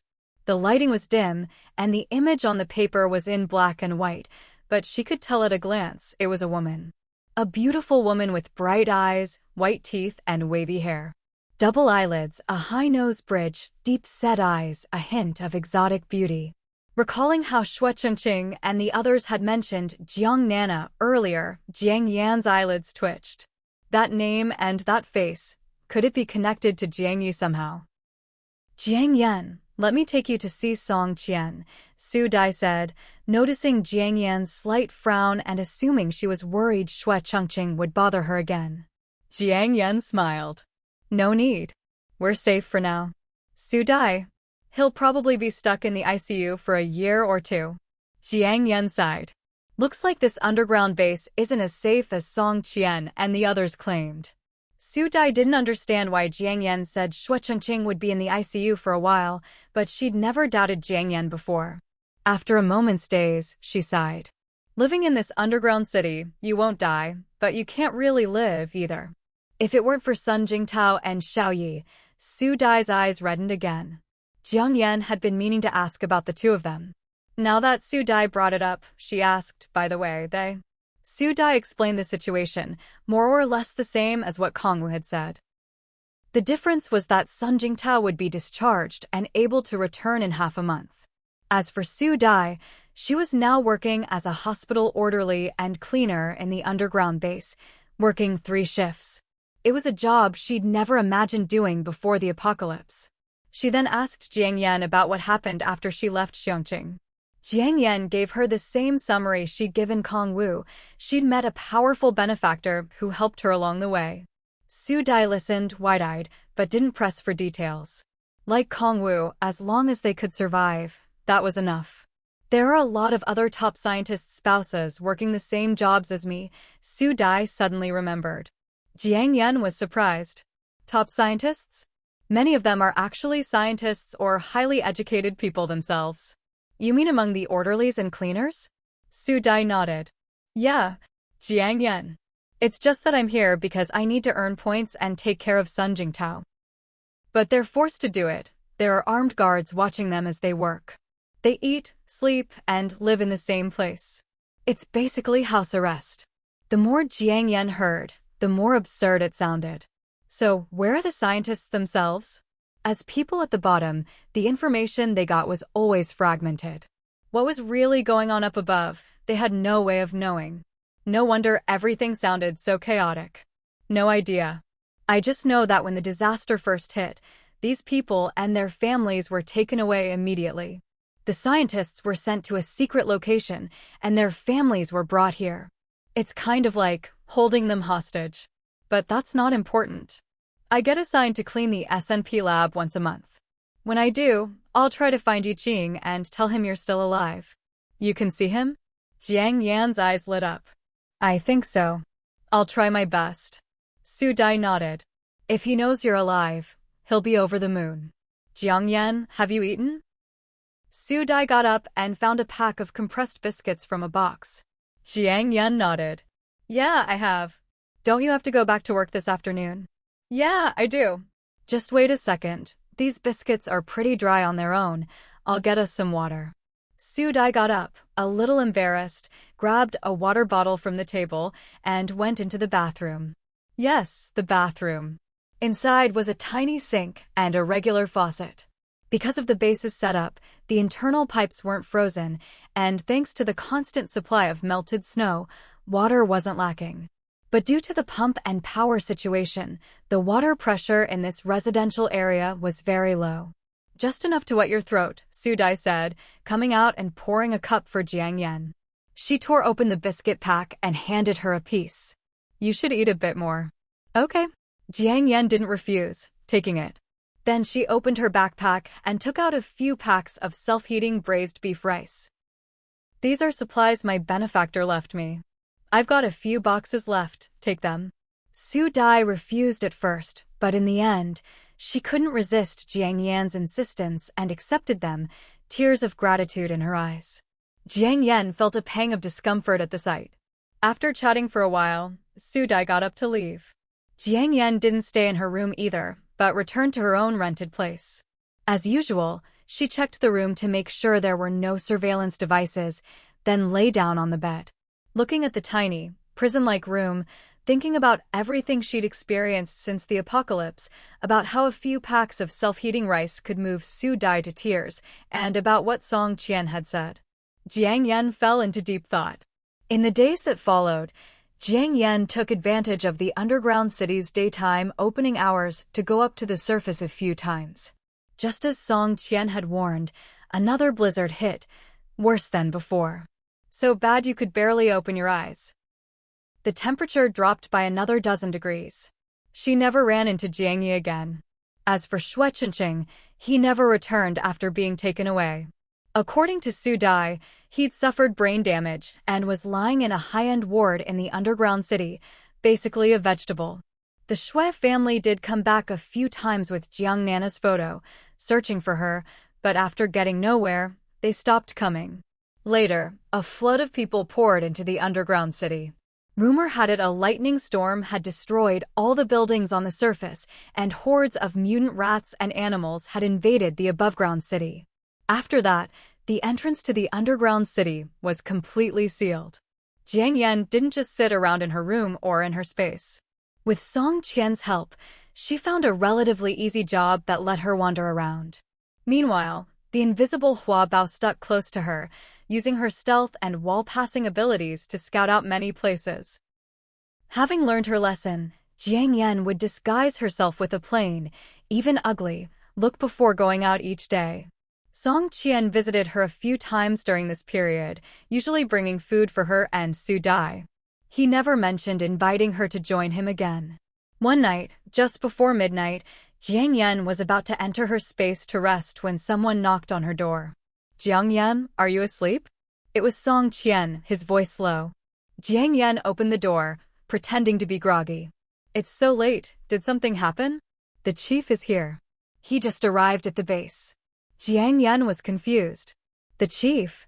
"Mo Jingsheng." Song Qian looked a little awkward, then said, "He says he wants to see you. Can you come with me now?" Jiang Yan's understanding of Mo Jingsheng was limited.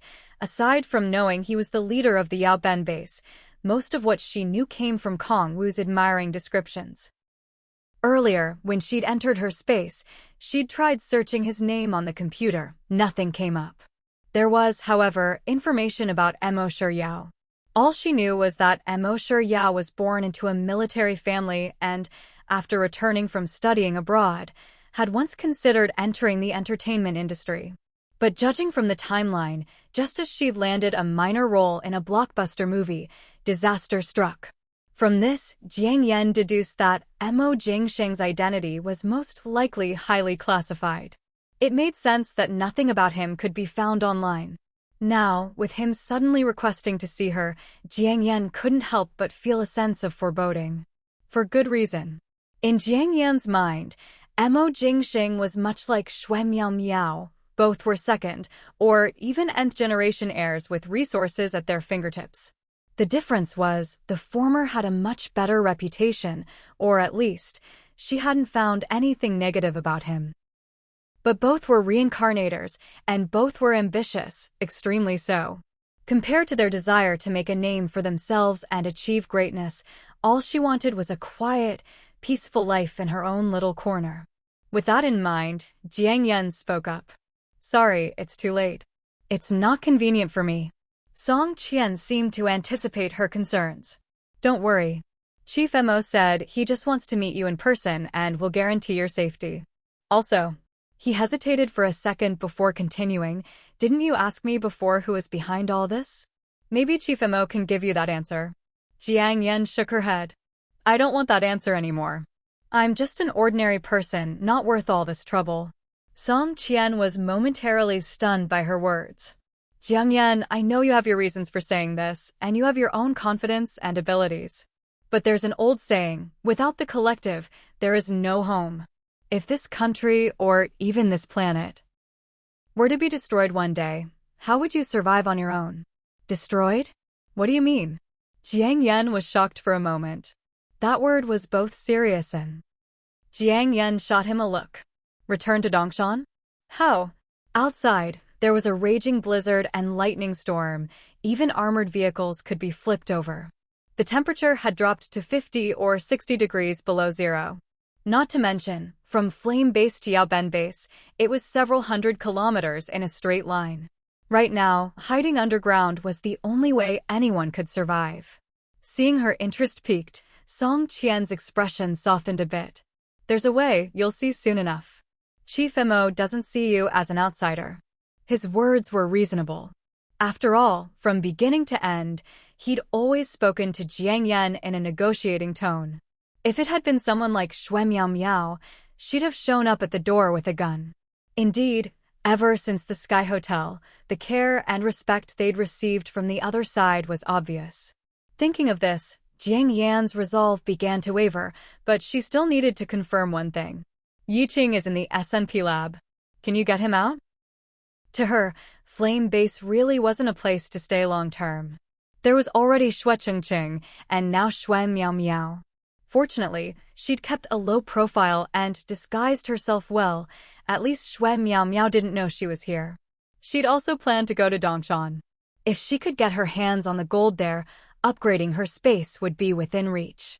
Flame Base also had a lot of gold, but some was locked in the core vault, and the rest had been made by Shui Miao Miao into dozens of giant golden cages, each over 2 meters tall, holding people inside. Those cages hung in midair, each bar as thick as an arm, made entirely of 24K gold. The total weight was staggering. Both places were heavily guarded, and strange runes were inscribed everywhere. Those runes were identical to the ones inside Shui Qian Meishue's magenta Mercedes. Jiang Yan suspected that Shui Miao Miao's cages weren't just about some twisted fetish. There was something sinister about them. The girls sent inside were all young, pretty, and inexperienced. But what exactly was going on, she didn't know. Getting into those places to take the gold wouldn't be too hard for her. But getting out safely was another matter. And for now, she wasn't willing to risk it. As for Sun Jingtao, he'd already been discharged. Jiang Yan had seen him once in the past 2 days. Apart from being thin and weak, he'd pretty much recovered. As for Yiqing, Su Dai had tried several times. Even when assigned to clean the SNP lab, she never got close. The hibernation pods there were completely sealed, sterile environments. Entry and exit required full-body disinfection. Flame Base was a mix of high-tech and mysterious occultism. Jiang Yan couldn't make sense of it all, so she simply stopped guessing. But since Yaoben Base was one of the 5 major bases named after the 5 elements, Mo Jingsheng probably knew about the occult background. Yes, we can get Yiqing out of the SNP lab. To be honest, he was originally sent in under Yaoben Base's name. Song Qian's words pulled Jiang Yan back to the present. Jiang Yan frowned and pinched her finger hard. But it wasn't forced, he volunteered. You can ask him yourself when you see him, Song Qian said, as if Jiang Yan had already agreed. Jiang Yan hesitated for a moment, then said, "Fine, I'll go with you." That was what Song Qian had been waiting for. His brows immediately relaxed. "Please." Jiang Yan glanced at the door to Su Dai and the others' room. "What about them?" "We've already pumped sleep aids through the ventilation into the rooms around you and reduced the oxygen supply. They should all be fast asleep. Kongwu will wake them and bring them over soon." As Song Qian finished, he pulled out something like a fluorescent flashlight and signaled 3 short and 2 long flashes into the darkness. After 9 p.m., the lights in the residential corridors went out. Everything was pitch black. Sleep aids? Jiang Yan was stunned. In such a big space, how much would it take? Song Qian chuckled. The soundproofing here isn't great. If we didn't knock everyone out, do you think I'd dare stand here talking to you? And the cameras, they're all temporarily disabled. Jiang Yan, so why am I okay? Actually, her body had been enhanced by her space, so this kind of thing naturally wouldn't affect her. The drugs just put them into deep sleep, not knockout drops. If you'd lain down with less oxygen and more CO2, you'd sleep deeply too. But as soon as I knocked, You'd wake up, Song Qian said, a rare sly look in his eyes. So, Jiang Yan, you can see our sincerity and capability, right? Jiang Yan didn't comment, only said, what a lot of trouble. Song Qian laughed and said no more. A few seconds later, Kong Wu hurried over, beaming. Brother Song, Sister Yan. Beside him was another soldier in combat gear, exuding a commanding presence. Song Qian took a card from his chest pocket and handed it over. Take this and pick up Yi Qing from the SNP lab. Then get Su Dai and Sun Jingtao and meet us on the 101st underground level. Got it, Brother Song. Kong Wu reached out to take it, nodded goodbye to the two soldiers beside him, and quickly left for the SNP lab to pick up Yi Qing. The three of them were all wearing black special operations stealth boots today. As they walked through the quiet corridor, not a sound could be heard. Song Qian handed a pair of night vision goggles to Jiang Yan, then gestured with his hand for her to proceed. Let's go, Jiang Yan. Chief MO is still waiting for a report on the 101st underground floor. The 101st underground floor? Jiang Yan couldn't help but click her tongue inwardly. When she'd heard him give instructions to Kong Wu earlier, she'd thought she'd misheard. She took a deep breath, locked her door, put on the goggles, and, as usual, pulled a mask from her pocket and put it on.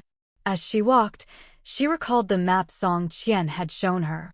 That map had been pretty roughly drawn, just marking an underground city. She'd never imagined there were so many levels. It sounded almost unbelievable. But with rental apartments lining both sides of the corridor, this was clearly not the time or place to discuss such things. Jiang Yan had to suppress her curiosity and followed Song Qian closely toward the end of the hallway.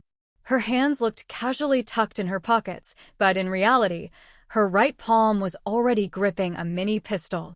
It felt like they wandered through a maze for ages before Song Qian finally stopped in a spacious area that looked like an elevator lobby. Swipe a card, unlock. Swipe another card, unlock again. After repeating this 5 or 6 times, a dimly lit elevator appeared before them.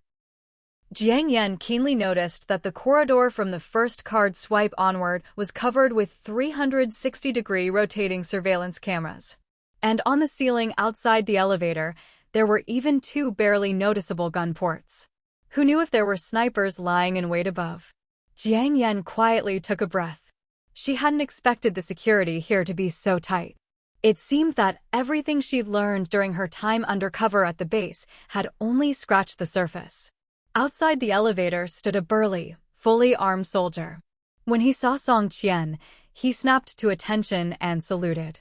Captain Song. Jiang Yan noticed that in addition to a standard submachine gun, he also carried a high-powered stun gun. Song Qian nodded slightly and handed him his card.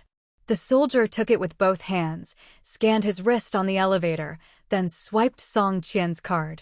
With a clunk, the elevator doors opened. Captain Song, here you go. The soldier returned the card, then turned to fetch 2 portable oxygen tanks and 2 safety helmets, handing them over. Please take these and put them on. Thank you. Song Qian put on his helmet and stepped into the elevator first, with Jiang Yan right behind him. Once inside, the elevator started descending. It was much faster than the one Jiang Yan had taken down to the underground city before. And it seemed to be built along the side of a cliff, with a vast open space around them. Further out, she could see layer upon layer of semicircular steel structures. Probably all sorts of buildings. It was as grand as the post-apocalyptic sci-fi movies she'd seen. If what she'd seen before was an underground city, this felt more like a city at the Earth's core. Seeing her frowning as she looked outside, Song Qian spoke up. This elevator's glass is all bulletproof, with high-grade one-way film. We can see out, but people outside can't see in. Also, I only found out yesterday that there are actually 101 underground floors. That was top-secret information until now. Jiang Yan caught the implication in his words. She gave a soft glanced at the camera in the corner of the elevator, and asked casually, what about the helmets and oxygen tanks? Just emergency safety measures. We'll return them when we leave. Actually, this underground city was built to the highest earthquake resistance standards. Even so, Could it really withstand a tectonic shift? If an earthquake like the ones in Xiangqing or Anming hit 100 floors underground? Song Qian laughed. Don't worry. For the next 10 years, there won't be earthquakes like that in Jin City or Dongshan. Jiang Yan, how can you be so sure? There's a rumor that the Shui family chose Jin City for the Blazing Flame base because of feng shui, something about wealth in the south, nobility in the north, poverty in the east, hardship in the west. But in reality, it's more about the geology and terrain. Seeing the elevator had only reached the 35th floor, Song Qian continued, Jiang Yan, do you know where the world's deepest underground tunnel was before the apocalypse? Jiang Yan shook her head, not sure why he was asking. Publicly available records say it was the Gotthard Base Tunnel in Switzerland, 57 kilometers long, 2,438.4 meters below the surface, took 17 years to build. Jiang Yan's pupils contracted as she looked at Song Qian, knowing he had more to say. He did love his dramatic build-up. Right below us, there's also a tunnel. Not as deep, but over 300 kilometers long. Thanks to modern tunnel boring machines and nationwide effort, it was finished in just a year. From Jin City to Dongshan? Yes. So, if you agree to come with us to Dongshan, it'll only take 1 or 2 hours through this tunnel. He gave her a meaningful look as he finished. Jiang Yan kept her expression calm, but inwardly took a deep breath. On the surface, Song Qian was just stating facts, but the implications were clear. 1. The way Mo Jingsheng suddenly appeared at the Blazing Flame base during the blizzard and lightning storm now made sense. 2. This tunnel had been under construction for a year already, clearly not a coincidence. Someone had started preparing for disasters a year ago. They were way ahead of her. And those surface bases built after the disasters were just for show. The real underground city had already been secretly completed. 3. They trusted her deeply, revealing so many so-called top-secret details. 4. The relationship between the Blazing Flame base and the Yaoben base was complicated. Thinking of the first 3 points, Jiang Yan felt a sudden heaviness inside. Forget it, since she was here, she might as well go with the flow. Let's see what Mo Jingsheng is up to. Duong. Lost in thought, she felt the elevator come to a stop at the -101 SD floor. Song Qian swiped his card as usual and opened the door. A brightly lit, spacious hall appeared before them, with several fully armed soldiers standing guard. Looking at the security checkpoint ahead, Jiang Yan quickly stowed her pistol away in her storage space. After passing security and returning their helmets and oxygen tanks, a lone soldier stepped forward to lead them further inside. They passed quite a few soldiers on duty along the way. Without exception, every one of them stood tall and exuded a commanding presence, clearly the best of the best. For a moment, Jiang Yan felt like she'd stepped into a secret special forces military base. But this was supposed to be the underground city beneath Shui Miao Miao's Blazing Flame base. Could there be a city within a city? After arriving at the 101st floor, Song Qian fell silent, only glancing over now and then to give her a reassuring look. He might as well have had "Don't worry" written on his face. After winding through several corridors, they stopped outside a door made of raw concrete, or rather, some special material. The soldier gestured for them to wait, then stepped forward and knocked lightly. "Chief, Miss Jiang has arrived." "Come in," came a deep, steady male voice from inside. The soldier pushed open the door and stepped aside to make way. "Miss Jiang, please." Jiang Yan instinctively glanced at Song Qian. He gave her an encouraging look. "I'll wait for you at the door." "All right." Jiang Yan withdrew her gaze and stepped inside. At the same time, Hua Bao, who had been quietly nestled on her shoulder, instantly unfurled its vines, wrapping protectively around all her vital areas. Jiang Yan couldn't help but smile. Hua Bao's attentiveness and tacit understanding were truly unparalleled. Inside the room, there was a small foyer with a door, and the air purifier was running at full blast, sending chilly air whistling through the space. As soon as she stepped past the foyer, it was as if she'd triggered some mechanism. A loud bang sounded as the door behind her automatically slammed shut. The entire space instantly fell silent, so quiet you could hear a pin drop. Jiang Yan tensed up. After taking in the scene inside, she gave up on her initial impulse to reach for her gun. In the center of the room, two enormous maps were mounted side by side on the wall. One appeared to be of the world, the other of the country. Standing before the maps was a young man in his early 20s, dressed in a black tactical uniform, marking something on the map. He was tall and striking, with sharp features and an imposing presence, like a pine tree standing tall. He was alone in the room, and his brows and eyes bore a resemblance to Mo Shiyao's. This must be Mo Jingqing. He was much younger than she'd expected, yet he exuded a steadiness and pressure far beyond his years, which caught Jiang Yan off guard. When he saw her enter, Mo Jingqing capped his marker, reined in some of his aura, and the severity on his face softened a bit. "Miss Jiang, I apologize for disturbing you so late." His manner was humble, but the aura he gave off was powerful, creating a strange sense of contradiction. Fortunately, Jiang Yan was no stranger to high-pressure situations. She smiled lightly. "Chief Mo, you're too polite." Mo Jingqing didn't say much more. He casually gestured to a desk that looked like a workspace and said, "Please, have a seat." "Thank you." Jiang Yan took a deep breath and sat down, feeling as if the room had gotten a few degrees colder. He sat across from her, narrowed his eyes slightly, and gave her a sidelong glance. "I've heard Miss Jiang is from Anming?" Jiang Yan nodded. "Yes." He continued, "I'm very sorry for your mother's passing." The abrupt change of topic made her catch her breath. Jiang Yan had a vague idea of why he'd called her here. She'd always known this day would come. She just hadn't expected it to come so soon. She quietly pinched her fingers to calm herself and was about to speak when he opened a drawer and handed her a special manila envelope. "Time is short, and you're a smart person, Miss Jiang, so I'll get straight to the point. This is a file I received earlier. I just finished reading it. Please take a look." Jiang Yan replied, "All right," and reached out to take it. The envelope was stamped with a red top-secret seal. The closure was bound with string, and there were neat traces of wax that had been sliced open with a letter opener. With the internet long since collapsed, many things had returned to their simplest forms. Jiang Yan frowned and opened the envelope. Inside was a small stack of A4 papers, printed and bound. Top Secret File 01007, Reborn Individual Number 007, Jiang Yan. Seeing the small print in the upper right corner of the cover, Jiang Yan's hand froze, and she involuntarily sucked in a breath.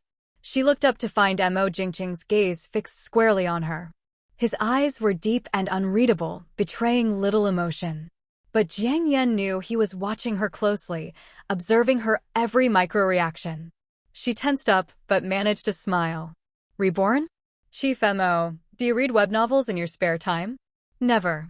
Mo Jingqing's expression grew more serious, his tone sharp. "Why don't you take a look, Miss Jiang?"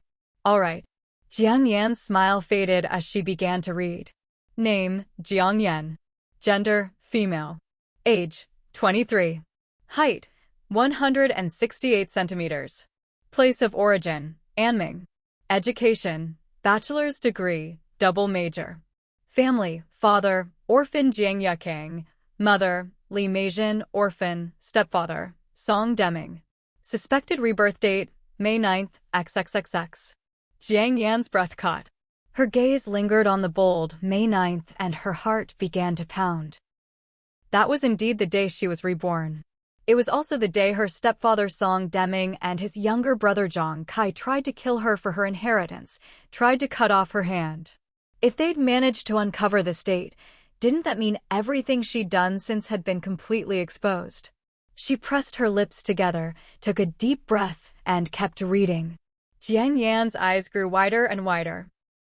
There were records of her stepfather and Zhang Kai's gruesome deaths in the villa basement, her police statement, every transaction where she sold her car, house, bags, and watches to liquidate assets, every record of her stockpiling supplies and renovating her home, every international flight she'd taken, every hotel she'd stayed at abroad, every purchase, every time she'd used a foreign phone number to send disaster warnings to people back home, even the massive funds she'd transferred from. Hong Kong overseas, her frantic gold and jewelry purchases after the heatwave hit, and her first-class Apple purchases, all of it was there. There was even a brief summary of her background and her parents' business dealings. This section was concise, her own identity summed up in just 2 words: internet celebrity. Jiang Yan's forehead throbbed. It was as if she'd been stripped bare, with not a shred of privacy left. She'd underestimated the power of the authorities. If they wanted to investigate someone, even after the apocalypse, there was nowhere to hide, just that it took a little longer without modern technology. She gritted her teeth and kept reading. Suddenly, a black and white photo appeared her, in a flight suit, soaring over the city. This? Jiang Yan's pupils contracted in shock. At that time, all networks had supposedly been cut off. Mo Jingqing, sharp as ever, immediately caught the surprise in her eyes. After the heatwave, civilian networks and satellites were indeed down. But military satellites were still operational. This photo was taken by a military satellite. Jiang Yan swallowed and said nothing, continuing to read. After that were brief descriptions of their trip to. When she closed the file, Mo Jingqing finally spoke. Including you, fewer than 4 people have seen this file. Myself, my superiors, and the person who compiled it. So, Miss Jiang, you needn't worry about your identity being exposed. Jiang Yan smiled calmly. You flatter me, Chief Mo. I don't know what the person who compiled this file is after, but I'm just an ordinary person with a bit of money who likes to shop. Someone like me, before the apocalypse, was a dime a dozen. Is that so? Mo Jingqing's pale eyelids lifted, his gaze sharp as a blade. He interlaced his fingers and leaned forward, his tone suddenly more severe. Miss Jiang, I didn't bring you here to confirm whether you're a reborn individual. Whether you admit it or not, that's already a fact. His aura was so oppressive that Huabo instantly shifted into a defensive stance. So? Jiang Yan shrugged, non-committal. Mo Jingqing's jaw tightened for a moment. Perhaps realizing his attitude was too harsh, he softened his tone slightly. We need your help. Or more precisely, the authorities need your help. The authorities actually need my help. Jiang Yan stared in disbelief for a second. Her expression and tone were a jumble. 40% surprise, 30% shock, 20% exaggeration, and 10% sheer incredulity. It looked half like an act, half like a genuine emotional reaction. Mo Jingqing, who had always been calm and composed, frowned slightly at her reaction, his handsome face growing a shade more serious. But Jiang Yan didn't give him a chance to confirm it. She immediately slipped in a self-deprecating remark. Chief Mo, I don't really have any special skills. Before the apocalypse, I was just good at live streaming. Surely you don't mean. Her exaggerated expression and these words were both an act and a test, and maybe even a bit of self-deception in front of Mo Jingqing. After all, with his capabilities, he could probably expose everything about her, how many meals she ate a day, how often she went to the bathroom. With his current power, he could easily bring in a lie detector or even use torture to force a confession. But he hadn't done any of that. Instead, he'd shown her patience and respect. That gave her the courage to act this way, and she had to. Because, truthfully, she didn't know much about Mo Jingqing, let alone trust him. Sure, he was good-looking, upright, and carried himself like a true hero, but what did that really prove?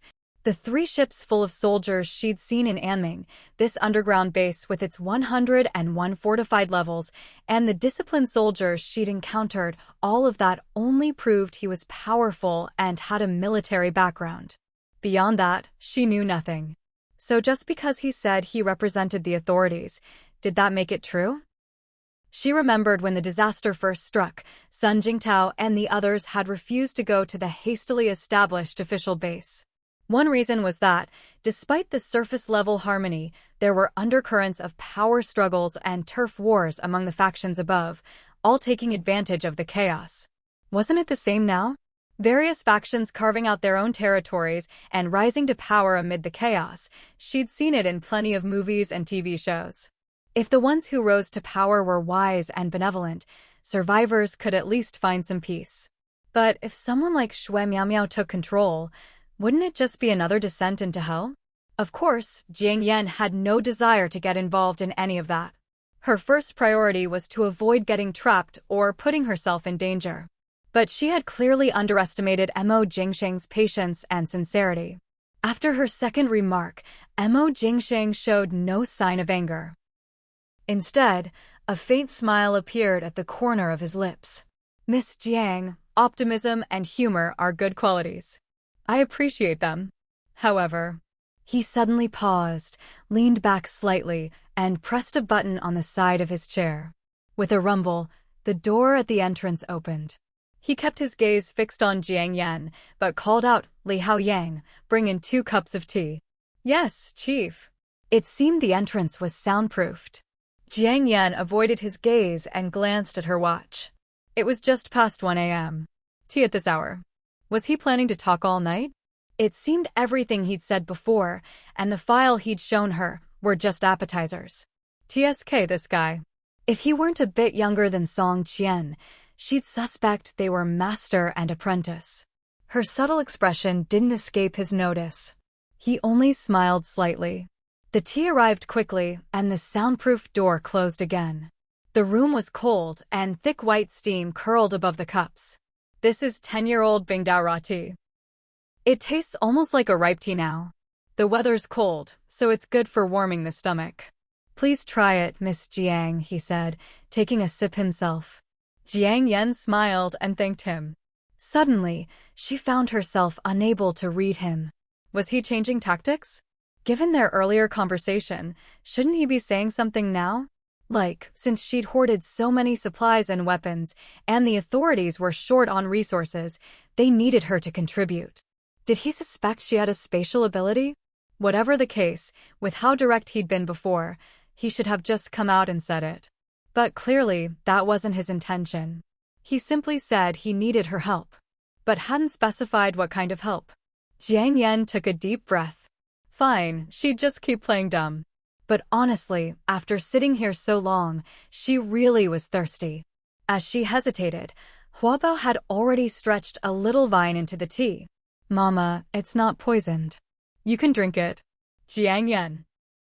Who knew Huabao had this function? She picked up the cup and took a sip. It was authentic aged Bingdao raw tea, the red liquor bright and rich, the taste clear and sweet. A pity the water was probably melted snow from outside the base. Even after filtering, there was still a faint bitterness. Good tea deserved good water. It was a bit of a waste, using such precious pre-apocalypse tea with this water. The room fell silent. Mo Jingsheng didn't speak, so Jiang Yan just focused on her tea, sipping slowly. After a while, the man across from her set down his cup and stood up.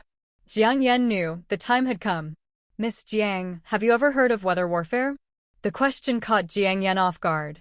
She froze for a second, then answered honestly. No. What about the Mars migration project? I've read a bit about it online, Jiang Yan replied, then added, are the two related? Yes. He paused for a moment, then said, you probably wouldn't have guessed.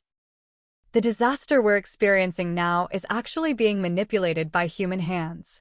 Jiang Yan was stunned, almost dropping her teacup.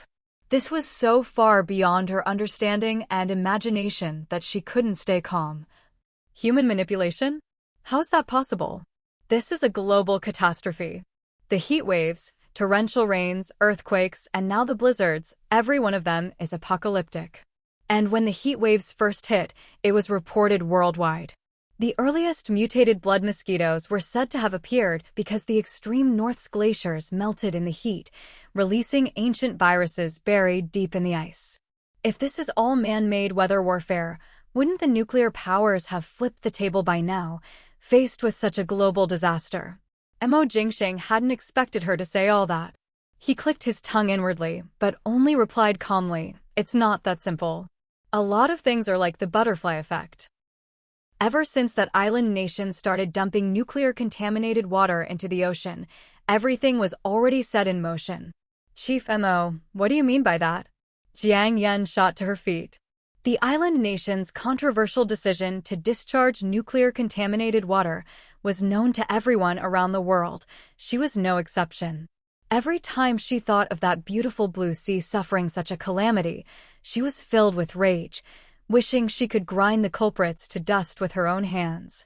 And now, hearing that these natural disasters might be connected to that incident, Jiang Yan could no longer keep calm. Mo Jingqing didn't answer her question directly. He frowned and was silent for a moment, then said, "What I'm about to tell you will overturn everything you know about this world. At the same time, it concerns the core secrets of the future of all humanity. Very few people in the world know about this." Jiang Yan suddenly felt a heavy weight on her shoulders. "Chief Mo, if that's the case, can I choose not to know? The more you know, the faster you die." She understood that all too well. Having been given a second chance at life, she cherished it dearly. But the other party just gave a wry smile and shrugged. "I have no choice, and neither do you." Jiang Yan took a deep breath and didn't argue further. Mo Jingqing's expression returned to calm as he began to explain. Jiang Yan listened silently. At first, her eyes widened in shock. Then, her brow furrowed deeper and deeper. Years ago, because of humanity's reckless exploitation and pollution of the natural environment, the rapid increase in global population, and the frequent outbreaks of local conflicts and wars, the environment for human habitation had become increasingly harsh. The weather began to deteriorate at an accelerated pace, with extreme weather events occurring more and more frequently. Blue Star was becoming less and less suitable for human life. According to scientific predictions, after the sun exhausts its hydrogen fuel, it will begin to expand and become a red giant, burning helium instead.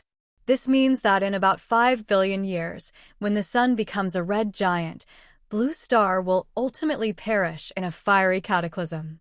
With an eye on the future, the world's leading technological powers were forced to join forces to research ways to deal with extreme weather disasters in advance and to select a second habitable planet beyond Blue Star. Mars, with its atmosphere and potential for water, became humanity's top choice for interplanetary migration.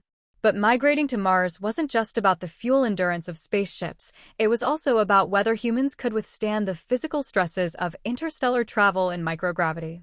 And after arriving on Mars, there were the harsh conditions to survive: low oxygen, temperature swings of up to 94 degrees Celsius between day and night, partial gravity, and so on. To address these challenges, a series of advanced research projects were launched. The first priority was disaster simulation experiments to help humans adapt to new environments, followed by the development of new equipment and energy sources. In fact, disaster simulation experiments had already existed in some small-scale weather wars years before. Now, the research was simply being expanded and more types of disasters were being added. To avoid unnecessary repercussions, these projects were kept top secret and conducted in the shadows. And indeed, some progress was made.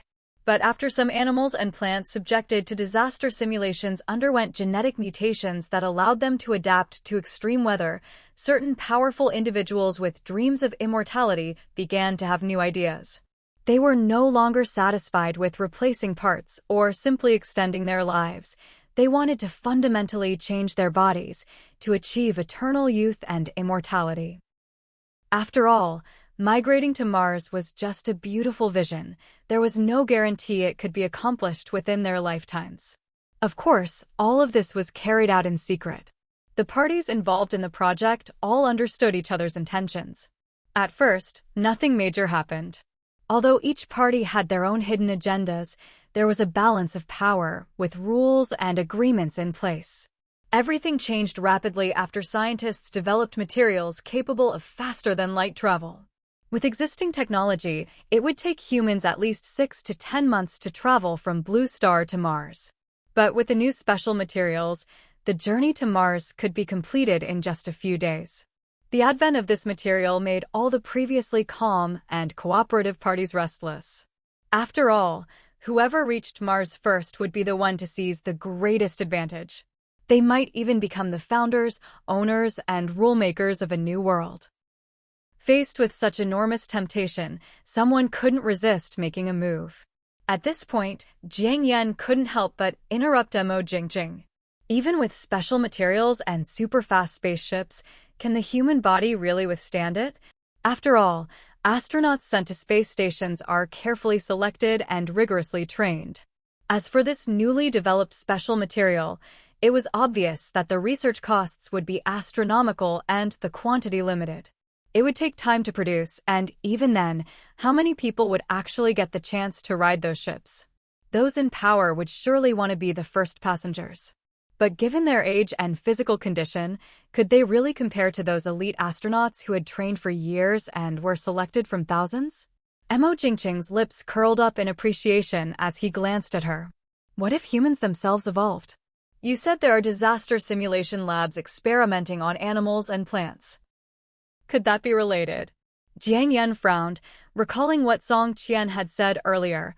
The research started with animals and plants, then moved on to humans.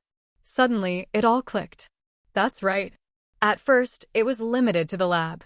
But later, someone proposed that, according to evolutionary theory, group evolution is much faster than individual evolution, and Mo Jingqing trailed off. Jiang Yan's pupils contracted. Furious, she slapped the table. So, the world we live in now is actually one giant global disaster simulation lab? All of us are just lab rats?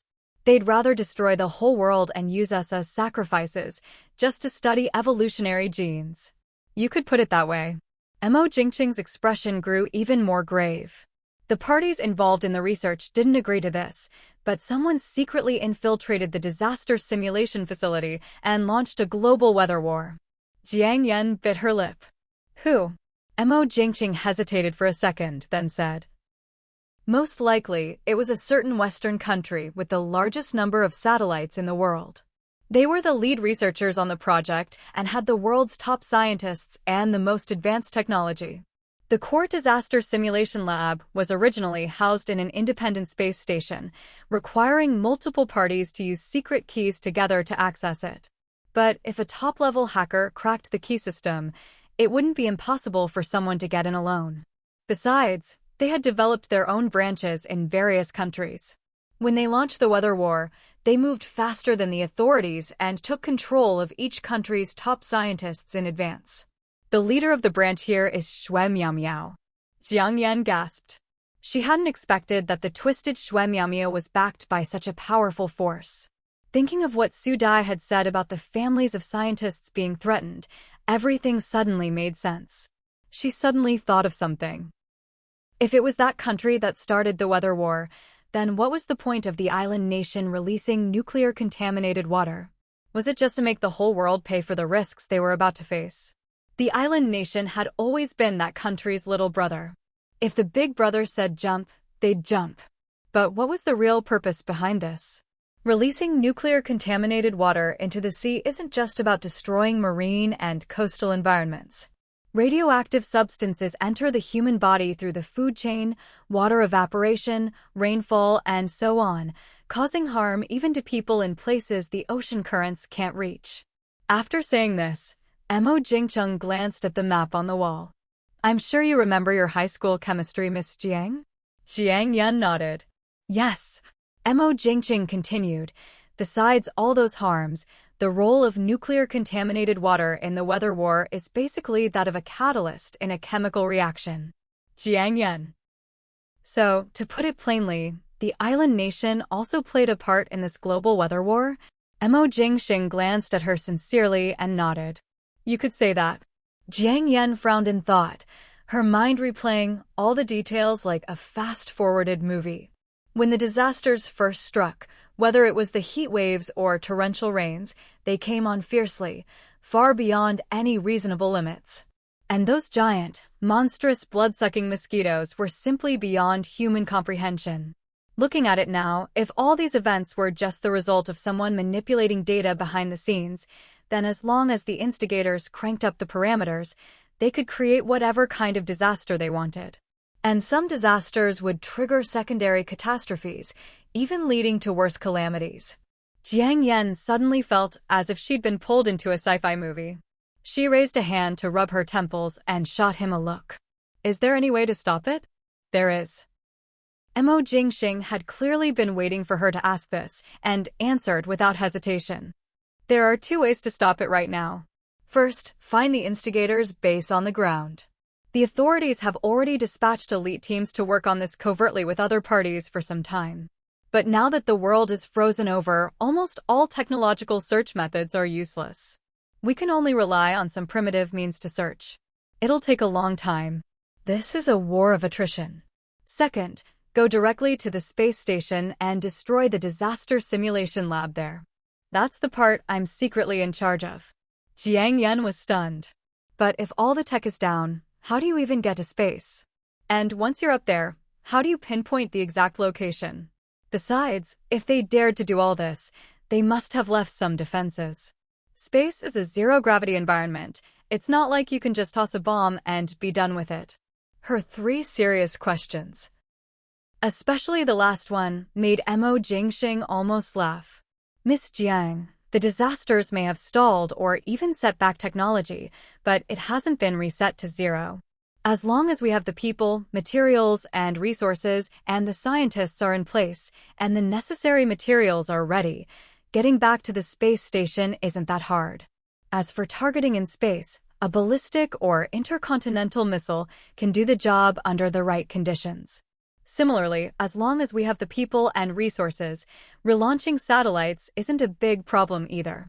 When he said people, materials, and resources, he deliberately emphasized the words. Jiang Yan, sharp as ever, immediately thought of the scientists who'd been abducted, and she understood what he was hinting at. But she had indeed underestimated the power of the authorities. The weapons and supplies she'd bought were only good for small skirmishes. In the face of the government's might, they were nothing. So, what did Mo Jingxing need her for? As she. But after you moved into Qianshui Bay, none of those supplies ever showed up. So I'm guessing you have some kind of mysterious storage artifact, right? What I, or rather, the authorities, need is your storage artifact. Jiang Yan's heart sank. Here it comes. After all that buildup, here it is at last. Of course, she was prepared for this.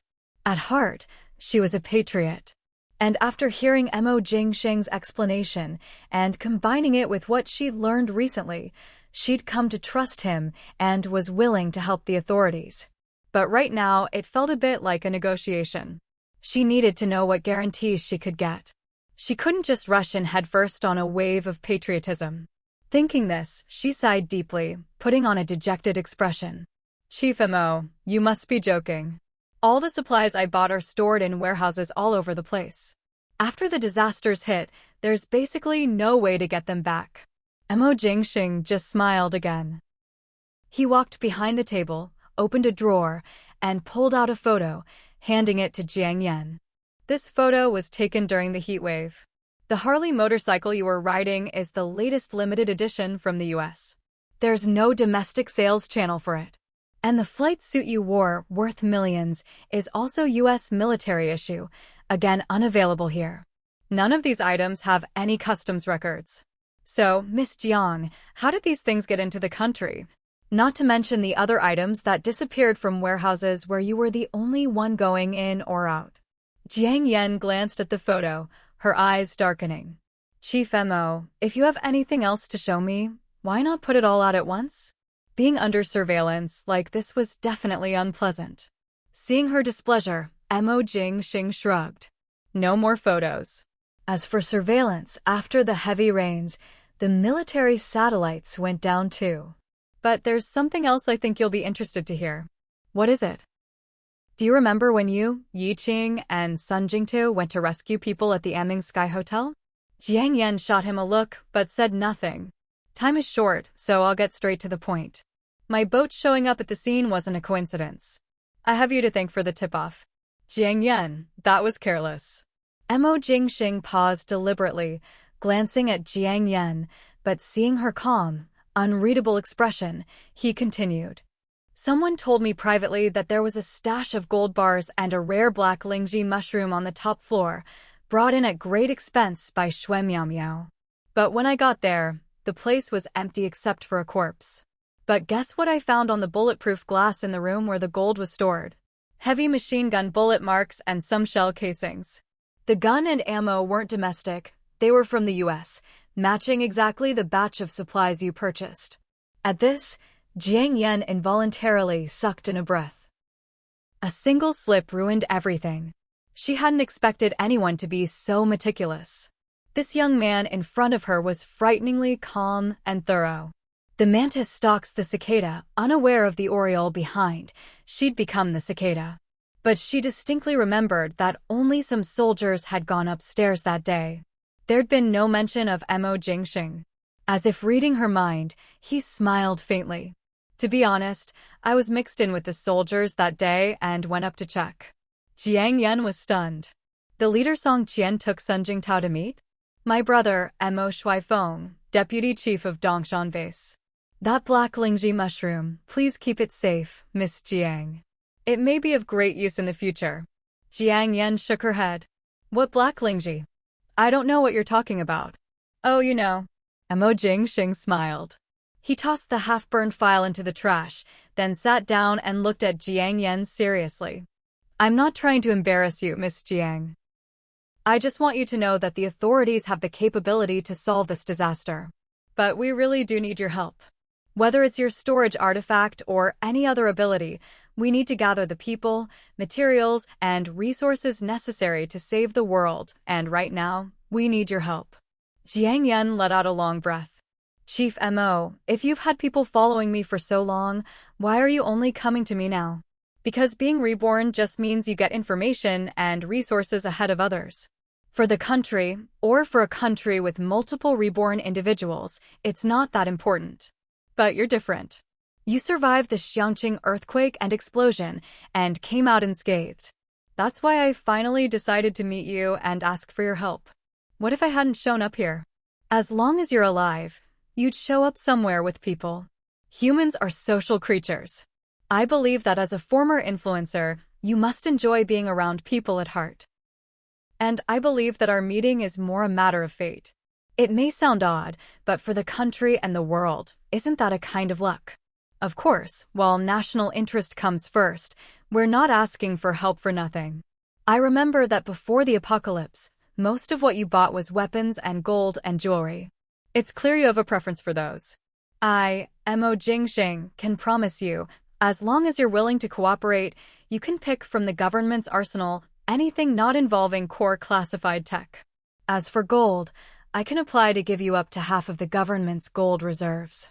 Due to the extreme cold and storage locations, we can't deliver it all at once, but at least a quarter is no problem. As for jewelry, I'll do my best to provide it to you. But anything from cultural heritage sites or museum collections, I'm afraid I can't help with. Jiang Yan had been getting drowsy, but his long speech left her head spinning, then suddenly wide awake. Half of the government's gold reserves. She'd read online before that the government's gold reserves were at least 2,000 tons. Most of it was in the central vault, some elsewhere, and a small portion stored in the U.S. Federal Reserve. But even just a quarter would be enough to upgrade her space 5 times over. And 5 upgrades. She could probably have mountains, rivers, and lakes in there. And Huabao, wouldn't its abilities become sky-high? Right now, some of Huabao's functions were unclear, partly due to lack of opportunity to test, partly because her space hadn't been upgraded enough. And then there was the spiritual spring in her space. Jiang Yan hadn't expected Mo Jingxing to offer such generous terms. She suddenly felt as if she'd been knocked out by a golden pie falling from the sky. Mama, this is a once-in-a-lifetime opportunity. You should consider accepting his terms. Huabao, hearing about all that gold, couldn't help but drool. Jiang Yan grunted, but her face didn't show much. To be honest, even if Mo Jingxing hadn't offered these terms, she'd probably have agreed to work with the authorities anyway. After all, this concerned the fate of the entire planet and humanity. She couldn't hide in her space forever. And as for her space and Huabao, she still had absolute control. I know you have concerns, Miss Jiang. But you can rest assured on 2 points. 1, I'll keep my word on everything I've said. 2, We'll keep your special ability absolutely confidential and ensure your safety, so you won't be put in danger. Jiang Yan frowned. Suppose I did have this storage artifact you mentioned. What exactly do you need me to do? First, according to disaster projections, this extreme cold will end in 6 months. At that point, global sea levels will rise rapidly. You can think of it as the world turning into an ocean. Many of the core equipment and supplies the authorities have managed to save may be destroyed in this global flooding, so I need your artifact to help us collect and store them until conditions are right to retrieve them. This includes, but isn't limited to, top-level experimental equipment, rare materials, important museum artifacts, seed banks, DNA banks, even aircraft carriers, lithography machines, nuclear submarines, exploration spacecraft. Supercomputers, basically, all the crown jewels of a great nation. These items are currently stored in scattered locations, but we'll send professional teams to help you collect them. Of course, Yiqing and Sun Jingtao, whom you trust, will be on the team too. As for rescuing survivors, other teams will handle that. And the mission to the space station will be researched in parallel. I'll personally lead a team to rescue the kidnapped scientists, but in the end, we'll still need the supplies you collect. Second, Mo Jingxing paused, looking at the stunned Jiang Yan. We'll talk about that later, but it's similar to the first. Jiang Yan was truly shocked. Wasn't this just another, grander version of zero-cost shopping? Except, in the end, she'd have to give it all back to the country. But still, it sounded cool. Not just cool, epic. Wasn't this basically taking on the responsibility of saving the nation's civilization and humanity's future? She just wondered if her space's storage zone could hold that much. But that storage zone was like a black hole. She'd put so much in already and never seen it fill up. If she upgraded it, it should be fine. Thinking this, Jiang Yan pinched her palm to calm herself and said, Chief Mo, are you sure you're not being unrealistic? An aircraft carrier alone is massive, not to mention the seed and gene banks. These are national-scale assets, not small stuff. And aren't you afraid that if I really had this ability, I'd just keep everything for myself? There are plenty of countries who'd kill for these things. Mo Jingxing laughed. Miss Jiang, you're a law-abiding, upright citizen, before and after the apocalypse. I trust my judgment. Of course, you don't have to answer right away. Think it over. It's late, and I've taken up enough of your time tonight. My apologies. With that, he pressed a button on the side of his chair. With a loud boom, the front door swung open. Song Qian. Maybe it was from staying up late and talking too much with Jiang Yan, but at this moment, Mo Jingxing's voice sounded a bit hoarse. Here. Song Qian pushed open the door, striding in with military precision, looking energetic. He nodded slightly to the two of them, then turned to Mo Jingxing and said, Chief, you've stayed here longer than planned. Do you still want to return to Dongshan now? Not for now. Escort Miss Jiang to our guest room to rest. Arrange for someone to stand guard tonight. If Miss Jiang needs anything at all, do your best to meet her needs. Song Qian stood at attention and saluted. Yes, sir. Jiang Yan raised her eyebrows. Guest room. She remembered that Song Qian had previously arranged for Kong Wu and the others to pick up Su Dai and Yiqing. What about Yiqing and Su Dai? With Mo Jingxing present, Song Qian's tone was a bit more polite and distant. It's late, so we had them rest in the guest rooms ahead of time. You don't need to worry, Miss Jiang. This was my arrangement, Mo Jingxing explained. I met with you privately, and although we took every precaution, Shui Miao Miao might still notice you came here. Your connection with Su Dai and the others is easy to uncover, so bringing them here directly was for your safety.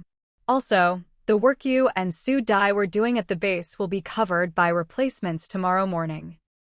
Seeing a flicker of wariness on Jiang Yan's face, Mo Jingxing added, That's all for your safety. With his thorough explanation, Jiang Yan couldn't object further. She was about to get up and say goodbye when Mo Jingxing added, If you make up your mind tomorrow, Miss Jiang, you can come directly to me. Sensing a deeper meaning in his words, Jiang Yan asked, and then, No matter how well we talk, words are just words. As long as I'm alive, I'll do everything I can to keep my promise and protect you. But if something happens to me in this disaster, I don't want you to be affected. So I'll personally draft an agreement, black and white, clear terms, and have the highest authority sign and stamp it. That way, no matter what happens in the future, you'll have extra protection.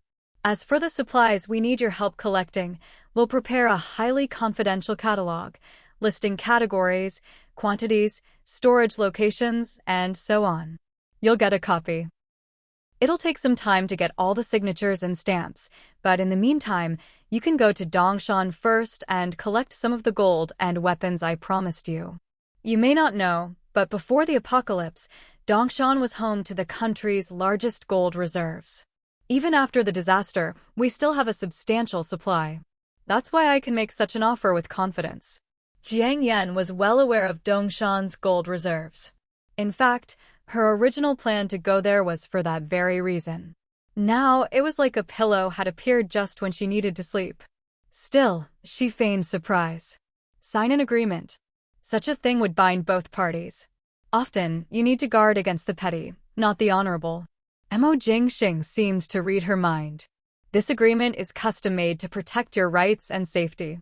I also want to clarify, if you agree to cooperate, it's a partnership, not a conscription. From beginning to end, you remain independent and free. He'd said all he could and shown his sincerity. Jiang Yan had nothing more to say. She politely took her leave and followed Song Qian out. The other soldier who'd been standing guard at the door came in with a strong cup of tea. Once the door closed behind them, Song Qian finally lowered his voice and said, "Jiang Yan, I'm sorry." Jiang Yan pretended not to understand and glanced at him. "For what?" "The chief assigned me and Kong Wu to stay by your side, partly to protect you and partly to keep an eye on you. But we mean no harm, and neither does Chief Mo. Otherwise, he wouldn't have personally ordered and led the operation to blow up that floating hotel." Song Qian added quietly. Jiang Yan just gave a soft "oh," not commenting on his words. Along the way, they occasionally passed patrolling soldiers, so the two didn't say much more. In silence, they wound their way through the maze-like corridors, finally stopping at a room near the center of a passage. The walls and door were painted white, and with the bright lighting, it almost felt like daytime. Song Qian took out a key, unlocked the door, and handed the key to Jiang Yan. "Get some rest. After breakfast tomorrow, I'll bring Yi Qing and the others to see you." After saying this, Song Qian pressed his lips together for a second, then finally spoke. "Jiang Yan, Chief Mo has never talked alone with anyone for this long. I don't know what you discussed, but I hope you'll give it serious thought and make the decision you truly believe is right. Get some rest. Good night." "Okay, good night." Jiang Yan turned on the light, closed the door, latched the security chain, and went inside. The room was about 7 or 8 square meters. A single military cot stood by the wall, with a desk and chair beside it. On the desk sat a thermos, a few paper cups, a box of tissues, and 2 candies. In the corner was a simple plastic wardrobe. Further in, there was a narrow bathroom with a door, equipped with a shower and some disposable toiletries. The sheets, quilt cover, and towels were all freshly changed and white, very tidy. On the wall facing the bed was a photo of an open window looking out to the sea, which made the oppressive underground room feel a bit lighter. The air supply here was also much better than the rented rooms upstairs. As usual, Jiang Yan took out her bug detector and swept the room. Hua Bao also scurried around like a gecko, even checking the air vents, but found nothing. Still, she had no intention of entering her space tonight. The newly acquired reindeer and the wood ear fungus on those dead stumps would be enough for it to eat for days. If it got hungry, there was still grass. As for the chickens, ducks, geese, stream water, small fish, shrimp, and weeds, there was nothing to worry about.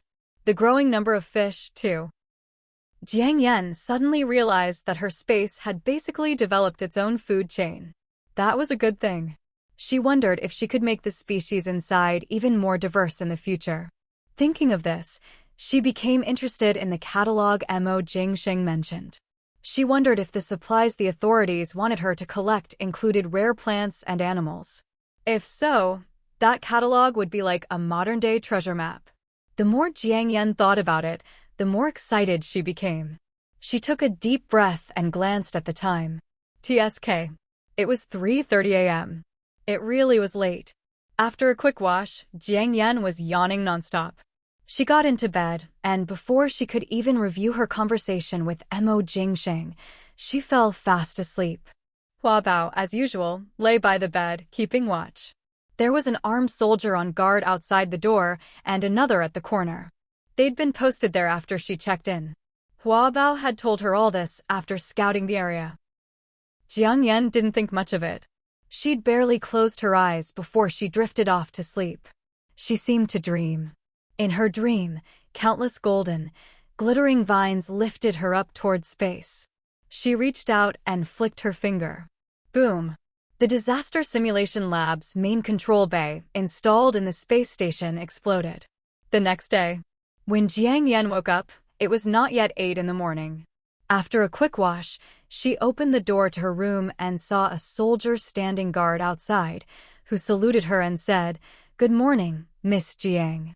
"Good morning," Jiang Yan nodded slightly. She still wasn't quite used to this kind of treatment, even if just for a moment. As her words fell, a woman in work clothes with straight bangs came around the corner. The woman was carrying a coffee-colored wooden tray and smiled. "Miss Jiang, you're awake." Jiang Yan paused for a second, a little surprised. "And you are?" "My name is Lu Ling. I'm from the base logistics department. Chief Mo instructed me to bring you breakfast." As Lu Ling spoke, she handed her the tray and added, "That apple is a specialty of Dongshan. Be sure to try it." She grinned as she finished. "Thank you." Jiang Yan reached out to take it. "You're welcome. Please enjoy your breakfast. If you need any supplies, just call me. I'll be in the workroom around the corner." The woman pointed not far away. "All right." Jiang Yan carried the tray in one hand, closed the door with the other, and went back inside. On the tray was a glass of milk, heated to just the right temperature, a vacuum-packed bread roll, and a slightly wilted red apple. As usual, Hua Bao checked everything for her. Jiang Yan took a sip of the milk. It was ordinary powdered milk, a bit bland. The bread was a little dry. The apple had long lost its crisp freshness, but Jiang Yan knew that, in the current circumstances, these 3 items already counted as top-notch treatment. After breakfast, Jiang Yan quietly took a bottle of black coffee out from her space and drank it. She was about to return the tray when the Jiang Yan nodded, then asked, "Did Chief Mo send you to find me?" Song Qian shook his head. "No. Chief Mo had urgent business and rushed back to Dongshan late last night. He asked me to tell you that if you've made up your mind, just let me know and I'll take you all to Dongshan. And as for the Blazing Flame base, he suggests you don't go there," he added. Jiang Yan narrowed her eyes. "So you're here to ask for my decision?" "No," Song Qian shook his head. "I'm here to take you to see Yi Qing and the others." Jiang Yan's heart leapt with joy. "They're awake too?" "Yeah, they're all really excited to see you," Song Qian said, gesturing for her to follow. Jiang Yan understood what he meant. The excitement was probably mostly from Yi Qing. As for Su Dai and Sun Jingtao, they'd already met before. Song Qian led her through several twists and turns, finally stopping at the door of a room tucked in a corner. The room wasn't very soundproof. She could faintly hear low voices inside. Song Qian stepped up and knocked. Hurried footsteps approached, and the door creaked open. Jiang Yan stared at the tall figure in front of her, stunned for a second. It was Yi Qing. He looked twice as strong as before, wearing the same black clothes from the battle with the mutant rats, only now they were freshly washed. A small new scar marked his pale face, and there were even more scars and scabbed wounds on the backs of his hands. She could see the pinpricks from needles, densely packed. Beside him stood Su Dai and Sun Jingtao. And there was one more person, Jiang Yi. Jiang Yan. Su Yan. The two spoke in unison. "Why is Jiang Yi here too? And he's even with Su Dai and the others." Jiang Yan felt a flicker of doubt in her heart, but her face was all smiles, her eyes curving gently. "Long time no see." Hearing Yi Qing's name from Yi Qing's lips, Jiang Yi wore an expression that clearly said, "You've got the wrong person," and shot Yi Qing a sidelong glance. But Yi Qing's lips were pressed tightly together, his gaze avoiding Jiang Ye's face. Looking at Jiang Yan, countless complicated emotions flashed through Yi Qing's eyes, and it felt as if there were 1,000 words he wanted to say to her. Yet, when the words reached his lips, they all got stuck. She was still the same Jiang Yan, capable of anything, always calm and unrestrained, with that air of effortless confidence. But he was no longer the young man who once chased his dreams with wild abandon. As the most successful experimental subject so far, he did possess abilities that ordinary people didn't have. But how much longer could he live? How much longer could he stay out of the lab? Now he was nothing more than a tool for the lab, a pitiful parasite. If he hadn't thought she died in Xiangqing, he never would have. Fate's cruel hand. Yi Qing clenched his fists and took a deep breath. The light in his eyes, which had just begun to shine with the joy of reunion, was instantly extinguished. His heart ached, a pain that only grew sharper. "Jiang Yan, you've lost weight." He forced a smile through the pain, but his eyes were full of bitterness. Jiang Yi, standing beside him, sensed something was wrong and quietly stepped aside, saying nothing. "Have I?" Jiang Yan's lips curved in a smile, her face full of warmth. Then she added, "It's been a while you've grown up." "Thank you," Yi Qing replied, taking a deep breath. Su Dai and Sun Jingtao, standing nearby, exchanged a glance at the slightly awkward conversation between the two. "Why don't we go inside and talk?" Song Qian suggested. "All right." The group collected themselves and went inside. As always, Yi Qing walked behind Jiang Yan, just like he used to. Su Dai came over and linked arms with her.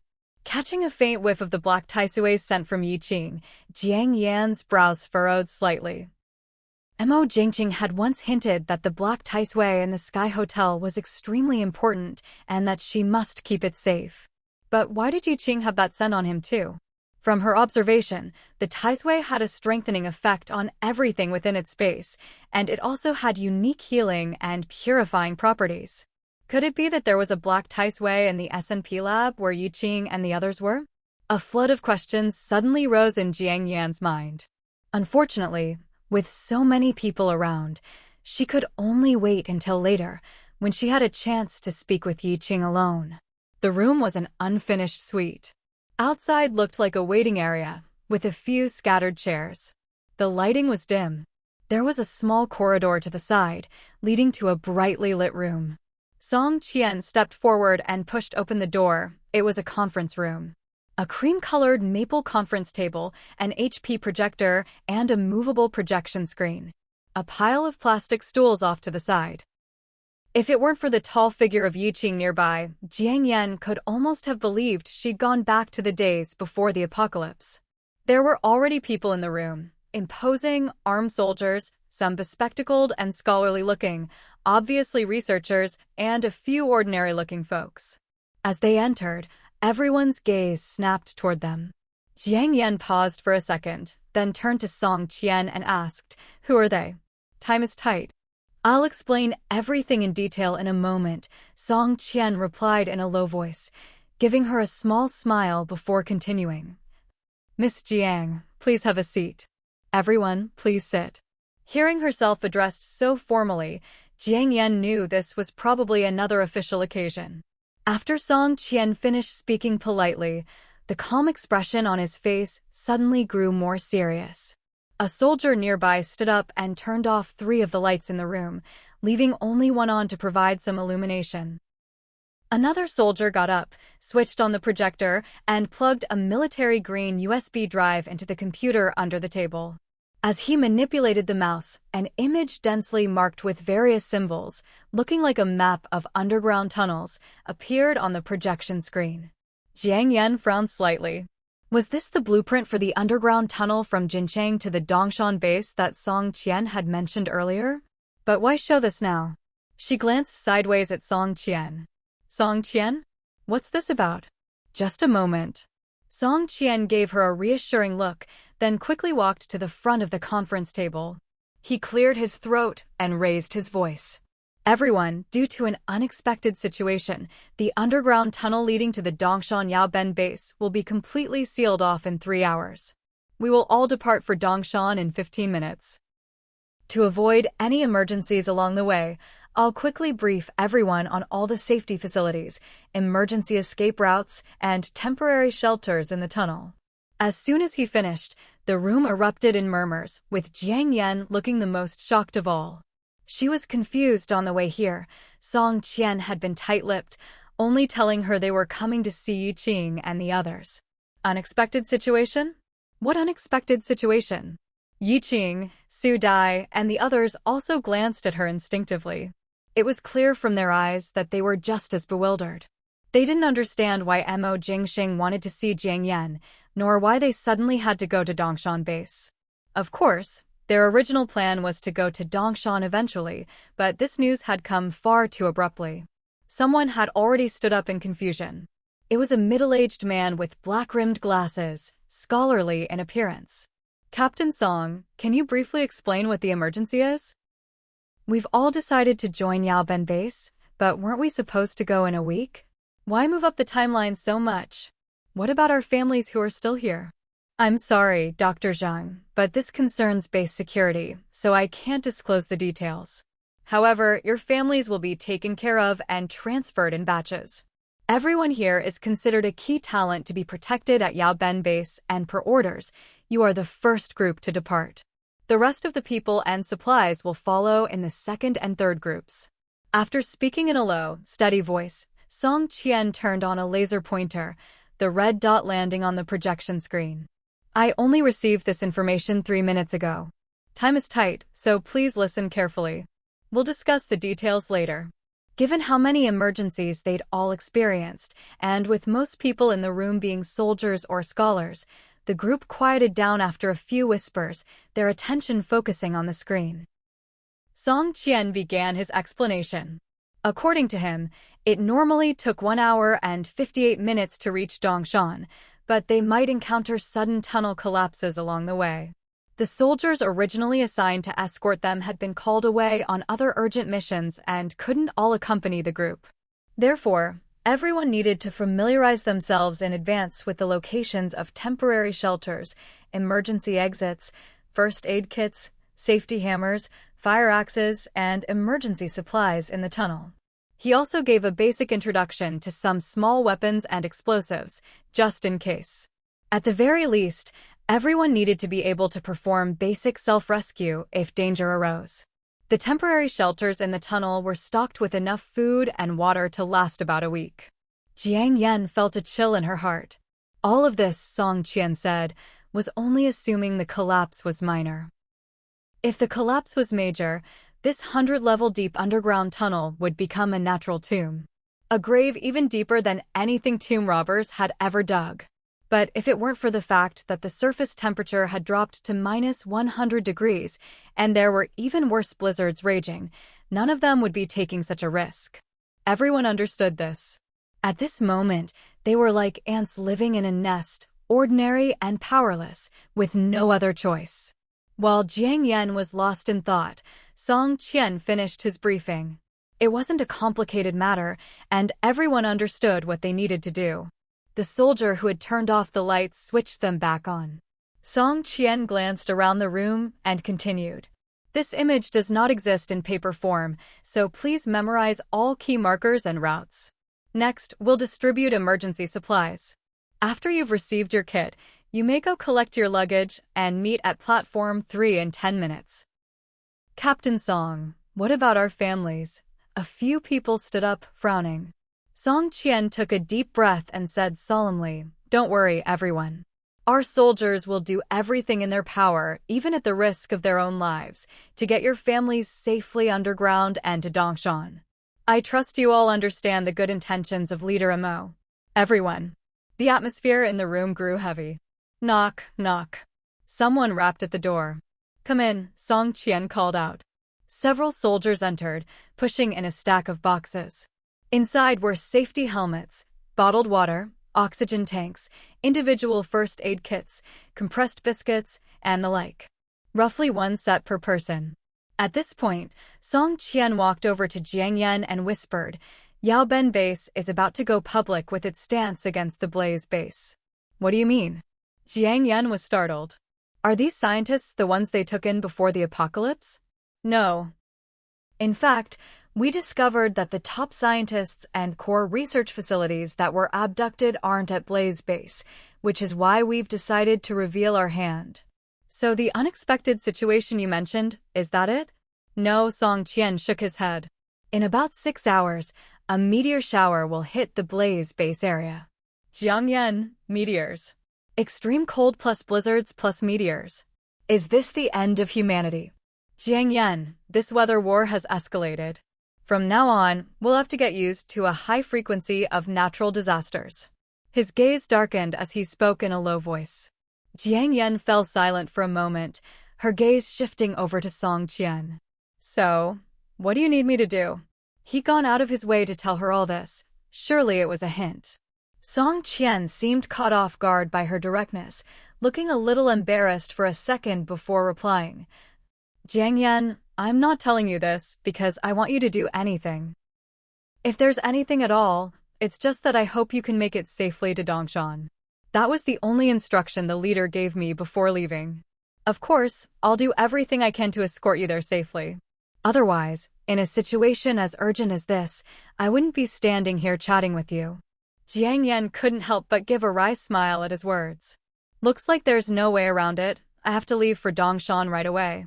Once again, she felt a strong sense that something, like the gears of fate, was quietly pushing her toward a certain destination. "If that's the case, then I'll just go along with it." She sighed inwardly, about to say something else, when she saw Jiang Yi coming over after collecting supplies, heading toward her and Song Qian.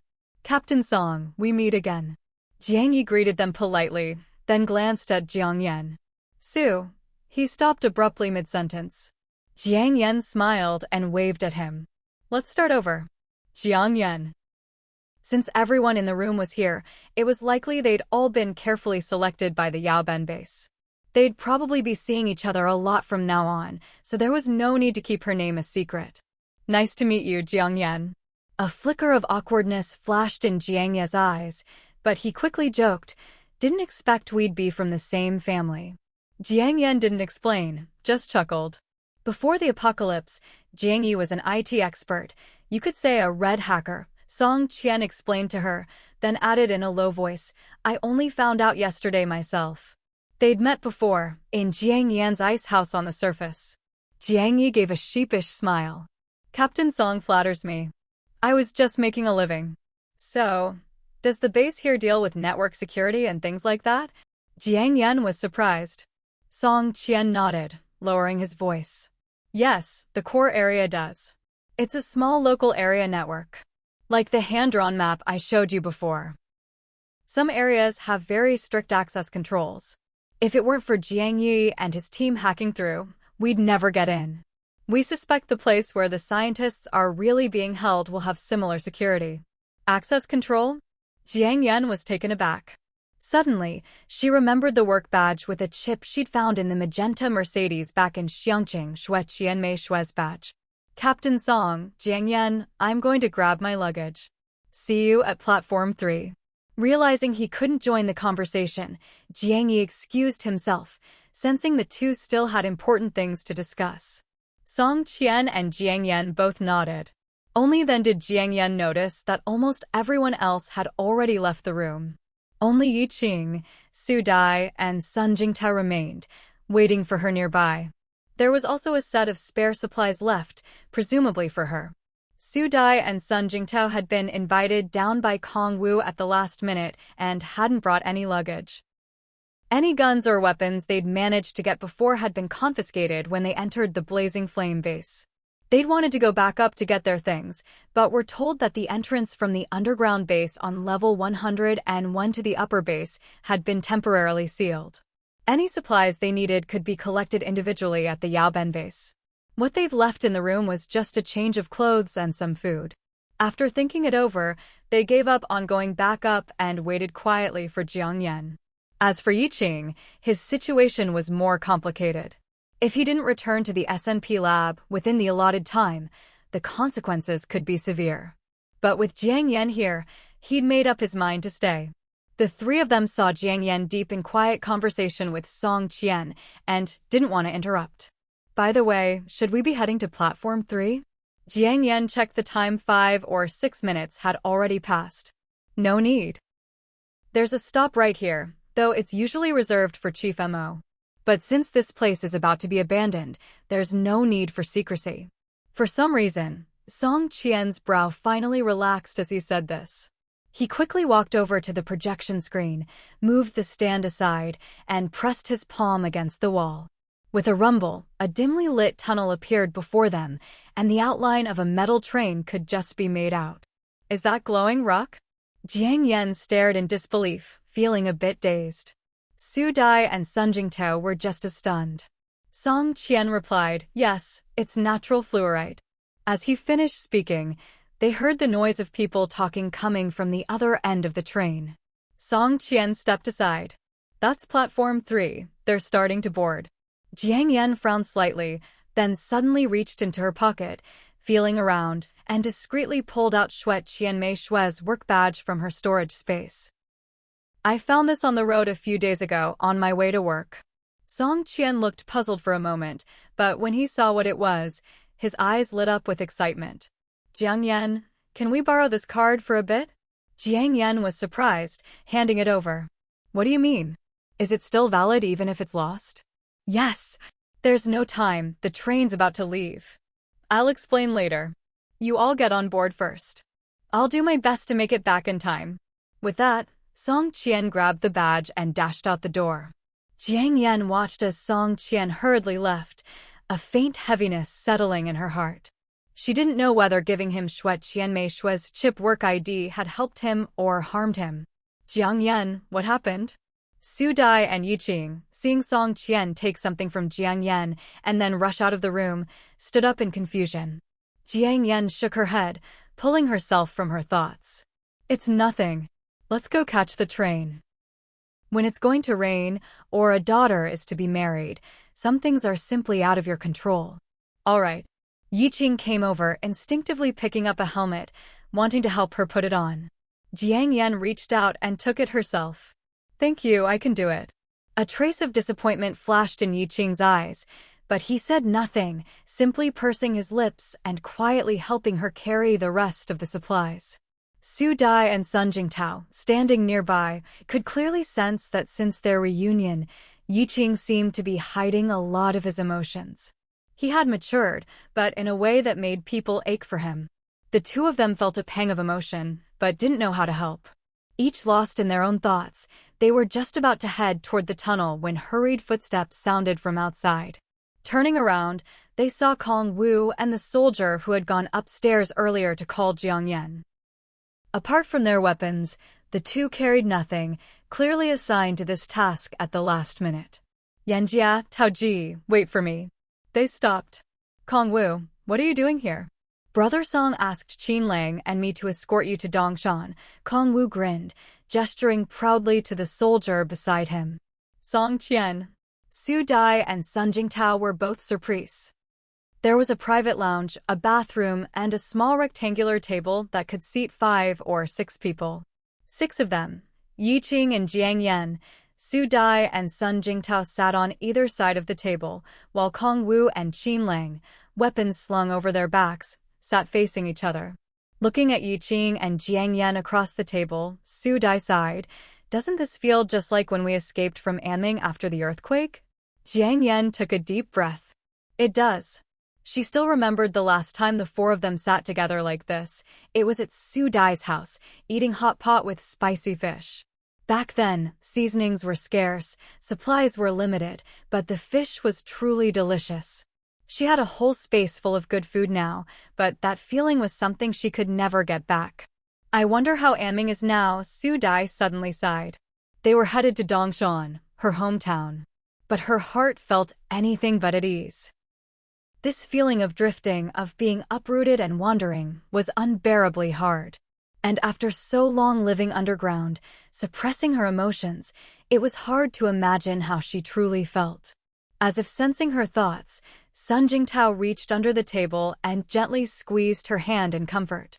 At least we're all together again. That's already the best we could hope for. He and Su Dai both wanted to ask Jiang Yan why she'd suddenly been called to CMO Jingxing. And why their treatment had suddenly improved. It must have something to do with Jiang Yan. Did she have some secret they didn't know about?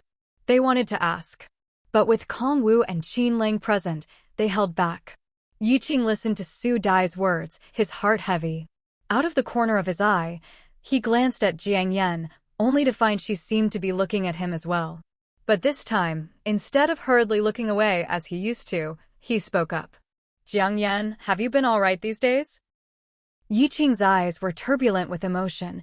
It was clear he was struggling to restrain himself. Jiang Yan gave him a faint smile, offering a reassuring look. I'm fine, she said. That's good. Yiqing pressed his lips together and withdrew his gaze from her face. With a low whistle, the train began to move forward. The window was open, and there was a gap of a meter or two between the train and the chiseled cliff wall. As the train picked up speed, cold wind rushed in, whistling through the compartment. The group felt a bit chilly, but no one wanted to close the window. After being cooped up underground like ants for so long, even feeling a natural breeze had become a luxury. Jiang Yan reached up to smooth her wind-tousled hair, then turned to glance out the window. Through the dim tunnel, she could see the meeting room on the other side, crowded with people, probably packing up the projector and screen. She didn't see Song Qian anywhere. It looked like he wouldn't make this train. Hopefully, nothing serious had happened to him. As she was thinking this, the train had already left the underground city. By the way, Jiang Yan, do you know that Jiang Yi? Su Dai suddenly remembered the curly-haired guy she'd seen in the meeting room earlier. Jiang Yan nodded. We met on the road, just once before. Kong Wu, hearing this, looked startled for a second. He glanced at Jiang Yan and said, Yanjia, I'm glad you're okay. I remember when Song Ji and I went to the snow hut to look for you last time. He was there with you. What do you mean? The other four all turned to look at him, puzzled. Before the apocalypse, Jiang Yi was the CTO at a Fortune 500 internet company, Qin Lang added from the side. He was a lean young man, about the same age and height as Kong Wu, probably another loyal follower of Mo Jingxing. What's a CTO? Chief Technology Officer. Wow, the CTO of a Fortune 500 internet company? That's incredible. It is, Qin Lang continued. He has a younger sister, Jiang Nana, who was a well-known model in Sioux City before the apocalypse. After everything fell apart, she was captured by Shui Miaomiao's people and taken to the Blaze base, locked up in his golden cage. Jiang Nana. Jiang Yan and Su Dai exchanged a silent look, both recalling Shui Chunqing, the one who'd come searching for someone, then fell and ended up with a concussion in the ICU. Wasn't she supposed to have escaped? Shui Chunqing was searching the base for her. She didn't make it. By the time they found her, she was dead. Qin Lang's eyes dimmed slightly. But before she tried to escape, Jiang Yi was going around looking for unmarried women with good figures. There were rumors that Shui Miaomiao, that pervert, would let girls out of the cage if they could be swapped one for one. He had a thing for custom cosmetic surgery, so he didn't care about faces, just the body. As long as the figure was right, it was fine. But Jiang Yu never went through with it. Maybe he had some bottom line and just couldn't bring himself to actually do it. Jiang Yan. So, when Jiang Yu was being so attentive before they even knew each other, he was actually thinking of using her as a replacement? That was just beyond outrageous. Kong Wu glanced at Jiang Yan. Good thing you're okay, Yanjia. Back then, they'd even joked that Jiang Yi was her boyfriend. After learning his real background, they'd all felt a chill. That's also why we put him on the core list for the base, though honestly, we're short on people, Qin Lang added.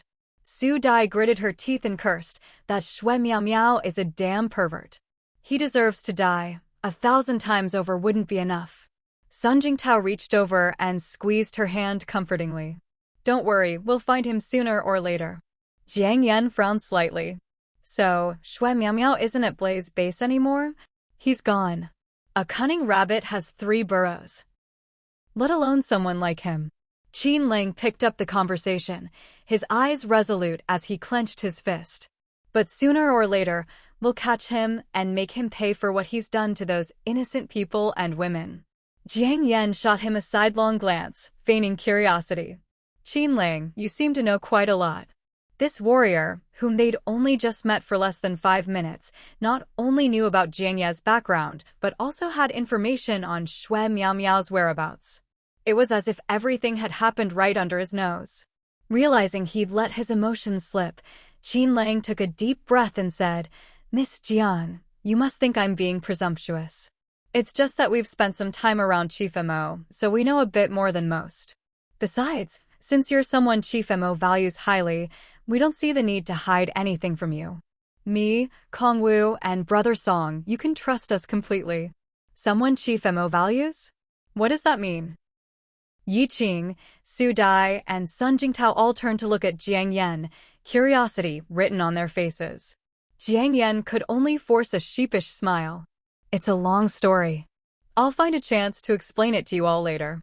The truth behind the disasters was actually a meteorological war, and Jiang Yan preferred that Mo Jingqing or the authorities explain it to them. After all, it involved state secrets, and some things weren't hers to disclose. Still, she believed that when the time was right, Mo Jingqing would tell them what they needed to know. Otherwise, he wouldn't have gone out of his way to choose several familiar companions for her. Jiang Yan? Yi Qing looked at her, hesitating, as if waiting for an answer. Jiang Yan smiled and said, It's related to dealing with the disasters, nothing else. Yi Qing let out an "oh," and her furrowed brow relaxed a little. The train continued forward. After a while of braving the cold wind, their lips began to tremble from the chill. We should close the window. At this rate, we'll freeze into ice sculptures before we even reach Dongshan, Su Dai said, standing up. Her words lightened the mood for everyone. In no time, they shut the window and sat back around the table. Kong Wu, familiar with the setup, went to a locked cabinet nearby and took out several bottles of water, handing them out. It's still a while before we reach Dongshan. Have something to drink first.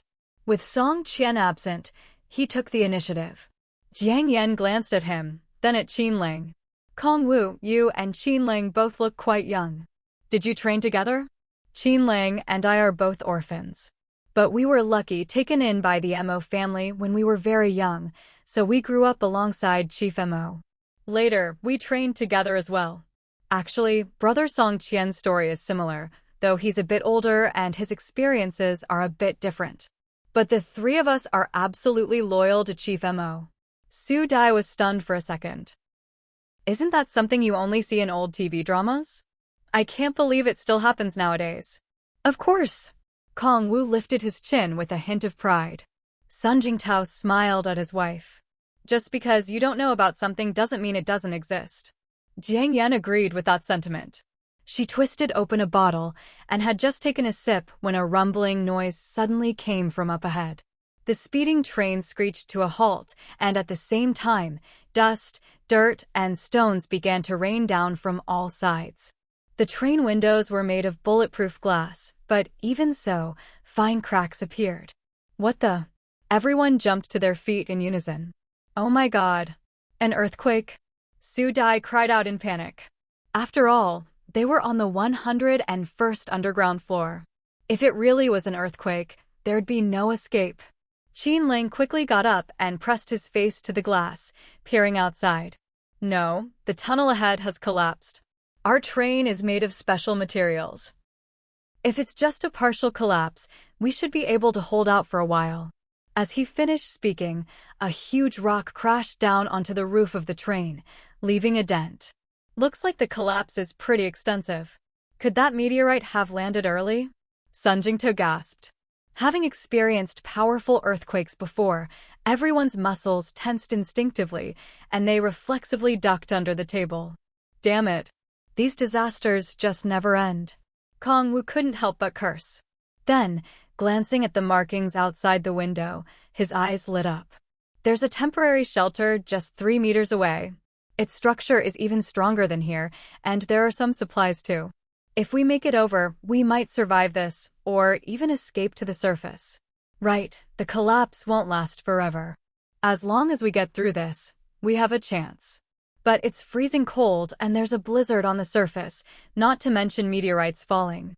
Isn't going up just as deadly? Su Dai's face was full of despair. Jiang Yan didn't speak, her mind racing. If she could find an exit above, with her stockpile of supplies, she'd survive. But if the collapse was total and they were buried, this train would be nothing but a metal coffin. So, leaving was better than staying. We should get out. Staying here would be even worse, Yiqing said calmly after assessing the situation.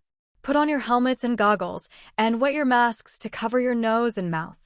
Jiang Yan said, quickly pulling several dust masks from her backpack, actually from her storage space, and handing out a few pairs of night vision, explosion-proof goggles as well. Thank you, Sister Yan. Kong Wu and Qin Lang reached out to take it, surprised for a second, but no one asked any questions. Since Jiang Yan was a guest of Mo Jingsheng, the leader of the base, it wasn't unexpected that she could produce some special equipment. Besides, now wasn't the time for idle chatter. Everyone, make sure your helmets are on, Sun Jingtao reminded them. Okay. The 6 of them put on their helmets, gathered their supplies, and waited in tense silence. The ground shook for a while, the tremors gradually lessening, but dust and small stones were still trickling down. Faint cries for help could be heard from the front and back of the train car. This particular carriage, reserved for Mo Jingsheng, had sizable empty areas at both ends, set up as a meeting room and a lounge. But they were fitted with one-way locks. Hearing the cries, Kong Wu and Qin Lang opened the connecting doors at either end of the carriage. Before they could open them fully, a mass of rubble and dust came pouring in. Everyone froze for a second, then hurried forward to help push the doors closed again. It was clear that the empty spaces at both ends were blocked by collapsed rocks and dirt. Everyone, stay calm and follow instructions. There's a temporary shelter right next to us. The faint voices of soldiers could be heard from both directions. Brother Qin, you and Yiqing take Sister Yan and leave first. I'll go help them, Kongwu said. Qin Lang frowned deeply and shook his head. No, we'll leave together. There are emergency shelters next to their carriages too, and soldiers there to help. It'll be much easier for them to reach the shelters than for us to dig through all this rubble. Given the uncertain situation, if they rushed in to help, they might just end up like the Calabash brothers saving Grandpa, making things worse. Mo Jingsheng's orders were to get Jiang Yan safely to Dongshan. As for everything else, they could help if it didn't endanger themselves. Otherwise, they'd have to make the hard choice to leave others behind. A flicker of hesitation flashed in Kong Wu's eyes.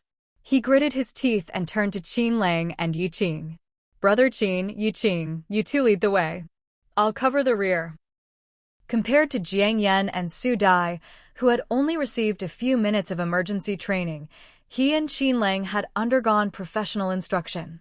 The layout of the 101 underground floors and tunnels was engraved in their minds. All right, now wasn't the time for hesitation or arguing. Racing against time meant giving life a better chance. The passage was lined with fluorescent stones, dimly lit but not pitch black. Many large rocks had fallen by the carriage door. Qin Lang and Yiqing struggled for a while before finally clearing a gap just wide enough for a person to squeeze through. Now, except for Yiqing, the rest were all lean and fit and slipped through easily. After Yiqing's physical evolution, he was like a giant. No matter how agile, the limited space made his movements awkward. Here, Jiang Yan said, pulling a flashlight from her pocket and handing it to Qin Lang at the front. No one questioned it. After all, at the blazing flame base, electricity had been plentiful. It was only 3 meters to the shelter, not far. Even counting the gap between the train and the tunnel wall, it was just 5 or 6 meters. But now, surrounded by boulders and dust, and wary of falling debris, they moved with extreme caution. Everyone, be careful. The collapse might not be over, Yiqing warned as he moved, staying alert. A sign glowing with green phosphorescence appeared ahead. Emergency shelter entrance 2M. It's blocked up ahead. Qin Lang's eyes darkened and he stopped. The others shone their flashlights ahead. Through the thick dust, Several massive rocks could be seen blocking the way. Jiang Yan frowned. Can you tell how deep the blockage is? Yeah, Qin Lang replied, shining his flashlight through the gaps between the rocks. The passage inside is intact, but moving these boulders will be tough. We need to be careful of a secondary collapse. We should move the ones on top first, Sun Jingtao said after a quick look, exhaling. I'll do it. Yiqing rolled up his sleeves, stood on tiptoe, and easily lifted a boulder weighing over 100 pounds, moving it aside. Su Dai and the others stared in shock for a second, then hurried to help move the smaller rocks. Boom! A deafening crash shook the tunnel and ground again. Another collapse had begun. Rumble. Chunks of rock and clouds of dust began to pour down with a whoosh. Mom, watch out! Hua Bao, who had been quietly hiding invisibly on Jiang Yan's shoulder, immediately waved its 6 vines, quickly weaving them into a net above everyone's heads. Fine bits of rubble and dust slipped through the gaps in the vine net, tapping against their helmets with a nerve-wracking ding-ding-ding-ding. Luckily, the larger stones were all blocked by Hua Bao. The lighting was dim and the scene was chaotic, so no one really noticed the miraculous phenomenon happening above their heads. Yiqing, Song Qian, and the others gritted their teeth and endured the barrage of debris from all sides, speeding up as they cleared away the rocks. With their masks dampened, they could at least block out the dust, but now the masks clung tightly to their noses, caked with grime, making it harder and harder for the 6 of them to breathe. It's almost clear, just a bit more, Yiqing said, taking a deep breath and bending down to move the last large stone aside. He was covered in dust, and his arms were scratched and bleeding from the rubble. Sun Jingtao, Kong Wu, and Qin Lang weren't faring much better. Fortunately, the collapse came in waves. By the time the 4 men had cleared a small opening at the entrance to the passage, the tremors from the cave-in had stopped. Yiqing took the flashlight from Qin Lang and shone it inside. I'll go in first. Jiang Yan and Su Dai, you 2 follow. The rest of you bring up the rear. Sound good? Okay, everyone agreed without objection. Yiqing was strong, so it made sense for him to lead. If they ran into any more obstacles, he'd be the best at clearing the way. As for Jiang Yan and Su Dai, being women, the instinct was to protect them. The 6 of them scrambled and crawled until they finally reached the entrance to the emergency shelter. Calling it a shelter was a bit of an exaggeration. It was really just a small, arched tunnel with an even smaller diameter. The space inside was much tinier than they'd imagined. Because of the collapse, the ground was covered in dust, and there were fine cracks in the ceiling. But it was clear the tunnel itself was made of some kind of special mesh-like metal. The 6 of them sat down right there on the ground. They glanced at each other, looking like they'd just crawled out of a dust pit, faces and hair streaked with grime. They were a sorry sight, but somehow it was also a little funny. I have a few spare masks. Let's change into fresh ones, Jiang Yan said, pulling out several masks. Qin Lang and Kong Wu stared in surprise for a second. Su Dai and Yiqing, on the other hand, weren't even fazed anymore. They always had the feeling Jiang Yan was like a walking treasure chest. But materialist logic told them she was probably just extremely well prepared. After changing into new masks, everyone could breathe much more easily. Are you hurt? Jiang Yan noticed the dark red mud on the backs of their hands and arms. The wounds were big, bleeding, and now caked with dust. That's why they looked like that. It's nothing. The dust is acting like a coagulant, Yiqing said with a smile. Jiang Yan took off her backpack and pretended to rummage through it. That won't do. You could get tetanus. Let me see if I still have some medicine left. Soon, she pulled out iodine, gauze, amoxicillin, and other supplies. Here. Qin Lang and Kong Wu were stunned again. Sis Yan, are you door? What will you do if something happens? Maybe you should keep them for yourself. We're men, tough enough to handle a few scrapes. Masks were one thing, but medicine, especially amoxicillin, was extremely valuable. Even in the base, it was nearly impossible to get, no matter how much money you had. He's right, you should keep them, Yiqing and Sun Jingtao chimed in, even though they knew how capable Jiang Yan was. Kong Wu had a point. Jiang Yan smiled. If it weren't for you guys shielding Su Dai and me earlier, we'd be the ones hurt now. During the collapse, the 4 men had protected them well. Kongwu said, "You don't need to thank us, Sis Yen. Chief Mo told us you're someone we must protect with our lives, no matter what. Besides, it's only right men protect women, soldiers protect civilians. That's how it should be, always," Qin Lang added. Hearing this, Su Dai's eyes suddenly reddened. After surviving 2 cave-ins, she'd started to feel hopeless. Now, hearing these words, her heart didn't feel lighter. If anything, it felt heavier. Why do such good people have to suffer so much because of disaster? When will this apocalypse, these calamities, ever end? Jiang Yan was also moved by Kongwu and Qin Lang's words. "Jiang Yan, what are you thinking about?" Yiqing noticed Jiang Yan staring fixedly at a certain spot and couldn't help but ask. Jiang Yan snapped out of her thoughts and shook her head. "It's nothing." Now was clearly not the time to be sentimental. They were currently on the 101st underground level. Even if another collapse didn't happen, what about the oxygen? When the facilities were still intact, the shelter and tunnels should have had ventilation systems supplying fresh air.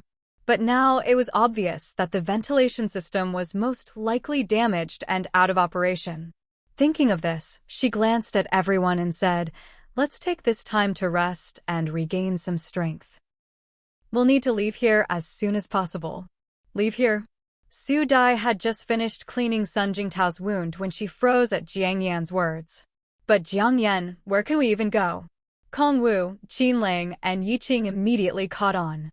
Even if this place was a shelter, it could only protect them for so long. And after that? They'd only become more and more passive. Jiang Yan pressed her lips together and said, "We'll go to Dongshan." She remembered Mo Jingxing had told her before that the underground base over there was built as a true Doomsday fortress, even able to withstand a nuclear blast. The underground city, tunnels, and shelters here were already impressive enough. Dongshan would only be better. After speaking, Jiang Yan stood up. "Wait here for me. I'm going to check something nearby." "I'll go with you." Yiqing also stood, not asking what she was going to check. But this time, Jiang Yan didn't agree. "No need, I'll go alone." "All right then." Yiqing knew she had her own plans, so he let it go. "Yiqing, give me your flashlight. I'm going to see if I can find the backup supply room nearby. If I remember correctly, there should be a detailed layout map of the shelter in there," Qin Lang said, getting up. They'd already memorized the layout of the 101st underground level. Because of the tunnel construction, the surrounding area was reinforced and supported with many special arched, tubular metal structures. It was a bit like an ant nest, with the tunnel being the widest main passage. Scattered throughout were the tubular shelters where they were currently staying. These shelters were small, but interconnected. Even if the main tunnel was blocked, as long as they could find a viable route, reaching Dongshan was just a matter of time. Provided, of course, that no new disasters occurred. "Should we go with you?" Sun Jingtao and Kongwu also stood up. Qin Lang said, "You two are still badly injured. Rest here for now." "Yiqing, come with me. If we find anything, we can carry it back together." "All right," Yiqing nodded. Jiang Yan slung on her backpack, grabbed another flashlight, and headed back the way they had come. "Jiang Yan, be careful," Su Dai called out, a little worried. "Okay." With that, Jiang Yan strode off. At the tunnel entrance, she took a laser rangefinder from her pocket and silently instructed Hua Bao. "Hua Bao, go check ahead in the tunnel. Is it completely blocked or are there gaps? If there are gaps, use this rangefinder to check as well." "Okay, Mama." Hua Bao extended a vine, grabbed the rangefinder from her hand, and with a whoosh, leapt off her shoulder. Its level wasn't high yet, so it could only move 20 meters away from Jiang Yan. But that was enough. In less than a minute, Hua Bao returned. "Mama, past the train engine, the collapse isn't as bad as it is here. There aren't any obstacles for at least 3 kilometers. Good." Jiang Yan frowned slightly as a plan began to form in her mind. But before that, she needed to use Yiqing for an experiment. When Jiang Yan returned to the shelter, Qin Lang and Yiqing had just gotten back as well. The two of them were carrying some water and dry rations, along with a first aid kit marked with a red cross and 3 paper maps sealed in waterproof bags. They spread out the maps, which were covered in dense lines, looking like a cross between a beehive and a maze. The starting point was the Blazing Flame base, and the endpoint was the Yaoben base. The main tunnel for the operating trains ran between them, marked with the thickest red line. Outside of Yaoben base, there were a few short red lines leading off somewhere, but they weren't labeled. Jiang Xiaoyue glanced at the map, inwardly amazed. This project must have used up a huge amount of special metal materials, and the construction must have been extremely difficult. Fireproofing, waterproofing, ventilation, earthquake resistance, every standard was at the highest level. The cost must have been astronomical. If people had known about this before the apocalypse, it would have definitely broken a Guinness World Record. But with such a massive investment, was it really just to make travel between the two bases more convenient? Jiang Xiaoyue was deeply skeptical. This thick red line is the main tunnel. The rest are all interconnected. If one of the temporary routes collapses, we can just take a detour and still reach Dongshan. The triangles marked along the lines are exits to the main tunnel, Qin Lang explained, pointing at the lines on the map. Su Dai frowned in confusion. It's strange. Why did the tunnel collapse, but this place is fine? This space is smaller, so the supports are stronger and the earthquake resistance is higher. That's why, during an earthquake, it's usually safer to stay in a confined space, Sun Jingta said, glancing at his wife and giving her a quick science lesson. In these arched tunnels, there are also some equilateral hexagonal pipes. Those are actually modeled after beehives, which have the highest strength and stability. If we get separated later and encounter 3 collapses, try to find the hexagonal tunnels, Qin Lang added, pointing to some blue lines on the map. That's all I wanted to say. Any questions? The other 5 shook their heads. No. Then let's rest a bit longer and head out in 5 minutes? All right. Everyone sat down and closed their eyes to rest. After a while, Jiang Xiaoyue opened her eyes and said, "These shelter tunnels are all interconnected. Logically, the people from the train car should have been able to get in here too. But it's dead silent, doesn't that seem odd?" Her senses had been enhanced by her spatial upgrade, so her hearing was much sharper than the others. While she was resting just now, she'd focused and listened carefully, but hadn't heard a single sound. Earlier, when she went to check if the tunnel was blocked, she hadn't seen anyone near the front of the train either. Could everyone really have been crushed under the rubble? Kong Wu and the others were startled by Jiang Xiaoyue's words. Could it be total annihilation? He quickly spat twice for luck. No way, Qin Lang said firmly. Unless the shelter itself collapsed. It was hard to say for the civilians, but the soldiers were all well-trained. There was no way there were no survivors. Maybe everyone's just exhausted and keeping quiet, Su Dai suggested. I hope so, Jiang Xiaoyue said, frowning slightly. They say when something's out of the ordinary, there's always a reason. She couldn't shake the uneasy feeling, but couldn't put her finger on why. Let's go, time to move. Stay close to me, and let's stick to the edge of the tunnel as much as possible, Qin Lang said, picking up the supplies and getting to his feet. Yiqing stood up right after him, but suddenly staggered. He swayed quite a bit. It didn't look like the kind of wobble you get from just standing up too fast. Kong Wu, who was behind him, was startled. Yiqing, what's wrong? Did you get hurt inside earlier? Some rocks had fallen earlier, and a few of them had gotten scrapes and bruises. There were also some muscle injuries, not bleeding, but not obvious at first glance. I'm fine, Yiqing said with a smile, volunteering to carry the supplies they'd found earlier. Jiang Xiaoyue turned and shot him a look, immediately sensing something was off. She quickly shone her flashlight on his arm. What's that? The other 5 followed the beam of light, and their breath caught. What the? Yiqing's arm was covered in thumb-sized red welts. They were red tinged with black, looking like they were about to burst, but hadn't yet. Everyone clearly remembered that before, when he'd rolled up his sleeves to move rocks, there'd been nothing there. This was way too fast. Did you get bitten by some poisonous bug? Jiang Xiaoyue took a deep breath, then added, Are you feeling any symptoms?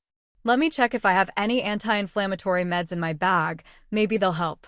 Yiqing glanced at her, giving her a reassuring look. I'm fine, it just looks scary. Let's keep moving. Su Dai looked at the welts, clearly unsettled. Xiaoyue, no, we need to check this out. If Jiang Yan has medicine that can help, we should treat it now. If you keep carrying heavy stuff, won't it get worse? What if it's contagious? Yiqing shook his head firmly.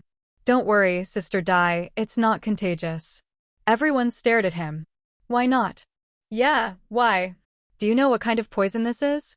Yiqing's eyes darkened, and he let out a deep sigh. Because this is a side effect of genetic evolution and mutation from the SNP lab experiments. What?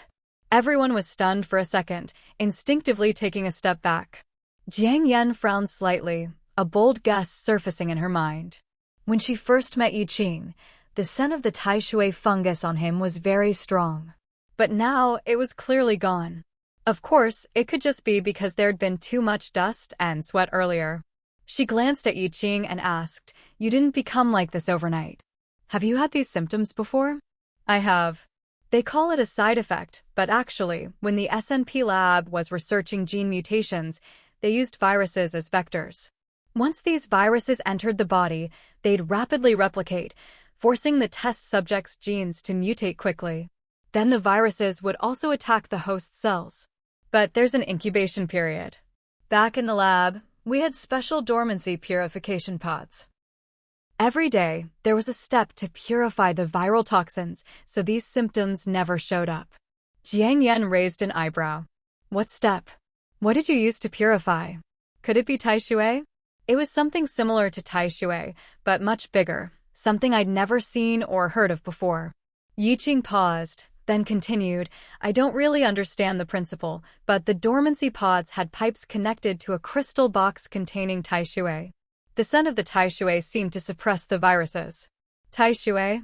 Su Dai and the others were even more shocked. The SNP lab was already shocking enough, now there was Tai Shui involved too. It sounded both fantastical and chaotic. Jiang Yan, however, remained calm.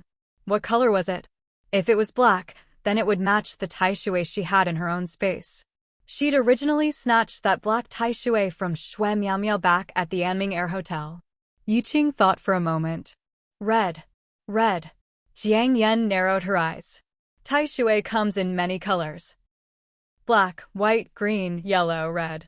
So, its purifying function isn't limited to one color. Everyone looked from Jiang Yan to Yiqing and back again. Jiang Yan, do you know something? Qin Lang asked. No, but I do have a few more guesses. Jiang Yan stood up as she spoke. All right, I think I know what to do now. But let's keep moving and get past this collapsed area first. If you all trust me, I'll show you a magic trick later. Magic trick? Su Dai echoed. Since when did Jiang Yan know magic? Sun Jingta stood up as well. Let's listen to Jiang Yan. If she says she has a solution, then she does. Let's go. He glanced at Yiqing. Yi, can you keep going? Yiqing nodded. Standing around discussing things wouldn't solve anything. It was better to follow Jiang Yan and keep moving. I'll lead the way, Qin Lang said, holding a flashlight and a map as he took the lead. With curiosity and confusion, the group followed him along the pipeline toward Dongshan. After a while, Qin Lang stopped and looked at Jiang Yan. Sister Yan, up ahead is the closest entrance from the shelter to the underground tunnel. I checked, there's no rubble blocking the way here. Should we take a break? He mainly asked because Yiqing was already out of breath. All right. Jiang Yan nodded, took off her backpack, and pulled out a small handgun. Sister Yan, is that a tranquilizer gun? Kong Wu recognized it immediately. If you trust me, put these on. Jiang Yan pulled out a handful of black cloth strips from her backpack. Everyone was a bit confused. I'll go first, Yiqing said, already reaching out to take one and blindfolding himself. He was always the first to follow Jiang Yan's ideas, no hesitation, no questions. I'll do it too, Sun Jingta said, taking a cloth strip. The others hesitated for a second, but eventually took one as well. Jiang Yan didn't hide anything. I'm going to give you all a tranquilizer shot in a minute. She'd checked the tunnel earlier, it was definitely wide enough to ride a bike through. But if she walked with the group, it would take at least 3 or 4 days to get out. And Yiqing's wounds couldn't be ignored. So, she decided to put everyone into her storage space. But first, she had to knock them out. I'll go first, Yiqing said. 5 minutes later, 5 figures with black cloth blindfolds were asleep on the ground. Jiang Yan had Hua Bao do a quick scan, then with a tap of her finger, stored them all in her space. Since everyone was injured to some extent, she simply placed them all next to the black Tai Shui. With a thought, she moved a few sun umbrellas from beside the pool over for shade. She hadn't entered her space in a while. The reindeer she'd put in earlier, whose legs had been injured, was now bouncing around energetically. When it saw her, the little deer ran over and nuzzled her. Jiang Yan gently stroked its head and antlers, then exited the space. The tranquilizer she'd used would keep Yiqing and the others out for 40 minutes. She set a 30-minute timer on her outdoor watch. Next, she took out an anti-surveillance detector from her space and scanned the tunnel entrance. No electronic devices detected. Only then did she summon a Harley motorcycle from her space. There was no collapse here and no trains passing through. The rails were only on the sides, leaving a flat stretch over a meter wide in the middle. Hua Bao, clear the way for me, Jiang Yan instructed mentally as she got on the bike. Okay, mommy. Hua Bao stood on her shoulder, vines spreading out to the max. That way, it could detect any obstacles ahead or behind immediately. Viroom. The roar of the motorcycle echoed through the tunnel. Jiang Yan focused on riding, speeding toward Dongshan. She didn't realize that her swift, dashing figure had already appeared on a real-time surveillance feed somewhere far away. A secret underground Doomsday bunker, top-level command center. The room was brightly lit. A conference table. At the front of the table was a 5-meter-wide projection screen. In the upper right corner of the screen, red letters read, Encrypted Line 001. At the far end of the table sat an elderly man with gray hair, but a commanding presence and sharp eyes. Standing straight beside him was a handsome young man in military uniform. The two of them watched the surveillance footage in silence.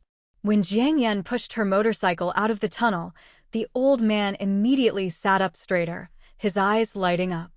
Mo Jingxing quickly asked in a low voice, Chief, should we keep watching? Let's watch a bit longer.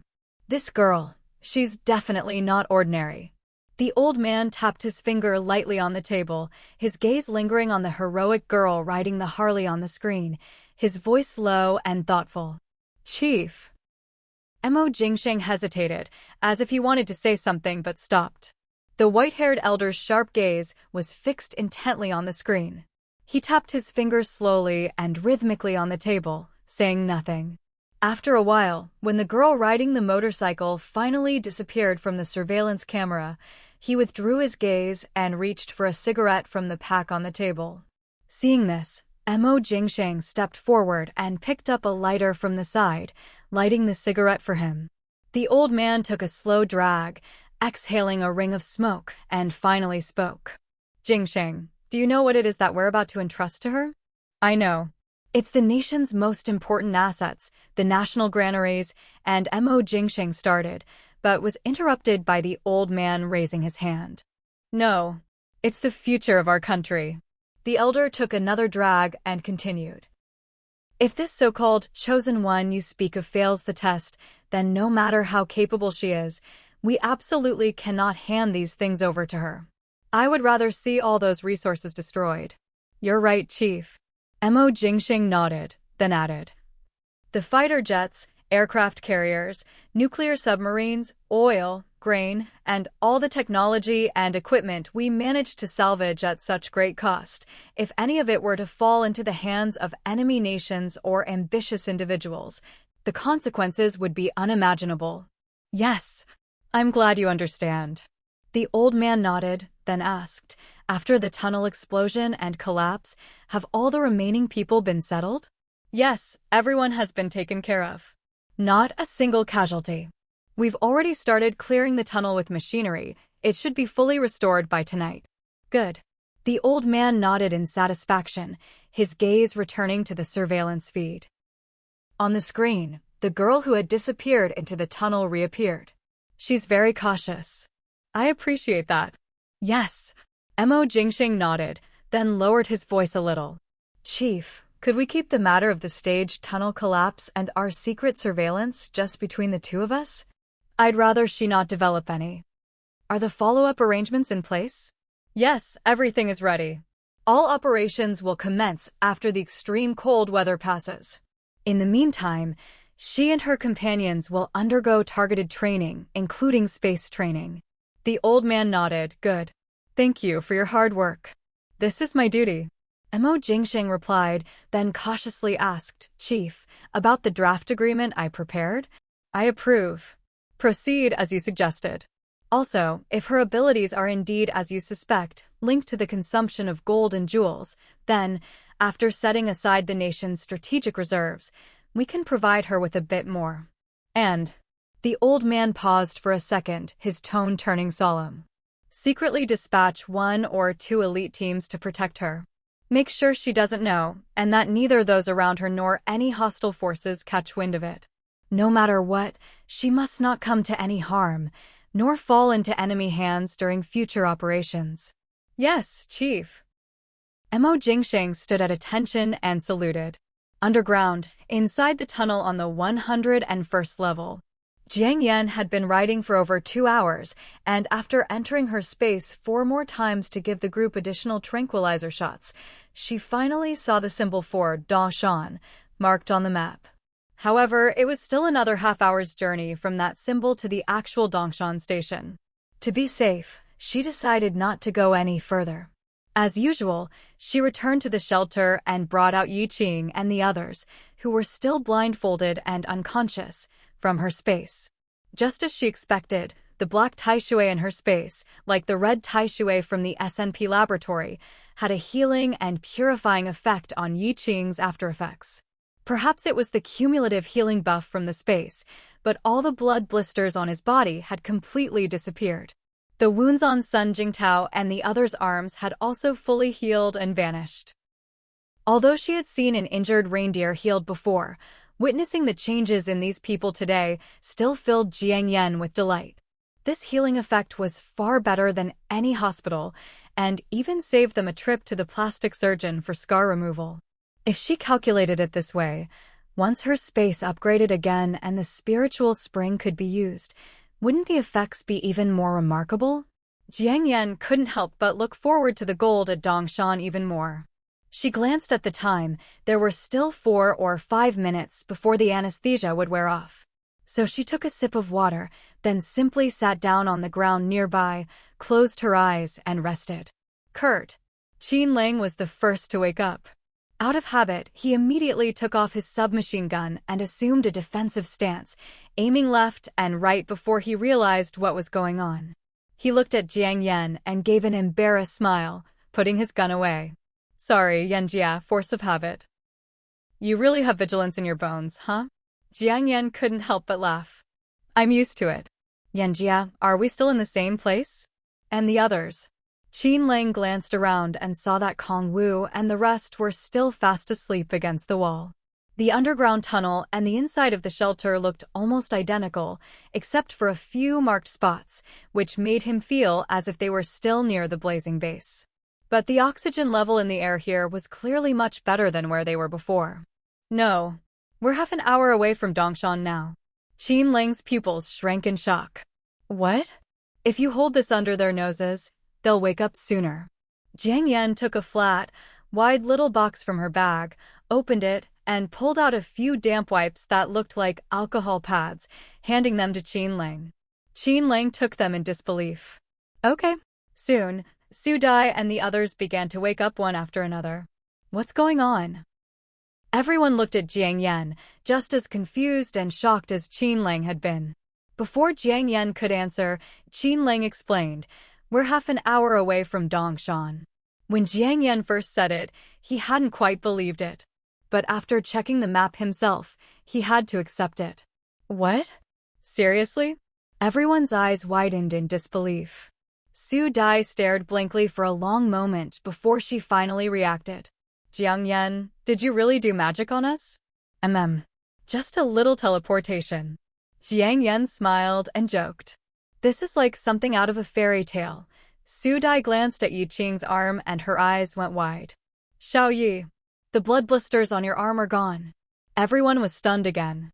Yi Qing had already noticed. While half awake, he had smelled the scent of Tai Shui. Could it be that Jiang Yan had some too? He shot her a sidelong glance, but seeing she had no intention of explaining, he kept quiet as well. Yeah, they're gone. So, like I said, don't worry. Maybe our bodies developed antibodies. Jiang Yan gave him a look but said nothing. No, wait, your wounds are gone too. Su Dai was so shocked she could barely speak.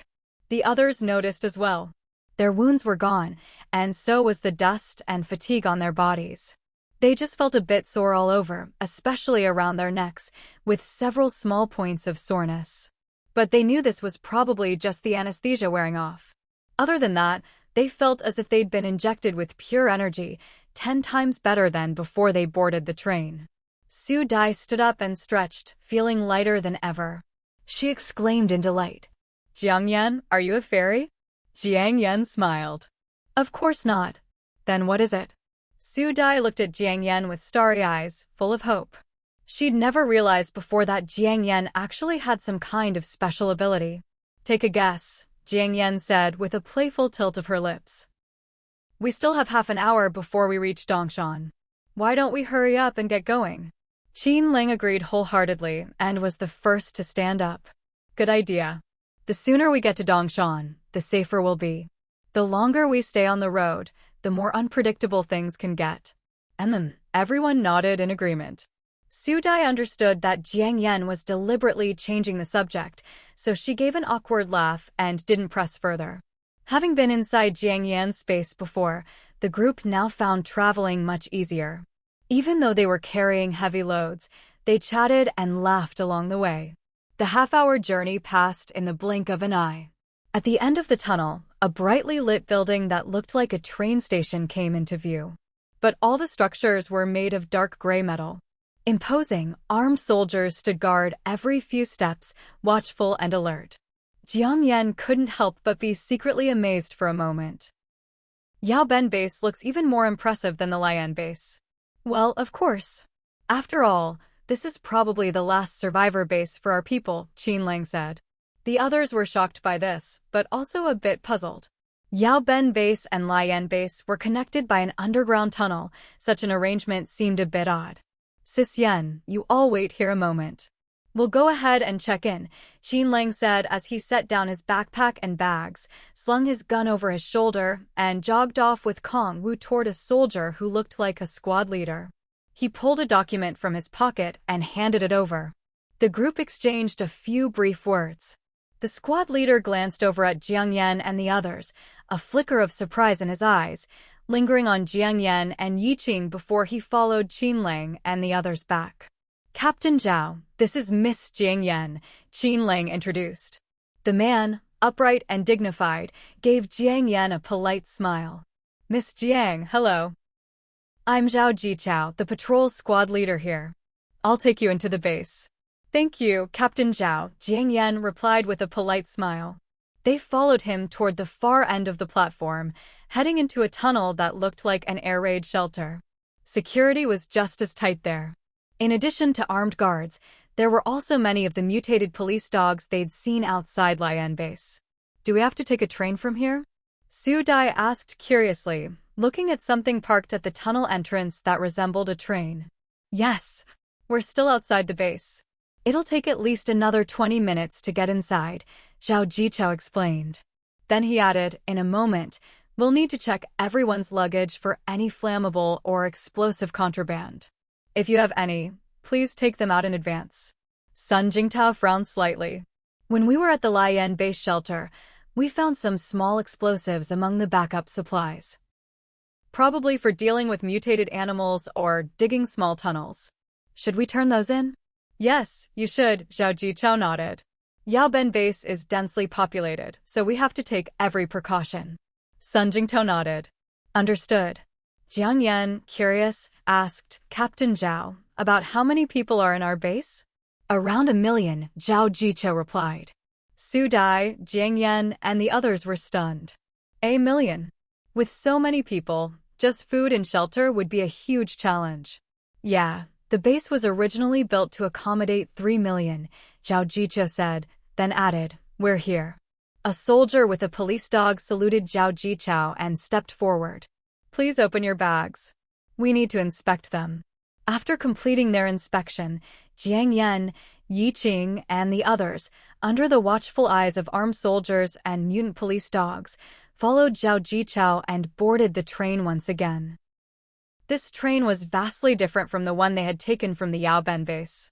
It had far fewer carriages, was painted a dark bluish-black, and looked a bit like those sightseeing trains you used to see in city parks before the apocalypse. The only difference was that this one was wider and completely sealed off, making it impossible to see the outside world. With a rumble, the train started moving.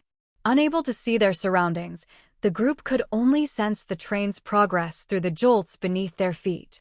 Sun Jingte rummaged through his backpack, pulled out a bottle of water, and handed it to Zhao Yugong, politely asking, "Captain Zhao, could you tell us if there's anything we should be aware of when we arrive at the base?" "Not really," Zhao Yugong replied with a smile, taking the water. He added, "Miss Jiang, there should be special arrangements for you from above. The rest of you should be about the same. When we arrive, just rest up and recover your strength. Wait for further instructions." Hearing this, Jiang Yan, Su Dai, and the others exchanged glances, but didn't say much more. The rest of the journey was filled with idle chatter. It was only then that Jiang Yan learned that although Dongshan was Su Dai's hometown, the surface had long since been devastated beyond recognition. Her hometown used to have a beautiful blue sea, but now it was all gone. Everything was buried under thick layers of snow and ice. But then again, whose hometown wasn't like that these days? 20 minutes passed, not long, but not short either. After just a few more words, the train came to a stop. They had arrived. "Miss Jiang, this way please," Zhao Jiqiu said, hopping off the train first.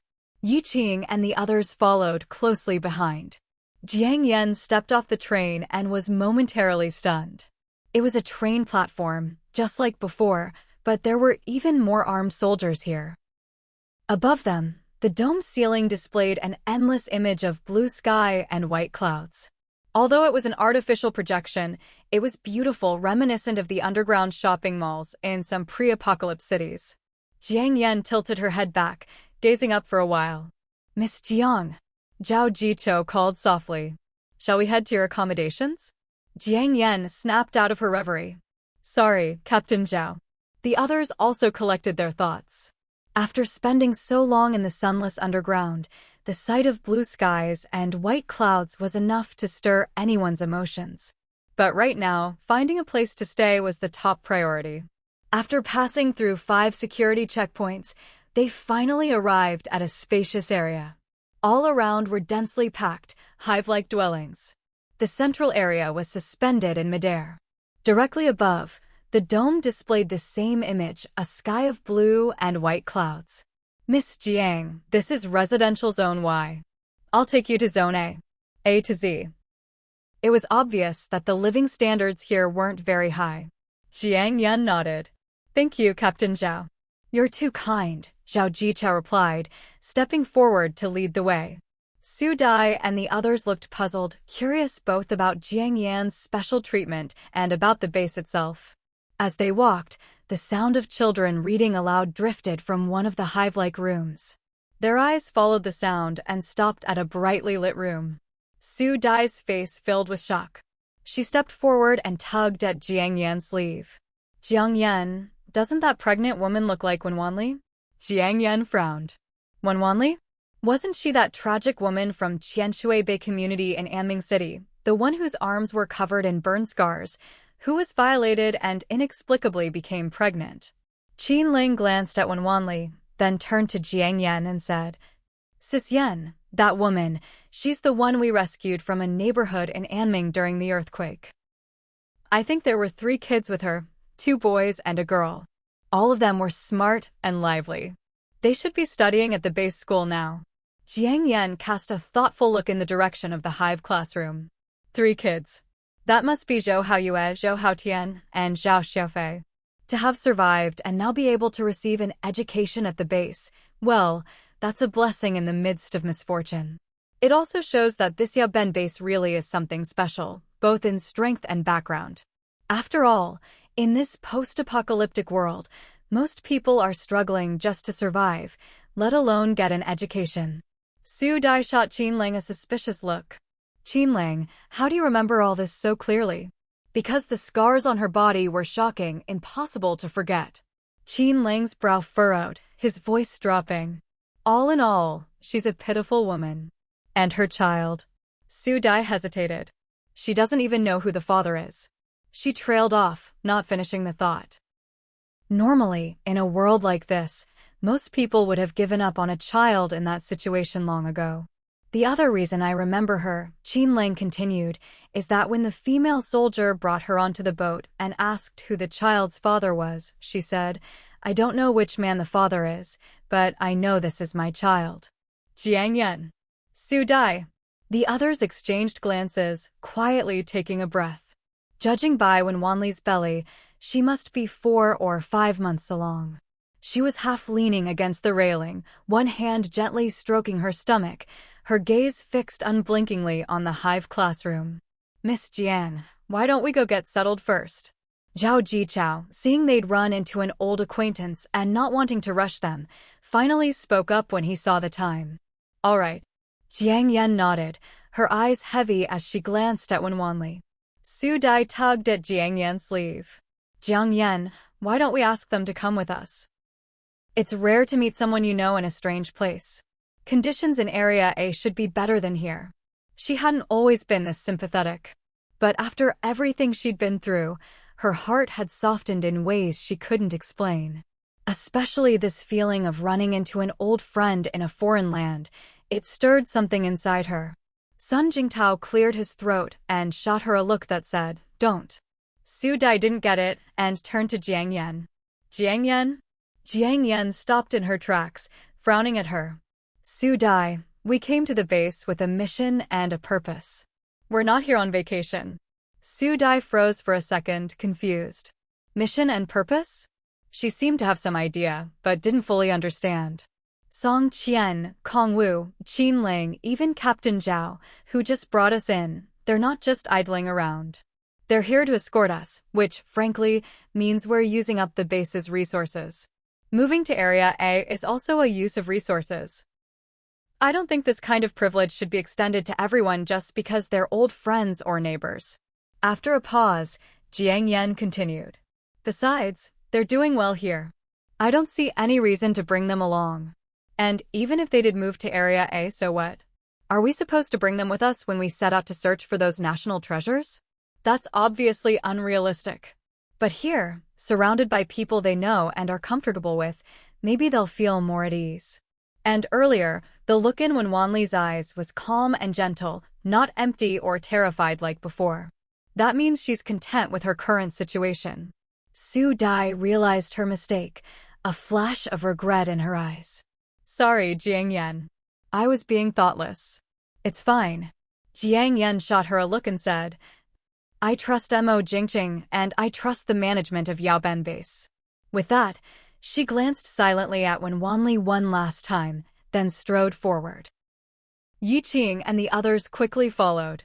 The group walked through the corridor for quite some time. Jiang Yan, ever observant, noticed that the massive, metallic, honeycomb-like structures inside the base seemed designed to be freely assembled and dismantled. Such a design surely wasn't just inspired by the stability of hexagonal honeycombs from a biomimicry perspective.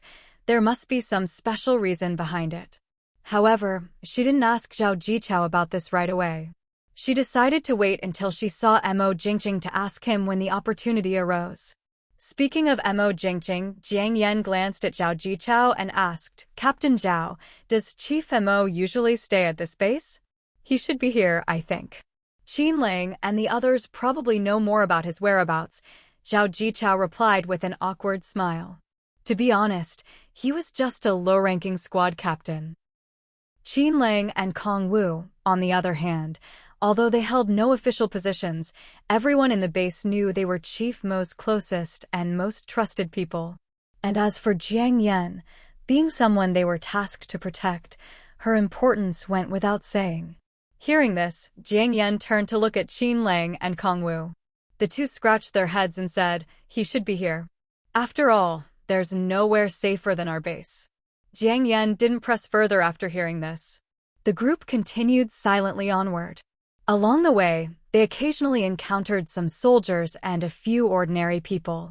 Zhao Jichao gradually became more talkative. This allowed Jiang Yan and the others to learn more about the base. According to his introduction, everyone living in Yaben base was assigned different jobs according to the base's needs. The base didn't support idlers, but children, pregnant women, and the like received preferential treatment. Additionally, the management here was strict, and the hierarchy was clearly defined. From Zone Z to Zone A, the levels increased in order. However, people from lower-level zones couldn't enter. After all, everyone entering the base underwent a comprehensive 360-degree assessment and grading. According to this grading, Sun Jingtao and Su Dai actually didn't meet the standards to live in Zone A. However, because of their connection to Jiang Yan and with special approval from Mo Jingcheng, they were granted this privilege. Upon hearing this, Su Dai regretted her earlier suggestion to bring Wen Wanli and the others along. Jiang Yan didn't say anything, just gave her a reassuring look. They walked for a long time more, taking several elevators along the way. Finally, Zhao Jichou pointed to an area ahead painted blue and said, "Miss Jiang, that's Zone A up ahead."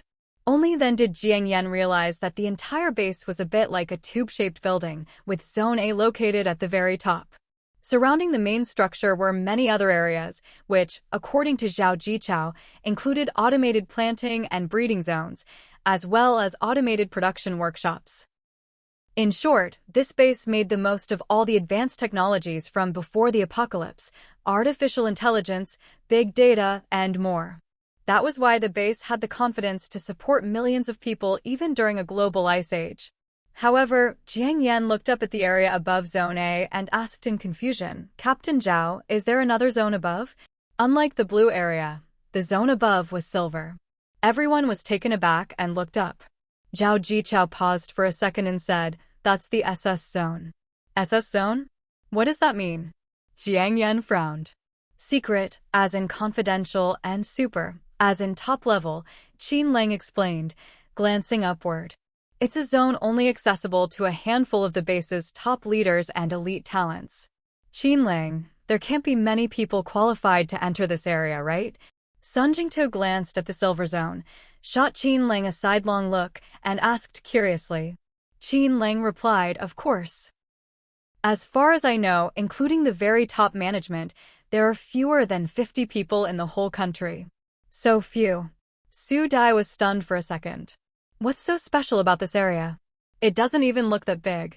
This area isn't for living. Qin Lang paused, glanced around, then lowered his voice.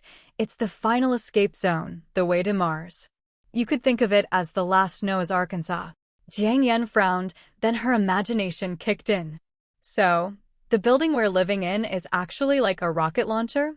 No wonder she thought the honeycomb structure here could be freely assembled and disassembled. So it actually had such a purpose. No, to be precise, it's a rocket booster, Qin Lang said, smiling at Jiang Yan. Yanjia, maybe in the future, you'll have a seat in this area. Jiang Yan couldn't help but laugh. I don't think so. Based on her contributions and position, she didn't qualify at all. Besides, if Blue Star really was completely destroyed, she'd just stay in her space and never come out. Still, her intuition told her that day would never come.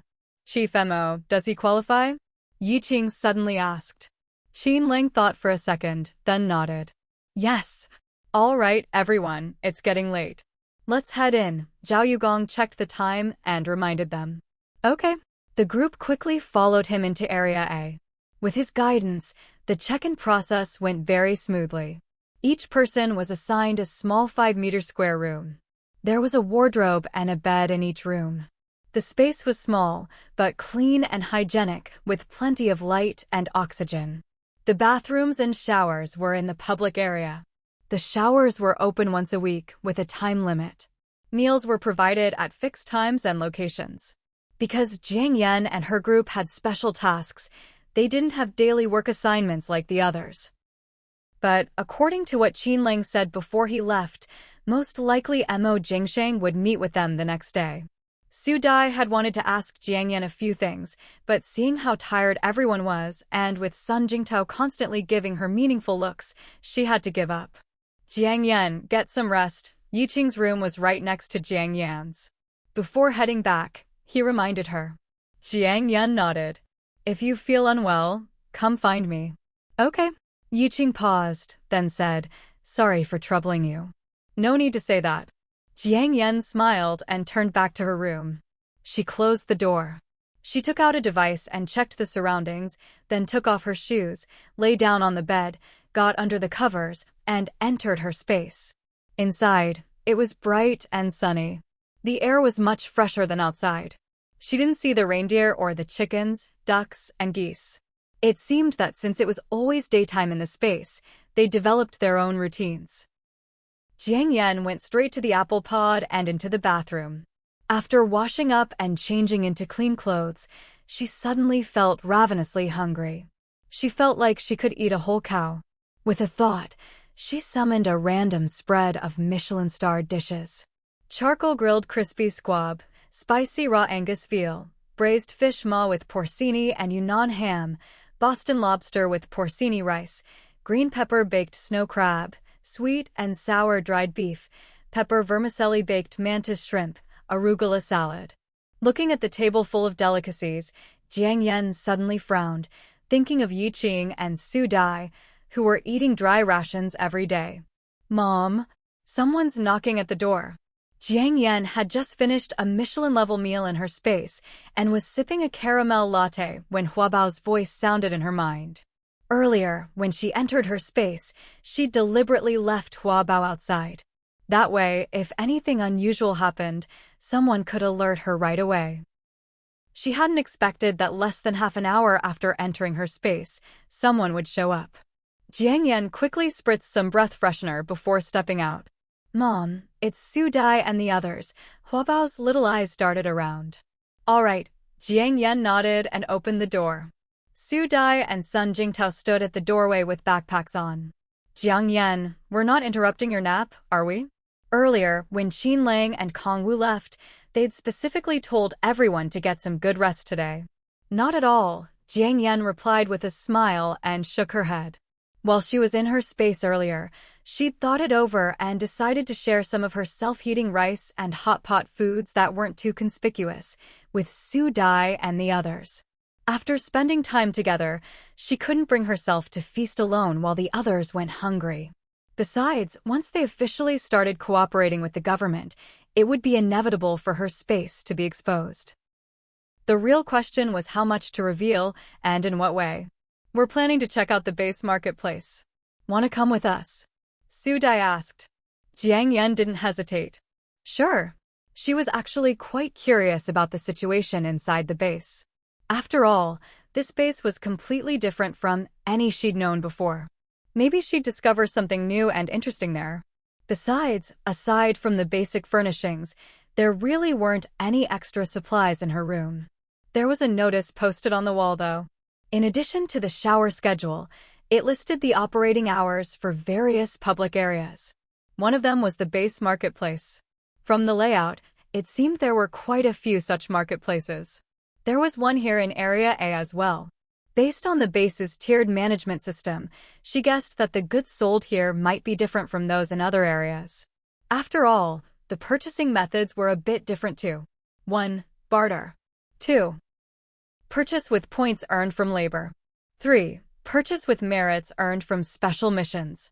As for these special missions and merits, Jiang Yan guessed they were probably related to the national-level dual-track missions Mo Jingqing had mentioned. But she'd find out for sure once she asked. Thinking of this, she glanced at the backpacks on Su Dai and Sun Jingtao. Are we heading out now? She didn't ask if they'd eaten. When they left the Blazing Flame base earlier, everyone still had some food left on them. For now, at least, they didn't have to worry about going hungry. Su Dai nodded. Yeah, we've sorted out some supplies we probably won't need and plan to trade them. Give me a sec, Jiang Yan said, turning to grab her usual backpack. After locking up, the group called Yiqing and, using the map for reference, headed toward the Area A marketplace. Since they were underground, they didn't dare walk too fast. The air was thin, and the lighting wasn't great either. After about 10 minutes, a sign painted in red reading Supermarket A appeared in their line of sight. The entrance to the supermarket wasn't very big, about the size of a standard garage door.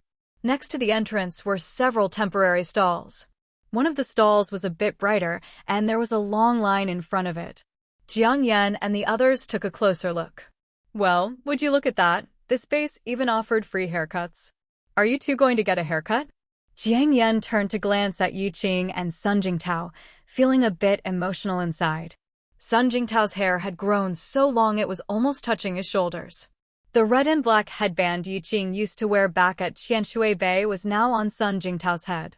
The color had faded to a dull white, and at the frayed ends, you could see traces of mending. Back in Anming, Sun Jingtao had always kept up the habit of trimming his hair regularly. After all, back when he was in the squad, keeping a buzz cut had long since become second nature. After the apocalypse began, the couple taught themselves to cut hair, becoming each other's personal stylists. Later, when the temperature plummeted and the ground was covered in snow and ice, they stopped cutting their hair for warmth. Once they arrived at the blazing flame base, Sun Jingtu was recovering from injuries for a while, so his hair just kept growing. Surprisingly, even without shampoo or conditioner, his hair grew like fertilized chives, thick and healthy. Yiqing, on the other hand, was the complete opposite. Because he'd been used as a test subject in the SNP lab, his head had been completely shaved. Only recently had a bit of hair started to grow back. If he took off his hat, he looked just like a fuzzy egg. Luckily, he was handsome enough that even as a fuzzy egg, he was a striking one. I'll get a cut, Sun Jingtao said with a smile. After all, arriving at Yaoben Base is a brand new start. Hearing her husband say this, Su Dai chimed in, yeah, new hairstyle, new mood, let's welcome this new beginning together. Jiang Yan, are you getting a cut? She turned to look at Jiang Yan, whose long hair reached her waist. Among the group, Jiang Yan's hair, skin, and overall appearance were the most striking. Even though she tried her best to disguise herself, her glossy black hair, fair skin, and naturally plump features were enviable. Back at the blazing flame base, Jiang Yan had always been fully covered with a mask and hat, so not many people recognized her. Now at Yaoben Base, in Area A, the residents were all either wealthy, highly skilled, or had special merits. The people lining up for haircuts only spared her a few extra glances. They just assumed she was some high-ranking official's family member and didn't dare harbor any improper thoughts. As for Yiqing, whose height and build were obviously unusual, people only dared to sneak peeks at him. After surviving the apocalypse for so long, everyone's guard was up. I'll get a cut, Jiang Yan replied with a gentle smile. Surviving in the apocalypse meant adapting to local customs. Who knew? Given Mo Jingqing's habits, maybe from the moment they entered the base, they were already under a new set of surveillance cameras. The four of them lined up and casually asked around, learning that the barber used to be the personal stylist for some big-name celebrities before the apocalypse. Back then, a single haircut cost no less than 1,000 yuan. After arriving at Yaoben Base and registering his skills, he wrote down haircutting. Since he was so good, he was assigned to Area A. Although haircuts were free, he could earn work points based on the number and type of haircuts he did. These points could be exchanged for supplies and such. Since it was free and this was the apocalypse, of course the Tony barber wasn't offering 1,000 yuan custom-styled service. With just a pair of scissors, he'd built himself a little assembly line. You'd see him pick up the scissors, snip snip, his fingers flying, and in no time, a brand new head of hair would emerge. The three of them were done in just 20 minutes, not counting the 10 minutes spent waiting in line. Jiang Yan got a shoulder-length cut, Su Dai chose a bob, and Sun Jingtao finally went back to his long-missed buzz cut.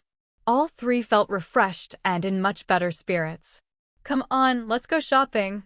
Jiang Yan waved her hand and led the group into the supermarket. The entrance was small. After a short hallway, two silver-gray metal security gates appeared before them. They looked just like the crowd control gates you'd see at tourist attractions before the apocalypse, like you needed to swipe a card to get through. "Please swipe your Area A residence cards," said two armed guards at the door, giving the four of them a quick once-over. They'd already gotten their Area A residence cards earlier that day when they checked in. The four of them took out their cards, swiped them, and filed in one after another. As they went further in, they realized there was a whole other world inside. The entire base supermarket was divided into two areas, one large and one small, both packed with shelves filled to the brim. The larger area was deeper inside, brightly lit, and even had surveillance cameras. Several red signs hung overhead at intervals, reading "Supplies Selection Area." This was probably because it was the supermarket in base Area A, so it was a cut above the rest. At a glance, the goods looked plentiful and the stock was abundant. It could rival any regular supermarket from before the apocalypse. Right at the entrance were toiletries, mostly domestic brands. There was no categorization. Everything was jumbled together. Food, likely the most precious commodity in the base, was placed at the very back, with dedicated personnel patrolling the area.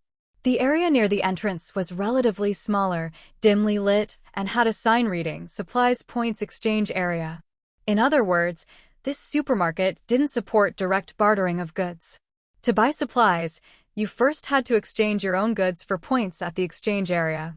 The items on the shelves here were a real mixed bag, most of them looking pretty worn out: pots, bowls, clothes, bedding, stoves, tools, you name it, they had it. These were probably provided by people coming into the base from outside.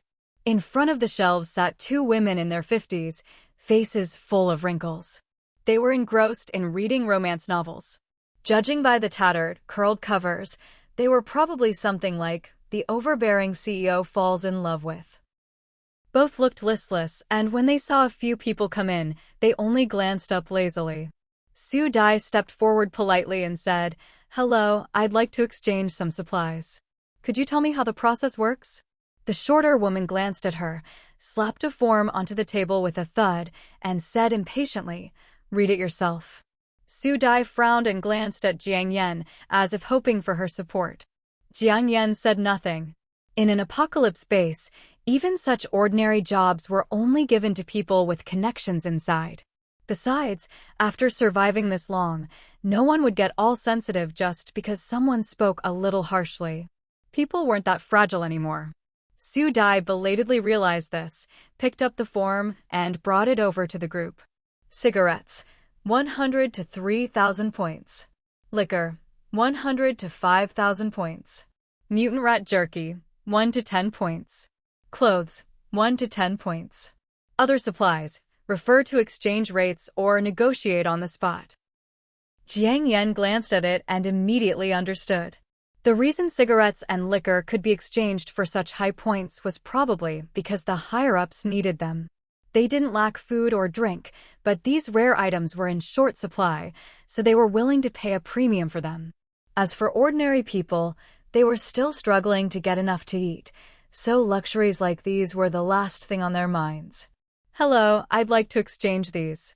Sun Jingtao took out 2 pieces of clothing, 3 fire tongs, and a big chunk of mutant rat jerky from his backpack and handed them over. 60 points. "Residence card, please," the woman said lazily. Su Dai quickly handed it over. "All done. The points are on your card." The woman placed the card on a flat device and, with a beep, handed it back. Yiqing handed over 2 slightly rusty daggers. 20 points. They were mainly here to exchange for toiletries. As for food, they still had some left, so there was no rush. Jiang Yan didn't lack anything, but since she was here, she figured she might as well go through the motions. Seeing that the 3 of them hadn't gotten many points, she thought for a moment, then took out a pack of cigarettes from her backpack. It was a pack of soft Zhonghua, perfectly preserved without a single crease or stain. Before the apocalypse, it sold for 55 yuan. Now, judging by the exchange range, she guessed it could fetch 500 or 600 points. Sure enough, as soon as she took out the cigarettes, the 2 women's eyes lit up. Heavens! You've kept this in such good condition. One of them glanced at Jiang Yan's appearance and immediately switched to a respectful tone. Su Dai's pupils shrank in surprise. Sun Jingtao and Yi Qing, knowing Jiang Yan's capabilities, weren't surprised. 700 points. The shorter woman politely handed Jiang Yan's residence card back with both hands. Jiang Yan, you, this time. Su Dai's eyes went wide with shock. 700 points. That could buy a ton of stuff. It felt like suddenly striking it rich. Jiang Yan smiled and handed her the card. Here, you're in charge of shopping. You handle the checkout. Huh? Su Dai was stunned for a moment, then realized what was happening. Really? She was so excited she almost jumped up like a child. Of course. When have I ever lied to you? Jiang Yan smiled. I knew it. Following you means never having to worry about the next meal. Su Dai threw her arms around her in a bear hug.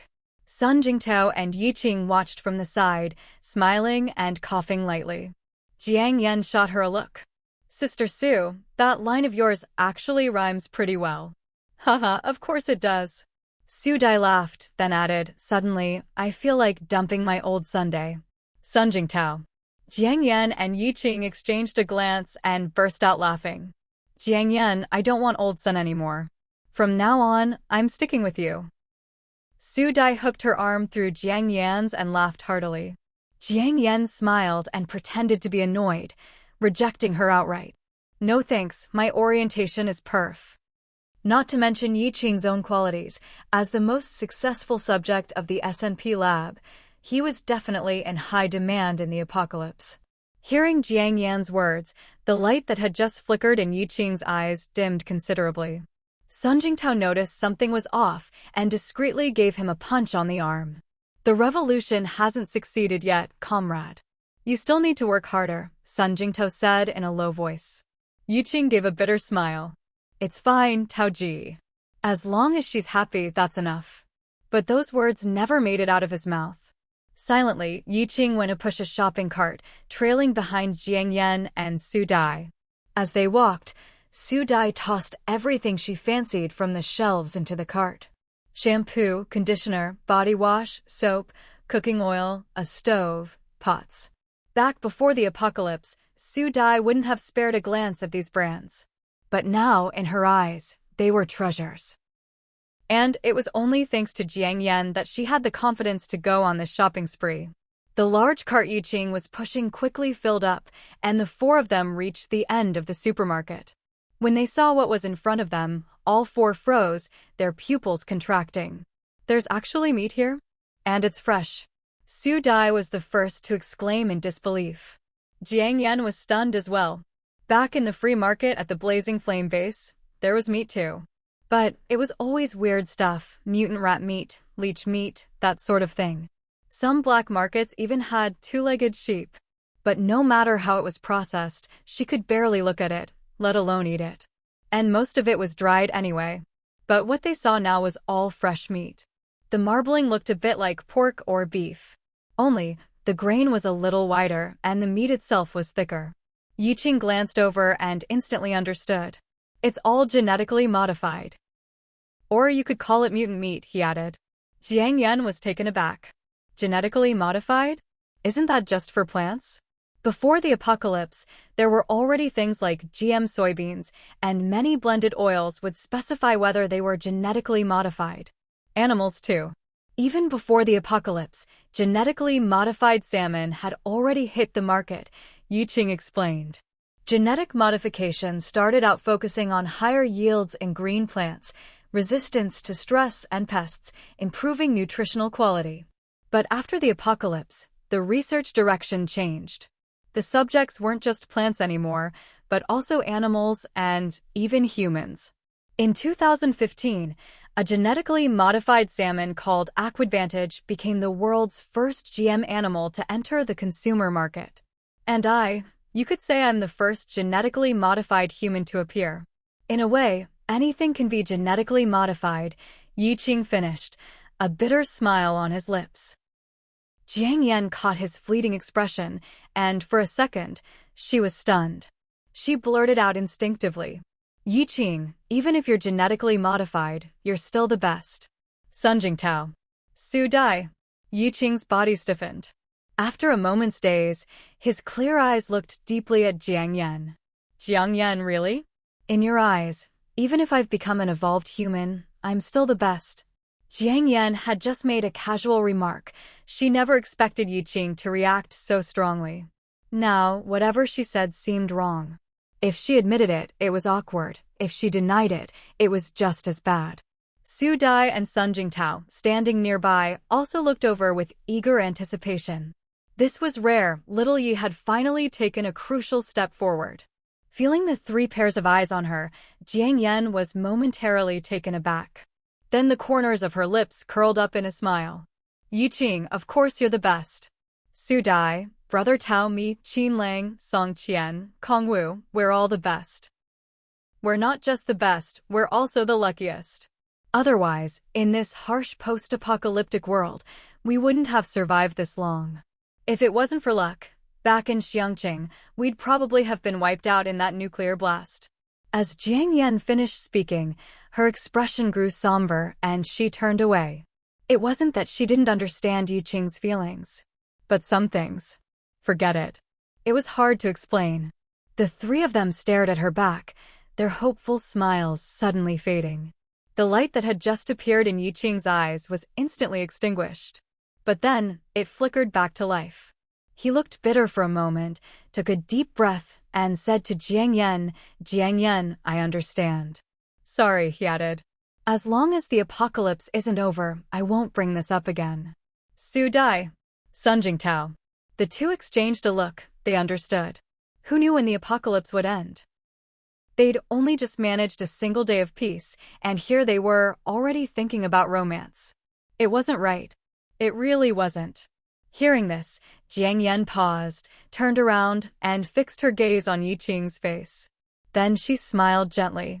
Well, shall we go? Yi Qing nodded. Yeah. When the four of them returned to their quarters carrying a pile of supplies, the others who had gone out to work hadn't come back yet.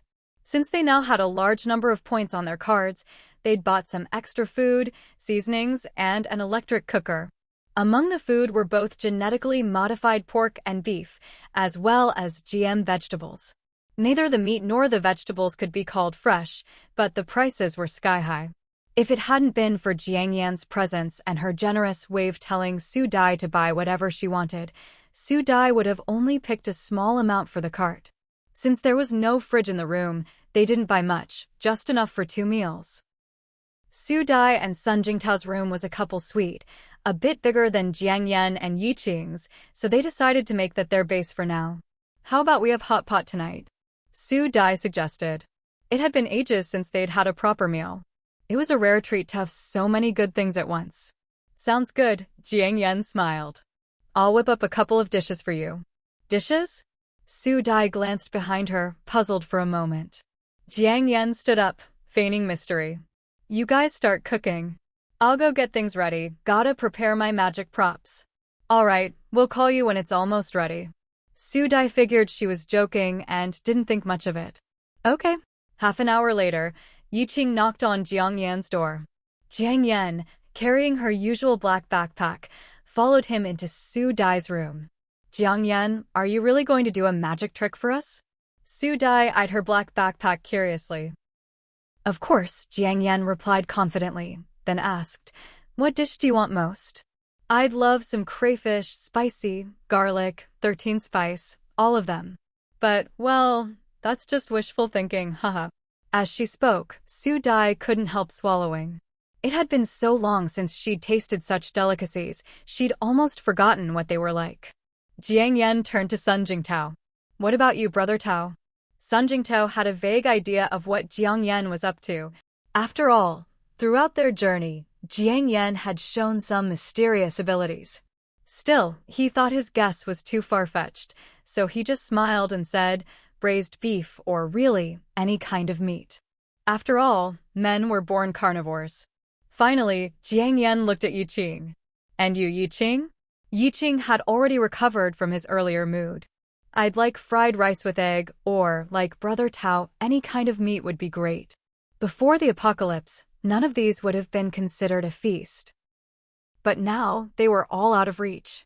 When they finished speaking, all three turned to Jiang Yan expectantly. She gave them a mysterious smile, put a finger to her lips, and reached into her backpack.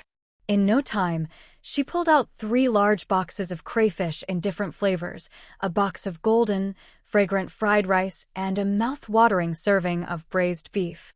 Staring at the food, Su Dai and the others were speechless with shock. "What?" Jiang Yan just smiled, raised her finger again, and said, "Shh. Jiang Yan, this food isn't genetically modified, is it?" Su Dai swallowed hard, suppressing her intense hunger as she asked. Genetically modified animals and plants were always huge. But the crayfish in front of her looked no different from before the apocalypse. Most importantly, that spicy, savory aroma instantly brought back all her long-lost memories of delicious food. Yi Qing and Sun Jingtao stared wide-eyed at the braised beef and egg fried rice before them, utterly transfixed. Fortunately, the two of them were well-trained enough to forcibly hold back their cravings. "No, it's not. Come on, everyone, dig in. Eat first, I'll explain everything in a bit," Jiang Yan said with a smile, lifting the lid off the crayfish. A rich, mouth-watering fragrance immediately filled the room. Beside them, the hot pot was bubbling away. The whole house was suffused with the delicious aroma. Just one whiff was enough to fill them with satisfaction. "Let's eat quickly, before someone else smells it and comes knocking," Sun Jingtao reminded them. The 4 of them started to eat. A feast like this, it had been far too long. As Su Dai swallowed a crayfish, her eyes welled up with tears. The others stared at her in surprise. "What's wrong?" "It's just so good," Su Dai said, wiping her tears. "I thought I'd never get to eat food this fresh and delicious again in my life." Yes, the crayfish tasted as if it had just been cooked and left to cool for a moment. It was even fresher than the takeout from before the apocalypse. Jiang Yan, of course, knew the reason. She could keep things fresh in her space, and all the food she bought was from top restaurants. It wasn't like the old days, when takeout joints used half-rotten ingredients. Sun Jingtao's hands were covered in garlic sauce as he nudged Su Dai with his elbow. "There'll definitely be more chances in the future." Su Dai, looking as innocent as a child, turned to Jiang Yan. "Jiang Yan, can you do your magic trick again next time?" "Of course. But, sometimes it doesn't always work perfectly," Jiang Yan replied, though in truth, her magic never failed. Still, it was something she had to say. At that moment, she suddenly realized, after the apocalypse, people were evolving, but also regressing. For example, when faced with hardship, people's resilience and adaptability had grown much stronger than before. But in terms of everyday knowledge and cognition, there was a gradual decline. Maybe it was because the information they had access to, and the people and things they encountered, had become more and more limited and isolated. Take Su Dai, for instance. The change in her was obvious. After all, most people could never reach the heights of someone like Mo Jingsheng, with access to all the information and power they needed. Most ordinary folks, when they opened their eyes each day, only worried about having enough to eat and wear. Their so-called dream was simply to survive, to live well. Thinking this, Jiang Yan found herself understanding the changes in Su Dai. "I've got another surprise for you," she said, reaching into her backpack and pulling out several cups of still-warm milk tea. Extra sugar, brown sugar bubble milk tea. Unlike the crayfish and other dishes, which she'd just taken out, these milk teas were prepared in advance. She'd even removed the labels beforehand. And she'd deliberately chosen the extra sweet kind, since everyone was so deprived of sugar. "Oh my God." Su Dai's eyes lit up. The temptation of milk tea was far stronger for her than for Sun Jingtao or Yi Qing. Still, in this freezing weather, being able to have something sweet was a shock for the other two as well. "How did you even do this?" Su Dai asked, hands trembling as she took a sip, her face filled with bliss. She looked like she might float away. "Jiang Yan, I'm sticking with you for life. If you say go east, I'll never go west." Jiang Yan just smiled. Magic. Yi Qing had been quiet the whole time, saying nothing. He and Sun Jingtao were both amazed by Jiang Yan's magic, but they'd already guessed a little of the truth. But in this situation, there was no need to dig any deeper. The fact that Jiang Yan was willing to share with them was already a huge sign of trust. All they could do was play dumb, because they couldn't afford to waste that trust. Still, Yiqing was curious about what kind of skill Jiang Yan had to make all this possible. He suspected it had something to do with that strange scent he'd noticed before. But now wasn't the time to ask. Jiang Yan, when did you learn this magic trick? Su Dai, not exactly a fool, was starting to catch on. But her thoughts were much the same as Sun Jingtao's. Jiang Yan pretended to think for a moment. It's been a while, but for certain reasons, I could only use it in front of you now. Sorry. Yiqing glanced at her and said sincerely, Jiang Yan, there's no need to apologize. We're grateful, more than grateful. Thank you for trusting us. Yeah, thank you, Jiang Yan, Sun Jingtao echoed earnestly. Don't worry, Jiang Yan, we'll keep your secret. Su Dai was the first to raise her hand, as if swearing an oath. Jiang Yan pulled her hand down. All right, let's eat. Since she dared to reveal herself, she'd already thought through all the consequences. Besides, human promises were the most unreliable things. After all, in the face of these disasters, things like, may lightning strike me, didn't mean a thing. Early, the next morning, Jiang Yan had just finished washing up when someone knocked on her door. Jiang Yan, it's me. It was Song Qian's voice. Jiang Yan opened the door and was momentarily stunned. Song Qian, you're back. Yeah. Song Qian stood at the doorway in a crisp military uniform, exuding a commanding presence. Jiang Yan glanced at him out of the corner of her eye and said, You're hurt. He clearly hadn't rested well. His eyes were bloodshot, and dark circles ringed them. There were fresh, small scabs on his forehead and neck. As for the rest of his body, it was covered by his uniform, so she couldn't see. It's nothing, Song Qian replied with a calm smile. Behind him, Qin Lang and Kong Wu stood imposingly with submachine guns slung over their shoulders. When they saw Jiang Yan, they grinned. Morning, Yanjia. Jiang Yan replied, Morning. The leader wants to see you. Are you free now? Song Qian asked. Yeah, give me a moment, Jiang Yan said, turning back into her room to grab her usual black backpack. As they passed by Yiqing and the others' dormitory, Jiang Yan paused. What about Yiqing and the rest? Someone will come take care of them soon. You don't need to worry, Song Qian nodded slightly. Okay. Jiang Yan didn't ask further and followed him with peace of mind. As they walked, Song Qian said, Chief Mo has an important meeting later. Before he sees you, he asked me to show you around the Yaoben base. Oh. Jiang Yan was a little surprised. She remembered that when they first arrived, Captain Zhao Jichao had already given them a brief tour. After all, they'd seen quite a bit moving from Zone Z to Zone A. As if reading her mind, Song Qian continued, What I'm going to show you is the core area of the base. The core area? You mean the SS zone? Jiang Yan instinctively glanced up at the silver-colored area above her head. Song Qian shook his head. No. The SS zone is the future. What I'm about to show you is the base's past, present, and future, he said. Jiang Yan. Why did that sound so philosophical? She figured the answer would be revealed soon, so she didn't ask any more questions and simply followed quietly.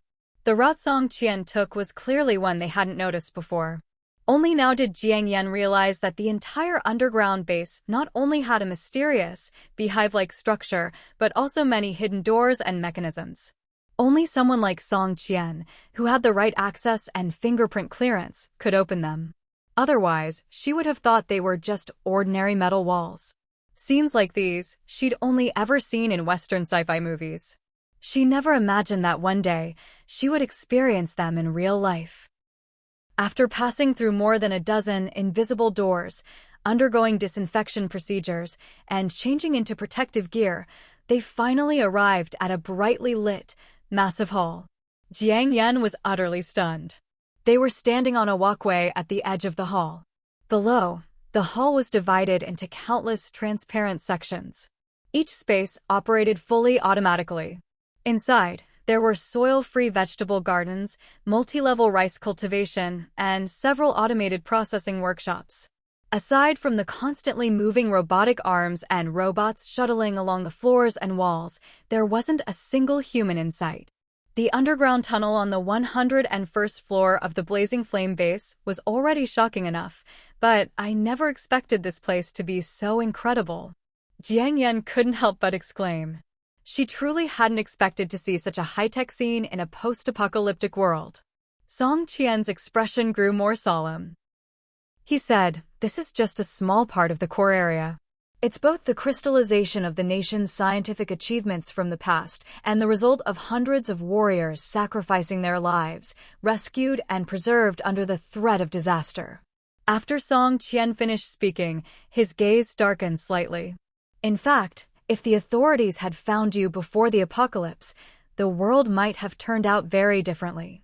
Jiang Yan paused in her tracks, glanced at him, and replied calmly, "But have you ever thought that if I had exposed myself back then, it wouldn't just be the world that was different, maybe I would be, too? The butterfly effect isn't just some empty talk.